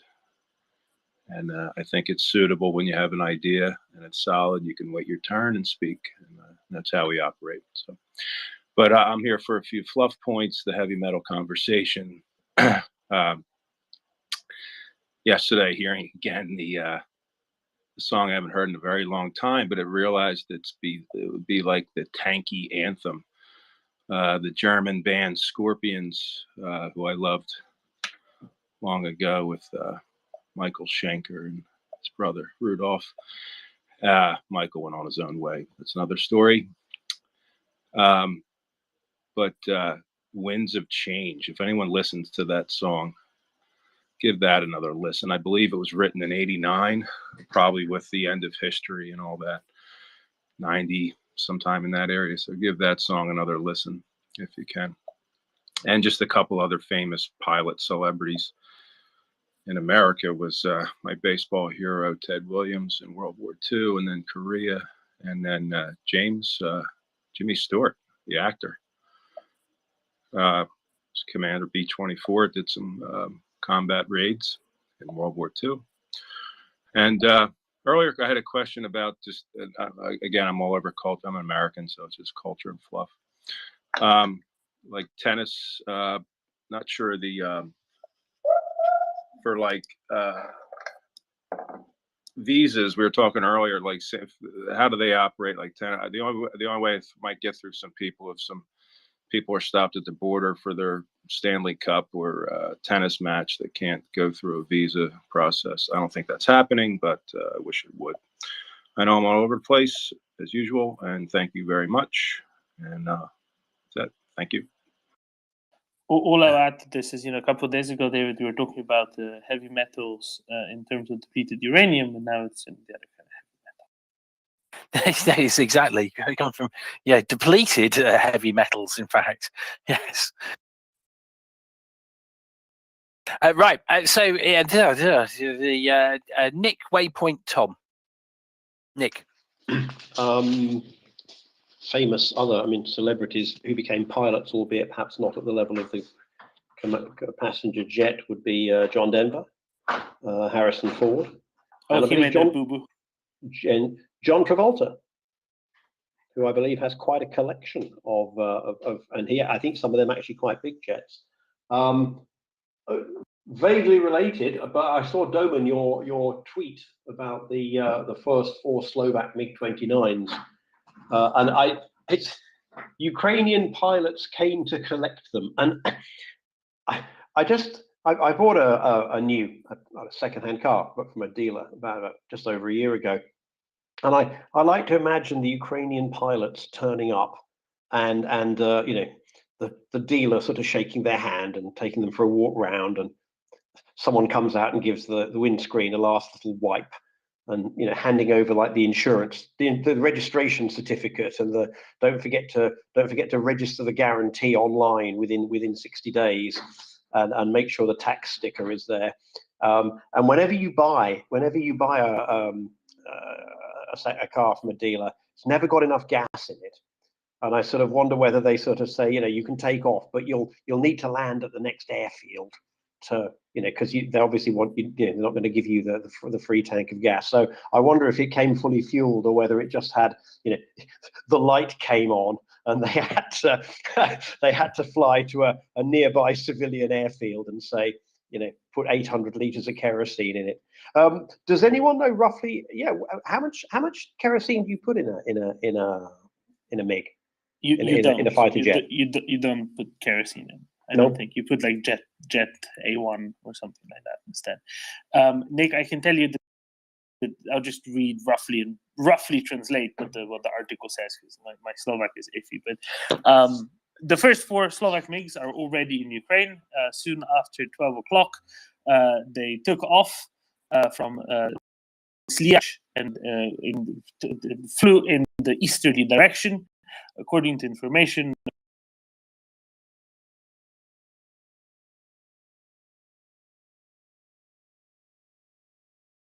the Ukrainian pilots came to Slovakia to get them, together with mechanics, which before they took off, have made some final changes, jobs, adjustments, something like that. I guess you have to tune the radio to your favorite channels, don't you? Otherwise, it's got whatever dreadful rubbish the mechanics were listening to. You probably need the Ukrainian IFF installed, right? Yeah. So that the Ukrainians don't shoot it down, even though they're got to put the Ukrainian voice on the sat nav. You need to take a little paintbrush to paint the Ukrainian flag over the Slovak flag, right? Stuff like that. No, but the IFF, I think, is the crucial bit, actually. So Hager's government has announced the giving of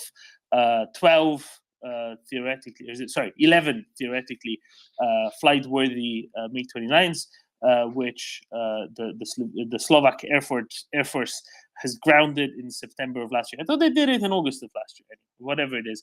The other ones that didn't fly off today will probably go to Ukraine using ground transport. And then the Slovak Minister of Defense commented and says, thank you to all people who had to do with this for a fantastic, professionally done job. Slovakia stands on the correct side, and with this gesture, we have, as a country, written with large letters or large words, large letters, among the modern history of the world, which will talk about timely help and a great solidarity and the greatness of a nation, said the Minister of Defense, Jaroslav Nad. Sorry, my Slovak used to be better. So that's the best I can tell you. There's nothing more in this outlet anyway, any more detail. So basically, the other ones aren't flight-worthy, is what they're saying. The other ones, they're going to ship on trucks, and the Ukrainians will figure out what to do with them. Presumably, some of the Ukrainians' own stuff must be could do with some new bits so that they could take off the others anyway. So I don't know. Maybe they'll turn the other 7 into what, stick them together and make 3, and then have some bits left over for 3 that work, and have some bits left over for servicing. Yeah, and the Ukrainians are very good at getting stuff up into the skies again. They're very, very good at that. Let's not forget that. David, do you want to move us along to Waypoint? I think Waypoint was next. Yes. Appropriate to roll the plane talk. Yes, please do. What waypoints do you think they took, Waypoint?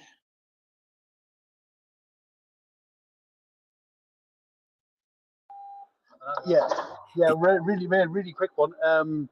I was listening to all your green cards and visas and stuff like that, and I'm not sure. Have you heard about what the Brazilians have now said about Putin? If he comes, they would arrest him.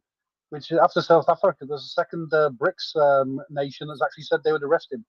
However, Hungary have said they wouldn't arrest him, and Germany said they would arrest him, and then Medvedev turned around and said, well, if Germany arrests him and he's on German territory, they'd nuke Germany with Putin in it, which just had me giggling a little bit. I just thought that one was actually quite hilarious. How they'd I think Medvedev got a talking to after that, Waypoint. Sorry?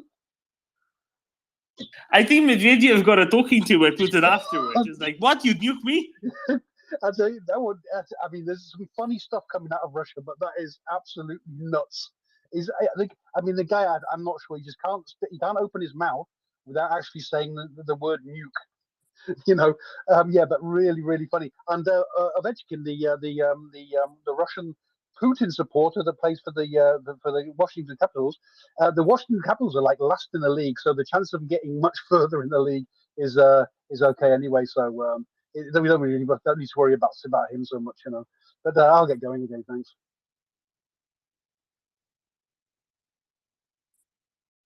Waypoint, do you reckon I'm right that IFF was what they would have needed to install in those makes? Say it. I didn't catch you there. What did you say? Sorry. Well, do you reckon I'm right that IFF is what the Ukrainians probably needed to install on the MiGs before they took off from Slovakia? I think they would have turned them off. Yeah, I mean, I can't imagine them leaving them on, just in case there's some Russian ears up there watching over and listening to what's going on. I could imagine they would have turned it off, and they would have told NATO would have been told which direction, which waypoints they will use to get home, and they followed the path that was given to them. You know what I mean?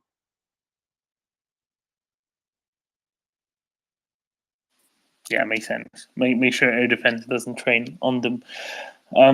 Absolutely. On the previous visa thing, Nick, the whole sporting visa thing. At the end of the day, I think it will have to come to the Paris Olympics decision, because if that is made, and as soon as that is made, I think nobody else will be taking them either. Yeah, but I wonder when that that probably won't. That won't happen until about a month before, will it? Because we won't know, the countries won't have the identities of their athletes. So interesting, because it'll be that will be a Schengen visa. Tennis is definitely, other than Wimbledon, is definitely pro-Russian. Right? They've the Professional Tennis Association and the rest of it have gave the LTA a bit of a talking to. We've yet to find out though whether what Wimbledon's going to do. I think tennis threatened to remove the Wimbledon from the Grand Slam series if they don't allow Russian tennis players. I wholeheartedly support tennis not allowing them in, regardless of the consequences. Absolutely, I wouldn't say they're pro-Russian. I'd say they're pro-money. That's all it comes down to. I don't think the LTA people wake up in the morning and have a picture. I should have said pro-Russian money, right? Yeah. I mean, but they want to have all the stars, and they don't see why their tournament should be slightly inconvenienced by 2 or 3 of these. I mean, I'm not a huge fan of professional sport of any kind. Tennis strikes me as okay. I find professional golf even more ridiculous than professional tennis, but it strikes me that if professional tennis or indeed golf ceased to exist tomorrow, very, very few people worldwide would be affected. So I know I'm not even sure what the business model is of these tournaments, but I don't see how it would be affected by having 5 or 6 of the top players not available. It's yeah.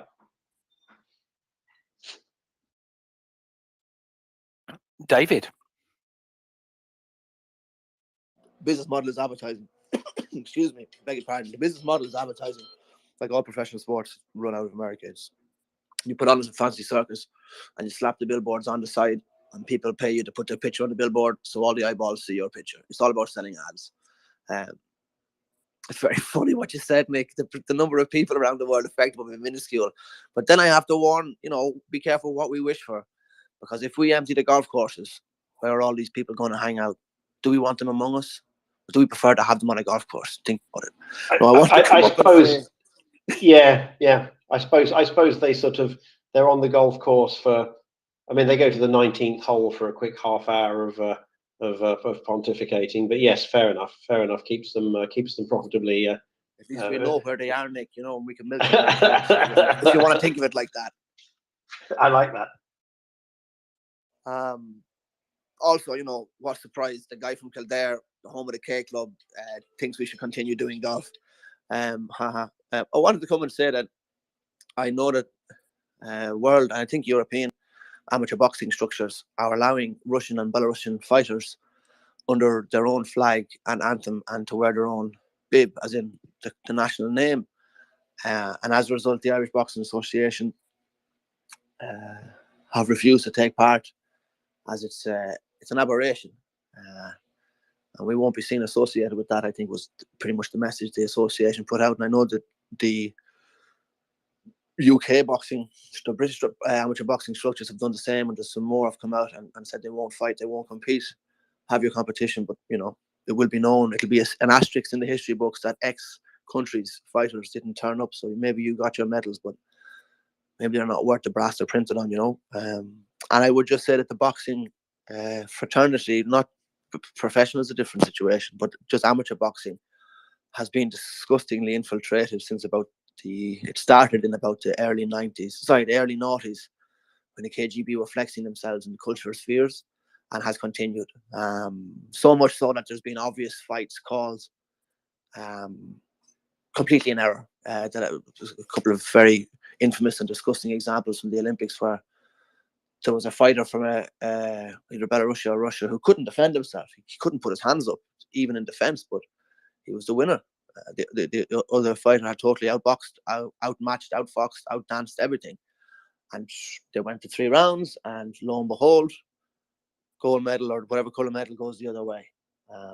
So it has been a creeping rot. I think it's probably the same as what David Brookfield and Nick and others have mentioned. Dr. Ford has mentioned here previously that it has been what they say in all forums or in all aspects of life. We will have found this Russian disease of corrupt money, and in places where it's known or would have been expected in certain quarters, and in places that have not been expected or wouldn't have been thought of. Pretty much anywhere they can get influence, status, and then therefore use that to rinse money and get more influence and status. Looks like we find them. So yeah, really enjoyed the conversation, folks. If you're listening, please retweet and share. Let people know you're listening to Maria Report, 24/7 live here to help free Ukraine. Thank you very much, David. Before we go to Ralph, I will say, Bunnyson Burner, I'm trying to bring you up, but it's not working. If you recycle or something like that, try that again, and we'll see if we can get you up. Okay, Ralph. Hi, I've just found a YouTube video from Fox News, which makes me happy. It's Mark Levin talking. He's kind of chef cooking. It's brilliant. Yeah, I've seen it. It's brilliant. Yes, and I think this is a direct consequence of the Xi Jinping visit in Moscow. that it's enough for the Republicans to make both sides. I think with Mark Levin, he has so strong arguments, and I don't think there is a chance from getting away. I hope you all see this. And I hope in the evening the Americans talk about that. That's right. I'm trying to get to the my mic button. Do you want to tag me in on the tweet, and I'll put it up into the net. Okay, I think I did it to Doman, but I can get it to you. Yeah, just tag me into it. It'd be dead easy. At DM Brookfield. Here we are. Wonderful. Right. Oh, Robin, you've got your hand up. Hi, can you hear me all right? We can, loud and clear. Because I have to get out of the spot that's often the problem. I just wanted to point out Mark Levin has been a very staunch supporter of Ukraine right from the beginning of the war. I'm glad that he's getting a little more attention now, but he was the one who said, which I think was very true, all of these people complaining about how, we can't be helping Ukraine because we have poor people at home. And he said, we're America, we can walk and chew gum at the same time. Anyway, I'm glad he's getting some press now, because I think it's important for us to acknowledge, as the MriyaReport, I'm sorry, I'm out of breath, as MriyaReport has, that there are a lot of good faith conservatives who also support Ukraine. That's all I had to say. Thank you. Slava Ukraini. Thank you very much, Slava. Yeah, it's important to know. Often, sometimes we think that the Republicans en masse don't support Ukraine. That would be very untrue, right? There are good people everywhere. Oh, Nick, you've got your hand back up again. Yeah, I just, whenever I hear people saying we shouldn't help XYZ country, we've got poor people at home, I always go and look at their voting record, and it's amazing how often, or rather how infrequently, one finds that they have ever voted for any kind of welfare program at home either. Yep, hypocrisy rules in politics, right?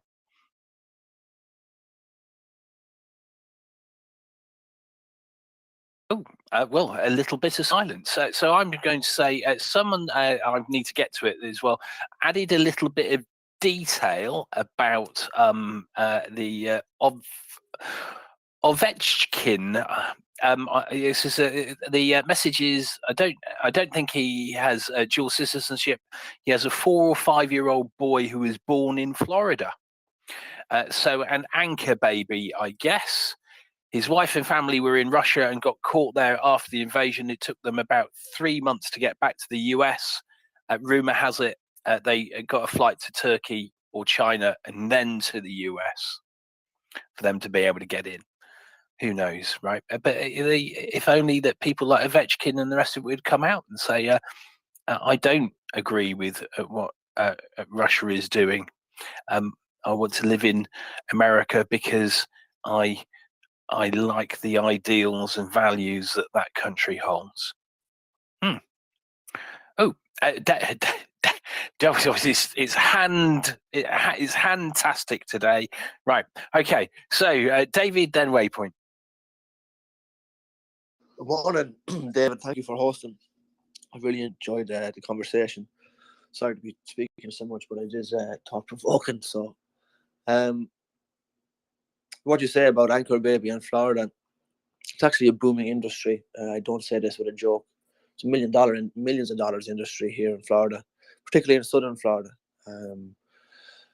Folks are sent packets, information, get pregnant, land here when you're 7 months or 8 months when it's still safe to fly, but late enough that you'll be hitting final trimester here, and then people have babies, and American law is like the old Roman law that where you're born, son of the land, right? So you're born here in America. That means you're an American, and that child deserves to live with the full enjoyment of love of their family, mother and father.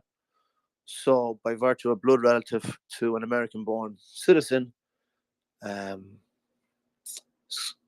it's akin to somebody who becomes an American citizen and would sponsor in a brother or a sister or something like that. Interestingly, it doesn't exist in Ireland anymore. It was quite an interesting flourish and blast of racism from the, well, unusually naked racism from the government central. They had change of law in the 80s, so that and then the disgraceful spectre, the racism I speak of, the phantom inflated was Nigerian ladies or African ladies landing in Dublin and having an Irish child, and then being, God forbid, being allowed to stay and raise their own child.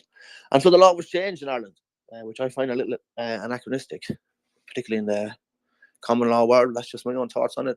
I think Ukraine still does have the born of the land rule. So if one was not to be from Ukraine but were to be blessed with a child while in the country, living there, then that child would be Ukrainian by birth and should also enjoy their full love and care of their family, right? Which means mom and pops get to stay. Probably a good thing if you think about it, economically and socially speaking. I keep noticing that America is a very large and empty continent.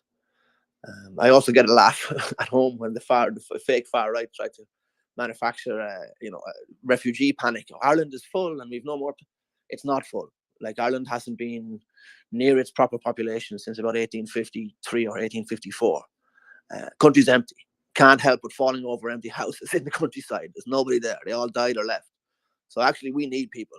So if you're looking, think of Ireland, but don't try and get pregnant on land, because they won't give you papers. Slava Ukraini. Please retweet and share the space. Thank you, David. I'll interject shortly, because I think Nick probably has a lot more on Jus Soli versus Jus Sanguinis. But I believe Argentina and Brazil were among the baby birth-giving destinations for Russian women this past year. They were very popular because obviously it's a lot easier for them to get travel papers to go there than to the US, right? US visas are a bit harder to get. It's almost as though there are a lot of things that are going on now with relation to Russia, with which we can find historical parallels. And I really didn't think that 100 years ago, yes, Argentina and Brazil were some of the most prosperous, countries with the brightest of futures, especially Argentina. One of the highest GDP per capita, certainly one of the highest growth rates at the time, especially in the New World. And then, things went a little bit the other way. A bit later on, refrigeration didn't help with that either. But who would have thought that Argentina would have been the really desirable place to go do that in? Now, such is life. Nick? Yeah, the interesting thing that happened in Ireland was, it used to be, if you were born in Ireland, regardless of your parents' nationality, now your parents have to be Irish or British. And the or British, I don't know if that's just because of the situation in the north, or whether that would have happened anyway, but it creates an interesting possibility. If anyone is listening in Ireland and wants to create one looking for a business opportunity, I'm surprised. I have, well, maybe this is happening, but I haven't seen it. I haven't seen it reported on in the press, and I thought it would have been.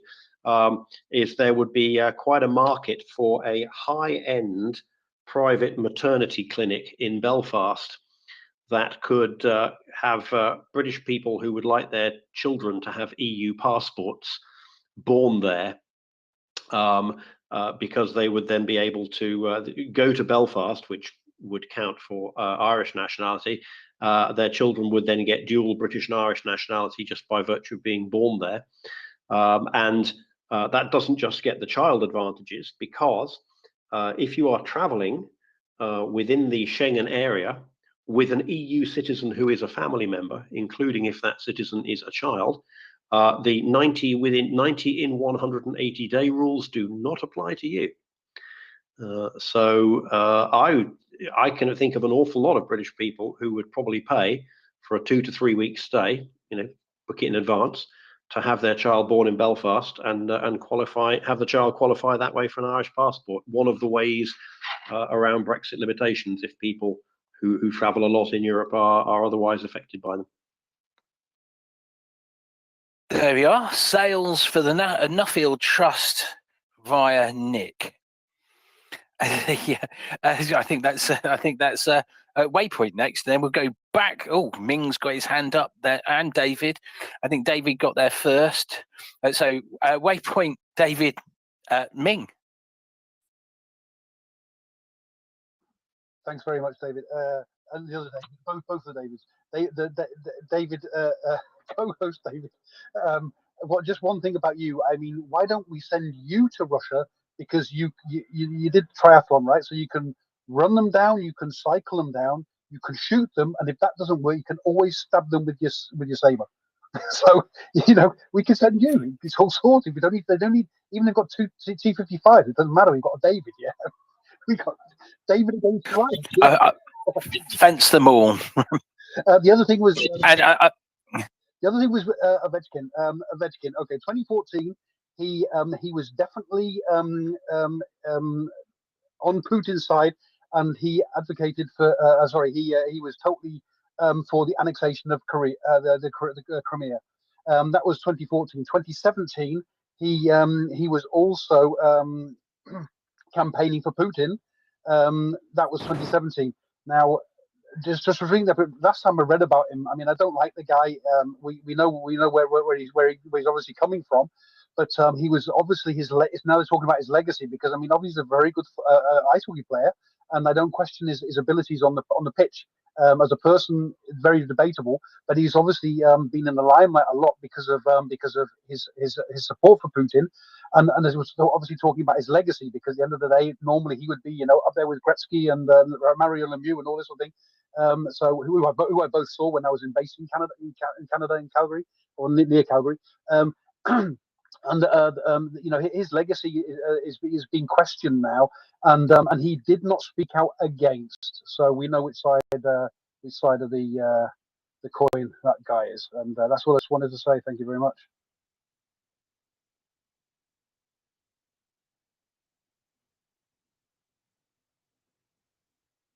Thank you, Waypoint. Ming, did Nick give you an idea for business? Well, I don't live in Belfast, but I was going to just tell a story about how how I got my second passport. So I always had a British passport, and that's all I seem to need. But back when I was in Moscow in '98, I got mugged and my British passport got stolen. So I got one of those 1-year ones from the British Embassy in Moscow, and and by the time that expired, I wound up working in Germany, and I'd been working at this German bank for about 4 months, and I hadn't been paid. And so I called the personnel department and said, look, what's going on here? I worked in Moscow and I actually got paid there, but here, what's happening? And they said, Herr Zanner, you haven't shown us your passport, because my British passport had expired. I'd applied for a new one, but they were installing a new computer system in Petit France, so they completely mucked it up. And so it was taking forever. And, meanwhile, the family were potentially about to go hungry. So I thought, oh, well, what am I going to do? I thought, well, maybe I can get a Norwegian passport. So I prepared my cover story very carefully, called the Norwegian consulate in Hamburg, and I go, hi, I'd like a Norwegian passport, please. And bear in mind that I was about 30 when I was doing this. And the consul goes, what, are you sure? And I go, yes, I'm tired of ever closer European Union. I want out. I want to be free.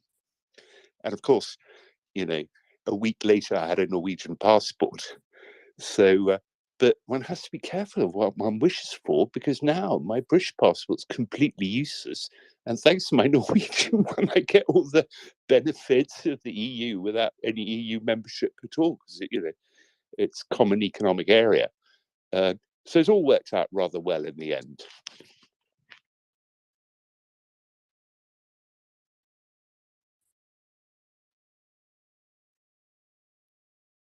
Yes, I was trying to get to my my mic again, just to say I'm very, very jealous. Unfortunately, a Zambian passport isn't going to help me with the EU. Yeah, but if you ever get into ice hockey, Yes, I could. I mean, I could probably. I mean, I reckon I would be a shoo-in for the ice hockey team. Absolutely, that's the way to the Olympics, isn't it? If I ever get to move to the Bahamas, I will be a member of their chess Olympiad team. But moving to the Bahamas is kind of probably the hard bit, because I imagine that they have requirements on the money front as an incomer. Oh my, David. Hello, Domin. Hello. Good morning. And good afternoon, good evening, wherever you're listening. Retweet and share the space. MriyaReport 24/7 hours. 24 hours, 7 days a week. Visit Maria Aid and give what you can. It's my preferred personal favourite charity for getting life-saving aid, tourniquets, etc. to Ukrainian military and civilian people. So do what you can if you're enjoying it. Share the good word around and help free Ukraine early. Donate what you can. I wanted to come up and speak about what Nick had said. I think the requirement to and the UK is from the Common Travel Agreement, from the the Island of Ireland Act or whatever it was, separation agreement at the time of partition. So as you know, but others may not know, it means that each nation will acknowledge the other nation's citizens and treat them as if they were citizens of their own, essentially. So that meaning a family from Birmingham can decide that they're going to jump over the water and come to live in Dublin. There are huge links between Dublin and Birmingham historically anyway, like Dublin and Liverpool or whatever. And they would be allowed to live, pay taxes, vote. Similarly, the reverse is true. But I would just say that it is amusing what you say, to have the professional clinics. I'm sure the competition authorities would bleat and cry, and then we have to think about the wonderful occasion of charging. I mean, the state is going to want to get in on this angle, right? If it's going to be a little special part, it's going to be like Monaco of the UK, right? So it's going to be in the UK, it's going to be in Ireland, in the EU. So I would love to see this, obviously as a hypothetical, but I'd love to see what kind of golden visa scheme they would devise. The state's going to want in on this. It's not going to be left to private money. You can always spot a Brummie by the shamrock in his turban, is the saying we have in Birmingham. That's right. Yeah. I mean, but it's interesting. I mean, there is a UK. I guess there's a post-Soviet angle here.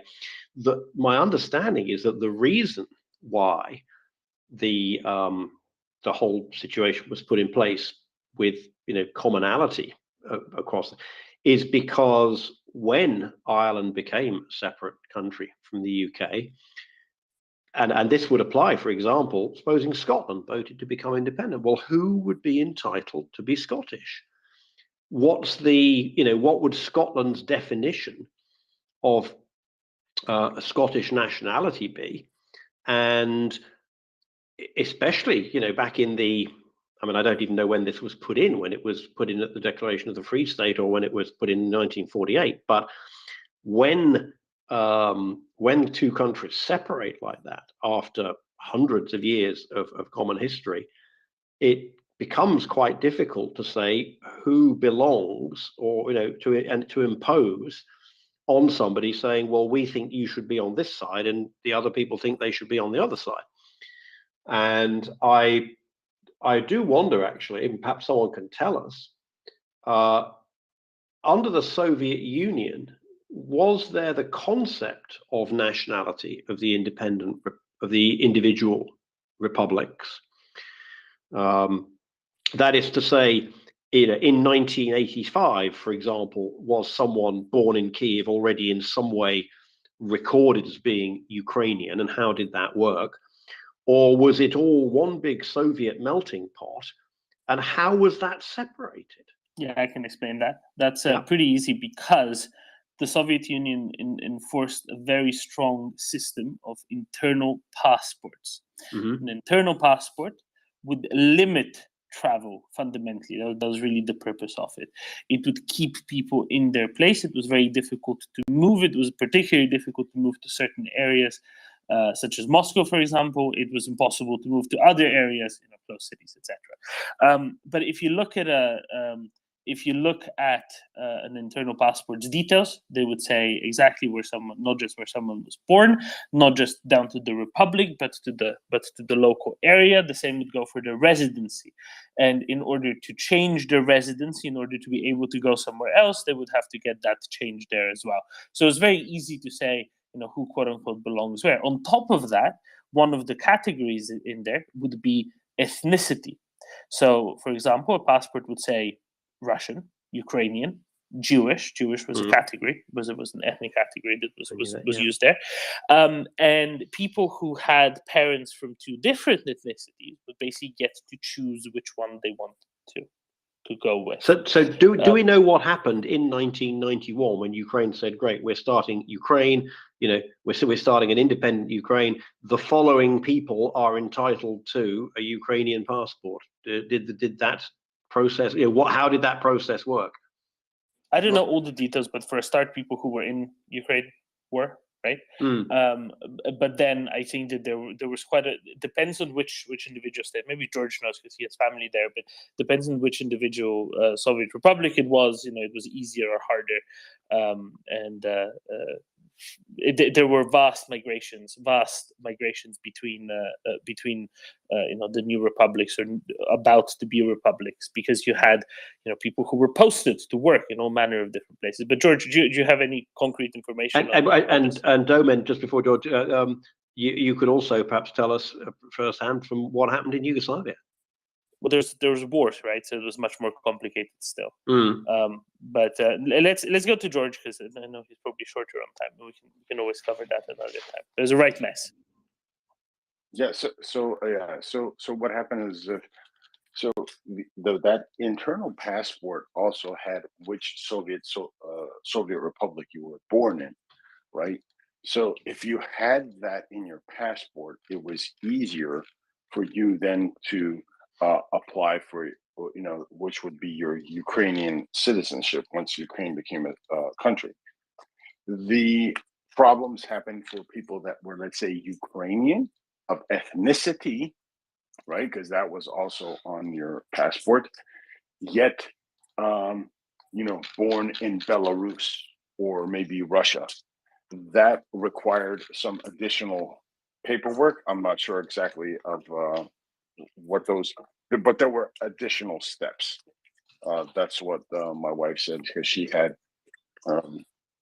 friends, that she met later on, and what happened was they had to go through some extra steps, some kind of verification process.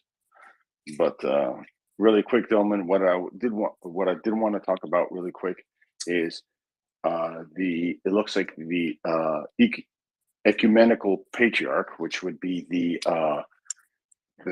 Orthodox version of, let's say, the Pope. He has come out recently, putting out very public statements about the war in Ukraine. Obviously blaming, rightfully so, the Russians for the aggression, but he has taken the extraordinary step of also blaming the Russian, what they call the Moscow Patriarch wing of the Ukrainian church. So there's two Ukrainian churches, as some of our listeners may know. There is the one that is the one that's Ukraine-based, and the one that's controlled by the Moscow Patriarch, by that ex-KGB, former convict Kirill. And the ecumenical patriarch Bartholomew has gone out and actually said they have been a detriment to Ukrainian society. They have worked hand in hand with the genocidal regime in Russia. So there's that. Excellent. Thank you, George. And this is kind of a big deal. Just for confusion, anybody who's confused, there's more than 2 churches in Ukraine, but there are 2 Ukrainian Orthodox churches, one of the Moscow Patriarchate, one of the Kiev Patriarchate, and the latter split off quite recently as a response to the initial invasion of Ukraine by Russia in 2014. But there's also other churches. This isn't a comprehensive list of churches. Let me just say this from Wikipedia: Ukraine nationality law transition in immediate post-Soviet period. Any person who was a permanent resident of Ukraine and held no other citizenship automatically became Ukrainian citizens on 13th November 1991. Individuals who were born in the country or whose parent or grandparent was born in Ukraine were also eligible to acquire citizenship. This would be most of the cases, right, George, where they would have to show the passports of their of their parents or grandparents or something similar. Overseas residents who were employed in government service or studying abroad and were born or otherwise permanently resident in Ukraine could register as citizens within 1 year of the law's effective date, which was extended actually several times to 31st of December 1999. And there were some other things, but basically Ukraine was relatively straightforward with these things because they didn't really necessarily want to keep people out who wanted to be Ukrainian and more or less were Ukrainian. So that was pretty straightforward. Really quick, though, as a historical note, so one of the issues back then was Ukraine going to give after this came to vote, but of course was shot down, was the availability or the the ability for Ukrainian citizens to have dual citizenship. But once again, they're friendly, and I obviously in jest. Neighbor Russia had a very big propaganda campaign against that, and they voted that option down.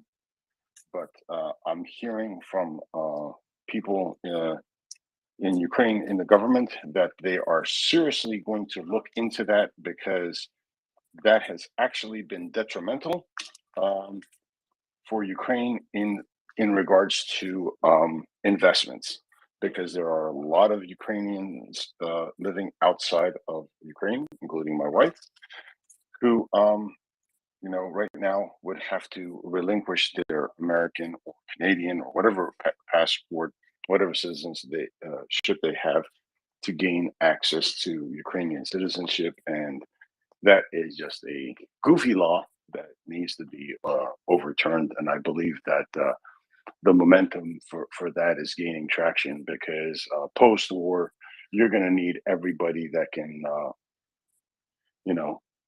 that can help. And the other thing is, you're also losing a huge stream of revenue, because you're losing all that passport renewal money. You have at least estimates between 7 and 10 million Ukrainians living outside of Ukraine, and you're losing that money.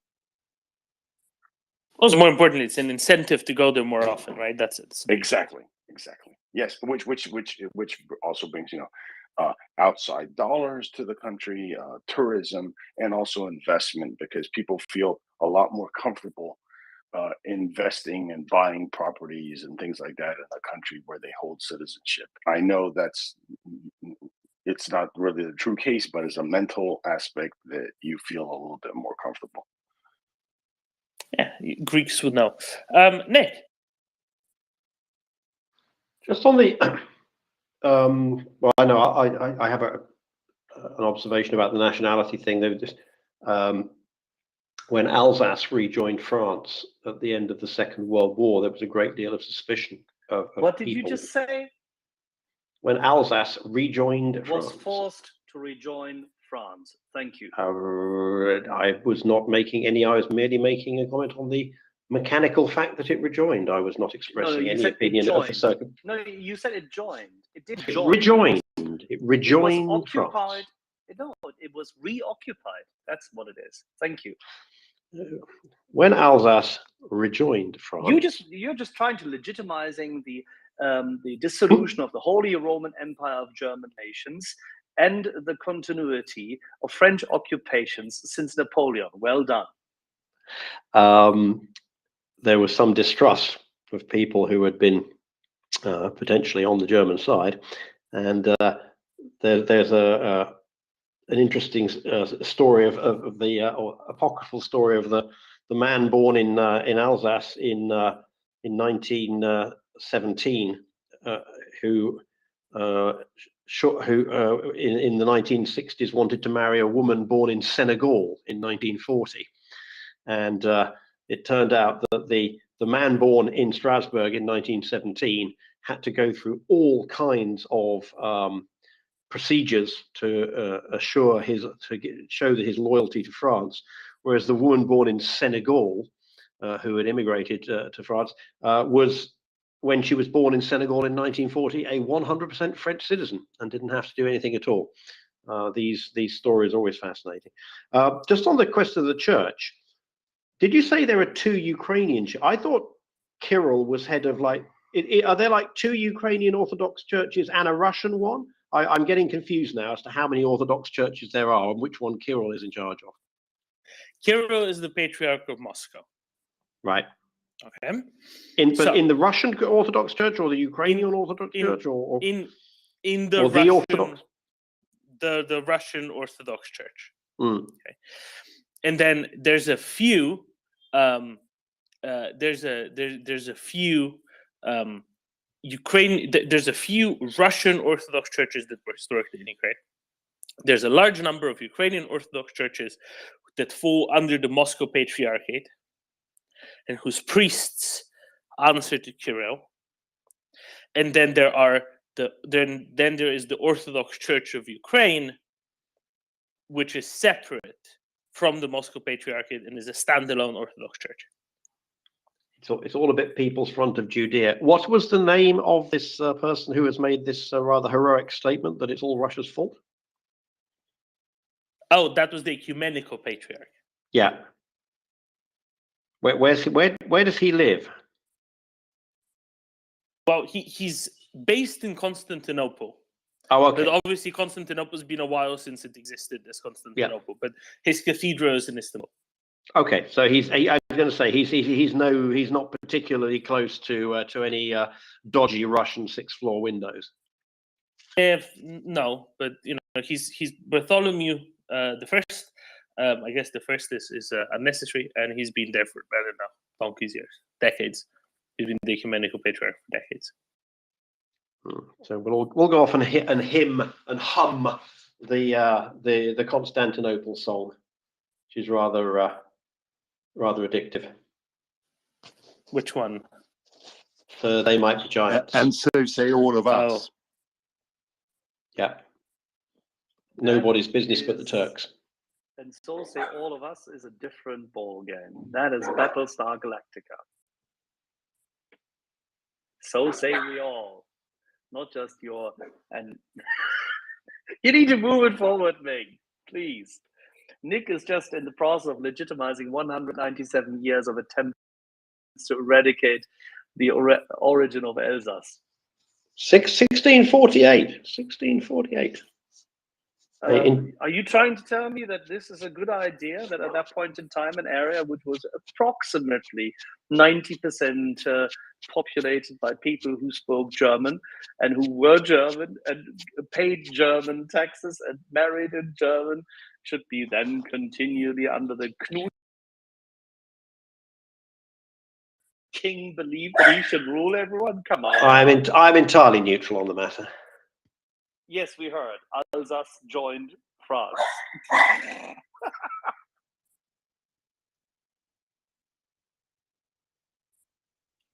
Deliberately and out of its free will. Yes, yes. Ming. Yeah, no. On the Orthodox thing, pretty sure Bartholomew in Constantinople's top dog. I mean, he's not the Pope, so to speak, of the Orthodox Church, but he's as close as.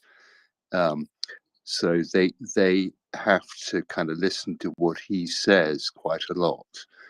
And I think the first thing he did that really upset the Russians was declare the Ukrainian Orthodox Church to be independent and therefore equal to the Russian Orthodox Church. And I think he did this either just before the war, before the full-scale war, or just after. I forget exactly when, but quite recently. So that really got the Russians very upset. But then there's another whole bunch in Ukraine. There's the Uniate Church, who recognize the actual Pope in Rome. So they're in the sort of Catholic communion, and I think they're about 18% of the Ukrainian population. So you know, it's quite a hodgepodge over there, as far as I can make out.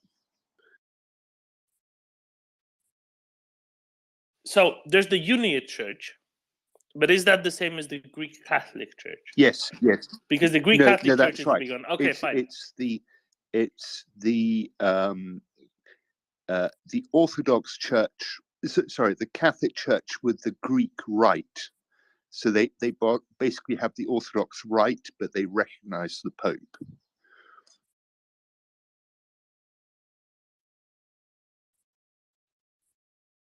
Yeah, that was once explained to me that after it was either the Poles or the Austrians took over a chunk of Ukraine, they said, fine, you can do everything you did thus far, you just need to answer to the Pope and need to call yourself Catholics.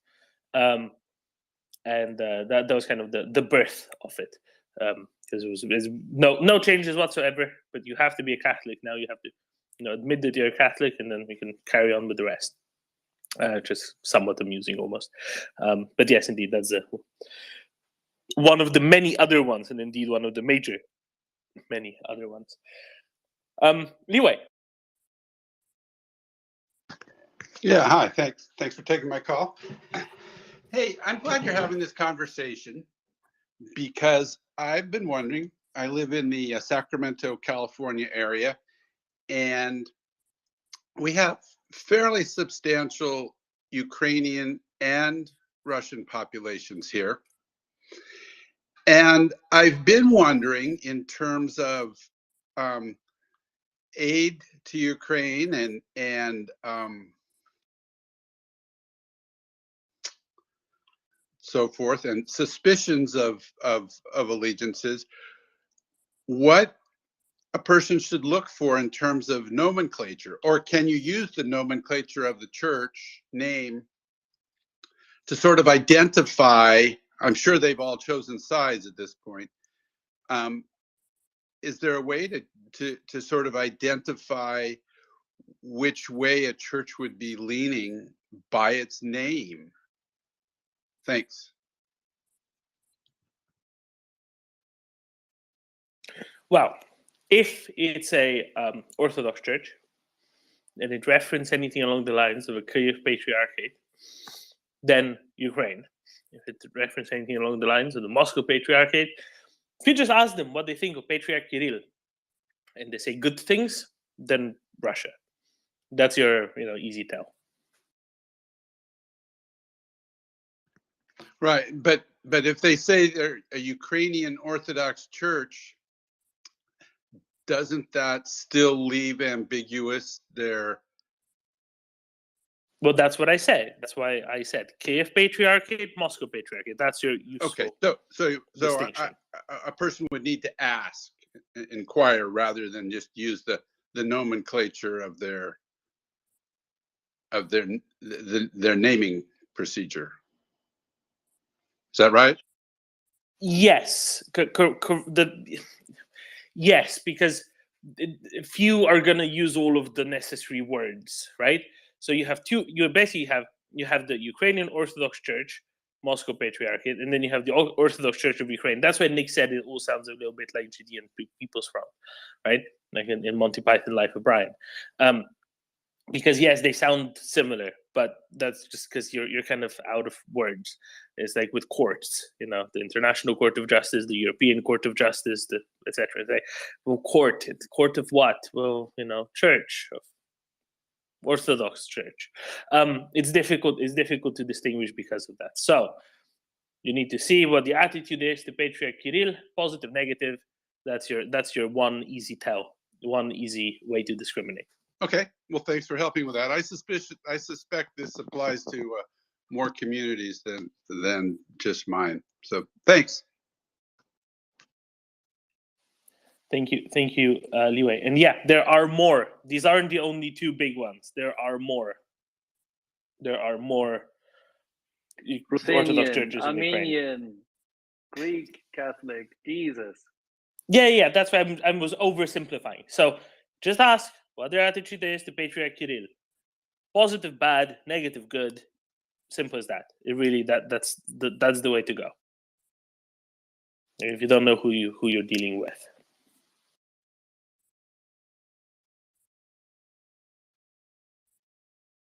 There we go. Excellent. Oh my. David, question for you. So those Slovak MiGs that took off from Slovakia today with Ukrainian pilots inside.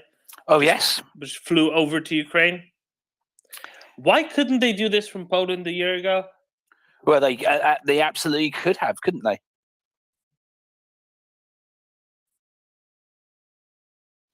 So you're saying it was all just a matter of political will again?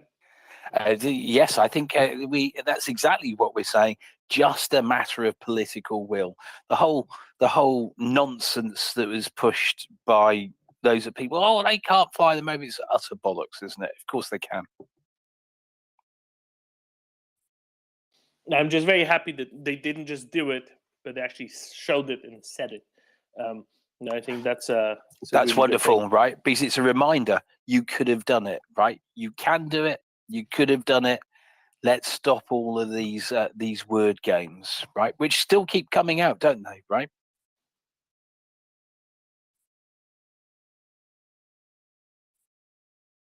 I did like the comment under your tweets, though, where someone said that makes it a legitimate target for the Russians.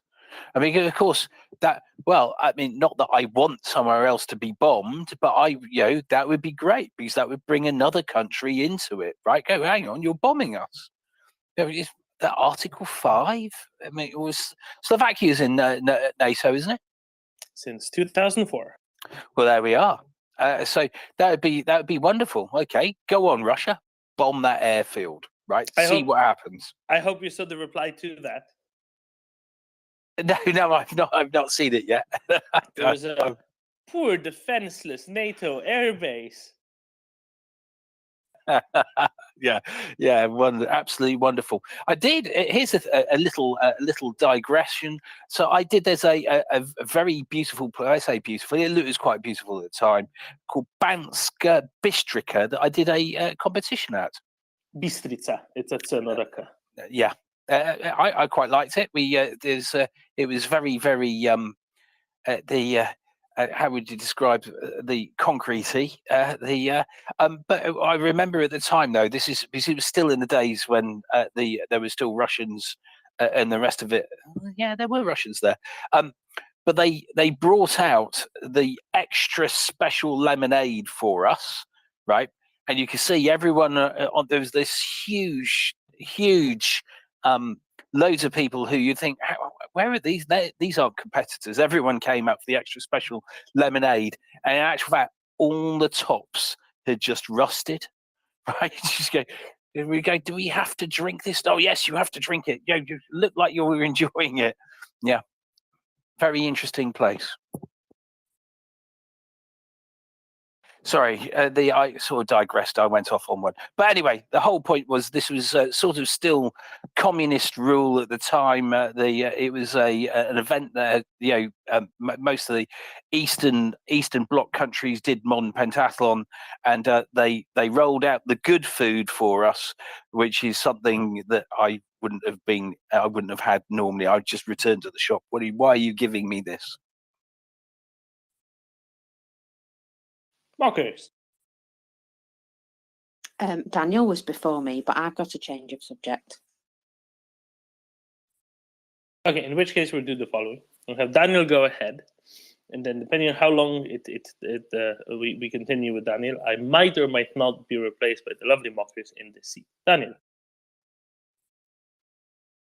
Then I will be short. You cannot fly the Polish MiGs last year. You can't just say that, Daniel. You have to explain. Is it politics or air defenses that you're referring? Politics.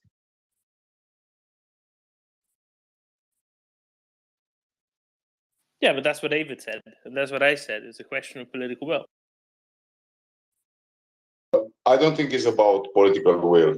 I think it's about situation. I think it's about how you can act. And we can be brave enough. We can say every time what we want, what we desire, and how we would to see the Russian in their needs. But the reality, we need to walk a very, very, very fine thread. Then who thinks, okay, we don't care? I think everybody cares, including all the presidents and prime ministers and defense ministers. Even if we are very, very brave and say, you know, Russia, look, they deplete their stuff. Yeah, now. 1 year ago was not the same idea. 1 year ago, most of the politicians never realized how bad stuff is Russia and how bad was the military intel, how the big desire is in their army to fight and things like that. And I don't think Poland tried to push the envelope farther, Poland and Baltics usually. But somehow I understand why President Biden tell them to temper a bit their push. Somehow, even somewhere, I understand even Scholz and Macron. Somehow, I don't say I agree with that, but I understand a bit that. And I don't think we can fly. The MiG-29 is done. And I don't think this happens now just because political will. Look how many air defense Russia will lose past 1 year. How many radars they lost. How many planes they lost. How many soldiers they lost. It's easier now. But also, I think any sudden moves triggers them a bit. Triggers them to make stupid stuff, not just, you know, usual rhetoric. We will nuke London and bullshit like that.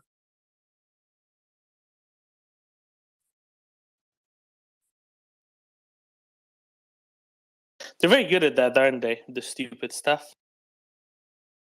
Experts, the level they are archmage at this bullshit. Sorry, I need to pet my cat because he's very crying. I will say something like this. 1 year ago, I was full throttle. Why we don't send our 600 T-55s, TR-85s, how we re-Christianize them. But somehow, I think I understand a bit more than 1 year ago. 1 year ago, I was a trigger-happy civilian who doesn't understand the consequences. Now, I think I understand something more. I don't say I know everything. I understand the cowardice of the politicians. I understand the mediocrity of our leaders, usually. I understand the pressure of the society. I understand, for example, how many people change their mind. I said about Romanians a few days ago. I saw Germans.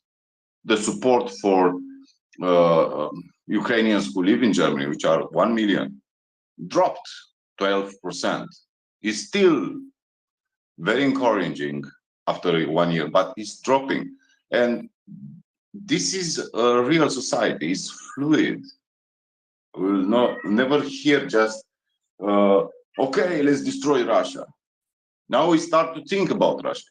Now for me, for example, I watch various Telegram channels, and when they put, look, this Russian lost their legs because this drop from the drone, I don't enjoy it at all. At all. I'm not a maniac. I can't. And I think it is better for us to not forget about this. Because let's say they start their feudal lords shit to killing each other in Russia, right? And what we'll do now then? Do you believe it will be just, we don't care, let's see everybody burn there? I don't think so. I would think we'll change. We'll be more humane with them. It's an evolution all the time.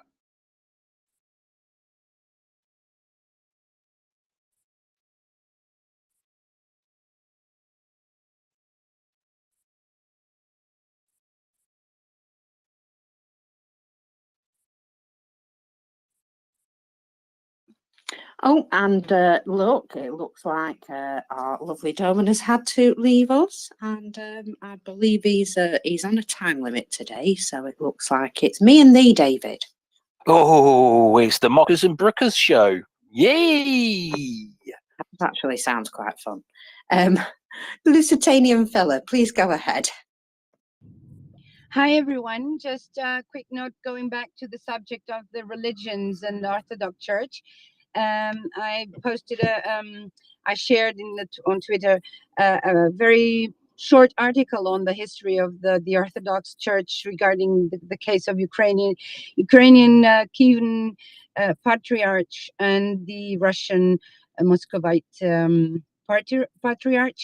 It's in French. I'm so sorry if anyone can. I could try to translate if you wish, but I don't know how to put it in the nest, as you call it. So if anyone would like to do that for me, I would appreciate it. But I think it's very important to highlight that Muscovites really lost the Kiev church, Orthodox Church, in 2019. And that was a very significant thing because Kiev had the second see as the second chair of the Christianity up to the 17th century. So Muscovites only managed to be autocephalous church in the 16th century, and Constantinople only recognized actually the Muscovite Orthodox Church as an independent one in the end of the 16th century. So it's significant that Kiev had the most important representation of Christianity, Orthodox Slavic Orthodox churches after Constantinople, which had the first head pope, and then the Muscovites took that place and inaugurated their own church, and then now Ukrainians have their church on their own. Back to them again. Thank you.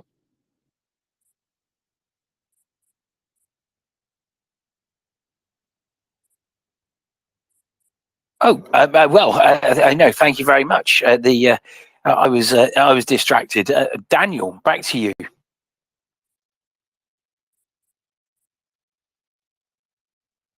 Wet hands. So, Orthodox Church. Because I'm an atheist, usually I am very interested about religion of my co-citizens and people around me. So, Orthodox Church is something very, very, very, very weird. Was a time when the Patriarch of Constantinople was the strong boy, similar like Pope.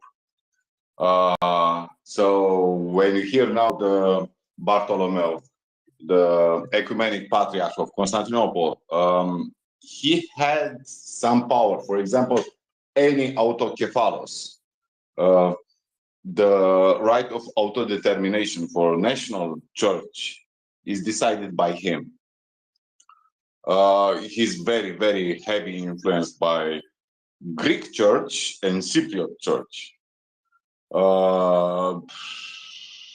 People say about Armenians or Coptic. No. They are not Orthodox. They are different denominations, very close, but different. With the Russian, we have another problem. Problem is when Putin took power, he took the Tsarist tradition, protector of the Jerusalem Patriarchate. For example, he renovated heavily in Jerusalem everything which is connected with Orthodox Church in Jerusalem. And this gives him a lot of power and influence for Kirill. And Kirill, because he's a KGB lord, acted like this. Last ecumenic synod of Orthodox churches, Europe and around, was this discussion about autocephalous, the right of autodetermination for Church of Ukraine, because they are subordinate to Patriarchate of Moscow, and this was not nice. after they stole a piece of land, you know, and they pushed hard, really, really hard. And there were 3 camps in this synod. One was Kirill and extremely few allies. One was, again, very small, gave Ukraine the power to come back to Patriarchate Metropoly of Kiev. And the fourth was undecided. And funny enough, Romanian Church was chosen like mediator because we are a bit different ship. Last 2 patriarchs are educated in Switzerland. So like Kirill, they know the good stuff of Protestantism, Catholicism, but we have a good relation with Vatican, which is important. And we don't take sides for Serbian church, Bulgarian church, Greek church, for example. And this helped a lot. And I think the gentle push from Bucharest was helpful for Ukraine to get their independence, not autonomy, independence. But Orthodox Church never to be judged like Catholic Church, is more like somehow Protestant, different denomination of Protestant and Neo-Protestant Christian faiths all around the world, because there are a lot of differences. Calendar, traditions, saints. Some saints are similar or in the same, but there are a lot of national saints. For example, we put our our princes, we transform them in saints. So it's different. It's not uniformity, and it's a long tradition for all Orthodox churches to be very dependent on political power. That is the real Orthodox tradition. Basileos, the emperor of Constantinople, which was usually the strong man who keep church in the place. And this tradition was perpetuated, including by Moscow, including by Russians. Sometimes churches are revolting, but this tradition in communism, for example, because most of Orthodox churches were in communist countries when, Cold War. And even then, the level of collaboration with the oppressors, the communist regime, the secret service, was astonishing. And this is a criticism which is hard to accept by the Christian. And in rest is similar. But Kirill, imagine Kirill is a guy who cherished the Russian tradition of mysticism in Siberia, their way of thinking about religion, but is not having many friends. Even if Russians are very powerful in Greece, in soft skills, in Cyprus, in Levant, still is not old and powerful. That is extremely important. And right title, the Patriarch of Constantinople, is somehow the kingmakers. It is about independence of the churches.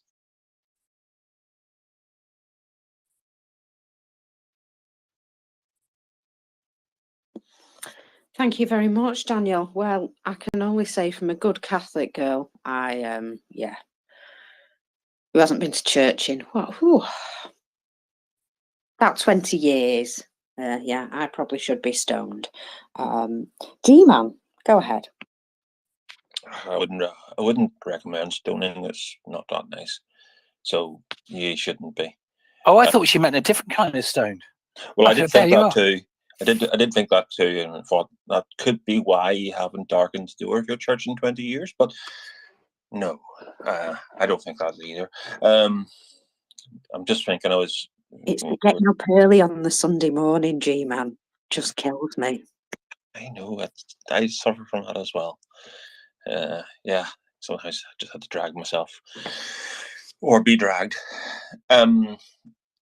Yeah, I'm just reading a couple of articles about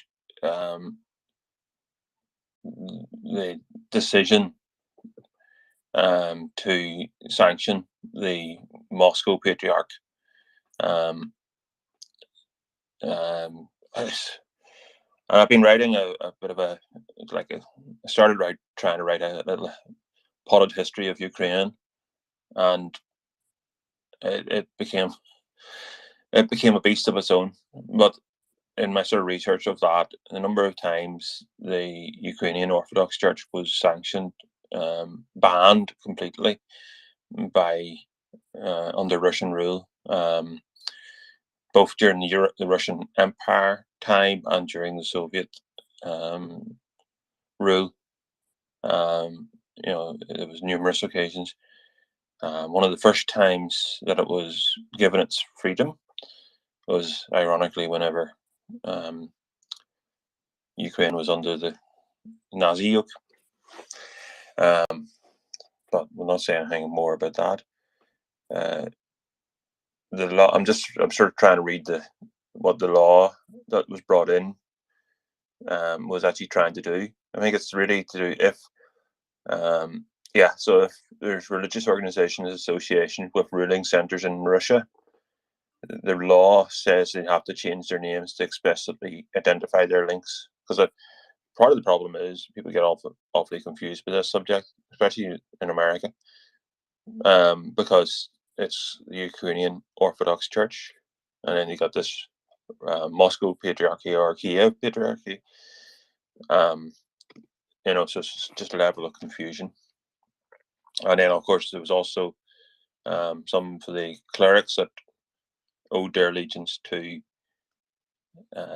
Moscow were also wanting to be chaplains in the Ukrainian army, which really, there's definitely a conflict of interest there, more than a conflict of interest. So there's a lot of angst about this, but honestly, I don't see why. When you're fighting a war for your national survival, and there's an organization which actively looks to the enemy for its orders. Well, that's kind of the point of the Russian Orthodox Church, G-Man. It is just another arm of the FSB. Absolutely. So, yeah. So call itself the Russian Orthodox Church. Don't call it the Ukrainian Orthodox Church if it's not. Well, I think because they are a part of the Orthodox Church, an arm of it, they sort of fly under that radar and they hide as part of the church. And I think these rules are basically saying that you are no longer allowed to do that because you're not part of the proper church. You've got to identify exactly who you are, and then we know best to avoid you. I think that's really what they're trying to put out there, that if these people were completely transparent about who they were, they wouldn't be treated as holy people in the first place. Yeah. No. Completely agree. Well, I'm going to go on to the medical problems or medical things now. David, are you aware that they're having some issues with medical stuff in Russia? No, I wasn't aware, but I would have guessed that they probably were, right? Because they're not very good at making their own stuff, basically. I mean, their vaccine was just dire anyway, right? So tell me more. Well, one of the things that they're struggling for is prosthetics, would you believe? You know, the prosthetic fittings? Is that because they've had a very huge demand for them recently? Well, you never know, it might be. But also this one. Now, this one surprises me a little bit because they should really have a good flow of incoming for this. So one of the unexpected effects on Russia is the fact that they have run out of human corpses for medical science. And Russian doctors are struggling to travel to nearby countries to study anatomy and test new skills and equipment on such cadavers. So this is coming from a Buzzer Telegram channel, which sometimes it's all right, sometimes it's okay, sometimes it's just funny stuff, you know. But I think this has been included because it is quite funny. So Russia apparently has a cadaver famine. The law makes it very difficult for a person to donate their body to science, you know, because they have a law for here, there, and everything. So it restricts the domestic supply of cadavers. And ironically, many of the cadavers used by Russian doctors are usually imported from the USA. So after the 24th of February, obviously that stopped. And the unfortunate doctors say there is simply no supply because nobody will supply us with cadavers. No Muslim countries would allow any manipulation with, you know, the dead, which is fair. And a director of a private anatomy lab, Alexei Inavov, states that it has been impossible to find new suppliers for a year, while teachers of cadaver courses have just run out of material. So doctors are travelling to Armenia, Georgia, Turkey and Azerbaijan to attend courses there. However, surely they could just go to the front, grab a couple. There's plenty lying around. They can take them with them. I'm sure the Ukrainians don't need them. Well, I mean, yeah. Yes, well, yeah. The mind boggles really at the problems they cause for themselves because they have a law for everything, don't they? You'd think they would just make a law and just say, here you are. You can donate if it's going to science. But I'm all good with them having problems, whatever that problem is. I'm very amazed that the main bulk of body, there you are, of bodies going to Russia were from the United States. That's incredible. I know, that's a bit cheeky, that really, isn't it? And yeah, the fact that they're no longer available. Well, obviously that is down to sanctions, but I would think that there is quite a number of people who, you know, in America, I mean, it's a big place, isn't it, who might donate their body to science and things like that. So, you know, I would imagine that there is a lot easier in the law to do things like that in more Western countries. But that'll mean they're being sold on, though, right? So when you donate your body to science, right? If you went, I want to donate my body to science, I'd be donating it to my body in the UK, not to send me to Russia, to where the orcs are. And everything is a commodity, you know that. Even well, your the commodities market. Has anyone been looking at the data for that? We should ask finance. What's happened now? Supply and demand, right? So are they going to have a case? Yeah, no, exactly, right. What's happening there? The mind boggles, right? Analyze that graph: supply and demand. They can't supply it, and the demand's high. What's going to happen? Are they going to just start? You know, do they just bump people off as well, right? Well, you're a little bit unwell in the hospital, and then suddenly you're dead. Well, and then remember what happened in the UK when they were sort of first starting medical practices and things like that. They used to dig up graves. Body snatchers, exactly. So I can actually see that becoming a trade in the near future. I mean, it's happened before. G-Man, I think you were next. Well, I was just going to comment on it that possibly the reason for the shortage of human cadavers is that they're all orcs, but that's, well, there it is. But David already beat me to it. I'm sorry about that, G-Man. Well, what can I say? Still, I'll echo it. They're all orcs.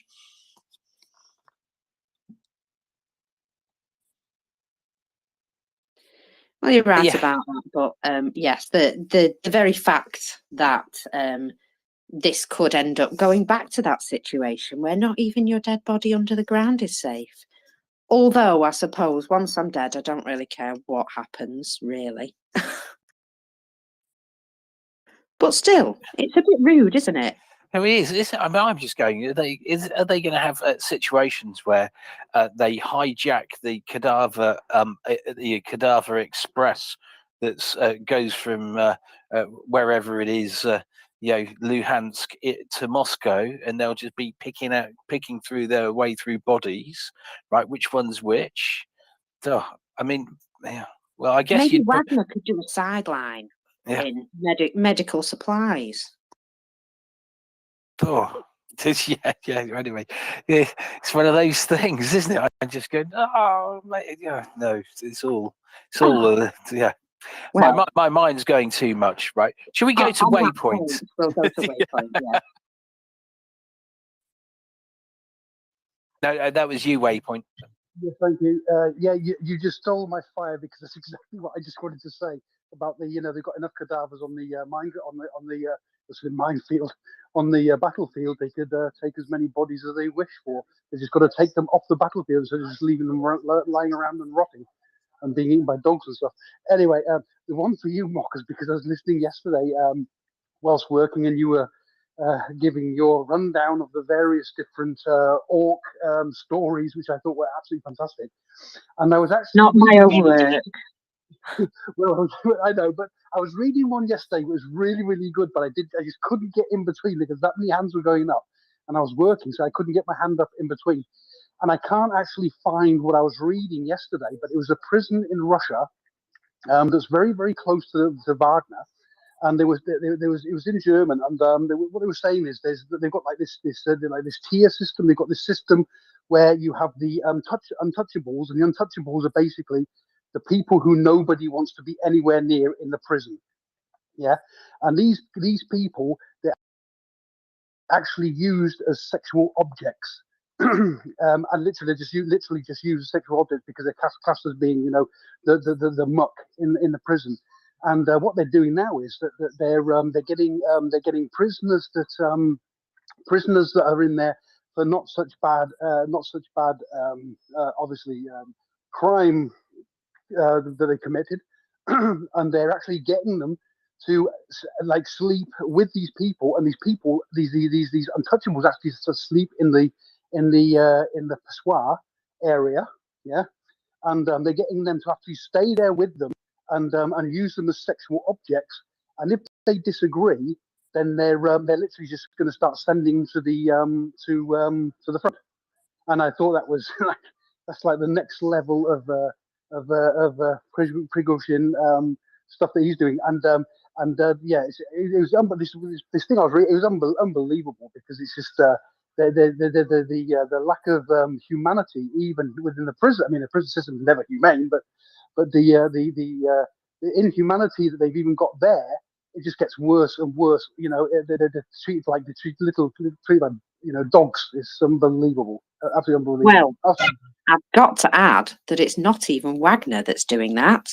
It is actually the Russian MOD. This is not even Wagner, but they're saying Wagner are actually trying to get in with it, but they just can't. They can't get in because the MOD is actually starting to do this now. Yes, well, what they've done is they've taken on a couple of guys who, well, when they go round the prisons, they pretend to be from Wagner. And these guys are like, look, we used to be prisoners. We'd still be in prison now. And now we're free because we did our 6 months and it was all really easy. And yes, we shot some people and it was ace. So they've got these guys there professing that war is amazing and that now they're rolling in money, which I'm going to say, I think pretty much everybody in Russia is a paid actor at some point. So, we don't really know if that's the truth or not. But then the Russian MOD are putting additional pressure on by saying, if you don't agree to sign these contracts, we will make you untouchable. And that's the whole thing, that they would put them in with these untouchables.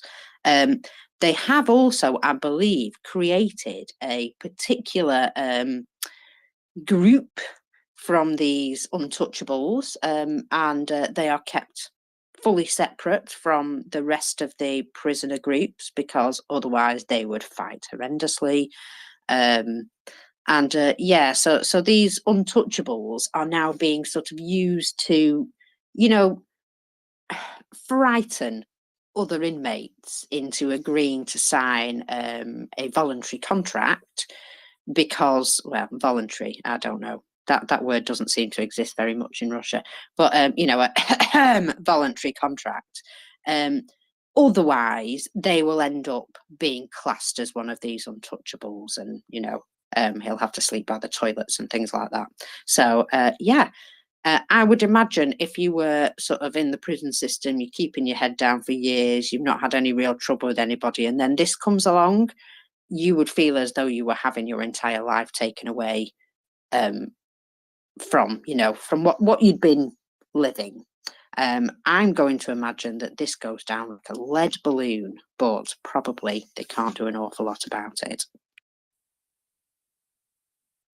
Yeah, the other thing I wanted to ask, because it was spoken about quite a lot yesterday, was the T-55, 54s, and they were talking about the rounds. Does anybody know if they're actually still being produced? Because I heard that they're not being produced anymore. Are they being produced or not being produced, or have they started to reproduce them? Thanks.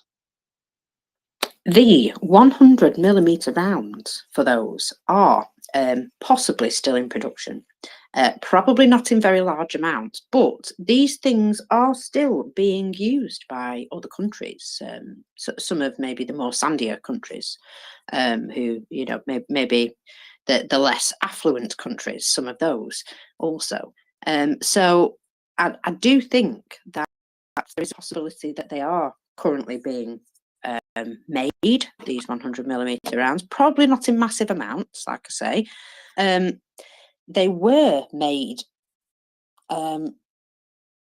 in sort of an industrial scale up to not that long ago. So very likely that they do have quite a bit of ammunition for them. But that said, that ammunition isn't fantastic, because it's antiquated in the way that even if it was built brand new, it's still very old, if you know what I mean, the design and everything. So, you know, and also, if they're building new stuff, well, I don't know, the new stuff doesn't seem to work very well. Yeah, just a thought. Luca. Good morning, Marcus.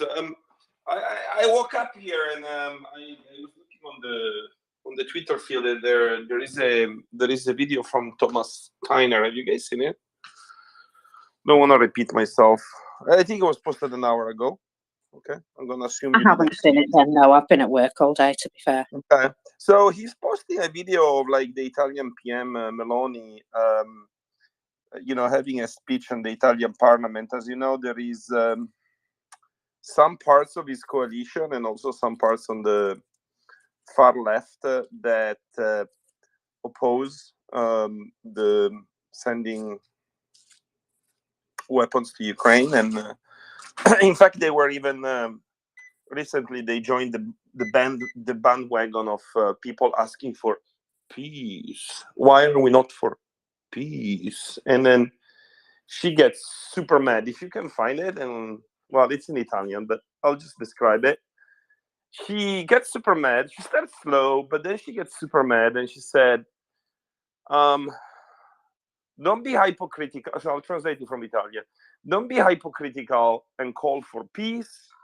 Call it for whatever it is, which is you want to call it for allowing Russia to illegally and by force take territories away from a sovereign nation.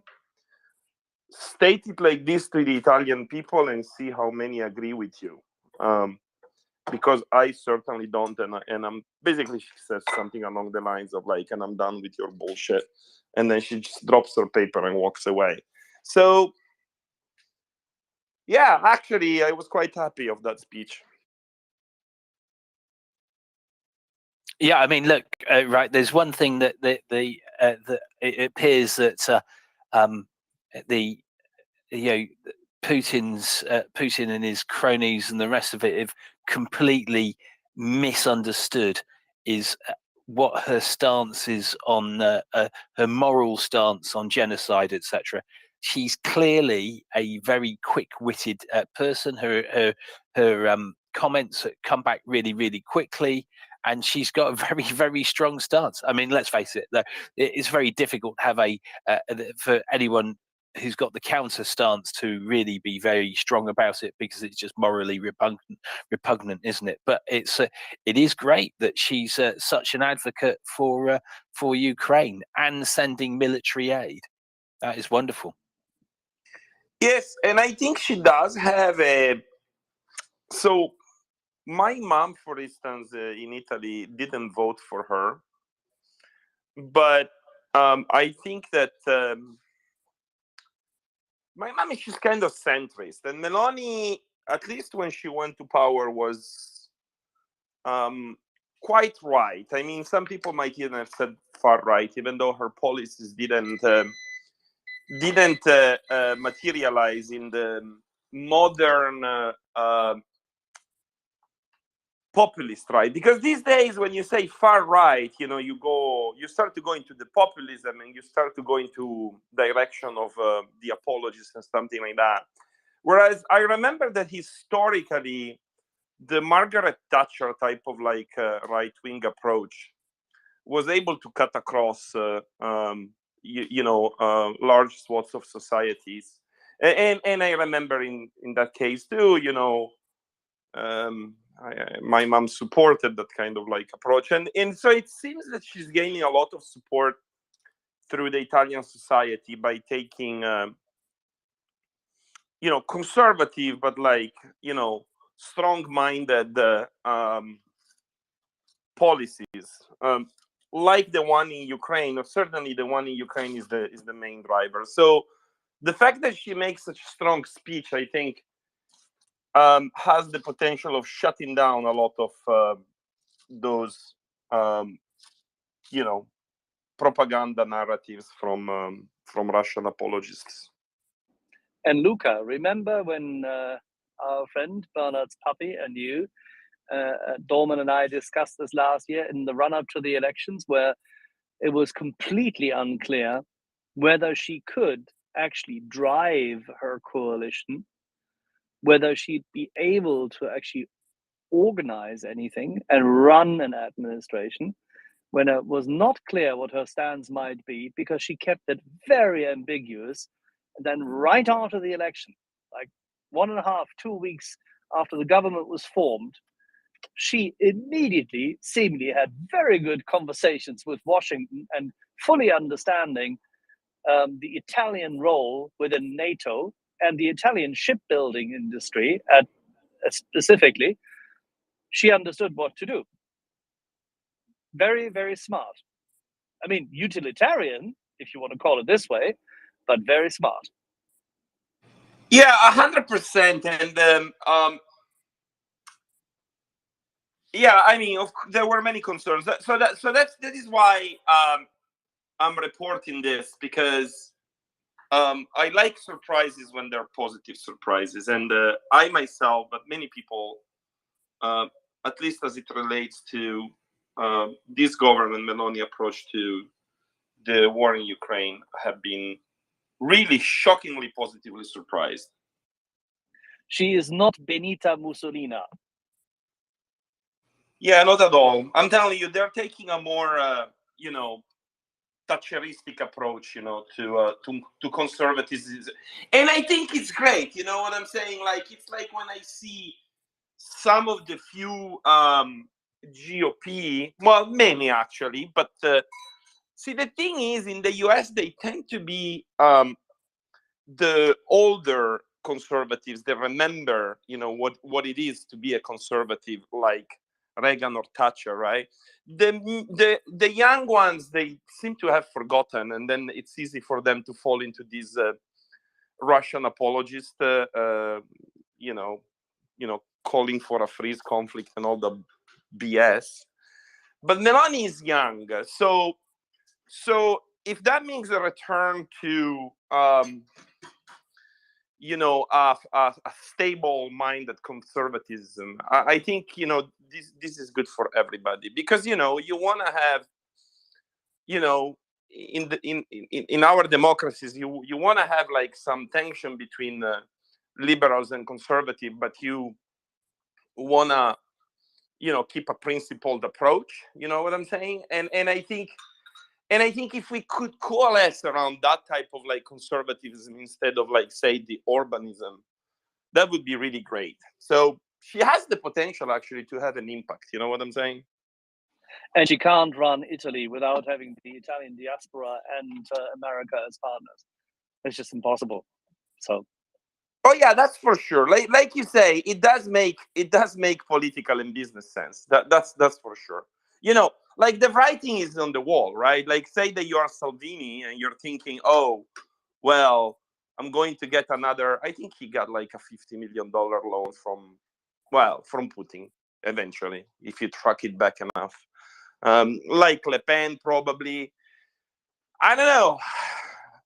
Is he gonna be around a few more years to give you the next loan? I mean, no. So, but I think there is more to that. I think there is this idea of just like having old, plain, moral principles, which I respect.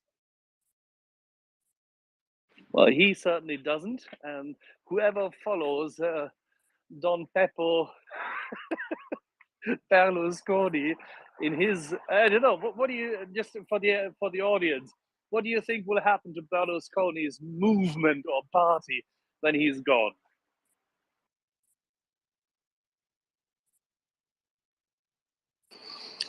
I mean, it's surprising that he is even still alive. I mean, when you see him talking, you have an idea. You get the feeling that he's like a AI generated avatar, a bad AI, not a 2022 AI, more of like a 2016 AI generated avatar, just to stick his face out there and still keep I don't know, what does he have, 9%? It's not irrelevant, but like Berlusconi used to have 30%, I think, of the votes. Those they mostly went to Meloni now, so it's better like that.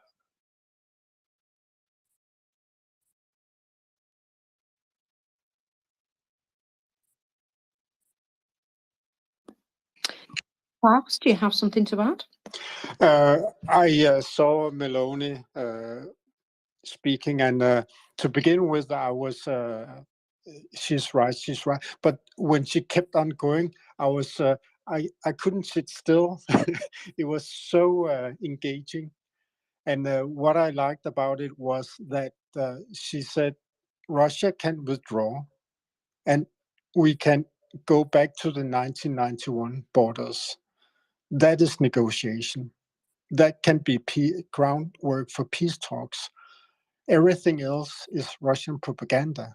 That was very powerful. And before the election in Italy, she was depicted as a sort of soft, not fascist, but with fascist roots. And she has really shown to be this remarkable, at least from where, for a foreign audience. I don't know how she does it in Italy, but as a foreigner, she's really the right person for the right job at the moment. Thank you.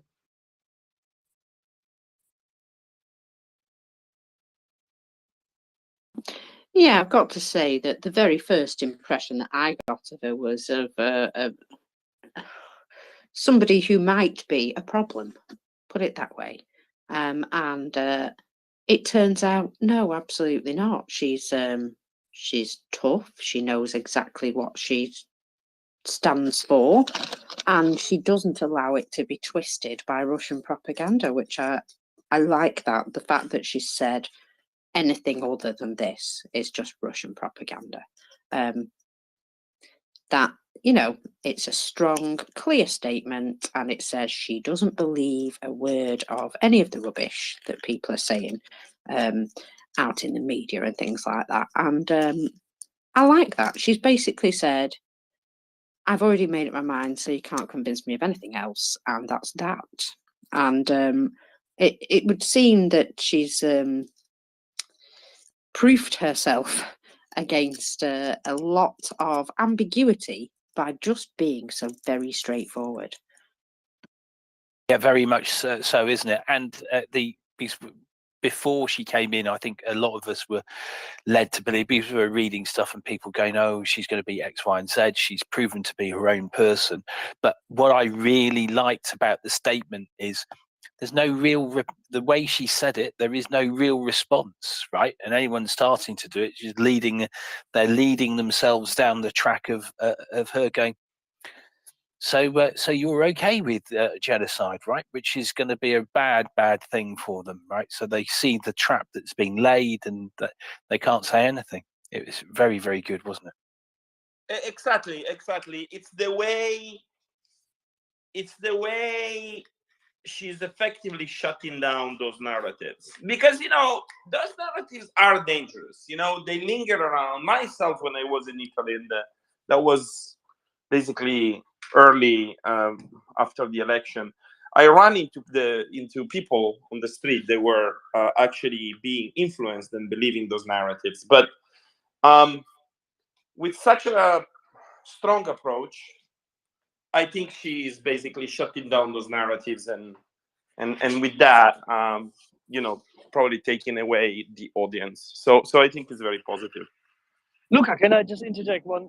Could you please highlight to the audience, is Ms. Meloni swearing and cussing as the other politicians have done in the past, especially the ones from the right or the far left, or is she using better language?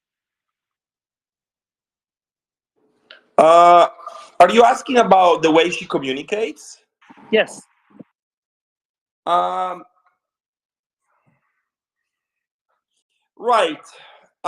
So I think her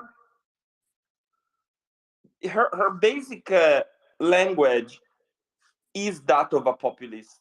Yeah, so that's what's surprising, right? Because her lineage and her language is that of a populist right-wing politician. So what that means is that can indeed connect with certain part of the society, the same way you say that Trump is able to gather a lot of following and from the masses, right?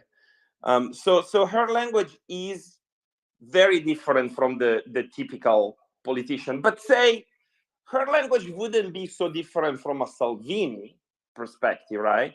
It's just that all of a sudden, since she took power, she's using that same language, but with the right message in this case. So it can be a very powerful weapon in a sense. Does it make sense what I'm saying? Absolutely. No, I understand this, but what I wanted to highlight is that she uses a slightly more civilized tone from all the interviews I've seen. Yes, she's as engaged, and yes, she is at times even as aggressive, but she does not use the same kind of, how should I put this? She doesn't talk as dirty as Salvini and the others. And I think Oh yeah, for sure. No. There was a change. There was a change in messaging, right? For sure. And that went with the surprising, not change, because she never really clearly outlined what the policy was before. She was always a little ambiguous, but once she took power and she had like a clear alignment for pro-Europe, pro-West, pro-Ukraine, her tone also changed, but she did keep that language that allows her. Basically, that's what propelled her into into the PM position, right? That allows her to connect with large swaths of society. So one could say that she is a reasonably smart communicator, and she understands exactly what she does and how she communicates, as opposed to many others. I think so too. And then whether it's her and or her advisors, I think they could read the tea leaves. Well, look, there is my intuition is that there is a political readjustment in Europe, and it played well. And the previous PM already had started to do that. It played well. Italy could move from being one of the junior founding partners to a more prominent, position in the EU. I mean, now the UK has left, and then of course it's always like France and Germany, but I think Italy can really move up. And then if you look at how the hesitations of Germany kind of like, in my opinion, and in many people's opinion, I think in this group too, cast doubts on the ability of Germany to lead the European Union for the next decades, right? I think people were not expecting that the junior partner like Italy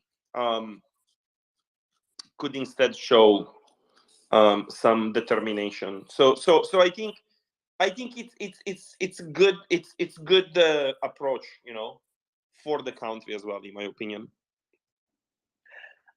Finally, Italy as a nation can become as tough as the Alpini always were. Yeah, amen to that.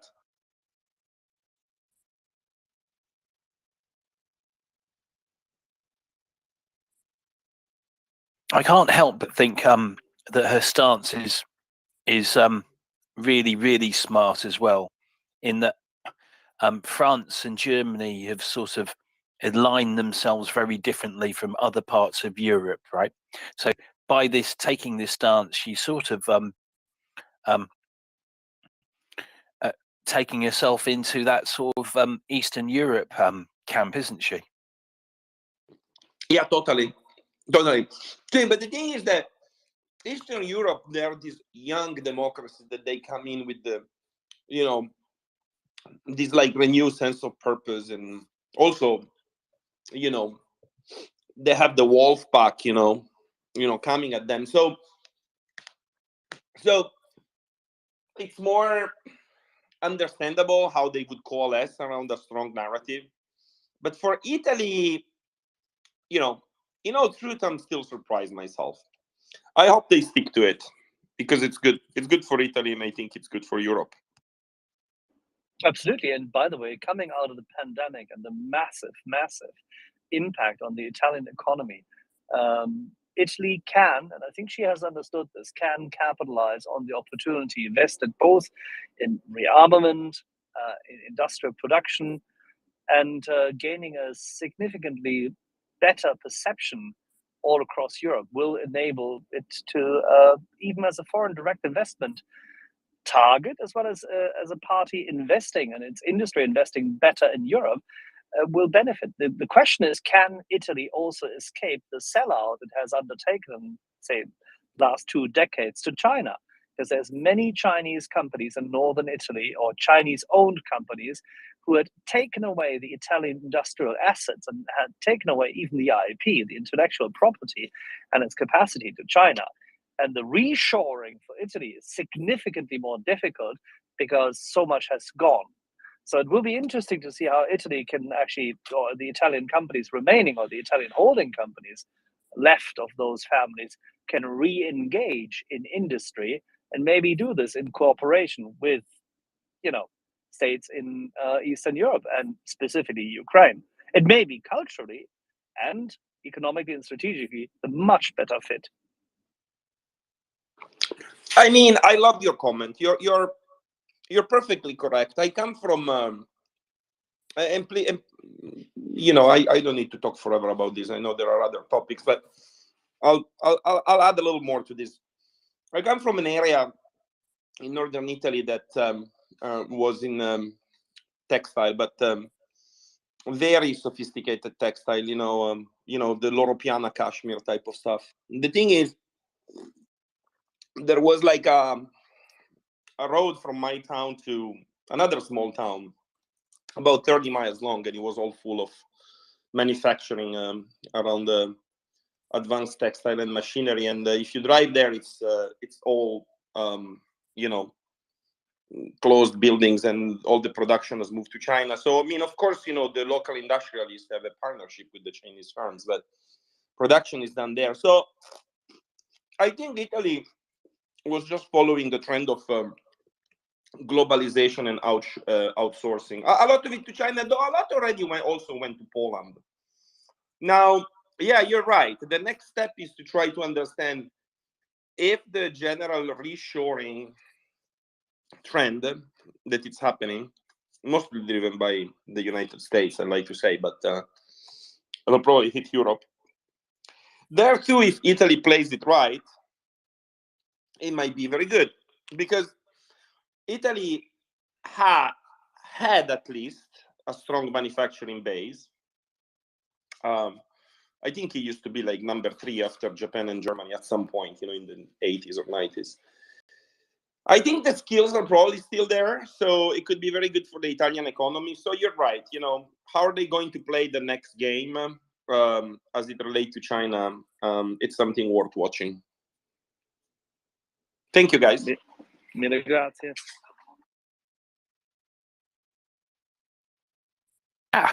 I have no idea as to whether it was you, G-Man, or you, Klaus, who put your hand up first. So I'm good. I was going to say Klaus anyway. Just because I had a 50-50 chance of getting it right, didn't I? Right? Thank you, David. I was just going to say that I think you British say that she carries her own weight, and that is obviously true with Meloni. And there's something about this dialect she has that is very, it's so Italian that I was watching a series on Netflix called Il Processo, and they have sort of the same dialect. So maybe Luca can say where this dialect is from Meloni has. Thank you. Yeah, Meloni is from Roma. Actually, I bring many Italians here to the Silicon Valley, and the latest cohort just arrived, and it's 3 graduate students from Rome. I go to Rome a lot because the university there is pretty huge, 200,000 students. And I was joking with my friends when I sent them the video that she has exactly the same accent of them. The difference, though, is that Meloni actually, interestingly enough, came from Garbatella, I think it's called, which is a popular district of Rome.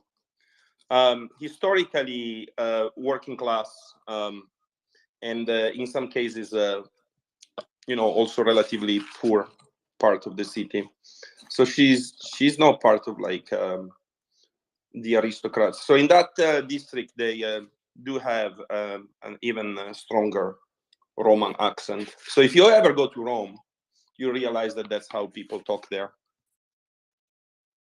And before I forget, because I will forget something quickly, I should also highlight that if anyone does go to Rome, you can get these Segway tours. So you can do Rome in a day, basically. But the Segway tours are brilliant because everyone gets out of your way, right? And you don't walk miles; you're just standing, and marvelous. Best, I think it was €45 or something.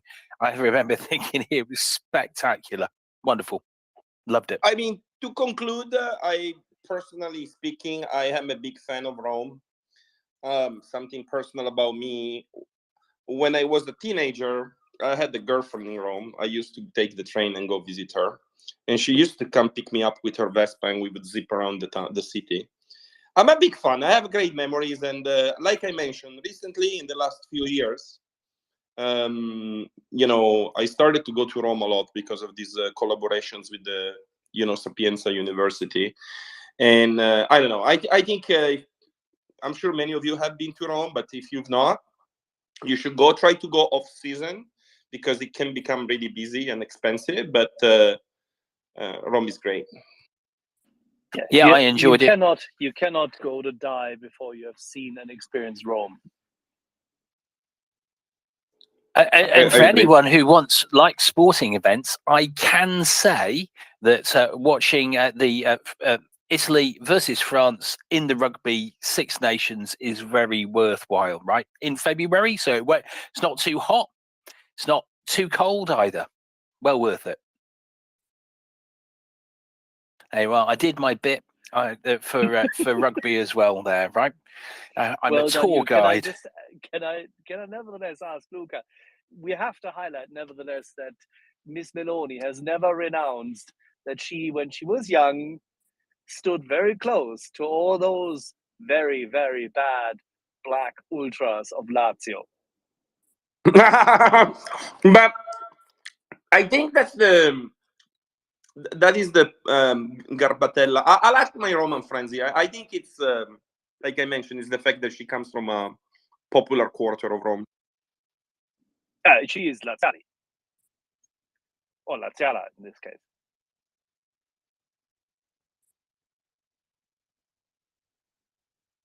And in this break, I'll tell everyone, by the way, I was given the link to Thomas's post, so it's in the nest if anyone wants to see Meloni. Anyway, her name right. It's in the nest. You read it, and it has the English subtitles for you. G-Man, go for it. Good afternoon. Yes, I was just going to mention that there are a lot of quite inspirational women leaders of that's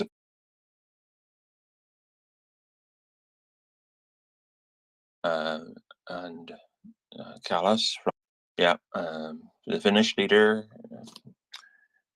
and the names are all going to not trip off my tongue now. Anna Marin. Yeah, sir. Yeah, but I saw some news this morning, and it was on Vsgrad 24. I'm going to look up the article. I sort of read my little bot retweeted it, but it doesn't have the link. But Moldovan President Maia Sandu has signed the law that will change the name of the official state language from Moldovan to Romanian. The Russian authorities are furious with her decision, and I'm quite able to deal with that. That they're furious. I'll not lose sleep at all, not in the slightest. You're going to have to help me out here, G-Man. Sorry, Mockers. You started to. I did interrupt you. It was my slow processing of my brain, sound going through, and my voice, my mouth just going ahead. G-Man, is Moldovan Russian, or is it similar to Russian or something? No. There is no such thing as Moldovan. It's Romanian. It's a concept. The language is Romanian. Yeah. It is Romanian, but Moldovan was a concept invented by the Soviets to attempt to justify its annexation of Moldova, or Bessarabia, as it was, from Romania in 1940. See, that's the explanation I wanted, G-Man. You didn't help me at all, Axel. G-Man was spot on. Thank you very much. No, I found the actual article. Demerit for Axel there. Oh, come on, David. The language is Romanian. And because the landscape, the area has been called, both on the Romanian side of today's border and the Moldovan side, has been called Moldova for hundreds and hundreds, or Moldavia, hundreds and hundreds and hundreds of years. Just because that they use that as a concept approach. That's the whole point. But you could also say it is calling Alsatian French. That would be the same thing, because Alsatian is a very old Swabian Alemannic German dialect. Anyway, G-Man still did it for me. His answer got top marks. The question is, I think the question is, I sense a disturbance in the force here, and I'm going to ignore it completely. I wonder if there is a move afoot, or if there's any. Obviously, will Moldova ever become part of Romania again? I think there's no reason that needs, but it's got a lot of problems. Yes, it's its own country, so the answer's no. Yeah. I have something else about Moldova, by the way. Sorry. I'm interested. got sick of Help me out waiting. here. I got sick of waiting. Sputnik has been disabled in Moldova. What, the satellite? It's going to be the channel and the interweb stuff, yeah. Sorry.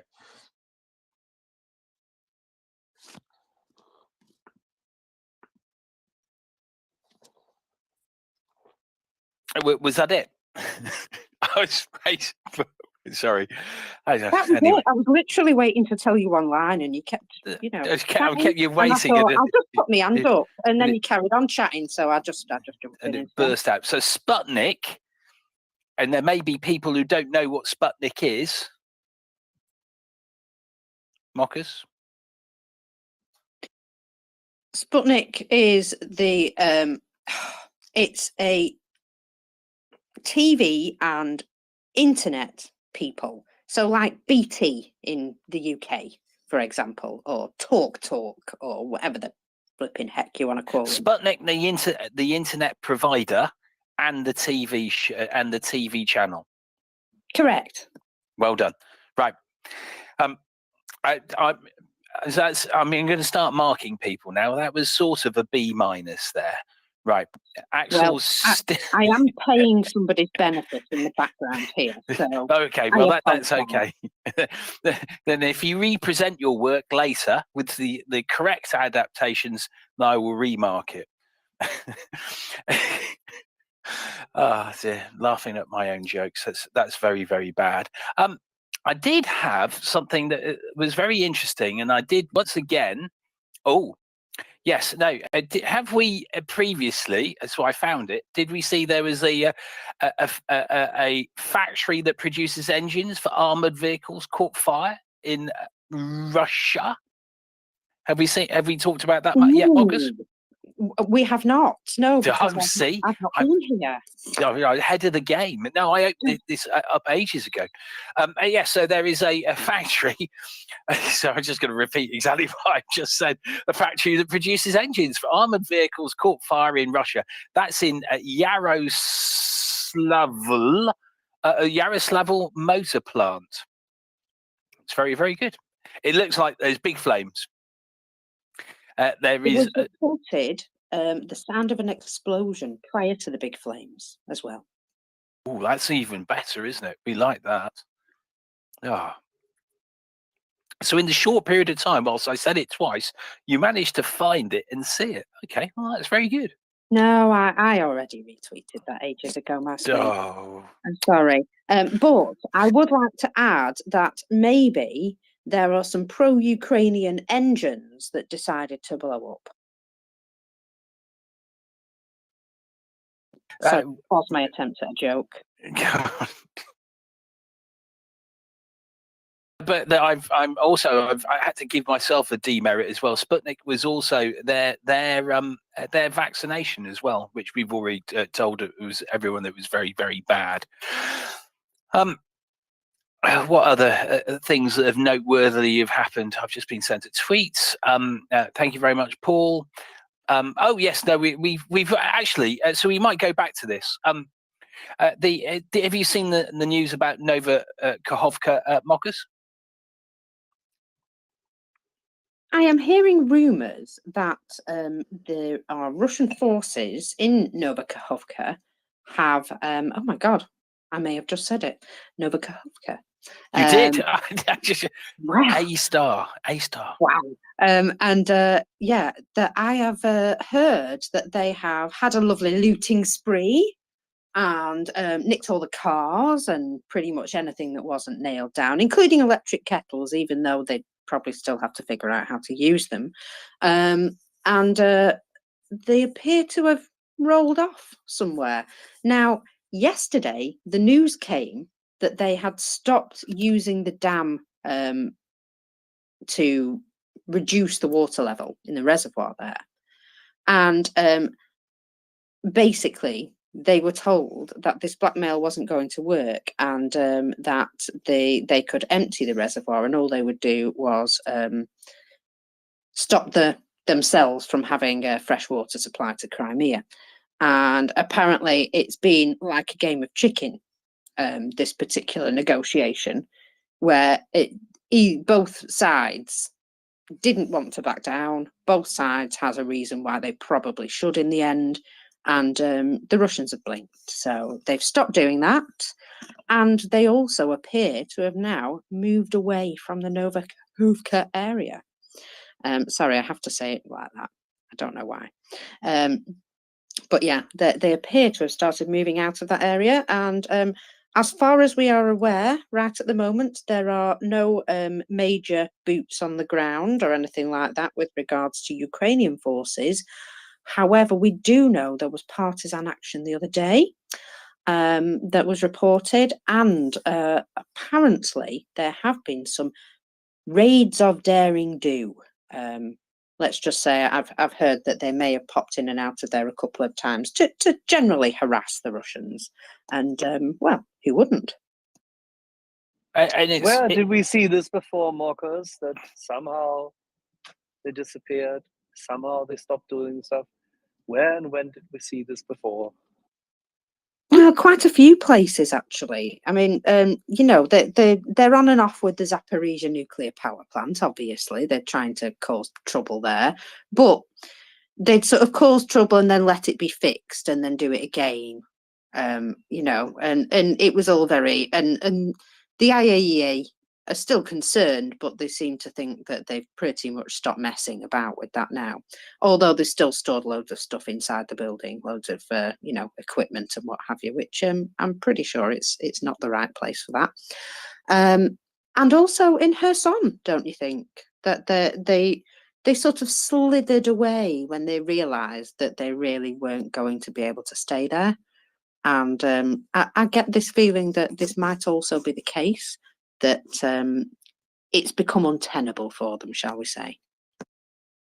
I can't help but think that because they're desperate for troop numbers elsewhere, right? And they've, as you said, they've recognised the untenable situation they're in. They're just sort of being slowly attrited, you know, because they aren't there in sufficient numbers. You know, partisan activity, take a couple out there, 5 out there, 8 there, a couple here, and their numbers start reducing. I can't help but thinking they've worked something out. But also, it'll be interesting to see what else they've done, right? How far they've gone back. Have they just gone back 30 kilometers, or what else they're going to do? Because they do have the people on the and is it a complete clearing of the left bank? Because they were still shelling from just across the other side of the river. These sort of they'd taken single rockets, hadn't they? Little rockets, the 80 mil ones I think, and just firing them into Kherson. Have they moved everyone? That will be interesting to know. And of course, as I said, how far back they've gone. Have they gone 30 kilometers or have they gone 60? Because that would be telling a lot. Well, We'll have to wait and see. I mean, last time their initial movement was exactly that, going back to a range where they could still inflict damage on Ukrainian advancing troops by means of having their regular artillery that's anywhere between 25 and 35 kilometers. Their rocket artillery can be longer, of course, as we all know. We've just seen it in Zaporizhia. So as a consequence, you would have to expect that they're somewhere still in the vicinity because they can't move that quickly. So let's say they can move every day, their troops 25 kilometers, 30 clicks maximum. So this has started 3 days ago, preparation, setup, everything, movement. Since yesterday morning, these rumors have come up. Maybe they've managed to get 60 clicks. Who knows? But why would they? If they really want to do a fighting withdrawal, they have to move very carefully. Otherwise, the whole line ruptures. Yeah, and I mean, I'll go back to my thoughts about Crimea. I'm just not so sure about the numbers that they have down there. Obviously, we'll find out, right? I mean, they could have, as far as we know, there could be quite a few there. But I've got this little inkling that there haven't been as many as we thought. Obviously, Ukraine will know. They'll have a very good idea because they'll have all the satellite imagery and the other aerial stuff they've got out there. Yeah, be interesting to see because they've got those pre-prepared positions as well, haven't they? They're about midway between Kherson and Melitopol. We hands up as well. So I'm going to go back to you, G-Man, and then to you, Luca. Yeah, thanks, David. I just noticed in the Nest there's an article about, and I saw this last night, about T-54s and T-55s coming out of storage for deployment to Ukraine. But I'd seen, I'm going to look for the article, I had seen a few weeks ago, maybe a month, that there was some T-34s that they'd bought back from Laos, I think. And the speculation was that are they really that short of armor that they're going back to T-34s? And I wouldn't be surprised. Sorry, I think so. I can answer the T-34 bit. I think there was a reason for it, and they weren't buying hundreds of them. It was something to do with some sort of museum, I think, and I think it was pre-Christmas, wasn't it, when that story came out? Yeah, I might have just been seeing it retweeted or something like that. Yeah. Also, just a note, we need to make it an official policy to call the state that has its capital as Moscow, just call it Muscovy again. I think that this is a very good idea. Yeah, because there's no right to call themselves after the Kievan Rus at all. None. Well, there's a big petition ongoing still in Ukraine. I mean, obviously, this is there to tease them heavily. I literally couldn't care less what they call themselves as long as they go home. Yeah, well, there is that. Yeah, quite. And Luca, you had your hand up. You put it down, but do you want to say something? Yeah. Oh yeah. Sorry, because I clicked on the microphone. I'm not so familiar with that part of the front line. We're talking about Zaporizhia, if I understand correctly. Is the front line just north of the city of Zaporizhia? Sorry, say that again. Yeah, you guys were talking about like some potential retreat from the area of Zaporizhia. So I'm not so familiar with the front line there because so much focus is on the east. So where's front line? Is it just north of Zaporizhia? I mean, but that's sort of north. We were talking about Nova Kakhovka, which is the southwest, which is Kherson region. So Nova Kakhovka is about 30 kilometers upriver from Kherson. Right, but on the east bank of the river, though, right? North bank, yep. Oh, that is surprising because, like, right. So back to what I was saying. Don't the Russians control on the right bank of the river all the way up to Zaporizhia? No. So the Russians are on the left bank of the river, right, or south bank, depending on what you want to look at it as. And they were in Nova Kakhovka, the town, right, which is obviously on the left bank of the river. It's in fact where the lake, as we call it, the reservoir starts and the river starts, or the reservoir ends and the river starts again, right? So that area they did control, the town area. So it's there that they think the Russians have left from, right? And the going down towards the sea, there were various units, and every now and again there would be talk of gunfire across the water. So you can only assume that it would be something along the lines of SOF units or SF units, or even just partisans doing their business at night time in that region, and just keeping the fear of God on up on the Russians or the orcs in that area. So Zaporizhia, it would be quite different, right? So Zaporizhia is above. So can you imagine? So do you know where Melitopol is, Luca? Yeah. I have the map in front of me, and I think what you're saying is that on the south side of the river, I see Novokharkovka, right? Yep. Because everything on the north, or let's just say left side of the river, was liberated during the. He's got it the wrong way around. When you do left and right with a river, so you go with the river flow, so you're looking down towards the sea. That would be the left-hand side. Yeah, okay. Got it. So let's just say south, because everything north was liberated during the Kherson counteroffensive. So now you're talking about like something that would require the Ukrainians to cross the river, right? I mean, they're like the Russians are withdrawing from there, but like again, back to what I was saying. If you follow the river upstream, I think they control a whole bunch of territory, because Enordar, where there is the nuclear power plant, is still Russian territory. Well, sorry, it's still territory that the Russians have illegally occupied. So that would be like some deep strike, right, in the middle of like lands that have been occupied by the Russian. Am I correct? Yeah. Oh, wow. And they might be as concerned to be vulnerable right there in the middle of their land. So that's So I think there's a lot of partisan activity in the Melitopol area, right?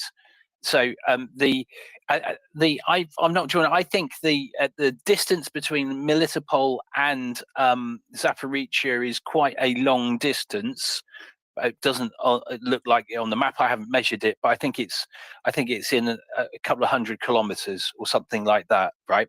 But they are from the way they've positioned their pre-prepared positions that they have, you can see that they're concerned about Melitopol.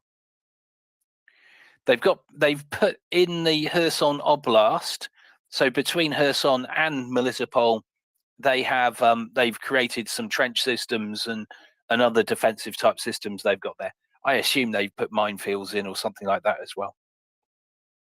Got it. Thank you for explaining. Pleasure. And we did have some hands. Mockers, can you provide 2 minutes of running commentary while I get my head back together? I think it's just overloaded, I think. That's all right. I have a question for you. Okay. It's not a difficult question, but have you seen the numbers for today? Have you seen the losses? Was it 660? Well, yes, but it wasn't really that I was referring to. I was referring to the couple of things underneath that. 13 tanks, 11 armoured personnel vehicles, 19 artillery systems, and we have 2 MLRS and 1 anti-tank warfare system, and 18 vehicles and fuel tanks. Oh, and 3 special equipment. That's a lot of stuff. That is, isn't it? That's a lot of stuff that they really need. That is very interesting, isn't it? Yeah, well, 19 artillery systems. That tells me something. That tells me that either counter battery is incredible and they're hitting everything that they go for, or that some of this stuff got left in a place where it probably shouldn't have and was spotted. But yeah, 19 artillery systems in one day. that is cracking work as far as I'm concerned. I mean, it's spectacular, isn't it? Right, because you were just going, right. Well, one of the one thing that the Russians like is their artillery systems. Right, it gives them some of. It's their artillery is their security blanket, isn't it? And you know what happens to kids when you take their security blanket away? Well, they're no longer secure. Yes, but they get upset, right? But they're upset for a reason, because you've taken it away, right? So they're going to be very, very upset with, and I won't be able to do much about it. It's brilliant, absolutely brilliant. I like their APCs and the rest of it. Those vehicles, that's great. The fact they've got some fuel vehicles as well. So that's something else of their logistics supply line that they don't have. There's so many things that to be happy about those numbers. I mean, the reduction in numbers of the troops, because that's quite a change down, but that could be suggesting that in actual fact their supply of bodies is slowing down as well. Absolutely, yeah. I mean, the fact that the equipment is being taken out now, it leads me to believe that Ukraine are either getting closer and closer to where this equipment is hanging around, or that they're pushing this stuff forward in order to, attack, and then it's just getting smacked on the battlefield. Sorry, I had to come into the kitchen because there was a disastrous crash, and it turns out it's just one of my cats just chucking things around. Oh, right. I thought you were typing. I was going, you a No, speed I've done now. typist? I've done now. I've absolutely done now. Yeah, I got stuck with something really awful at the end of the day, and I was trying to do that and talk to people at the same time, and I was like, oh, one of these I'm going to make a really big mistake on. So I didn't tell you you lot all about something really strange to do with my work. So maybe I've made a terrible mistake on that. Oh, have you? All right. Well, you can tell us about it later. Oh, I'll find out tomorrow. Don't worry. Oh, okay. Florian. Good evening. One remark. Yeah, good evening to you as well. One remark on the discussion on the Nova Kakhovka Dam. Not only would they lose water for agriculture in Crimea if they would let water down, they would endanger the cooling of the Zaporizhzhia nuclear power plant. So I don't think that will happen, because that will only hit them locally. So I think this is, again, this idiotic grandstanding that has nothing to do with reality. It will never happen. Well, they've stopped it, haven't they? They've closed off the gates in at Novakhovka anyway. So their attempts of draining the reservoir have gone. But I think, well, we believe so. Who knows where they might start up or try something else. But I suspect they've worked out that because they haven't been able to get as much open as they want, that in actual fact draining that reservoir was going to take a very, very long time. Yeah, exactly. And the other point is, this is more a question to the military side.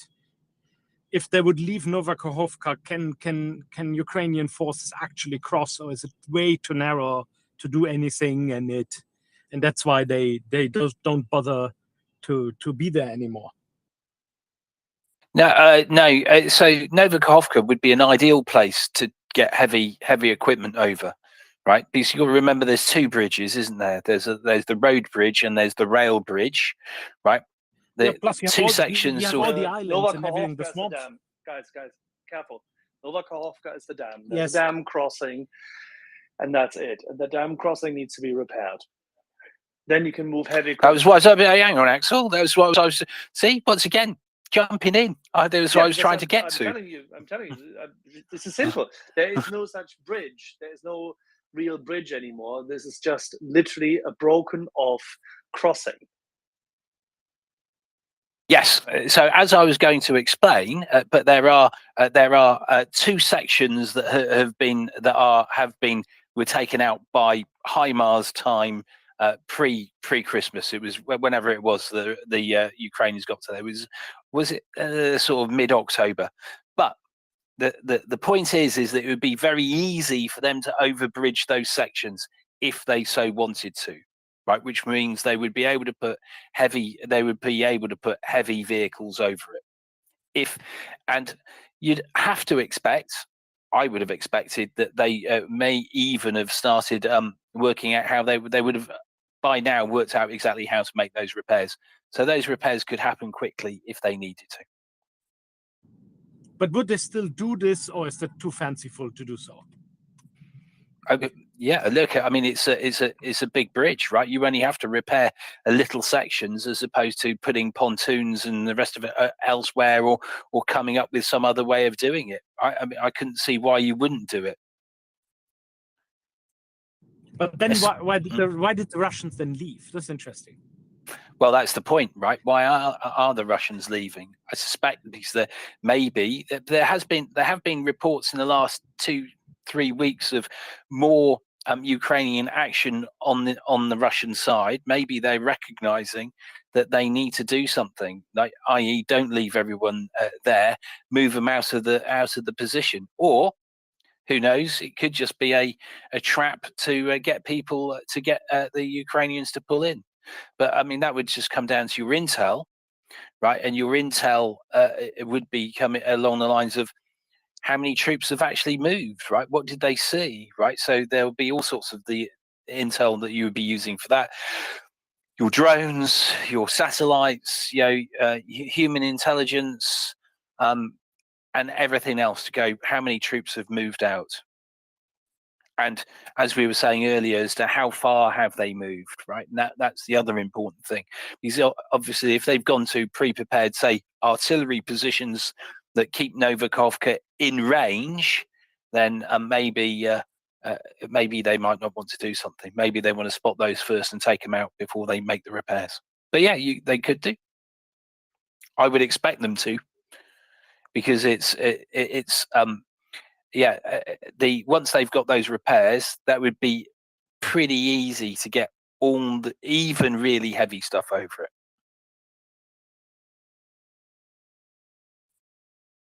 The Leguan and the Titan can bridge this. Yep. Exactly. Yeah, I was going to say actually that they have probably planned exactly what they're going to bridge it with, but obviously you don't just go running in there the minute the enemy's walked out, because I would imagine that they've not just had a little looting spree, they've probably left an awful lot of booby traps like they did the last time that they moved out of Kherson.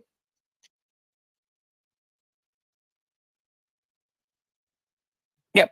Oh, another hand. So, Florian, I think you're coming back to that question, and then Owana. Florian. Yeah. But always, I mean, but maybe I'm not. But always strikes me strange why they're signaling that so clearly. It's like maybe I'm not used to stupidity, but because everybody notices, we talk about it. It goes through Twitter. The Ukrainian knows it.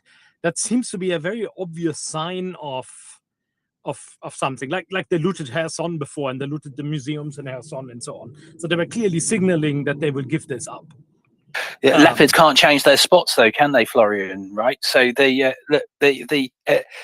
people there, the sold, whatever we want to call them, let's call them the Yorks. I'm okay with that. That's their modus operandi, isn't it? Right. When they go home, they want to be taking something back with them. They want to make some money out of it. Right. So they do the looting just before they're about to leave. No point, because if they did it beforehand, let's say they did it 2 weeks before, someone might find their stash and nick it. So they do it just before they leave. They can't help themselves. It's an autonomic system for them, isn't it? Right? They can't help it. They just do it. Yeah, just shortly. Yeah. I forgot about sort of the competition in looting. Yeah. Well, also got to remember though, David, when they get back to their commanders or whoever they are, their commanders will go, "Thank you for all this stuff," and they won't have it anyway.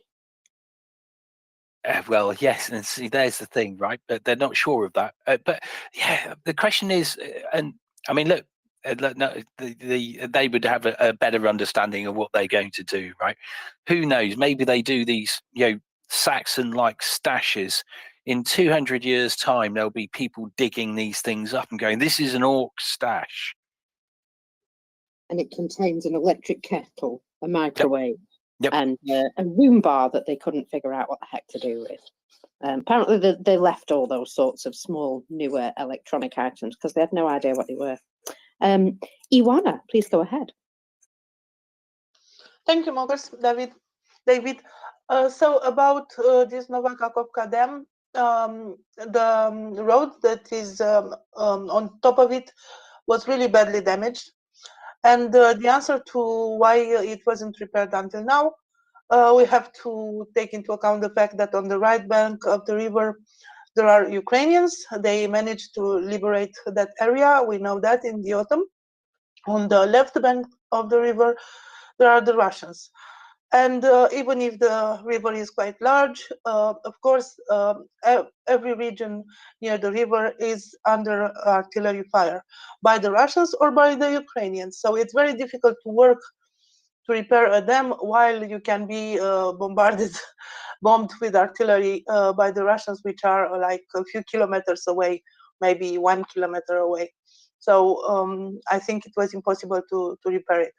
About the reservoir for the nuclear plant, there is no worry about this because the level of the reservoir is under the level of the river, so it cannot be drained by it, and we have to take into account that is about 150 kilometers upriver.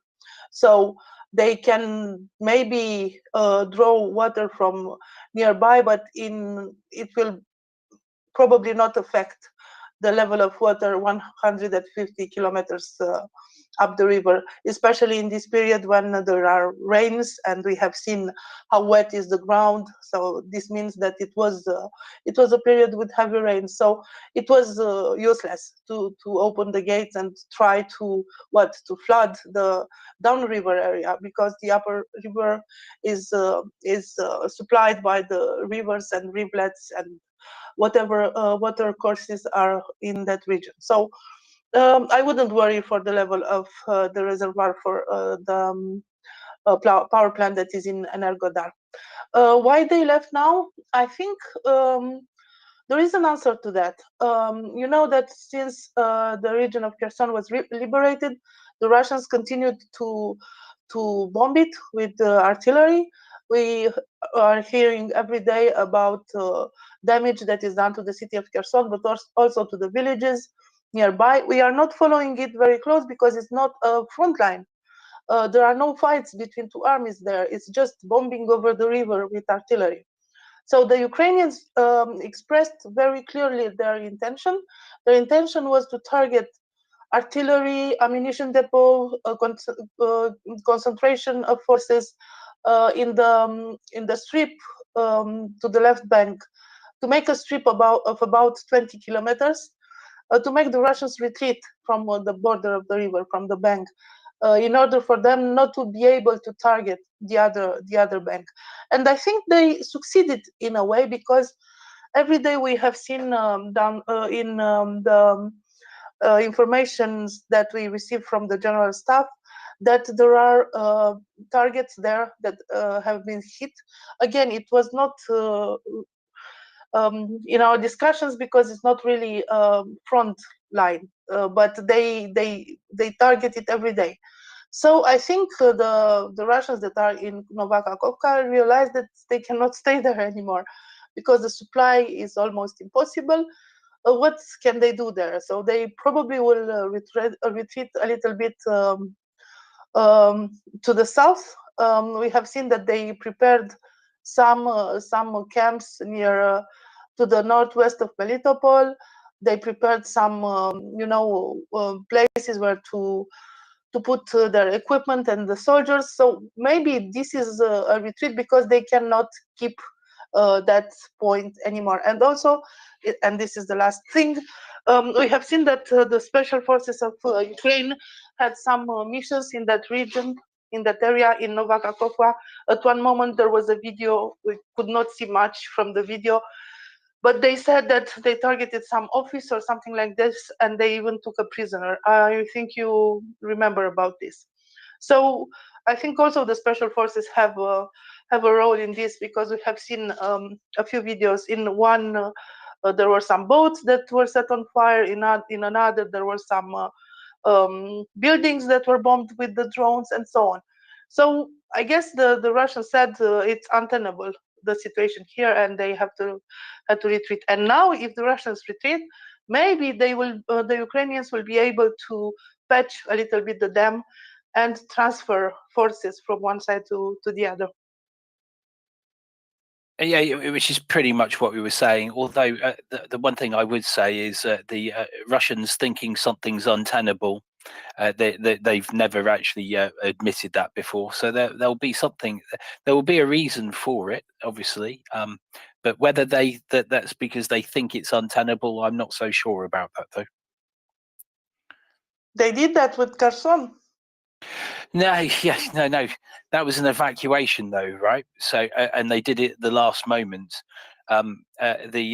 Just as pressure was getting on, but it took them a very long time to do that. So the decision that on the left bank as to whether it's untenable at the moment, you've got to remember that it isn't really that untenable. They could stay there for a while. They would take more losses, but they took an astonishingly high number of losses in Kherson before they moved, and it was at the point where it was obvious that they had a lot of incoming in on them at the time when they actually moved, and it turned out that they'd done it over a week or 10 days or something. So I think the point I was trying to say is to whether they decided that it was untenable, or there's something else along those lines that we're not seeing. Just throwing it out there. I think, Tommy, you've got your hand up, and well done for getting here, because there is a post. Yes, thank you very much for inviting me, Mockers. I just wanted to ask Axel if he remembers, or anybody knowledgeable really, if someone remembers where exactly the German army forced the river back in World War II, because I know that a lot of operations have been going on the two small islands that are in the middle of the river, the Potemkin Island and the other one, whose name I don't remember. 6 kilometers east of the dam. East of the dam, not south. Yes. Yeah. Because I've been looking at Russian fortifications and the strikes and so on around the river for the last couple of days. And it's worth noting that on the 19th or the 20th, the Russian ammo depot at Nova Kakhovka got annihilated by HIMARS. So maybe they decided that keeping so many people when in an untenable position was finally not tenable. Yeah, the German army bridged within 4.5 nights and days. They bridged the area between Berzyslav and Kakhovka, and that's northeast of the dam. Yeah. Okay, and I don't think that Ukrainians would actually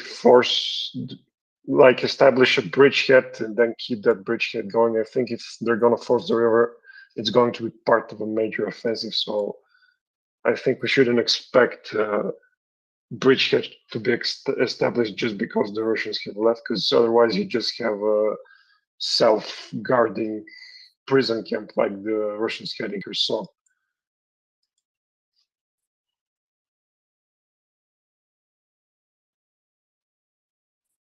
Yeah, there's a number of areas where they could cross, and there's a couple of places where they should definitely cross in parallel. Everyone who's ever used, say, a military-grade map can find this out pretty easily. And yeah, the Ukrainians will know what to do. They have this down, hands down. I like the idea of following what I referred to in my head as the final plan of cutting south towards Mariupol and then orienting west and smashing Melitopol from the side. And if at the same time they decide to force the river and clench the Russians from both sides so they get routed towards Crimea, I'm all for that. Yeah, I think everybody likes to see the Ukrainian flag in Novotroitsk and Henichesk, no question. Sooner rather than later. Definitely.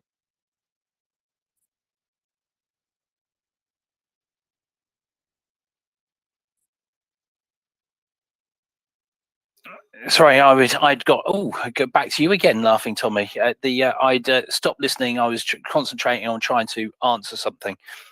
Back to you. Yeah, I just had another thought because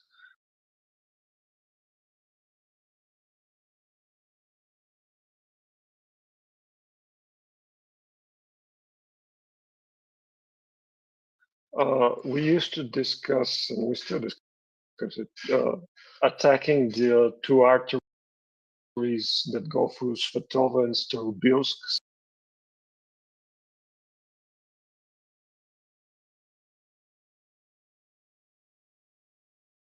Prioritize Mariupol and leave if you have the resources for it.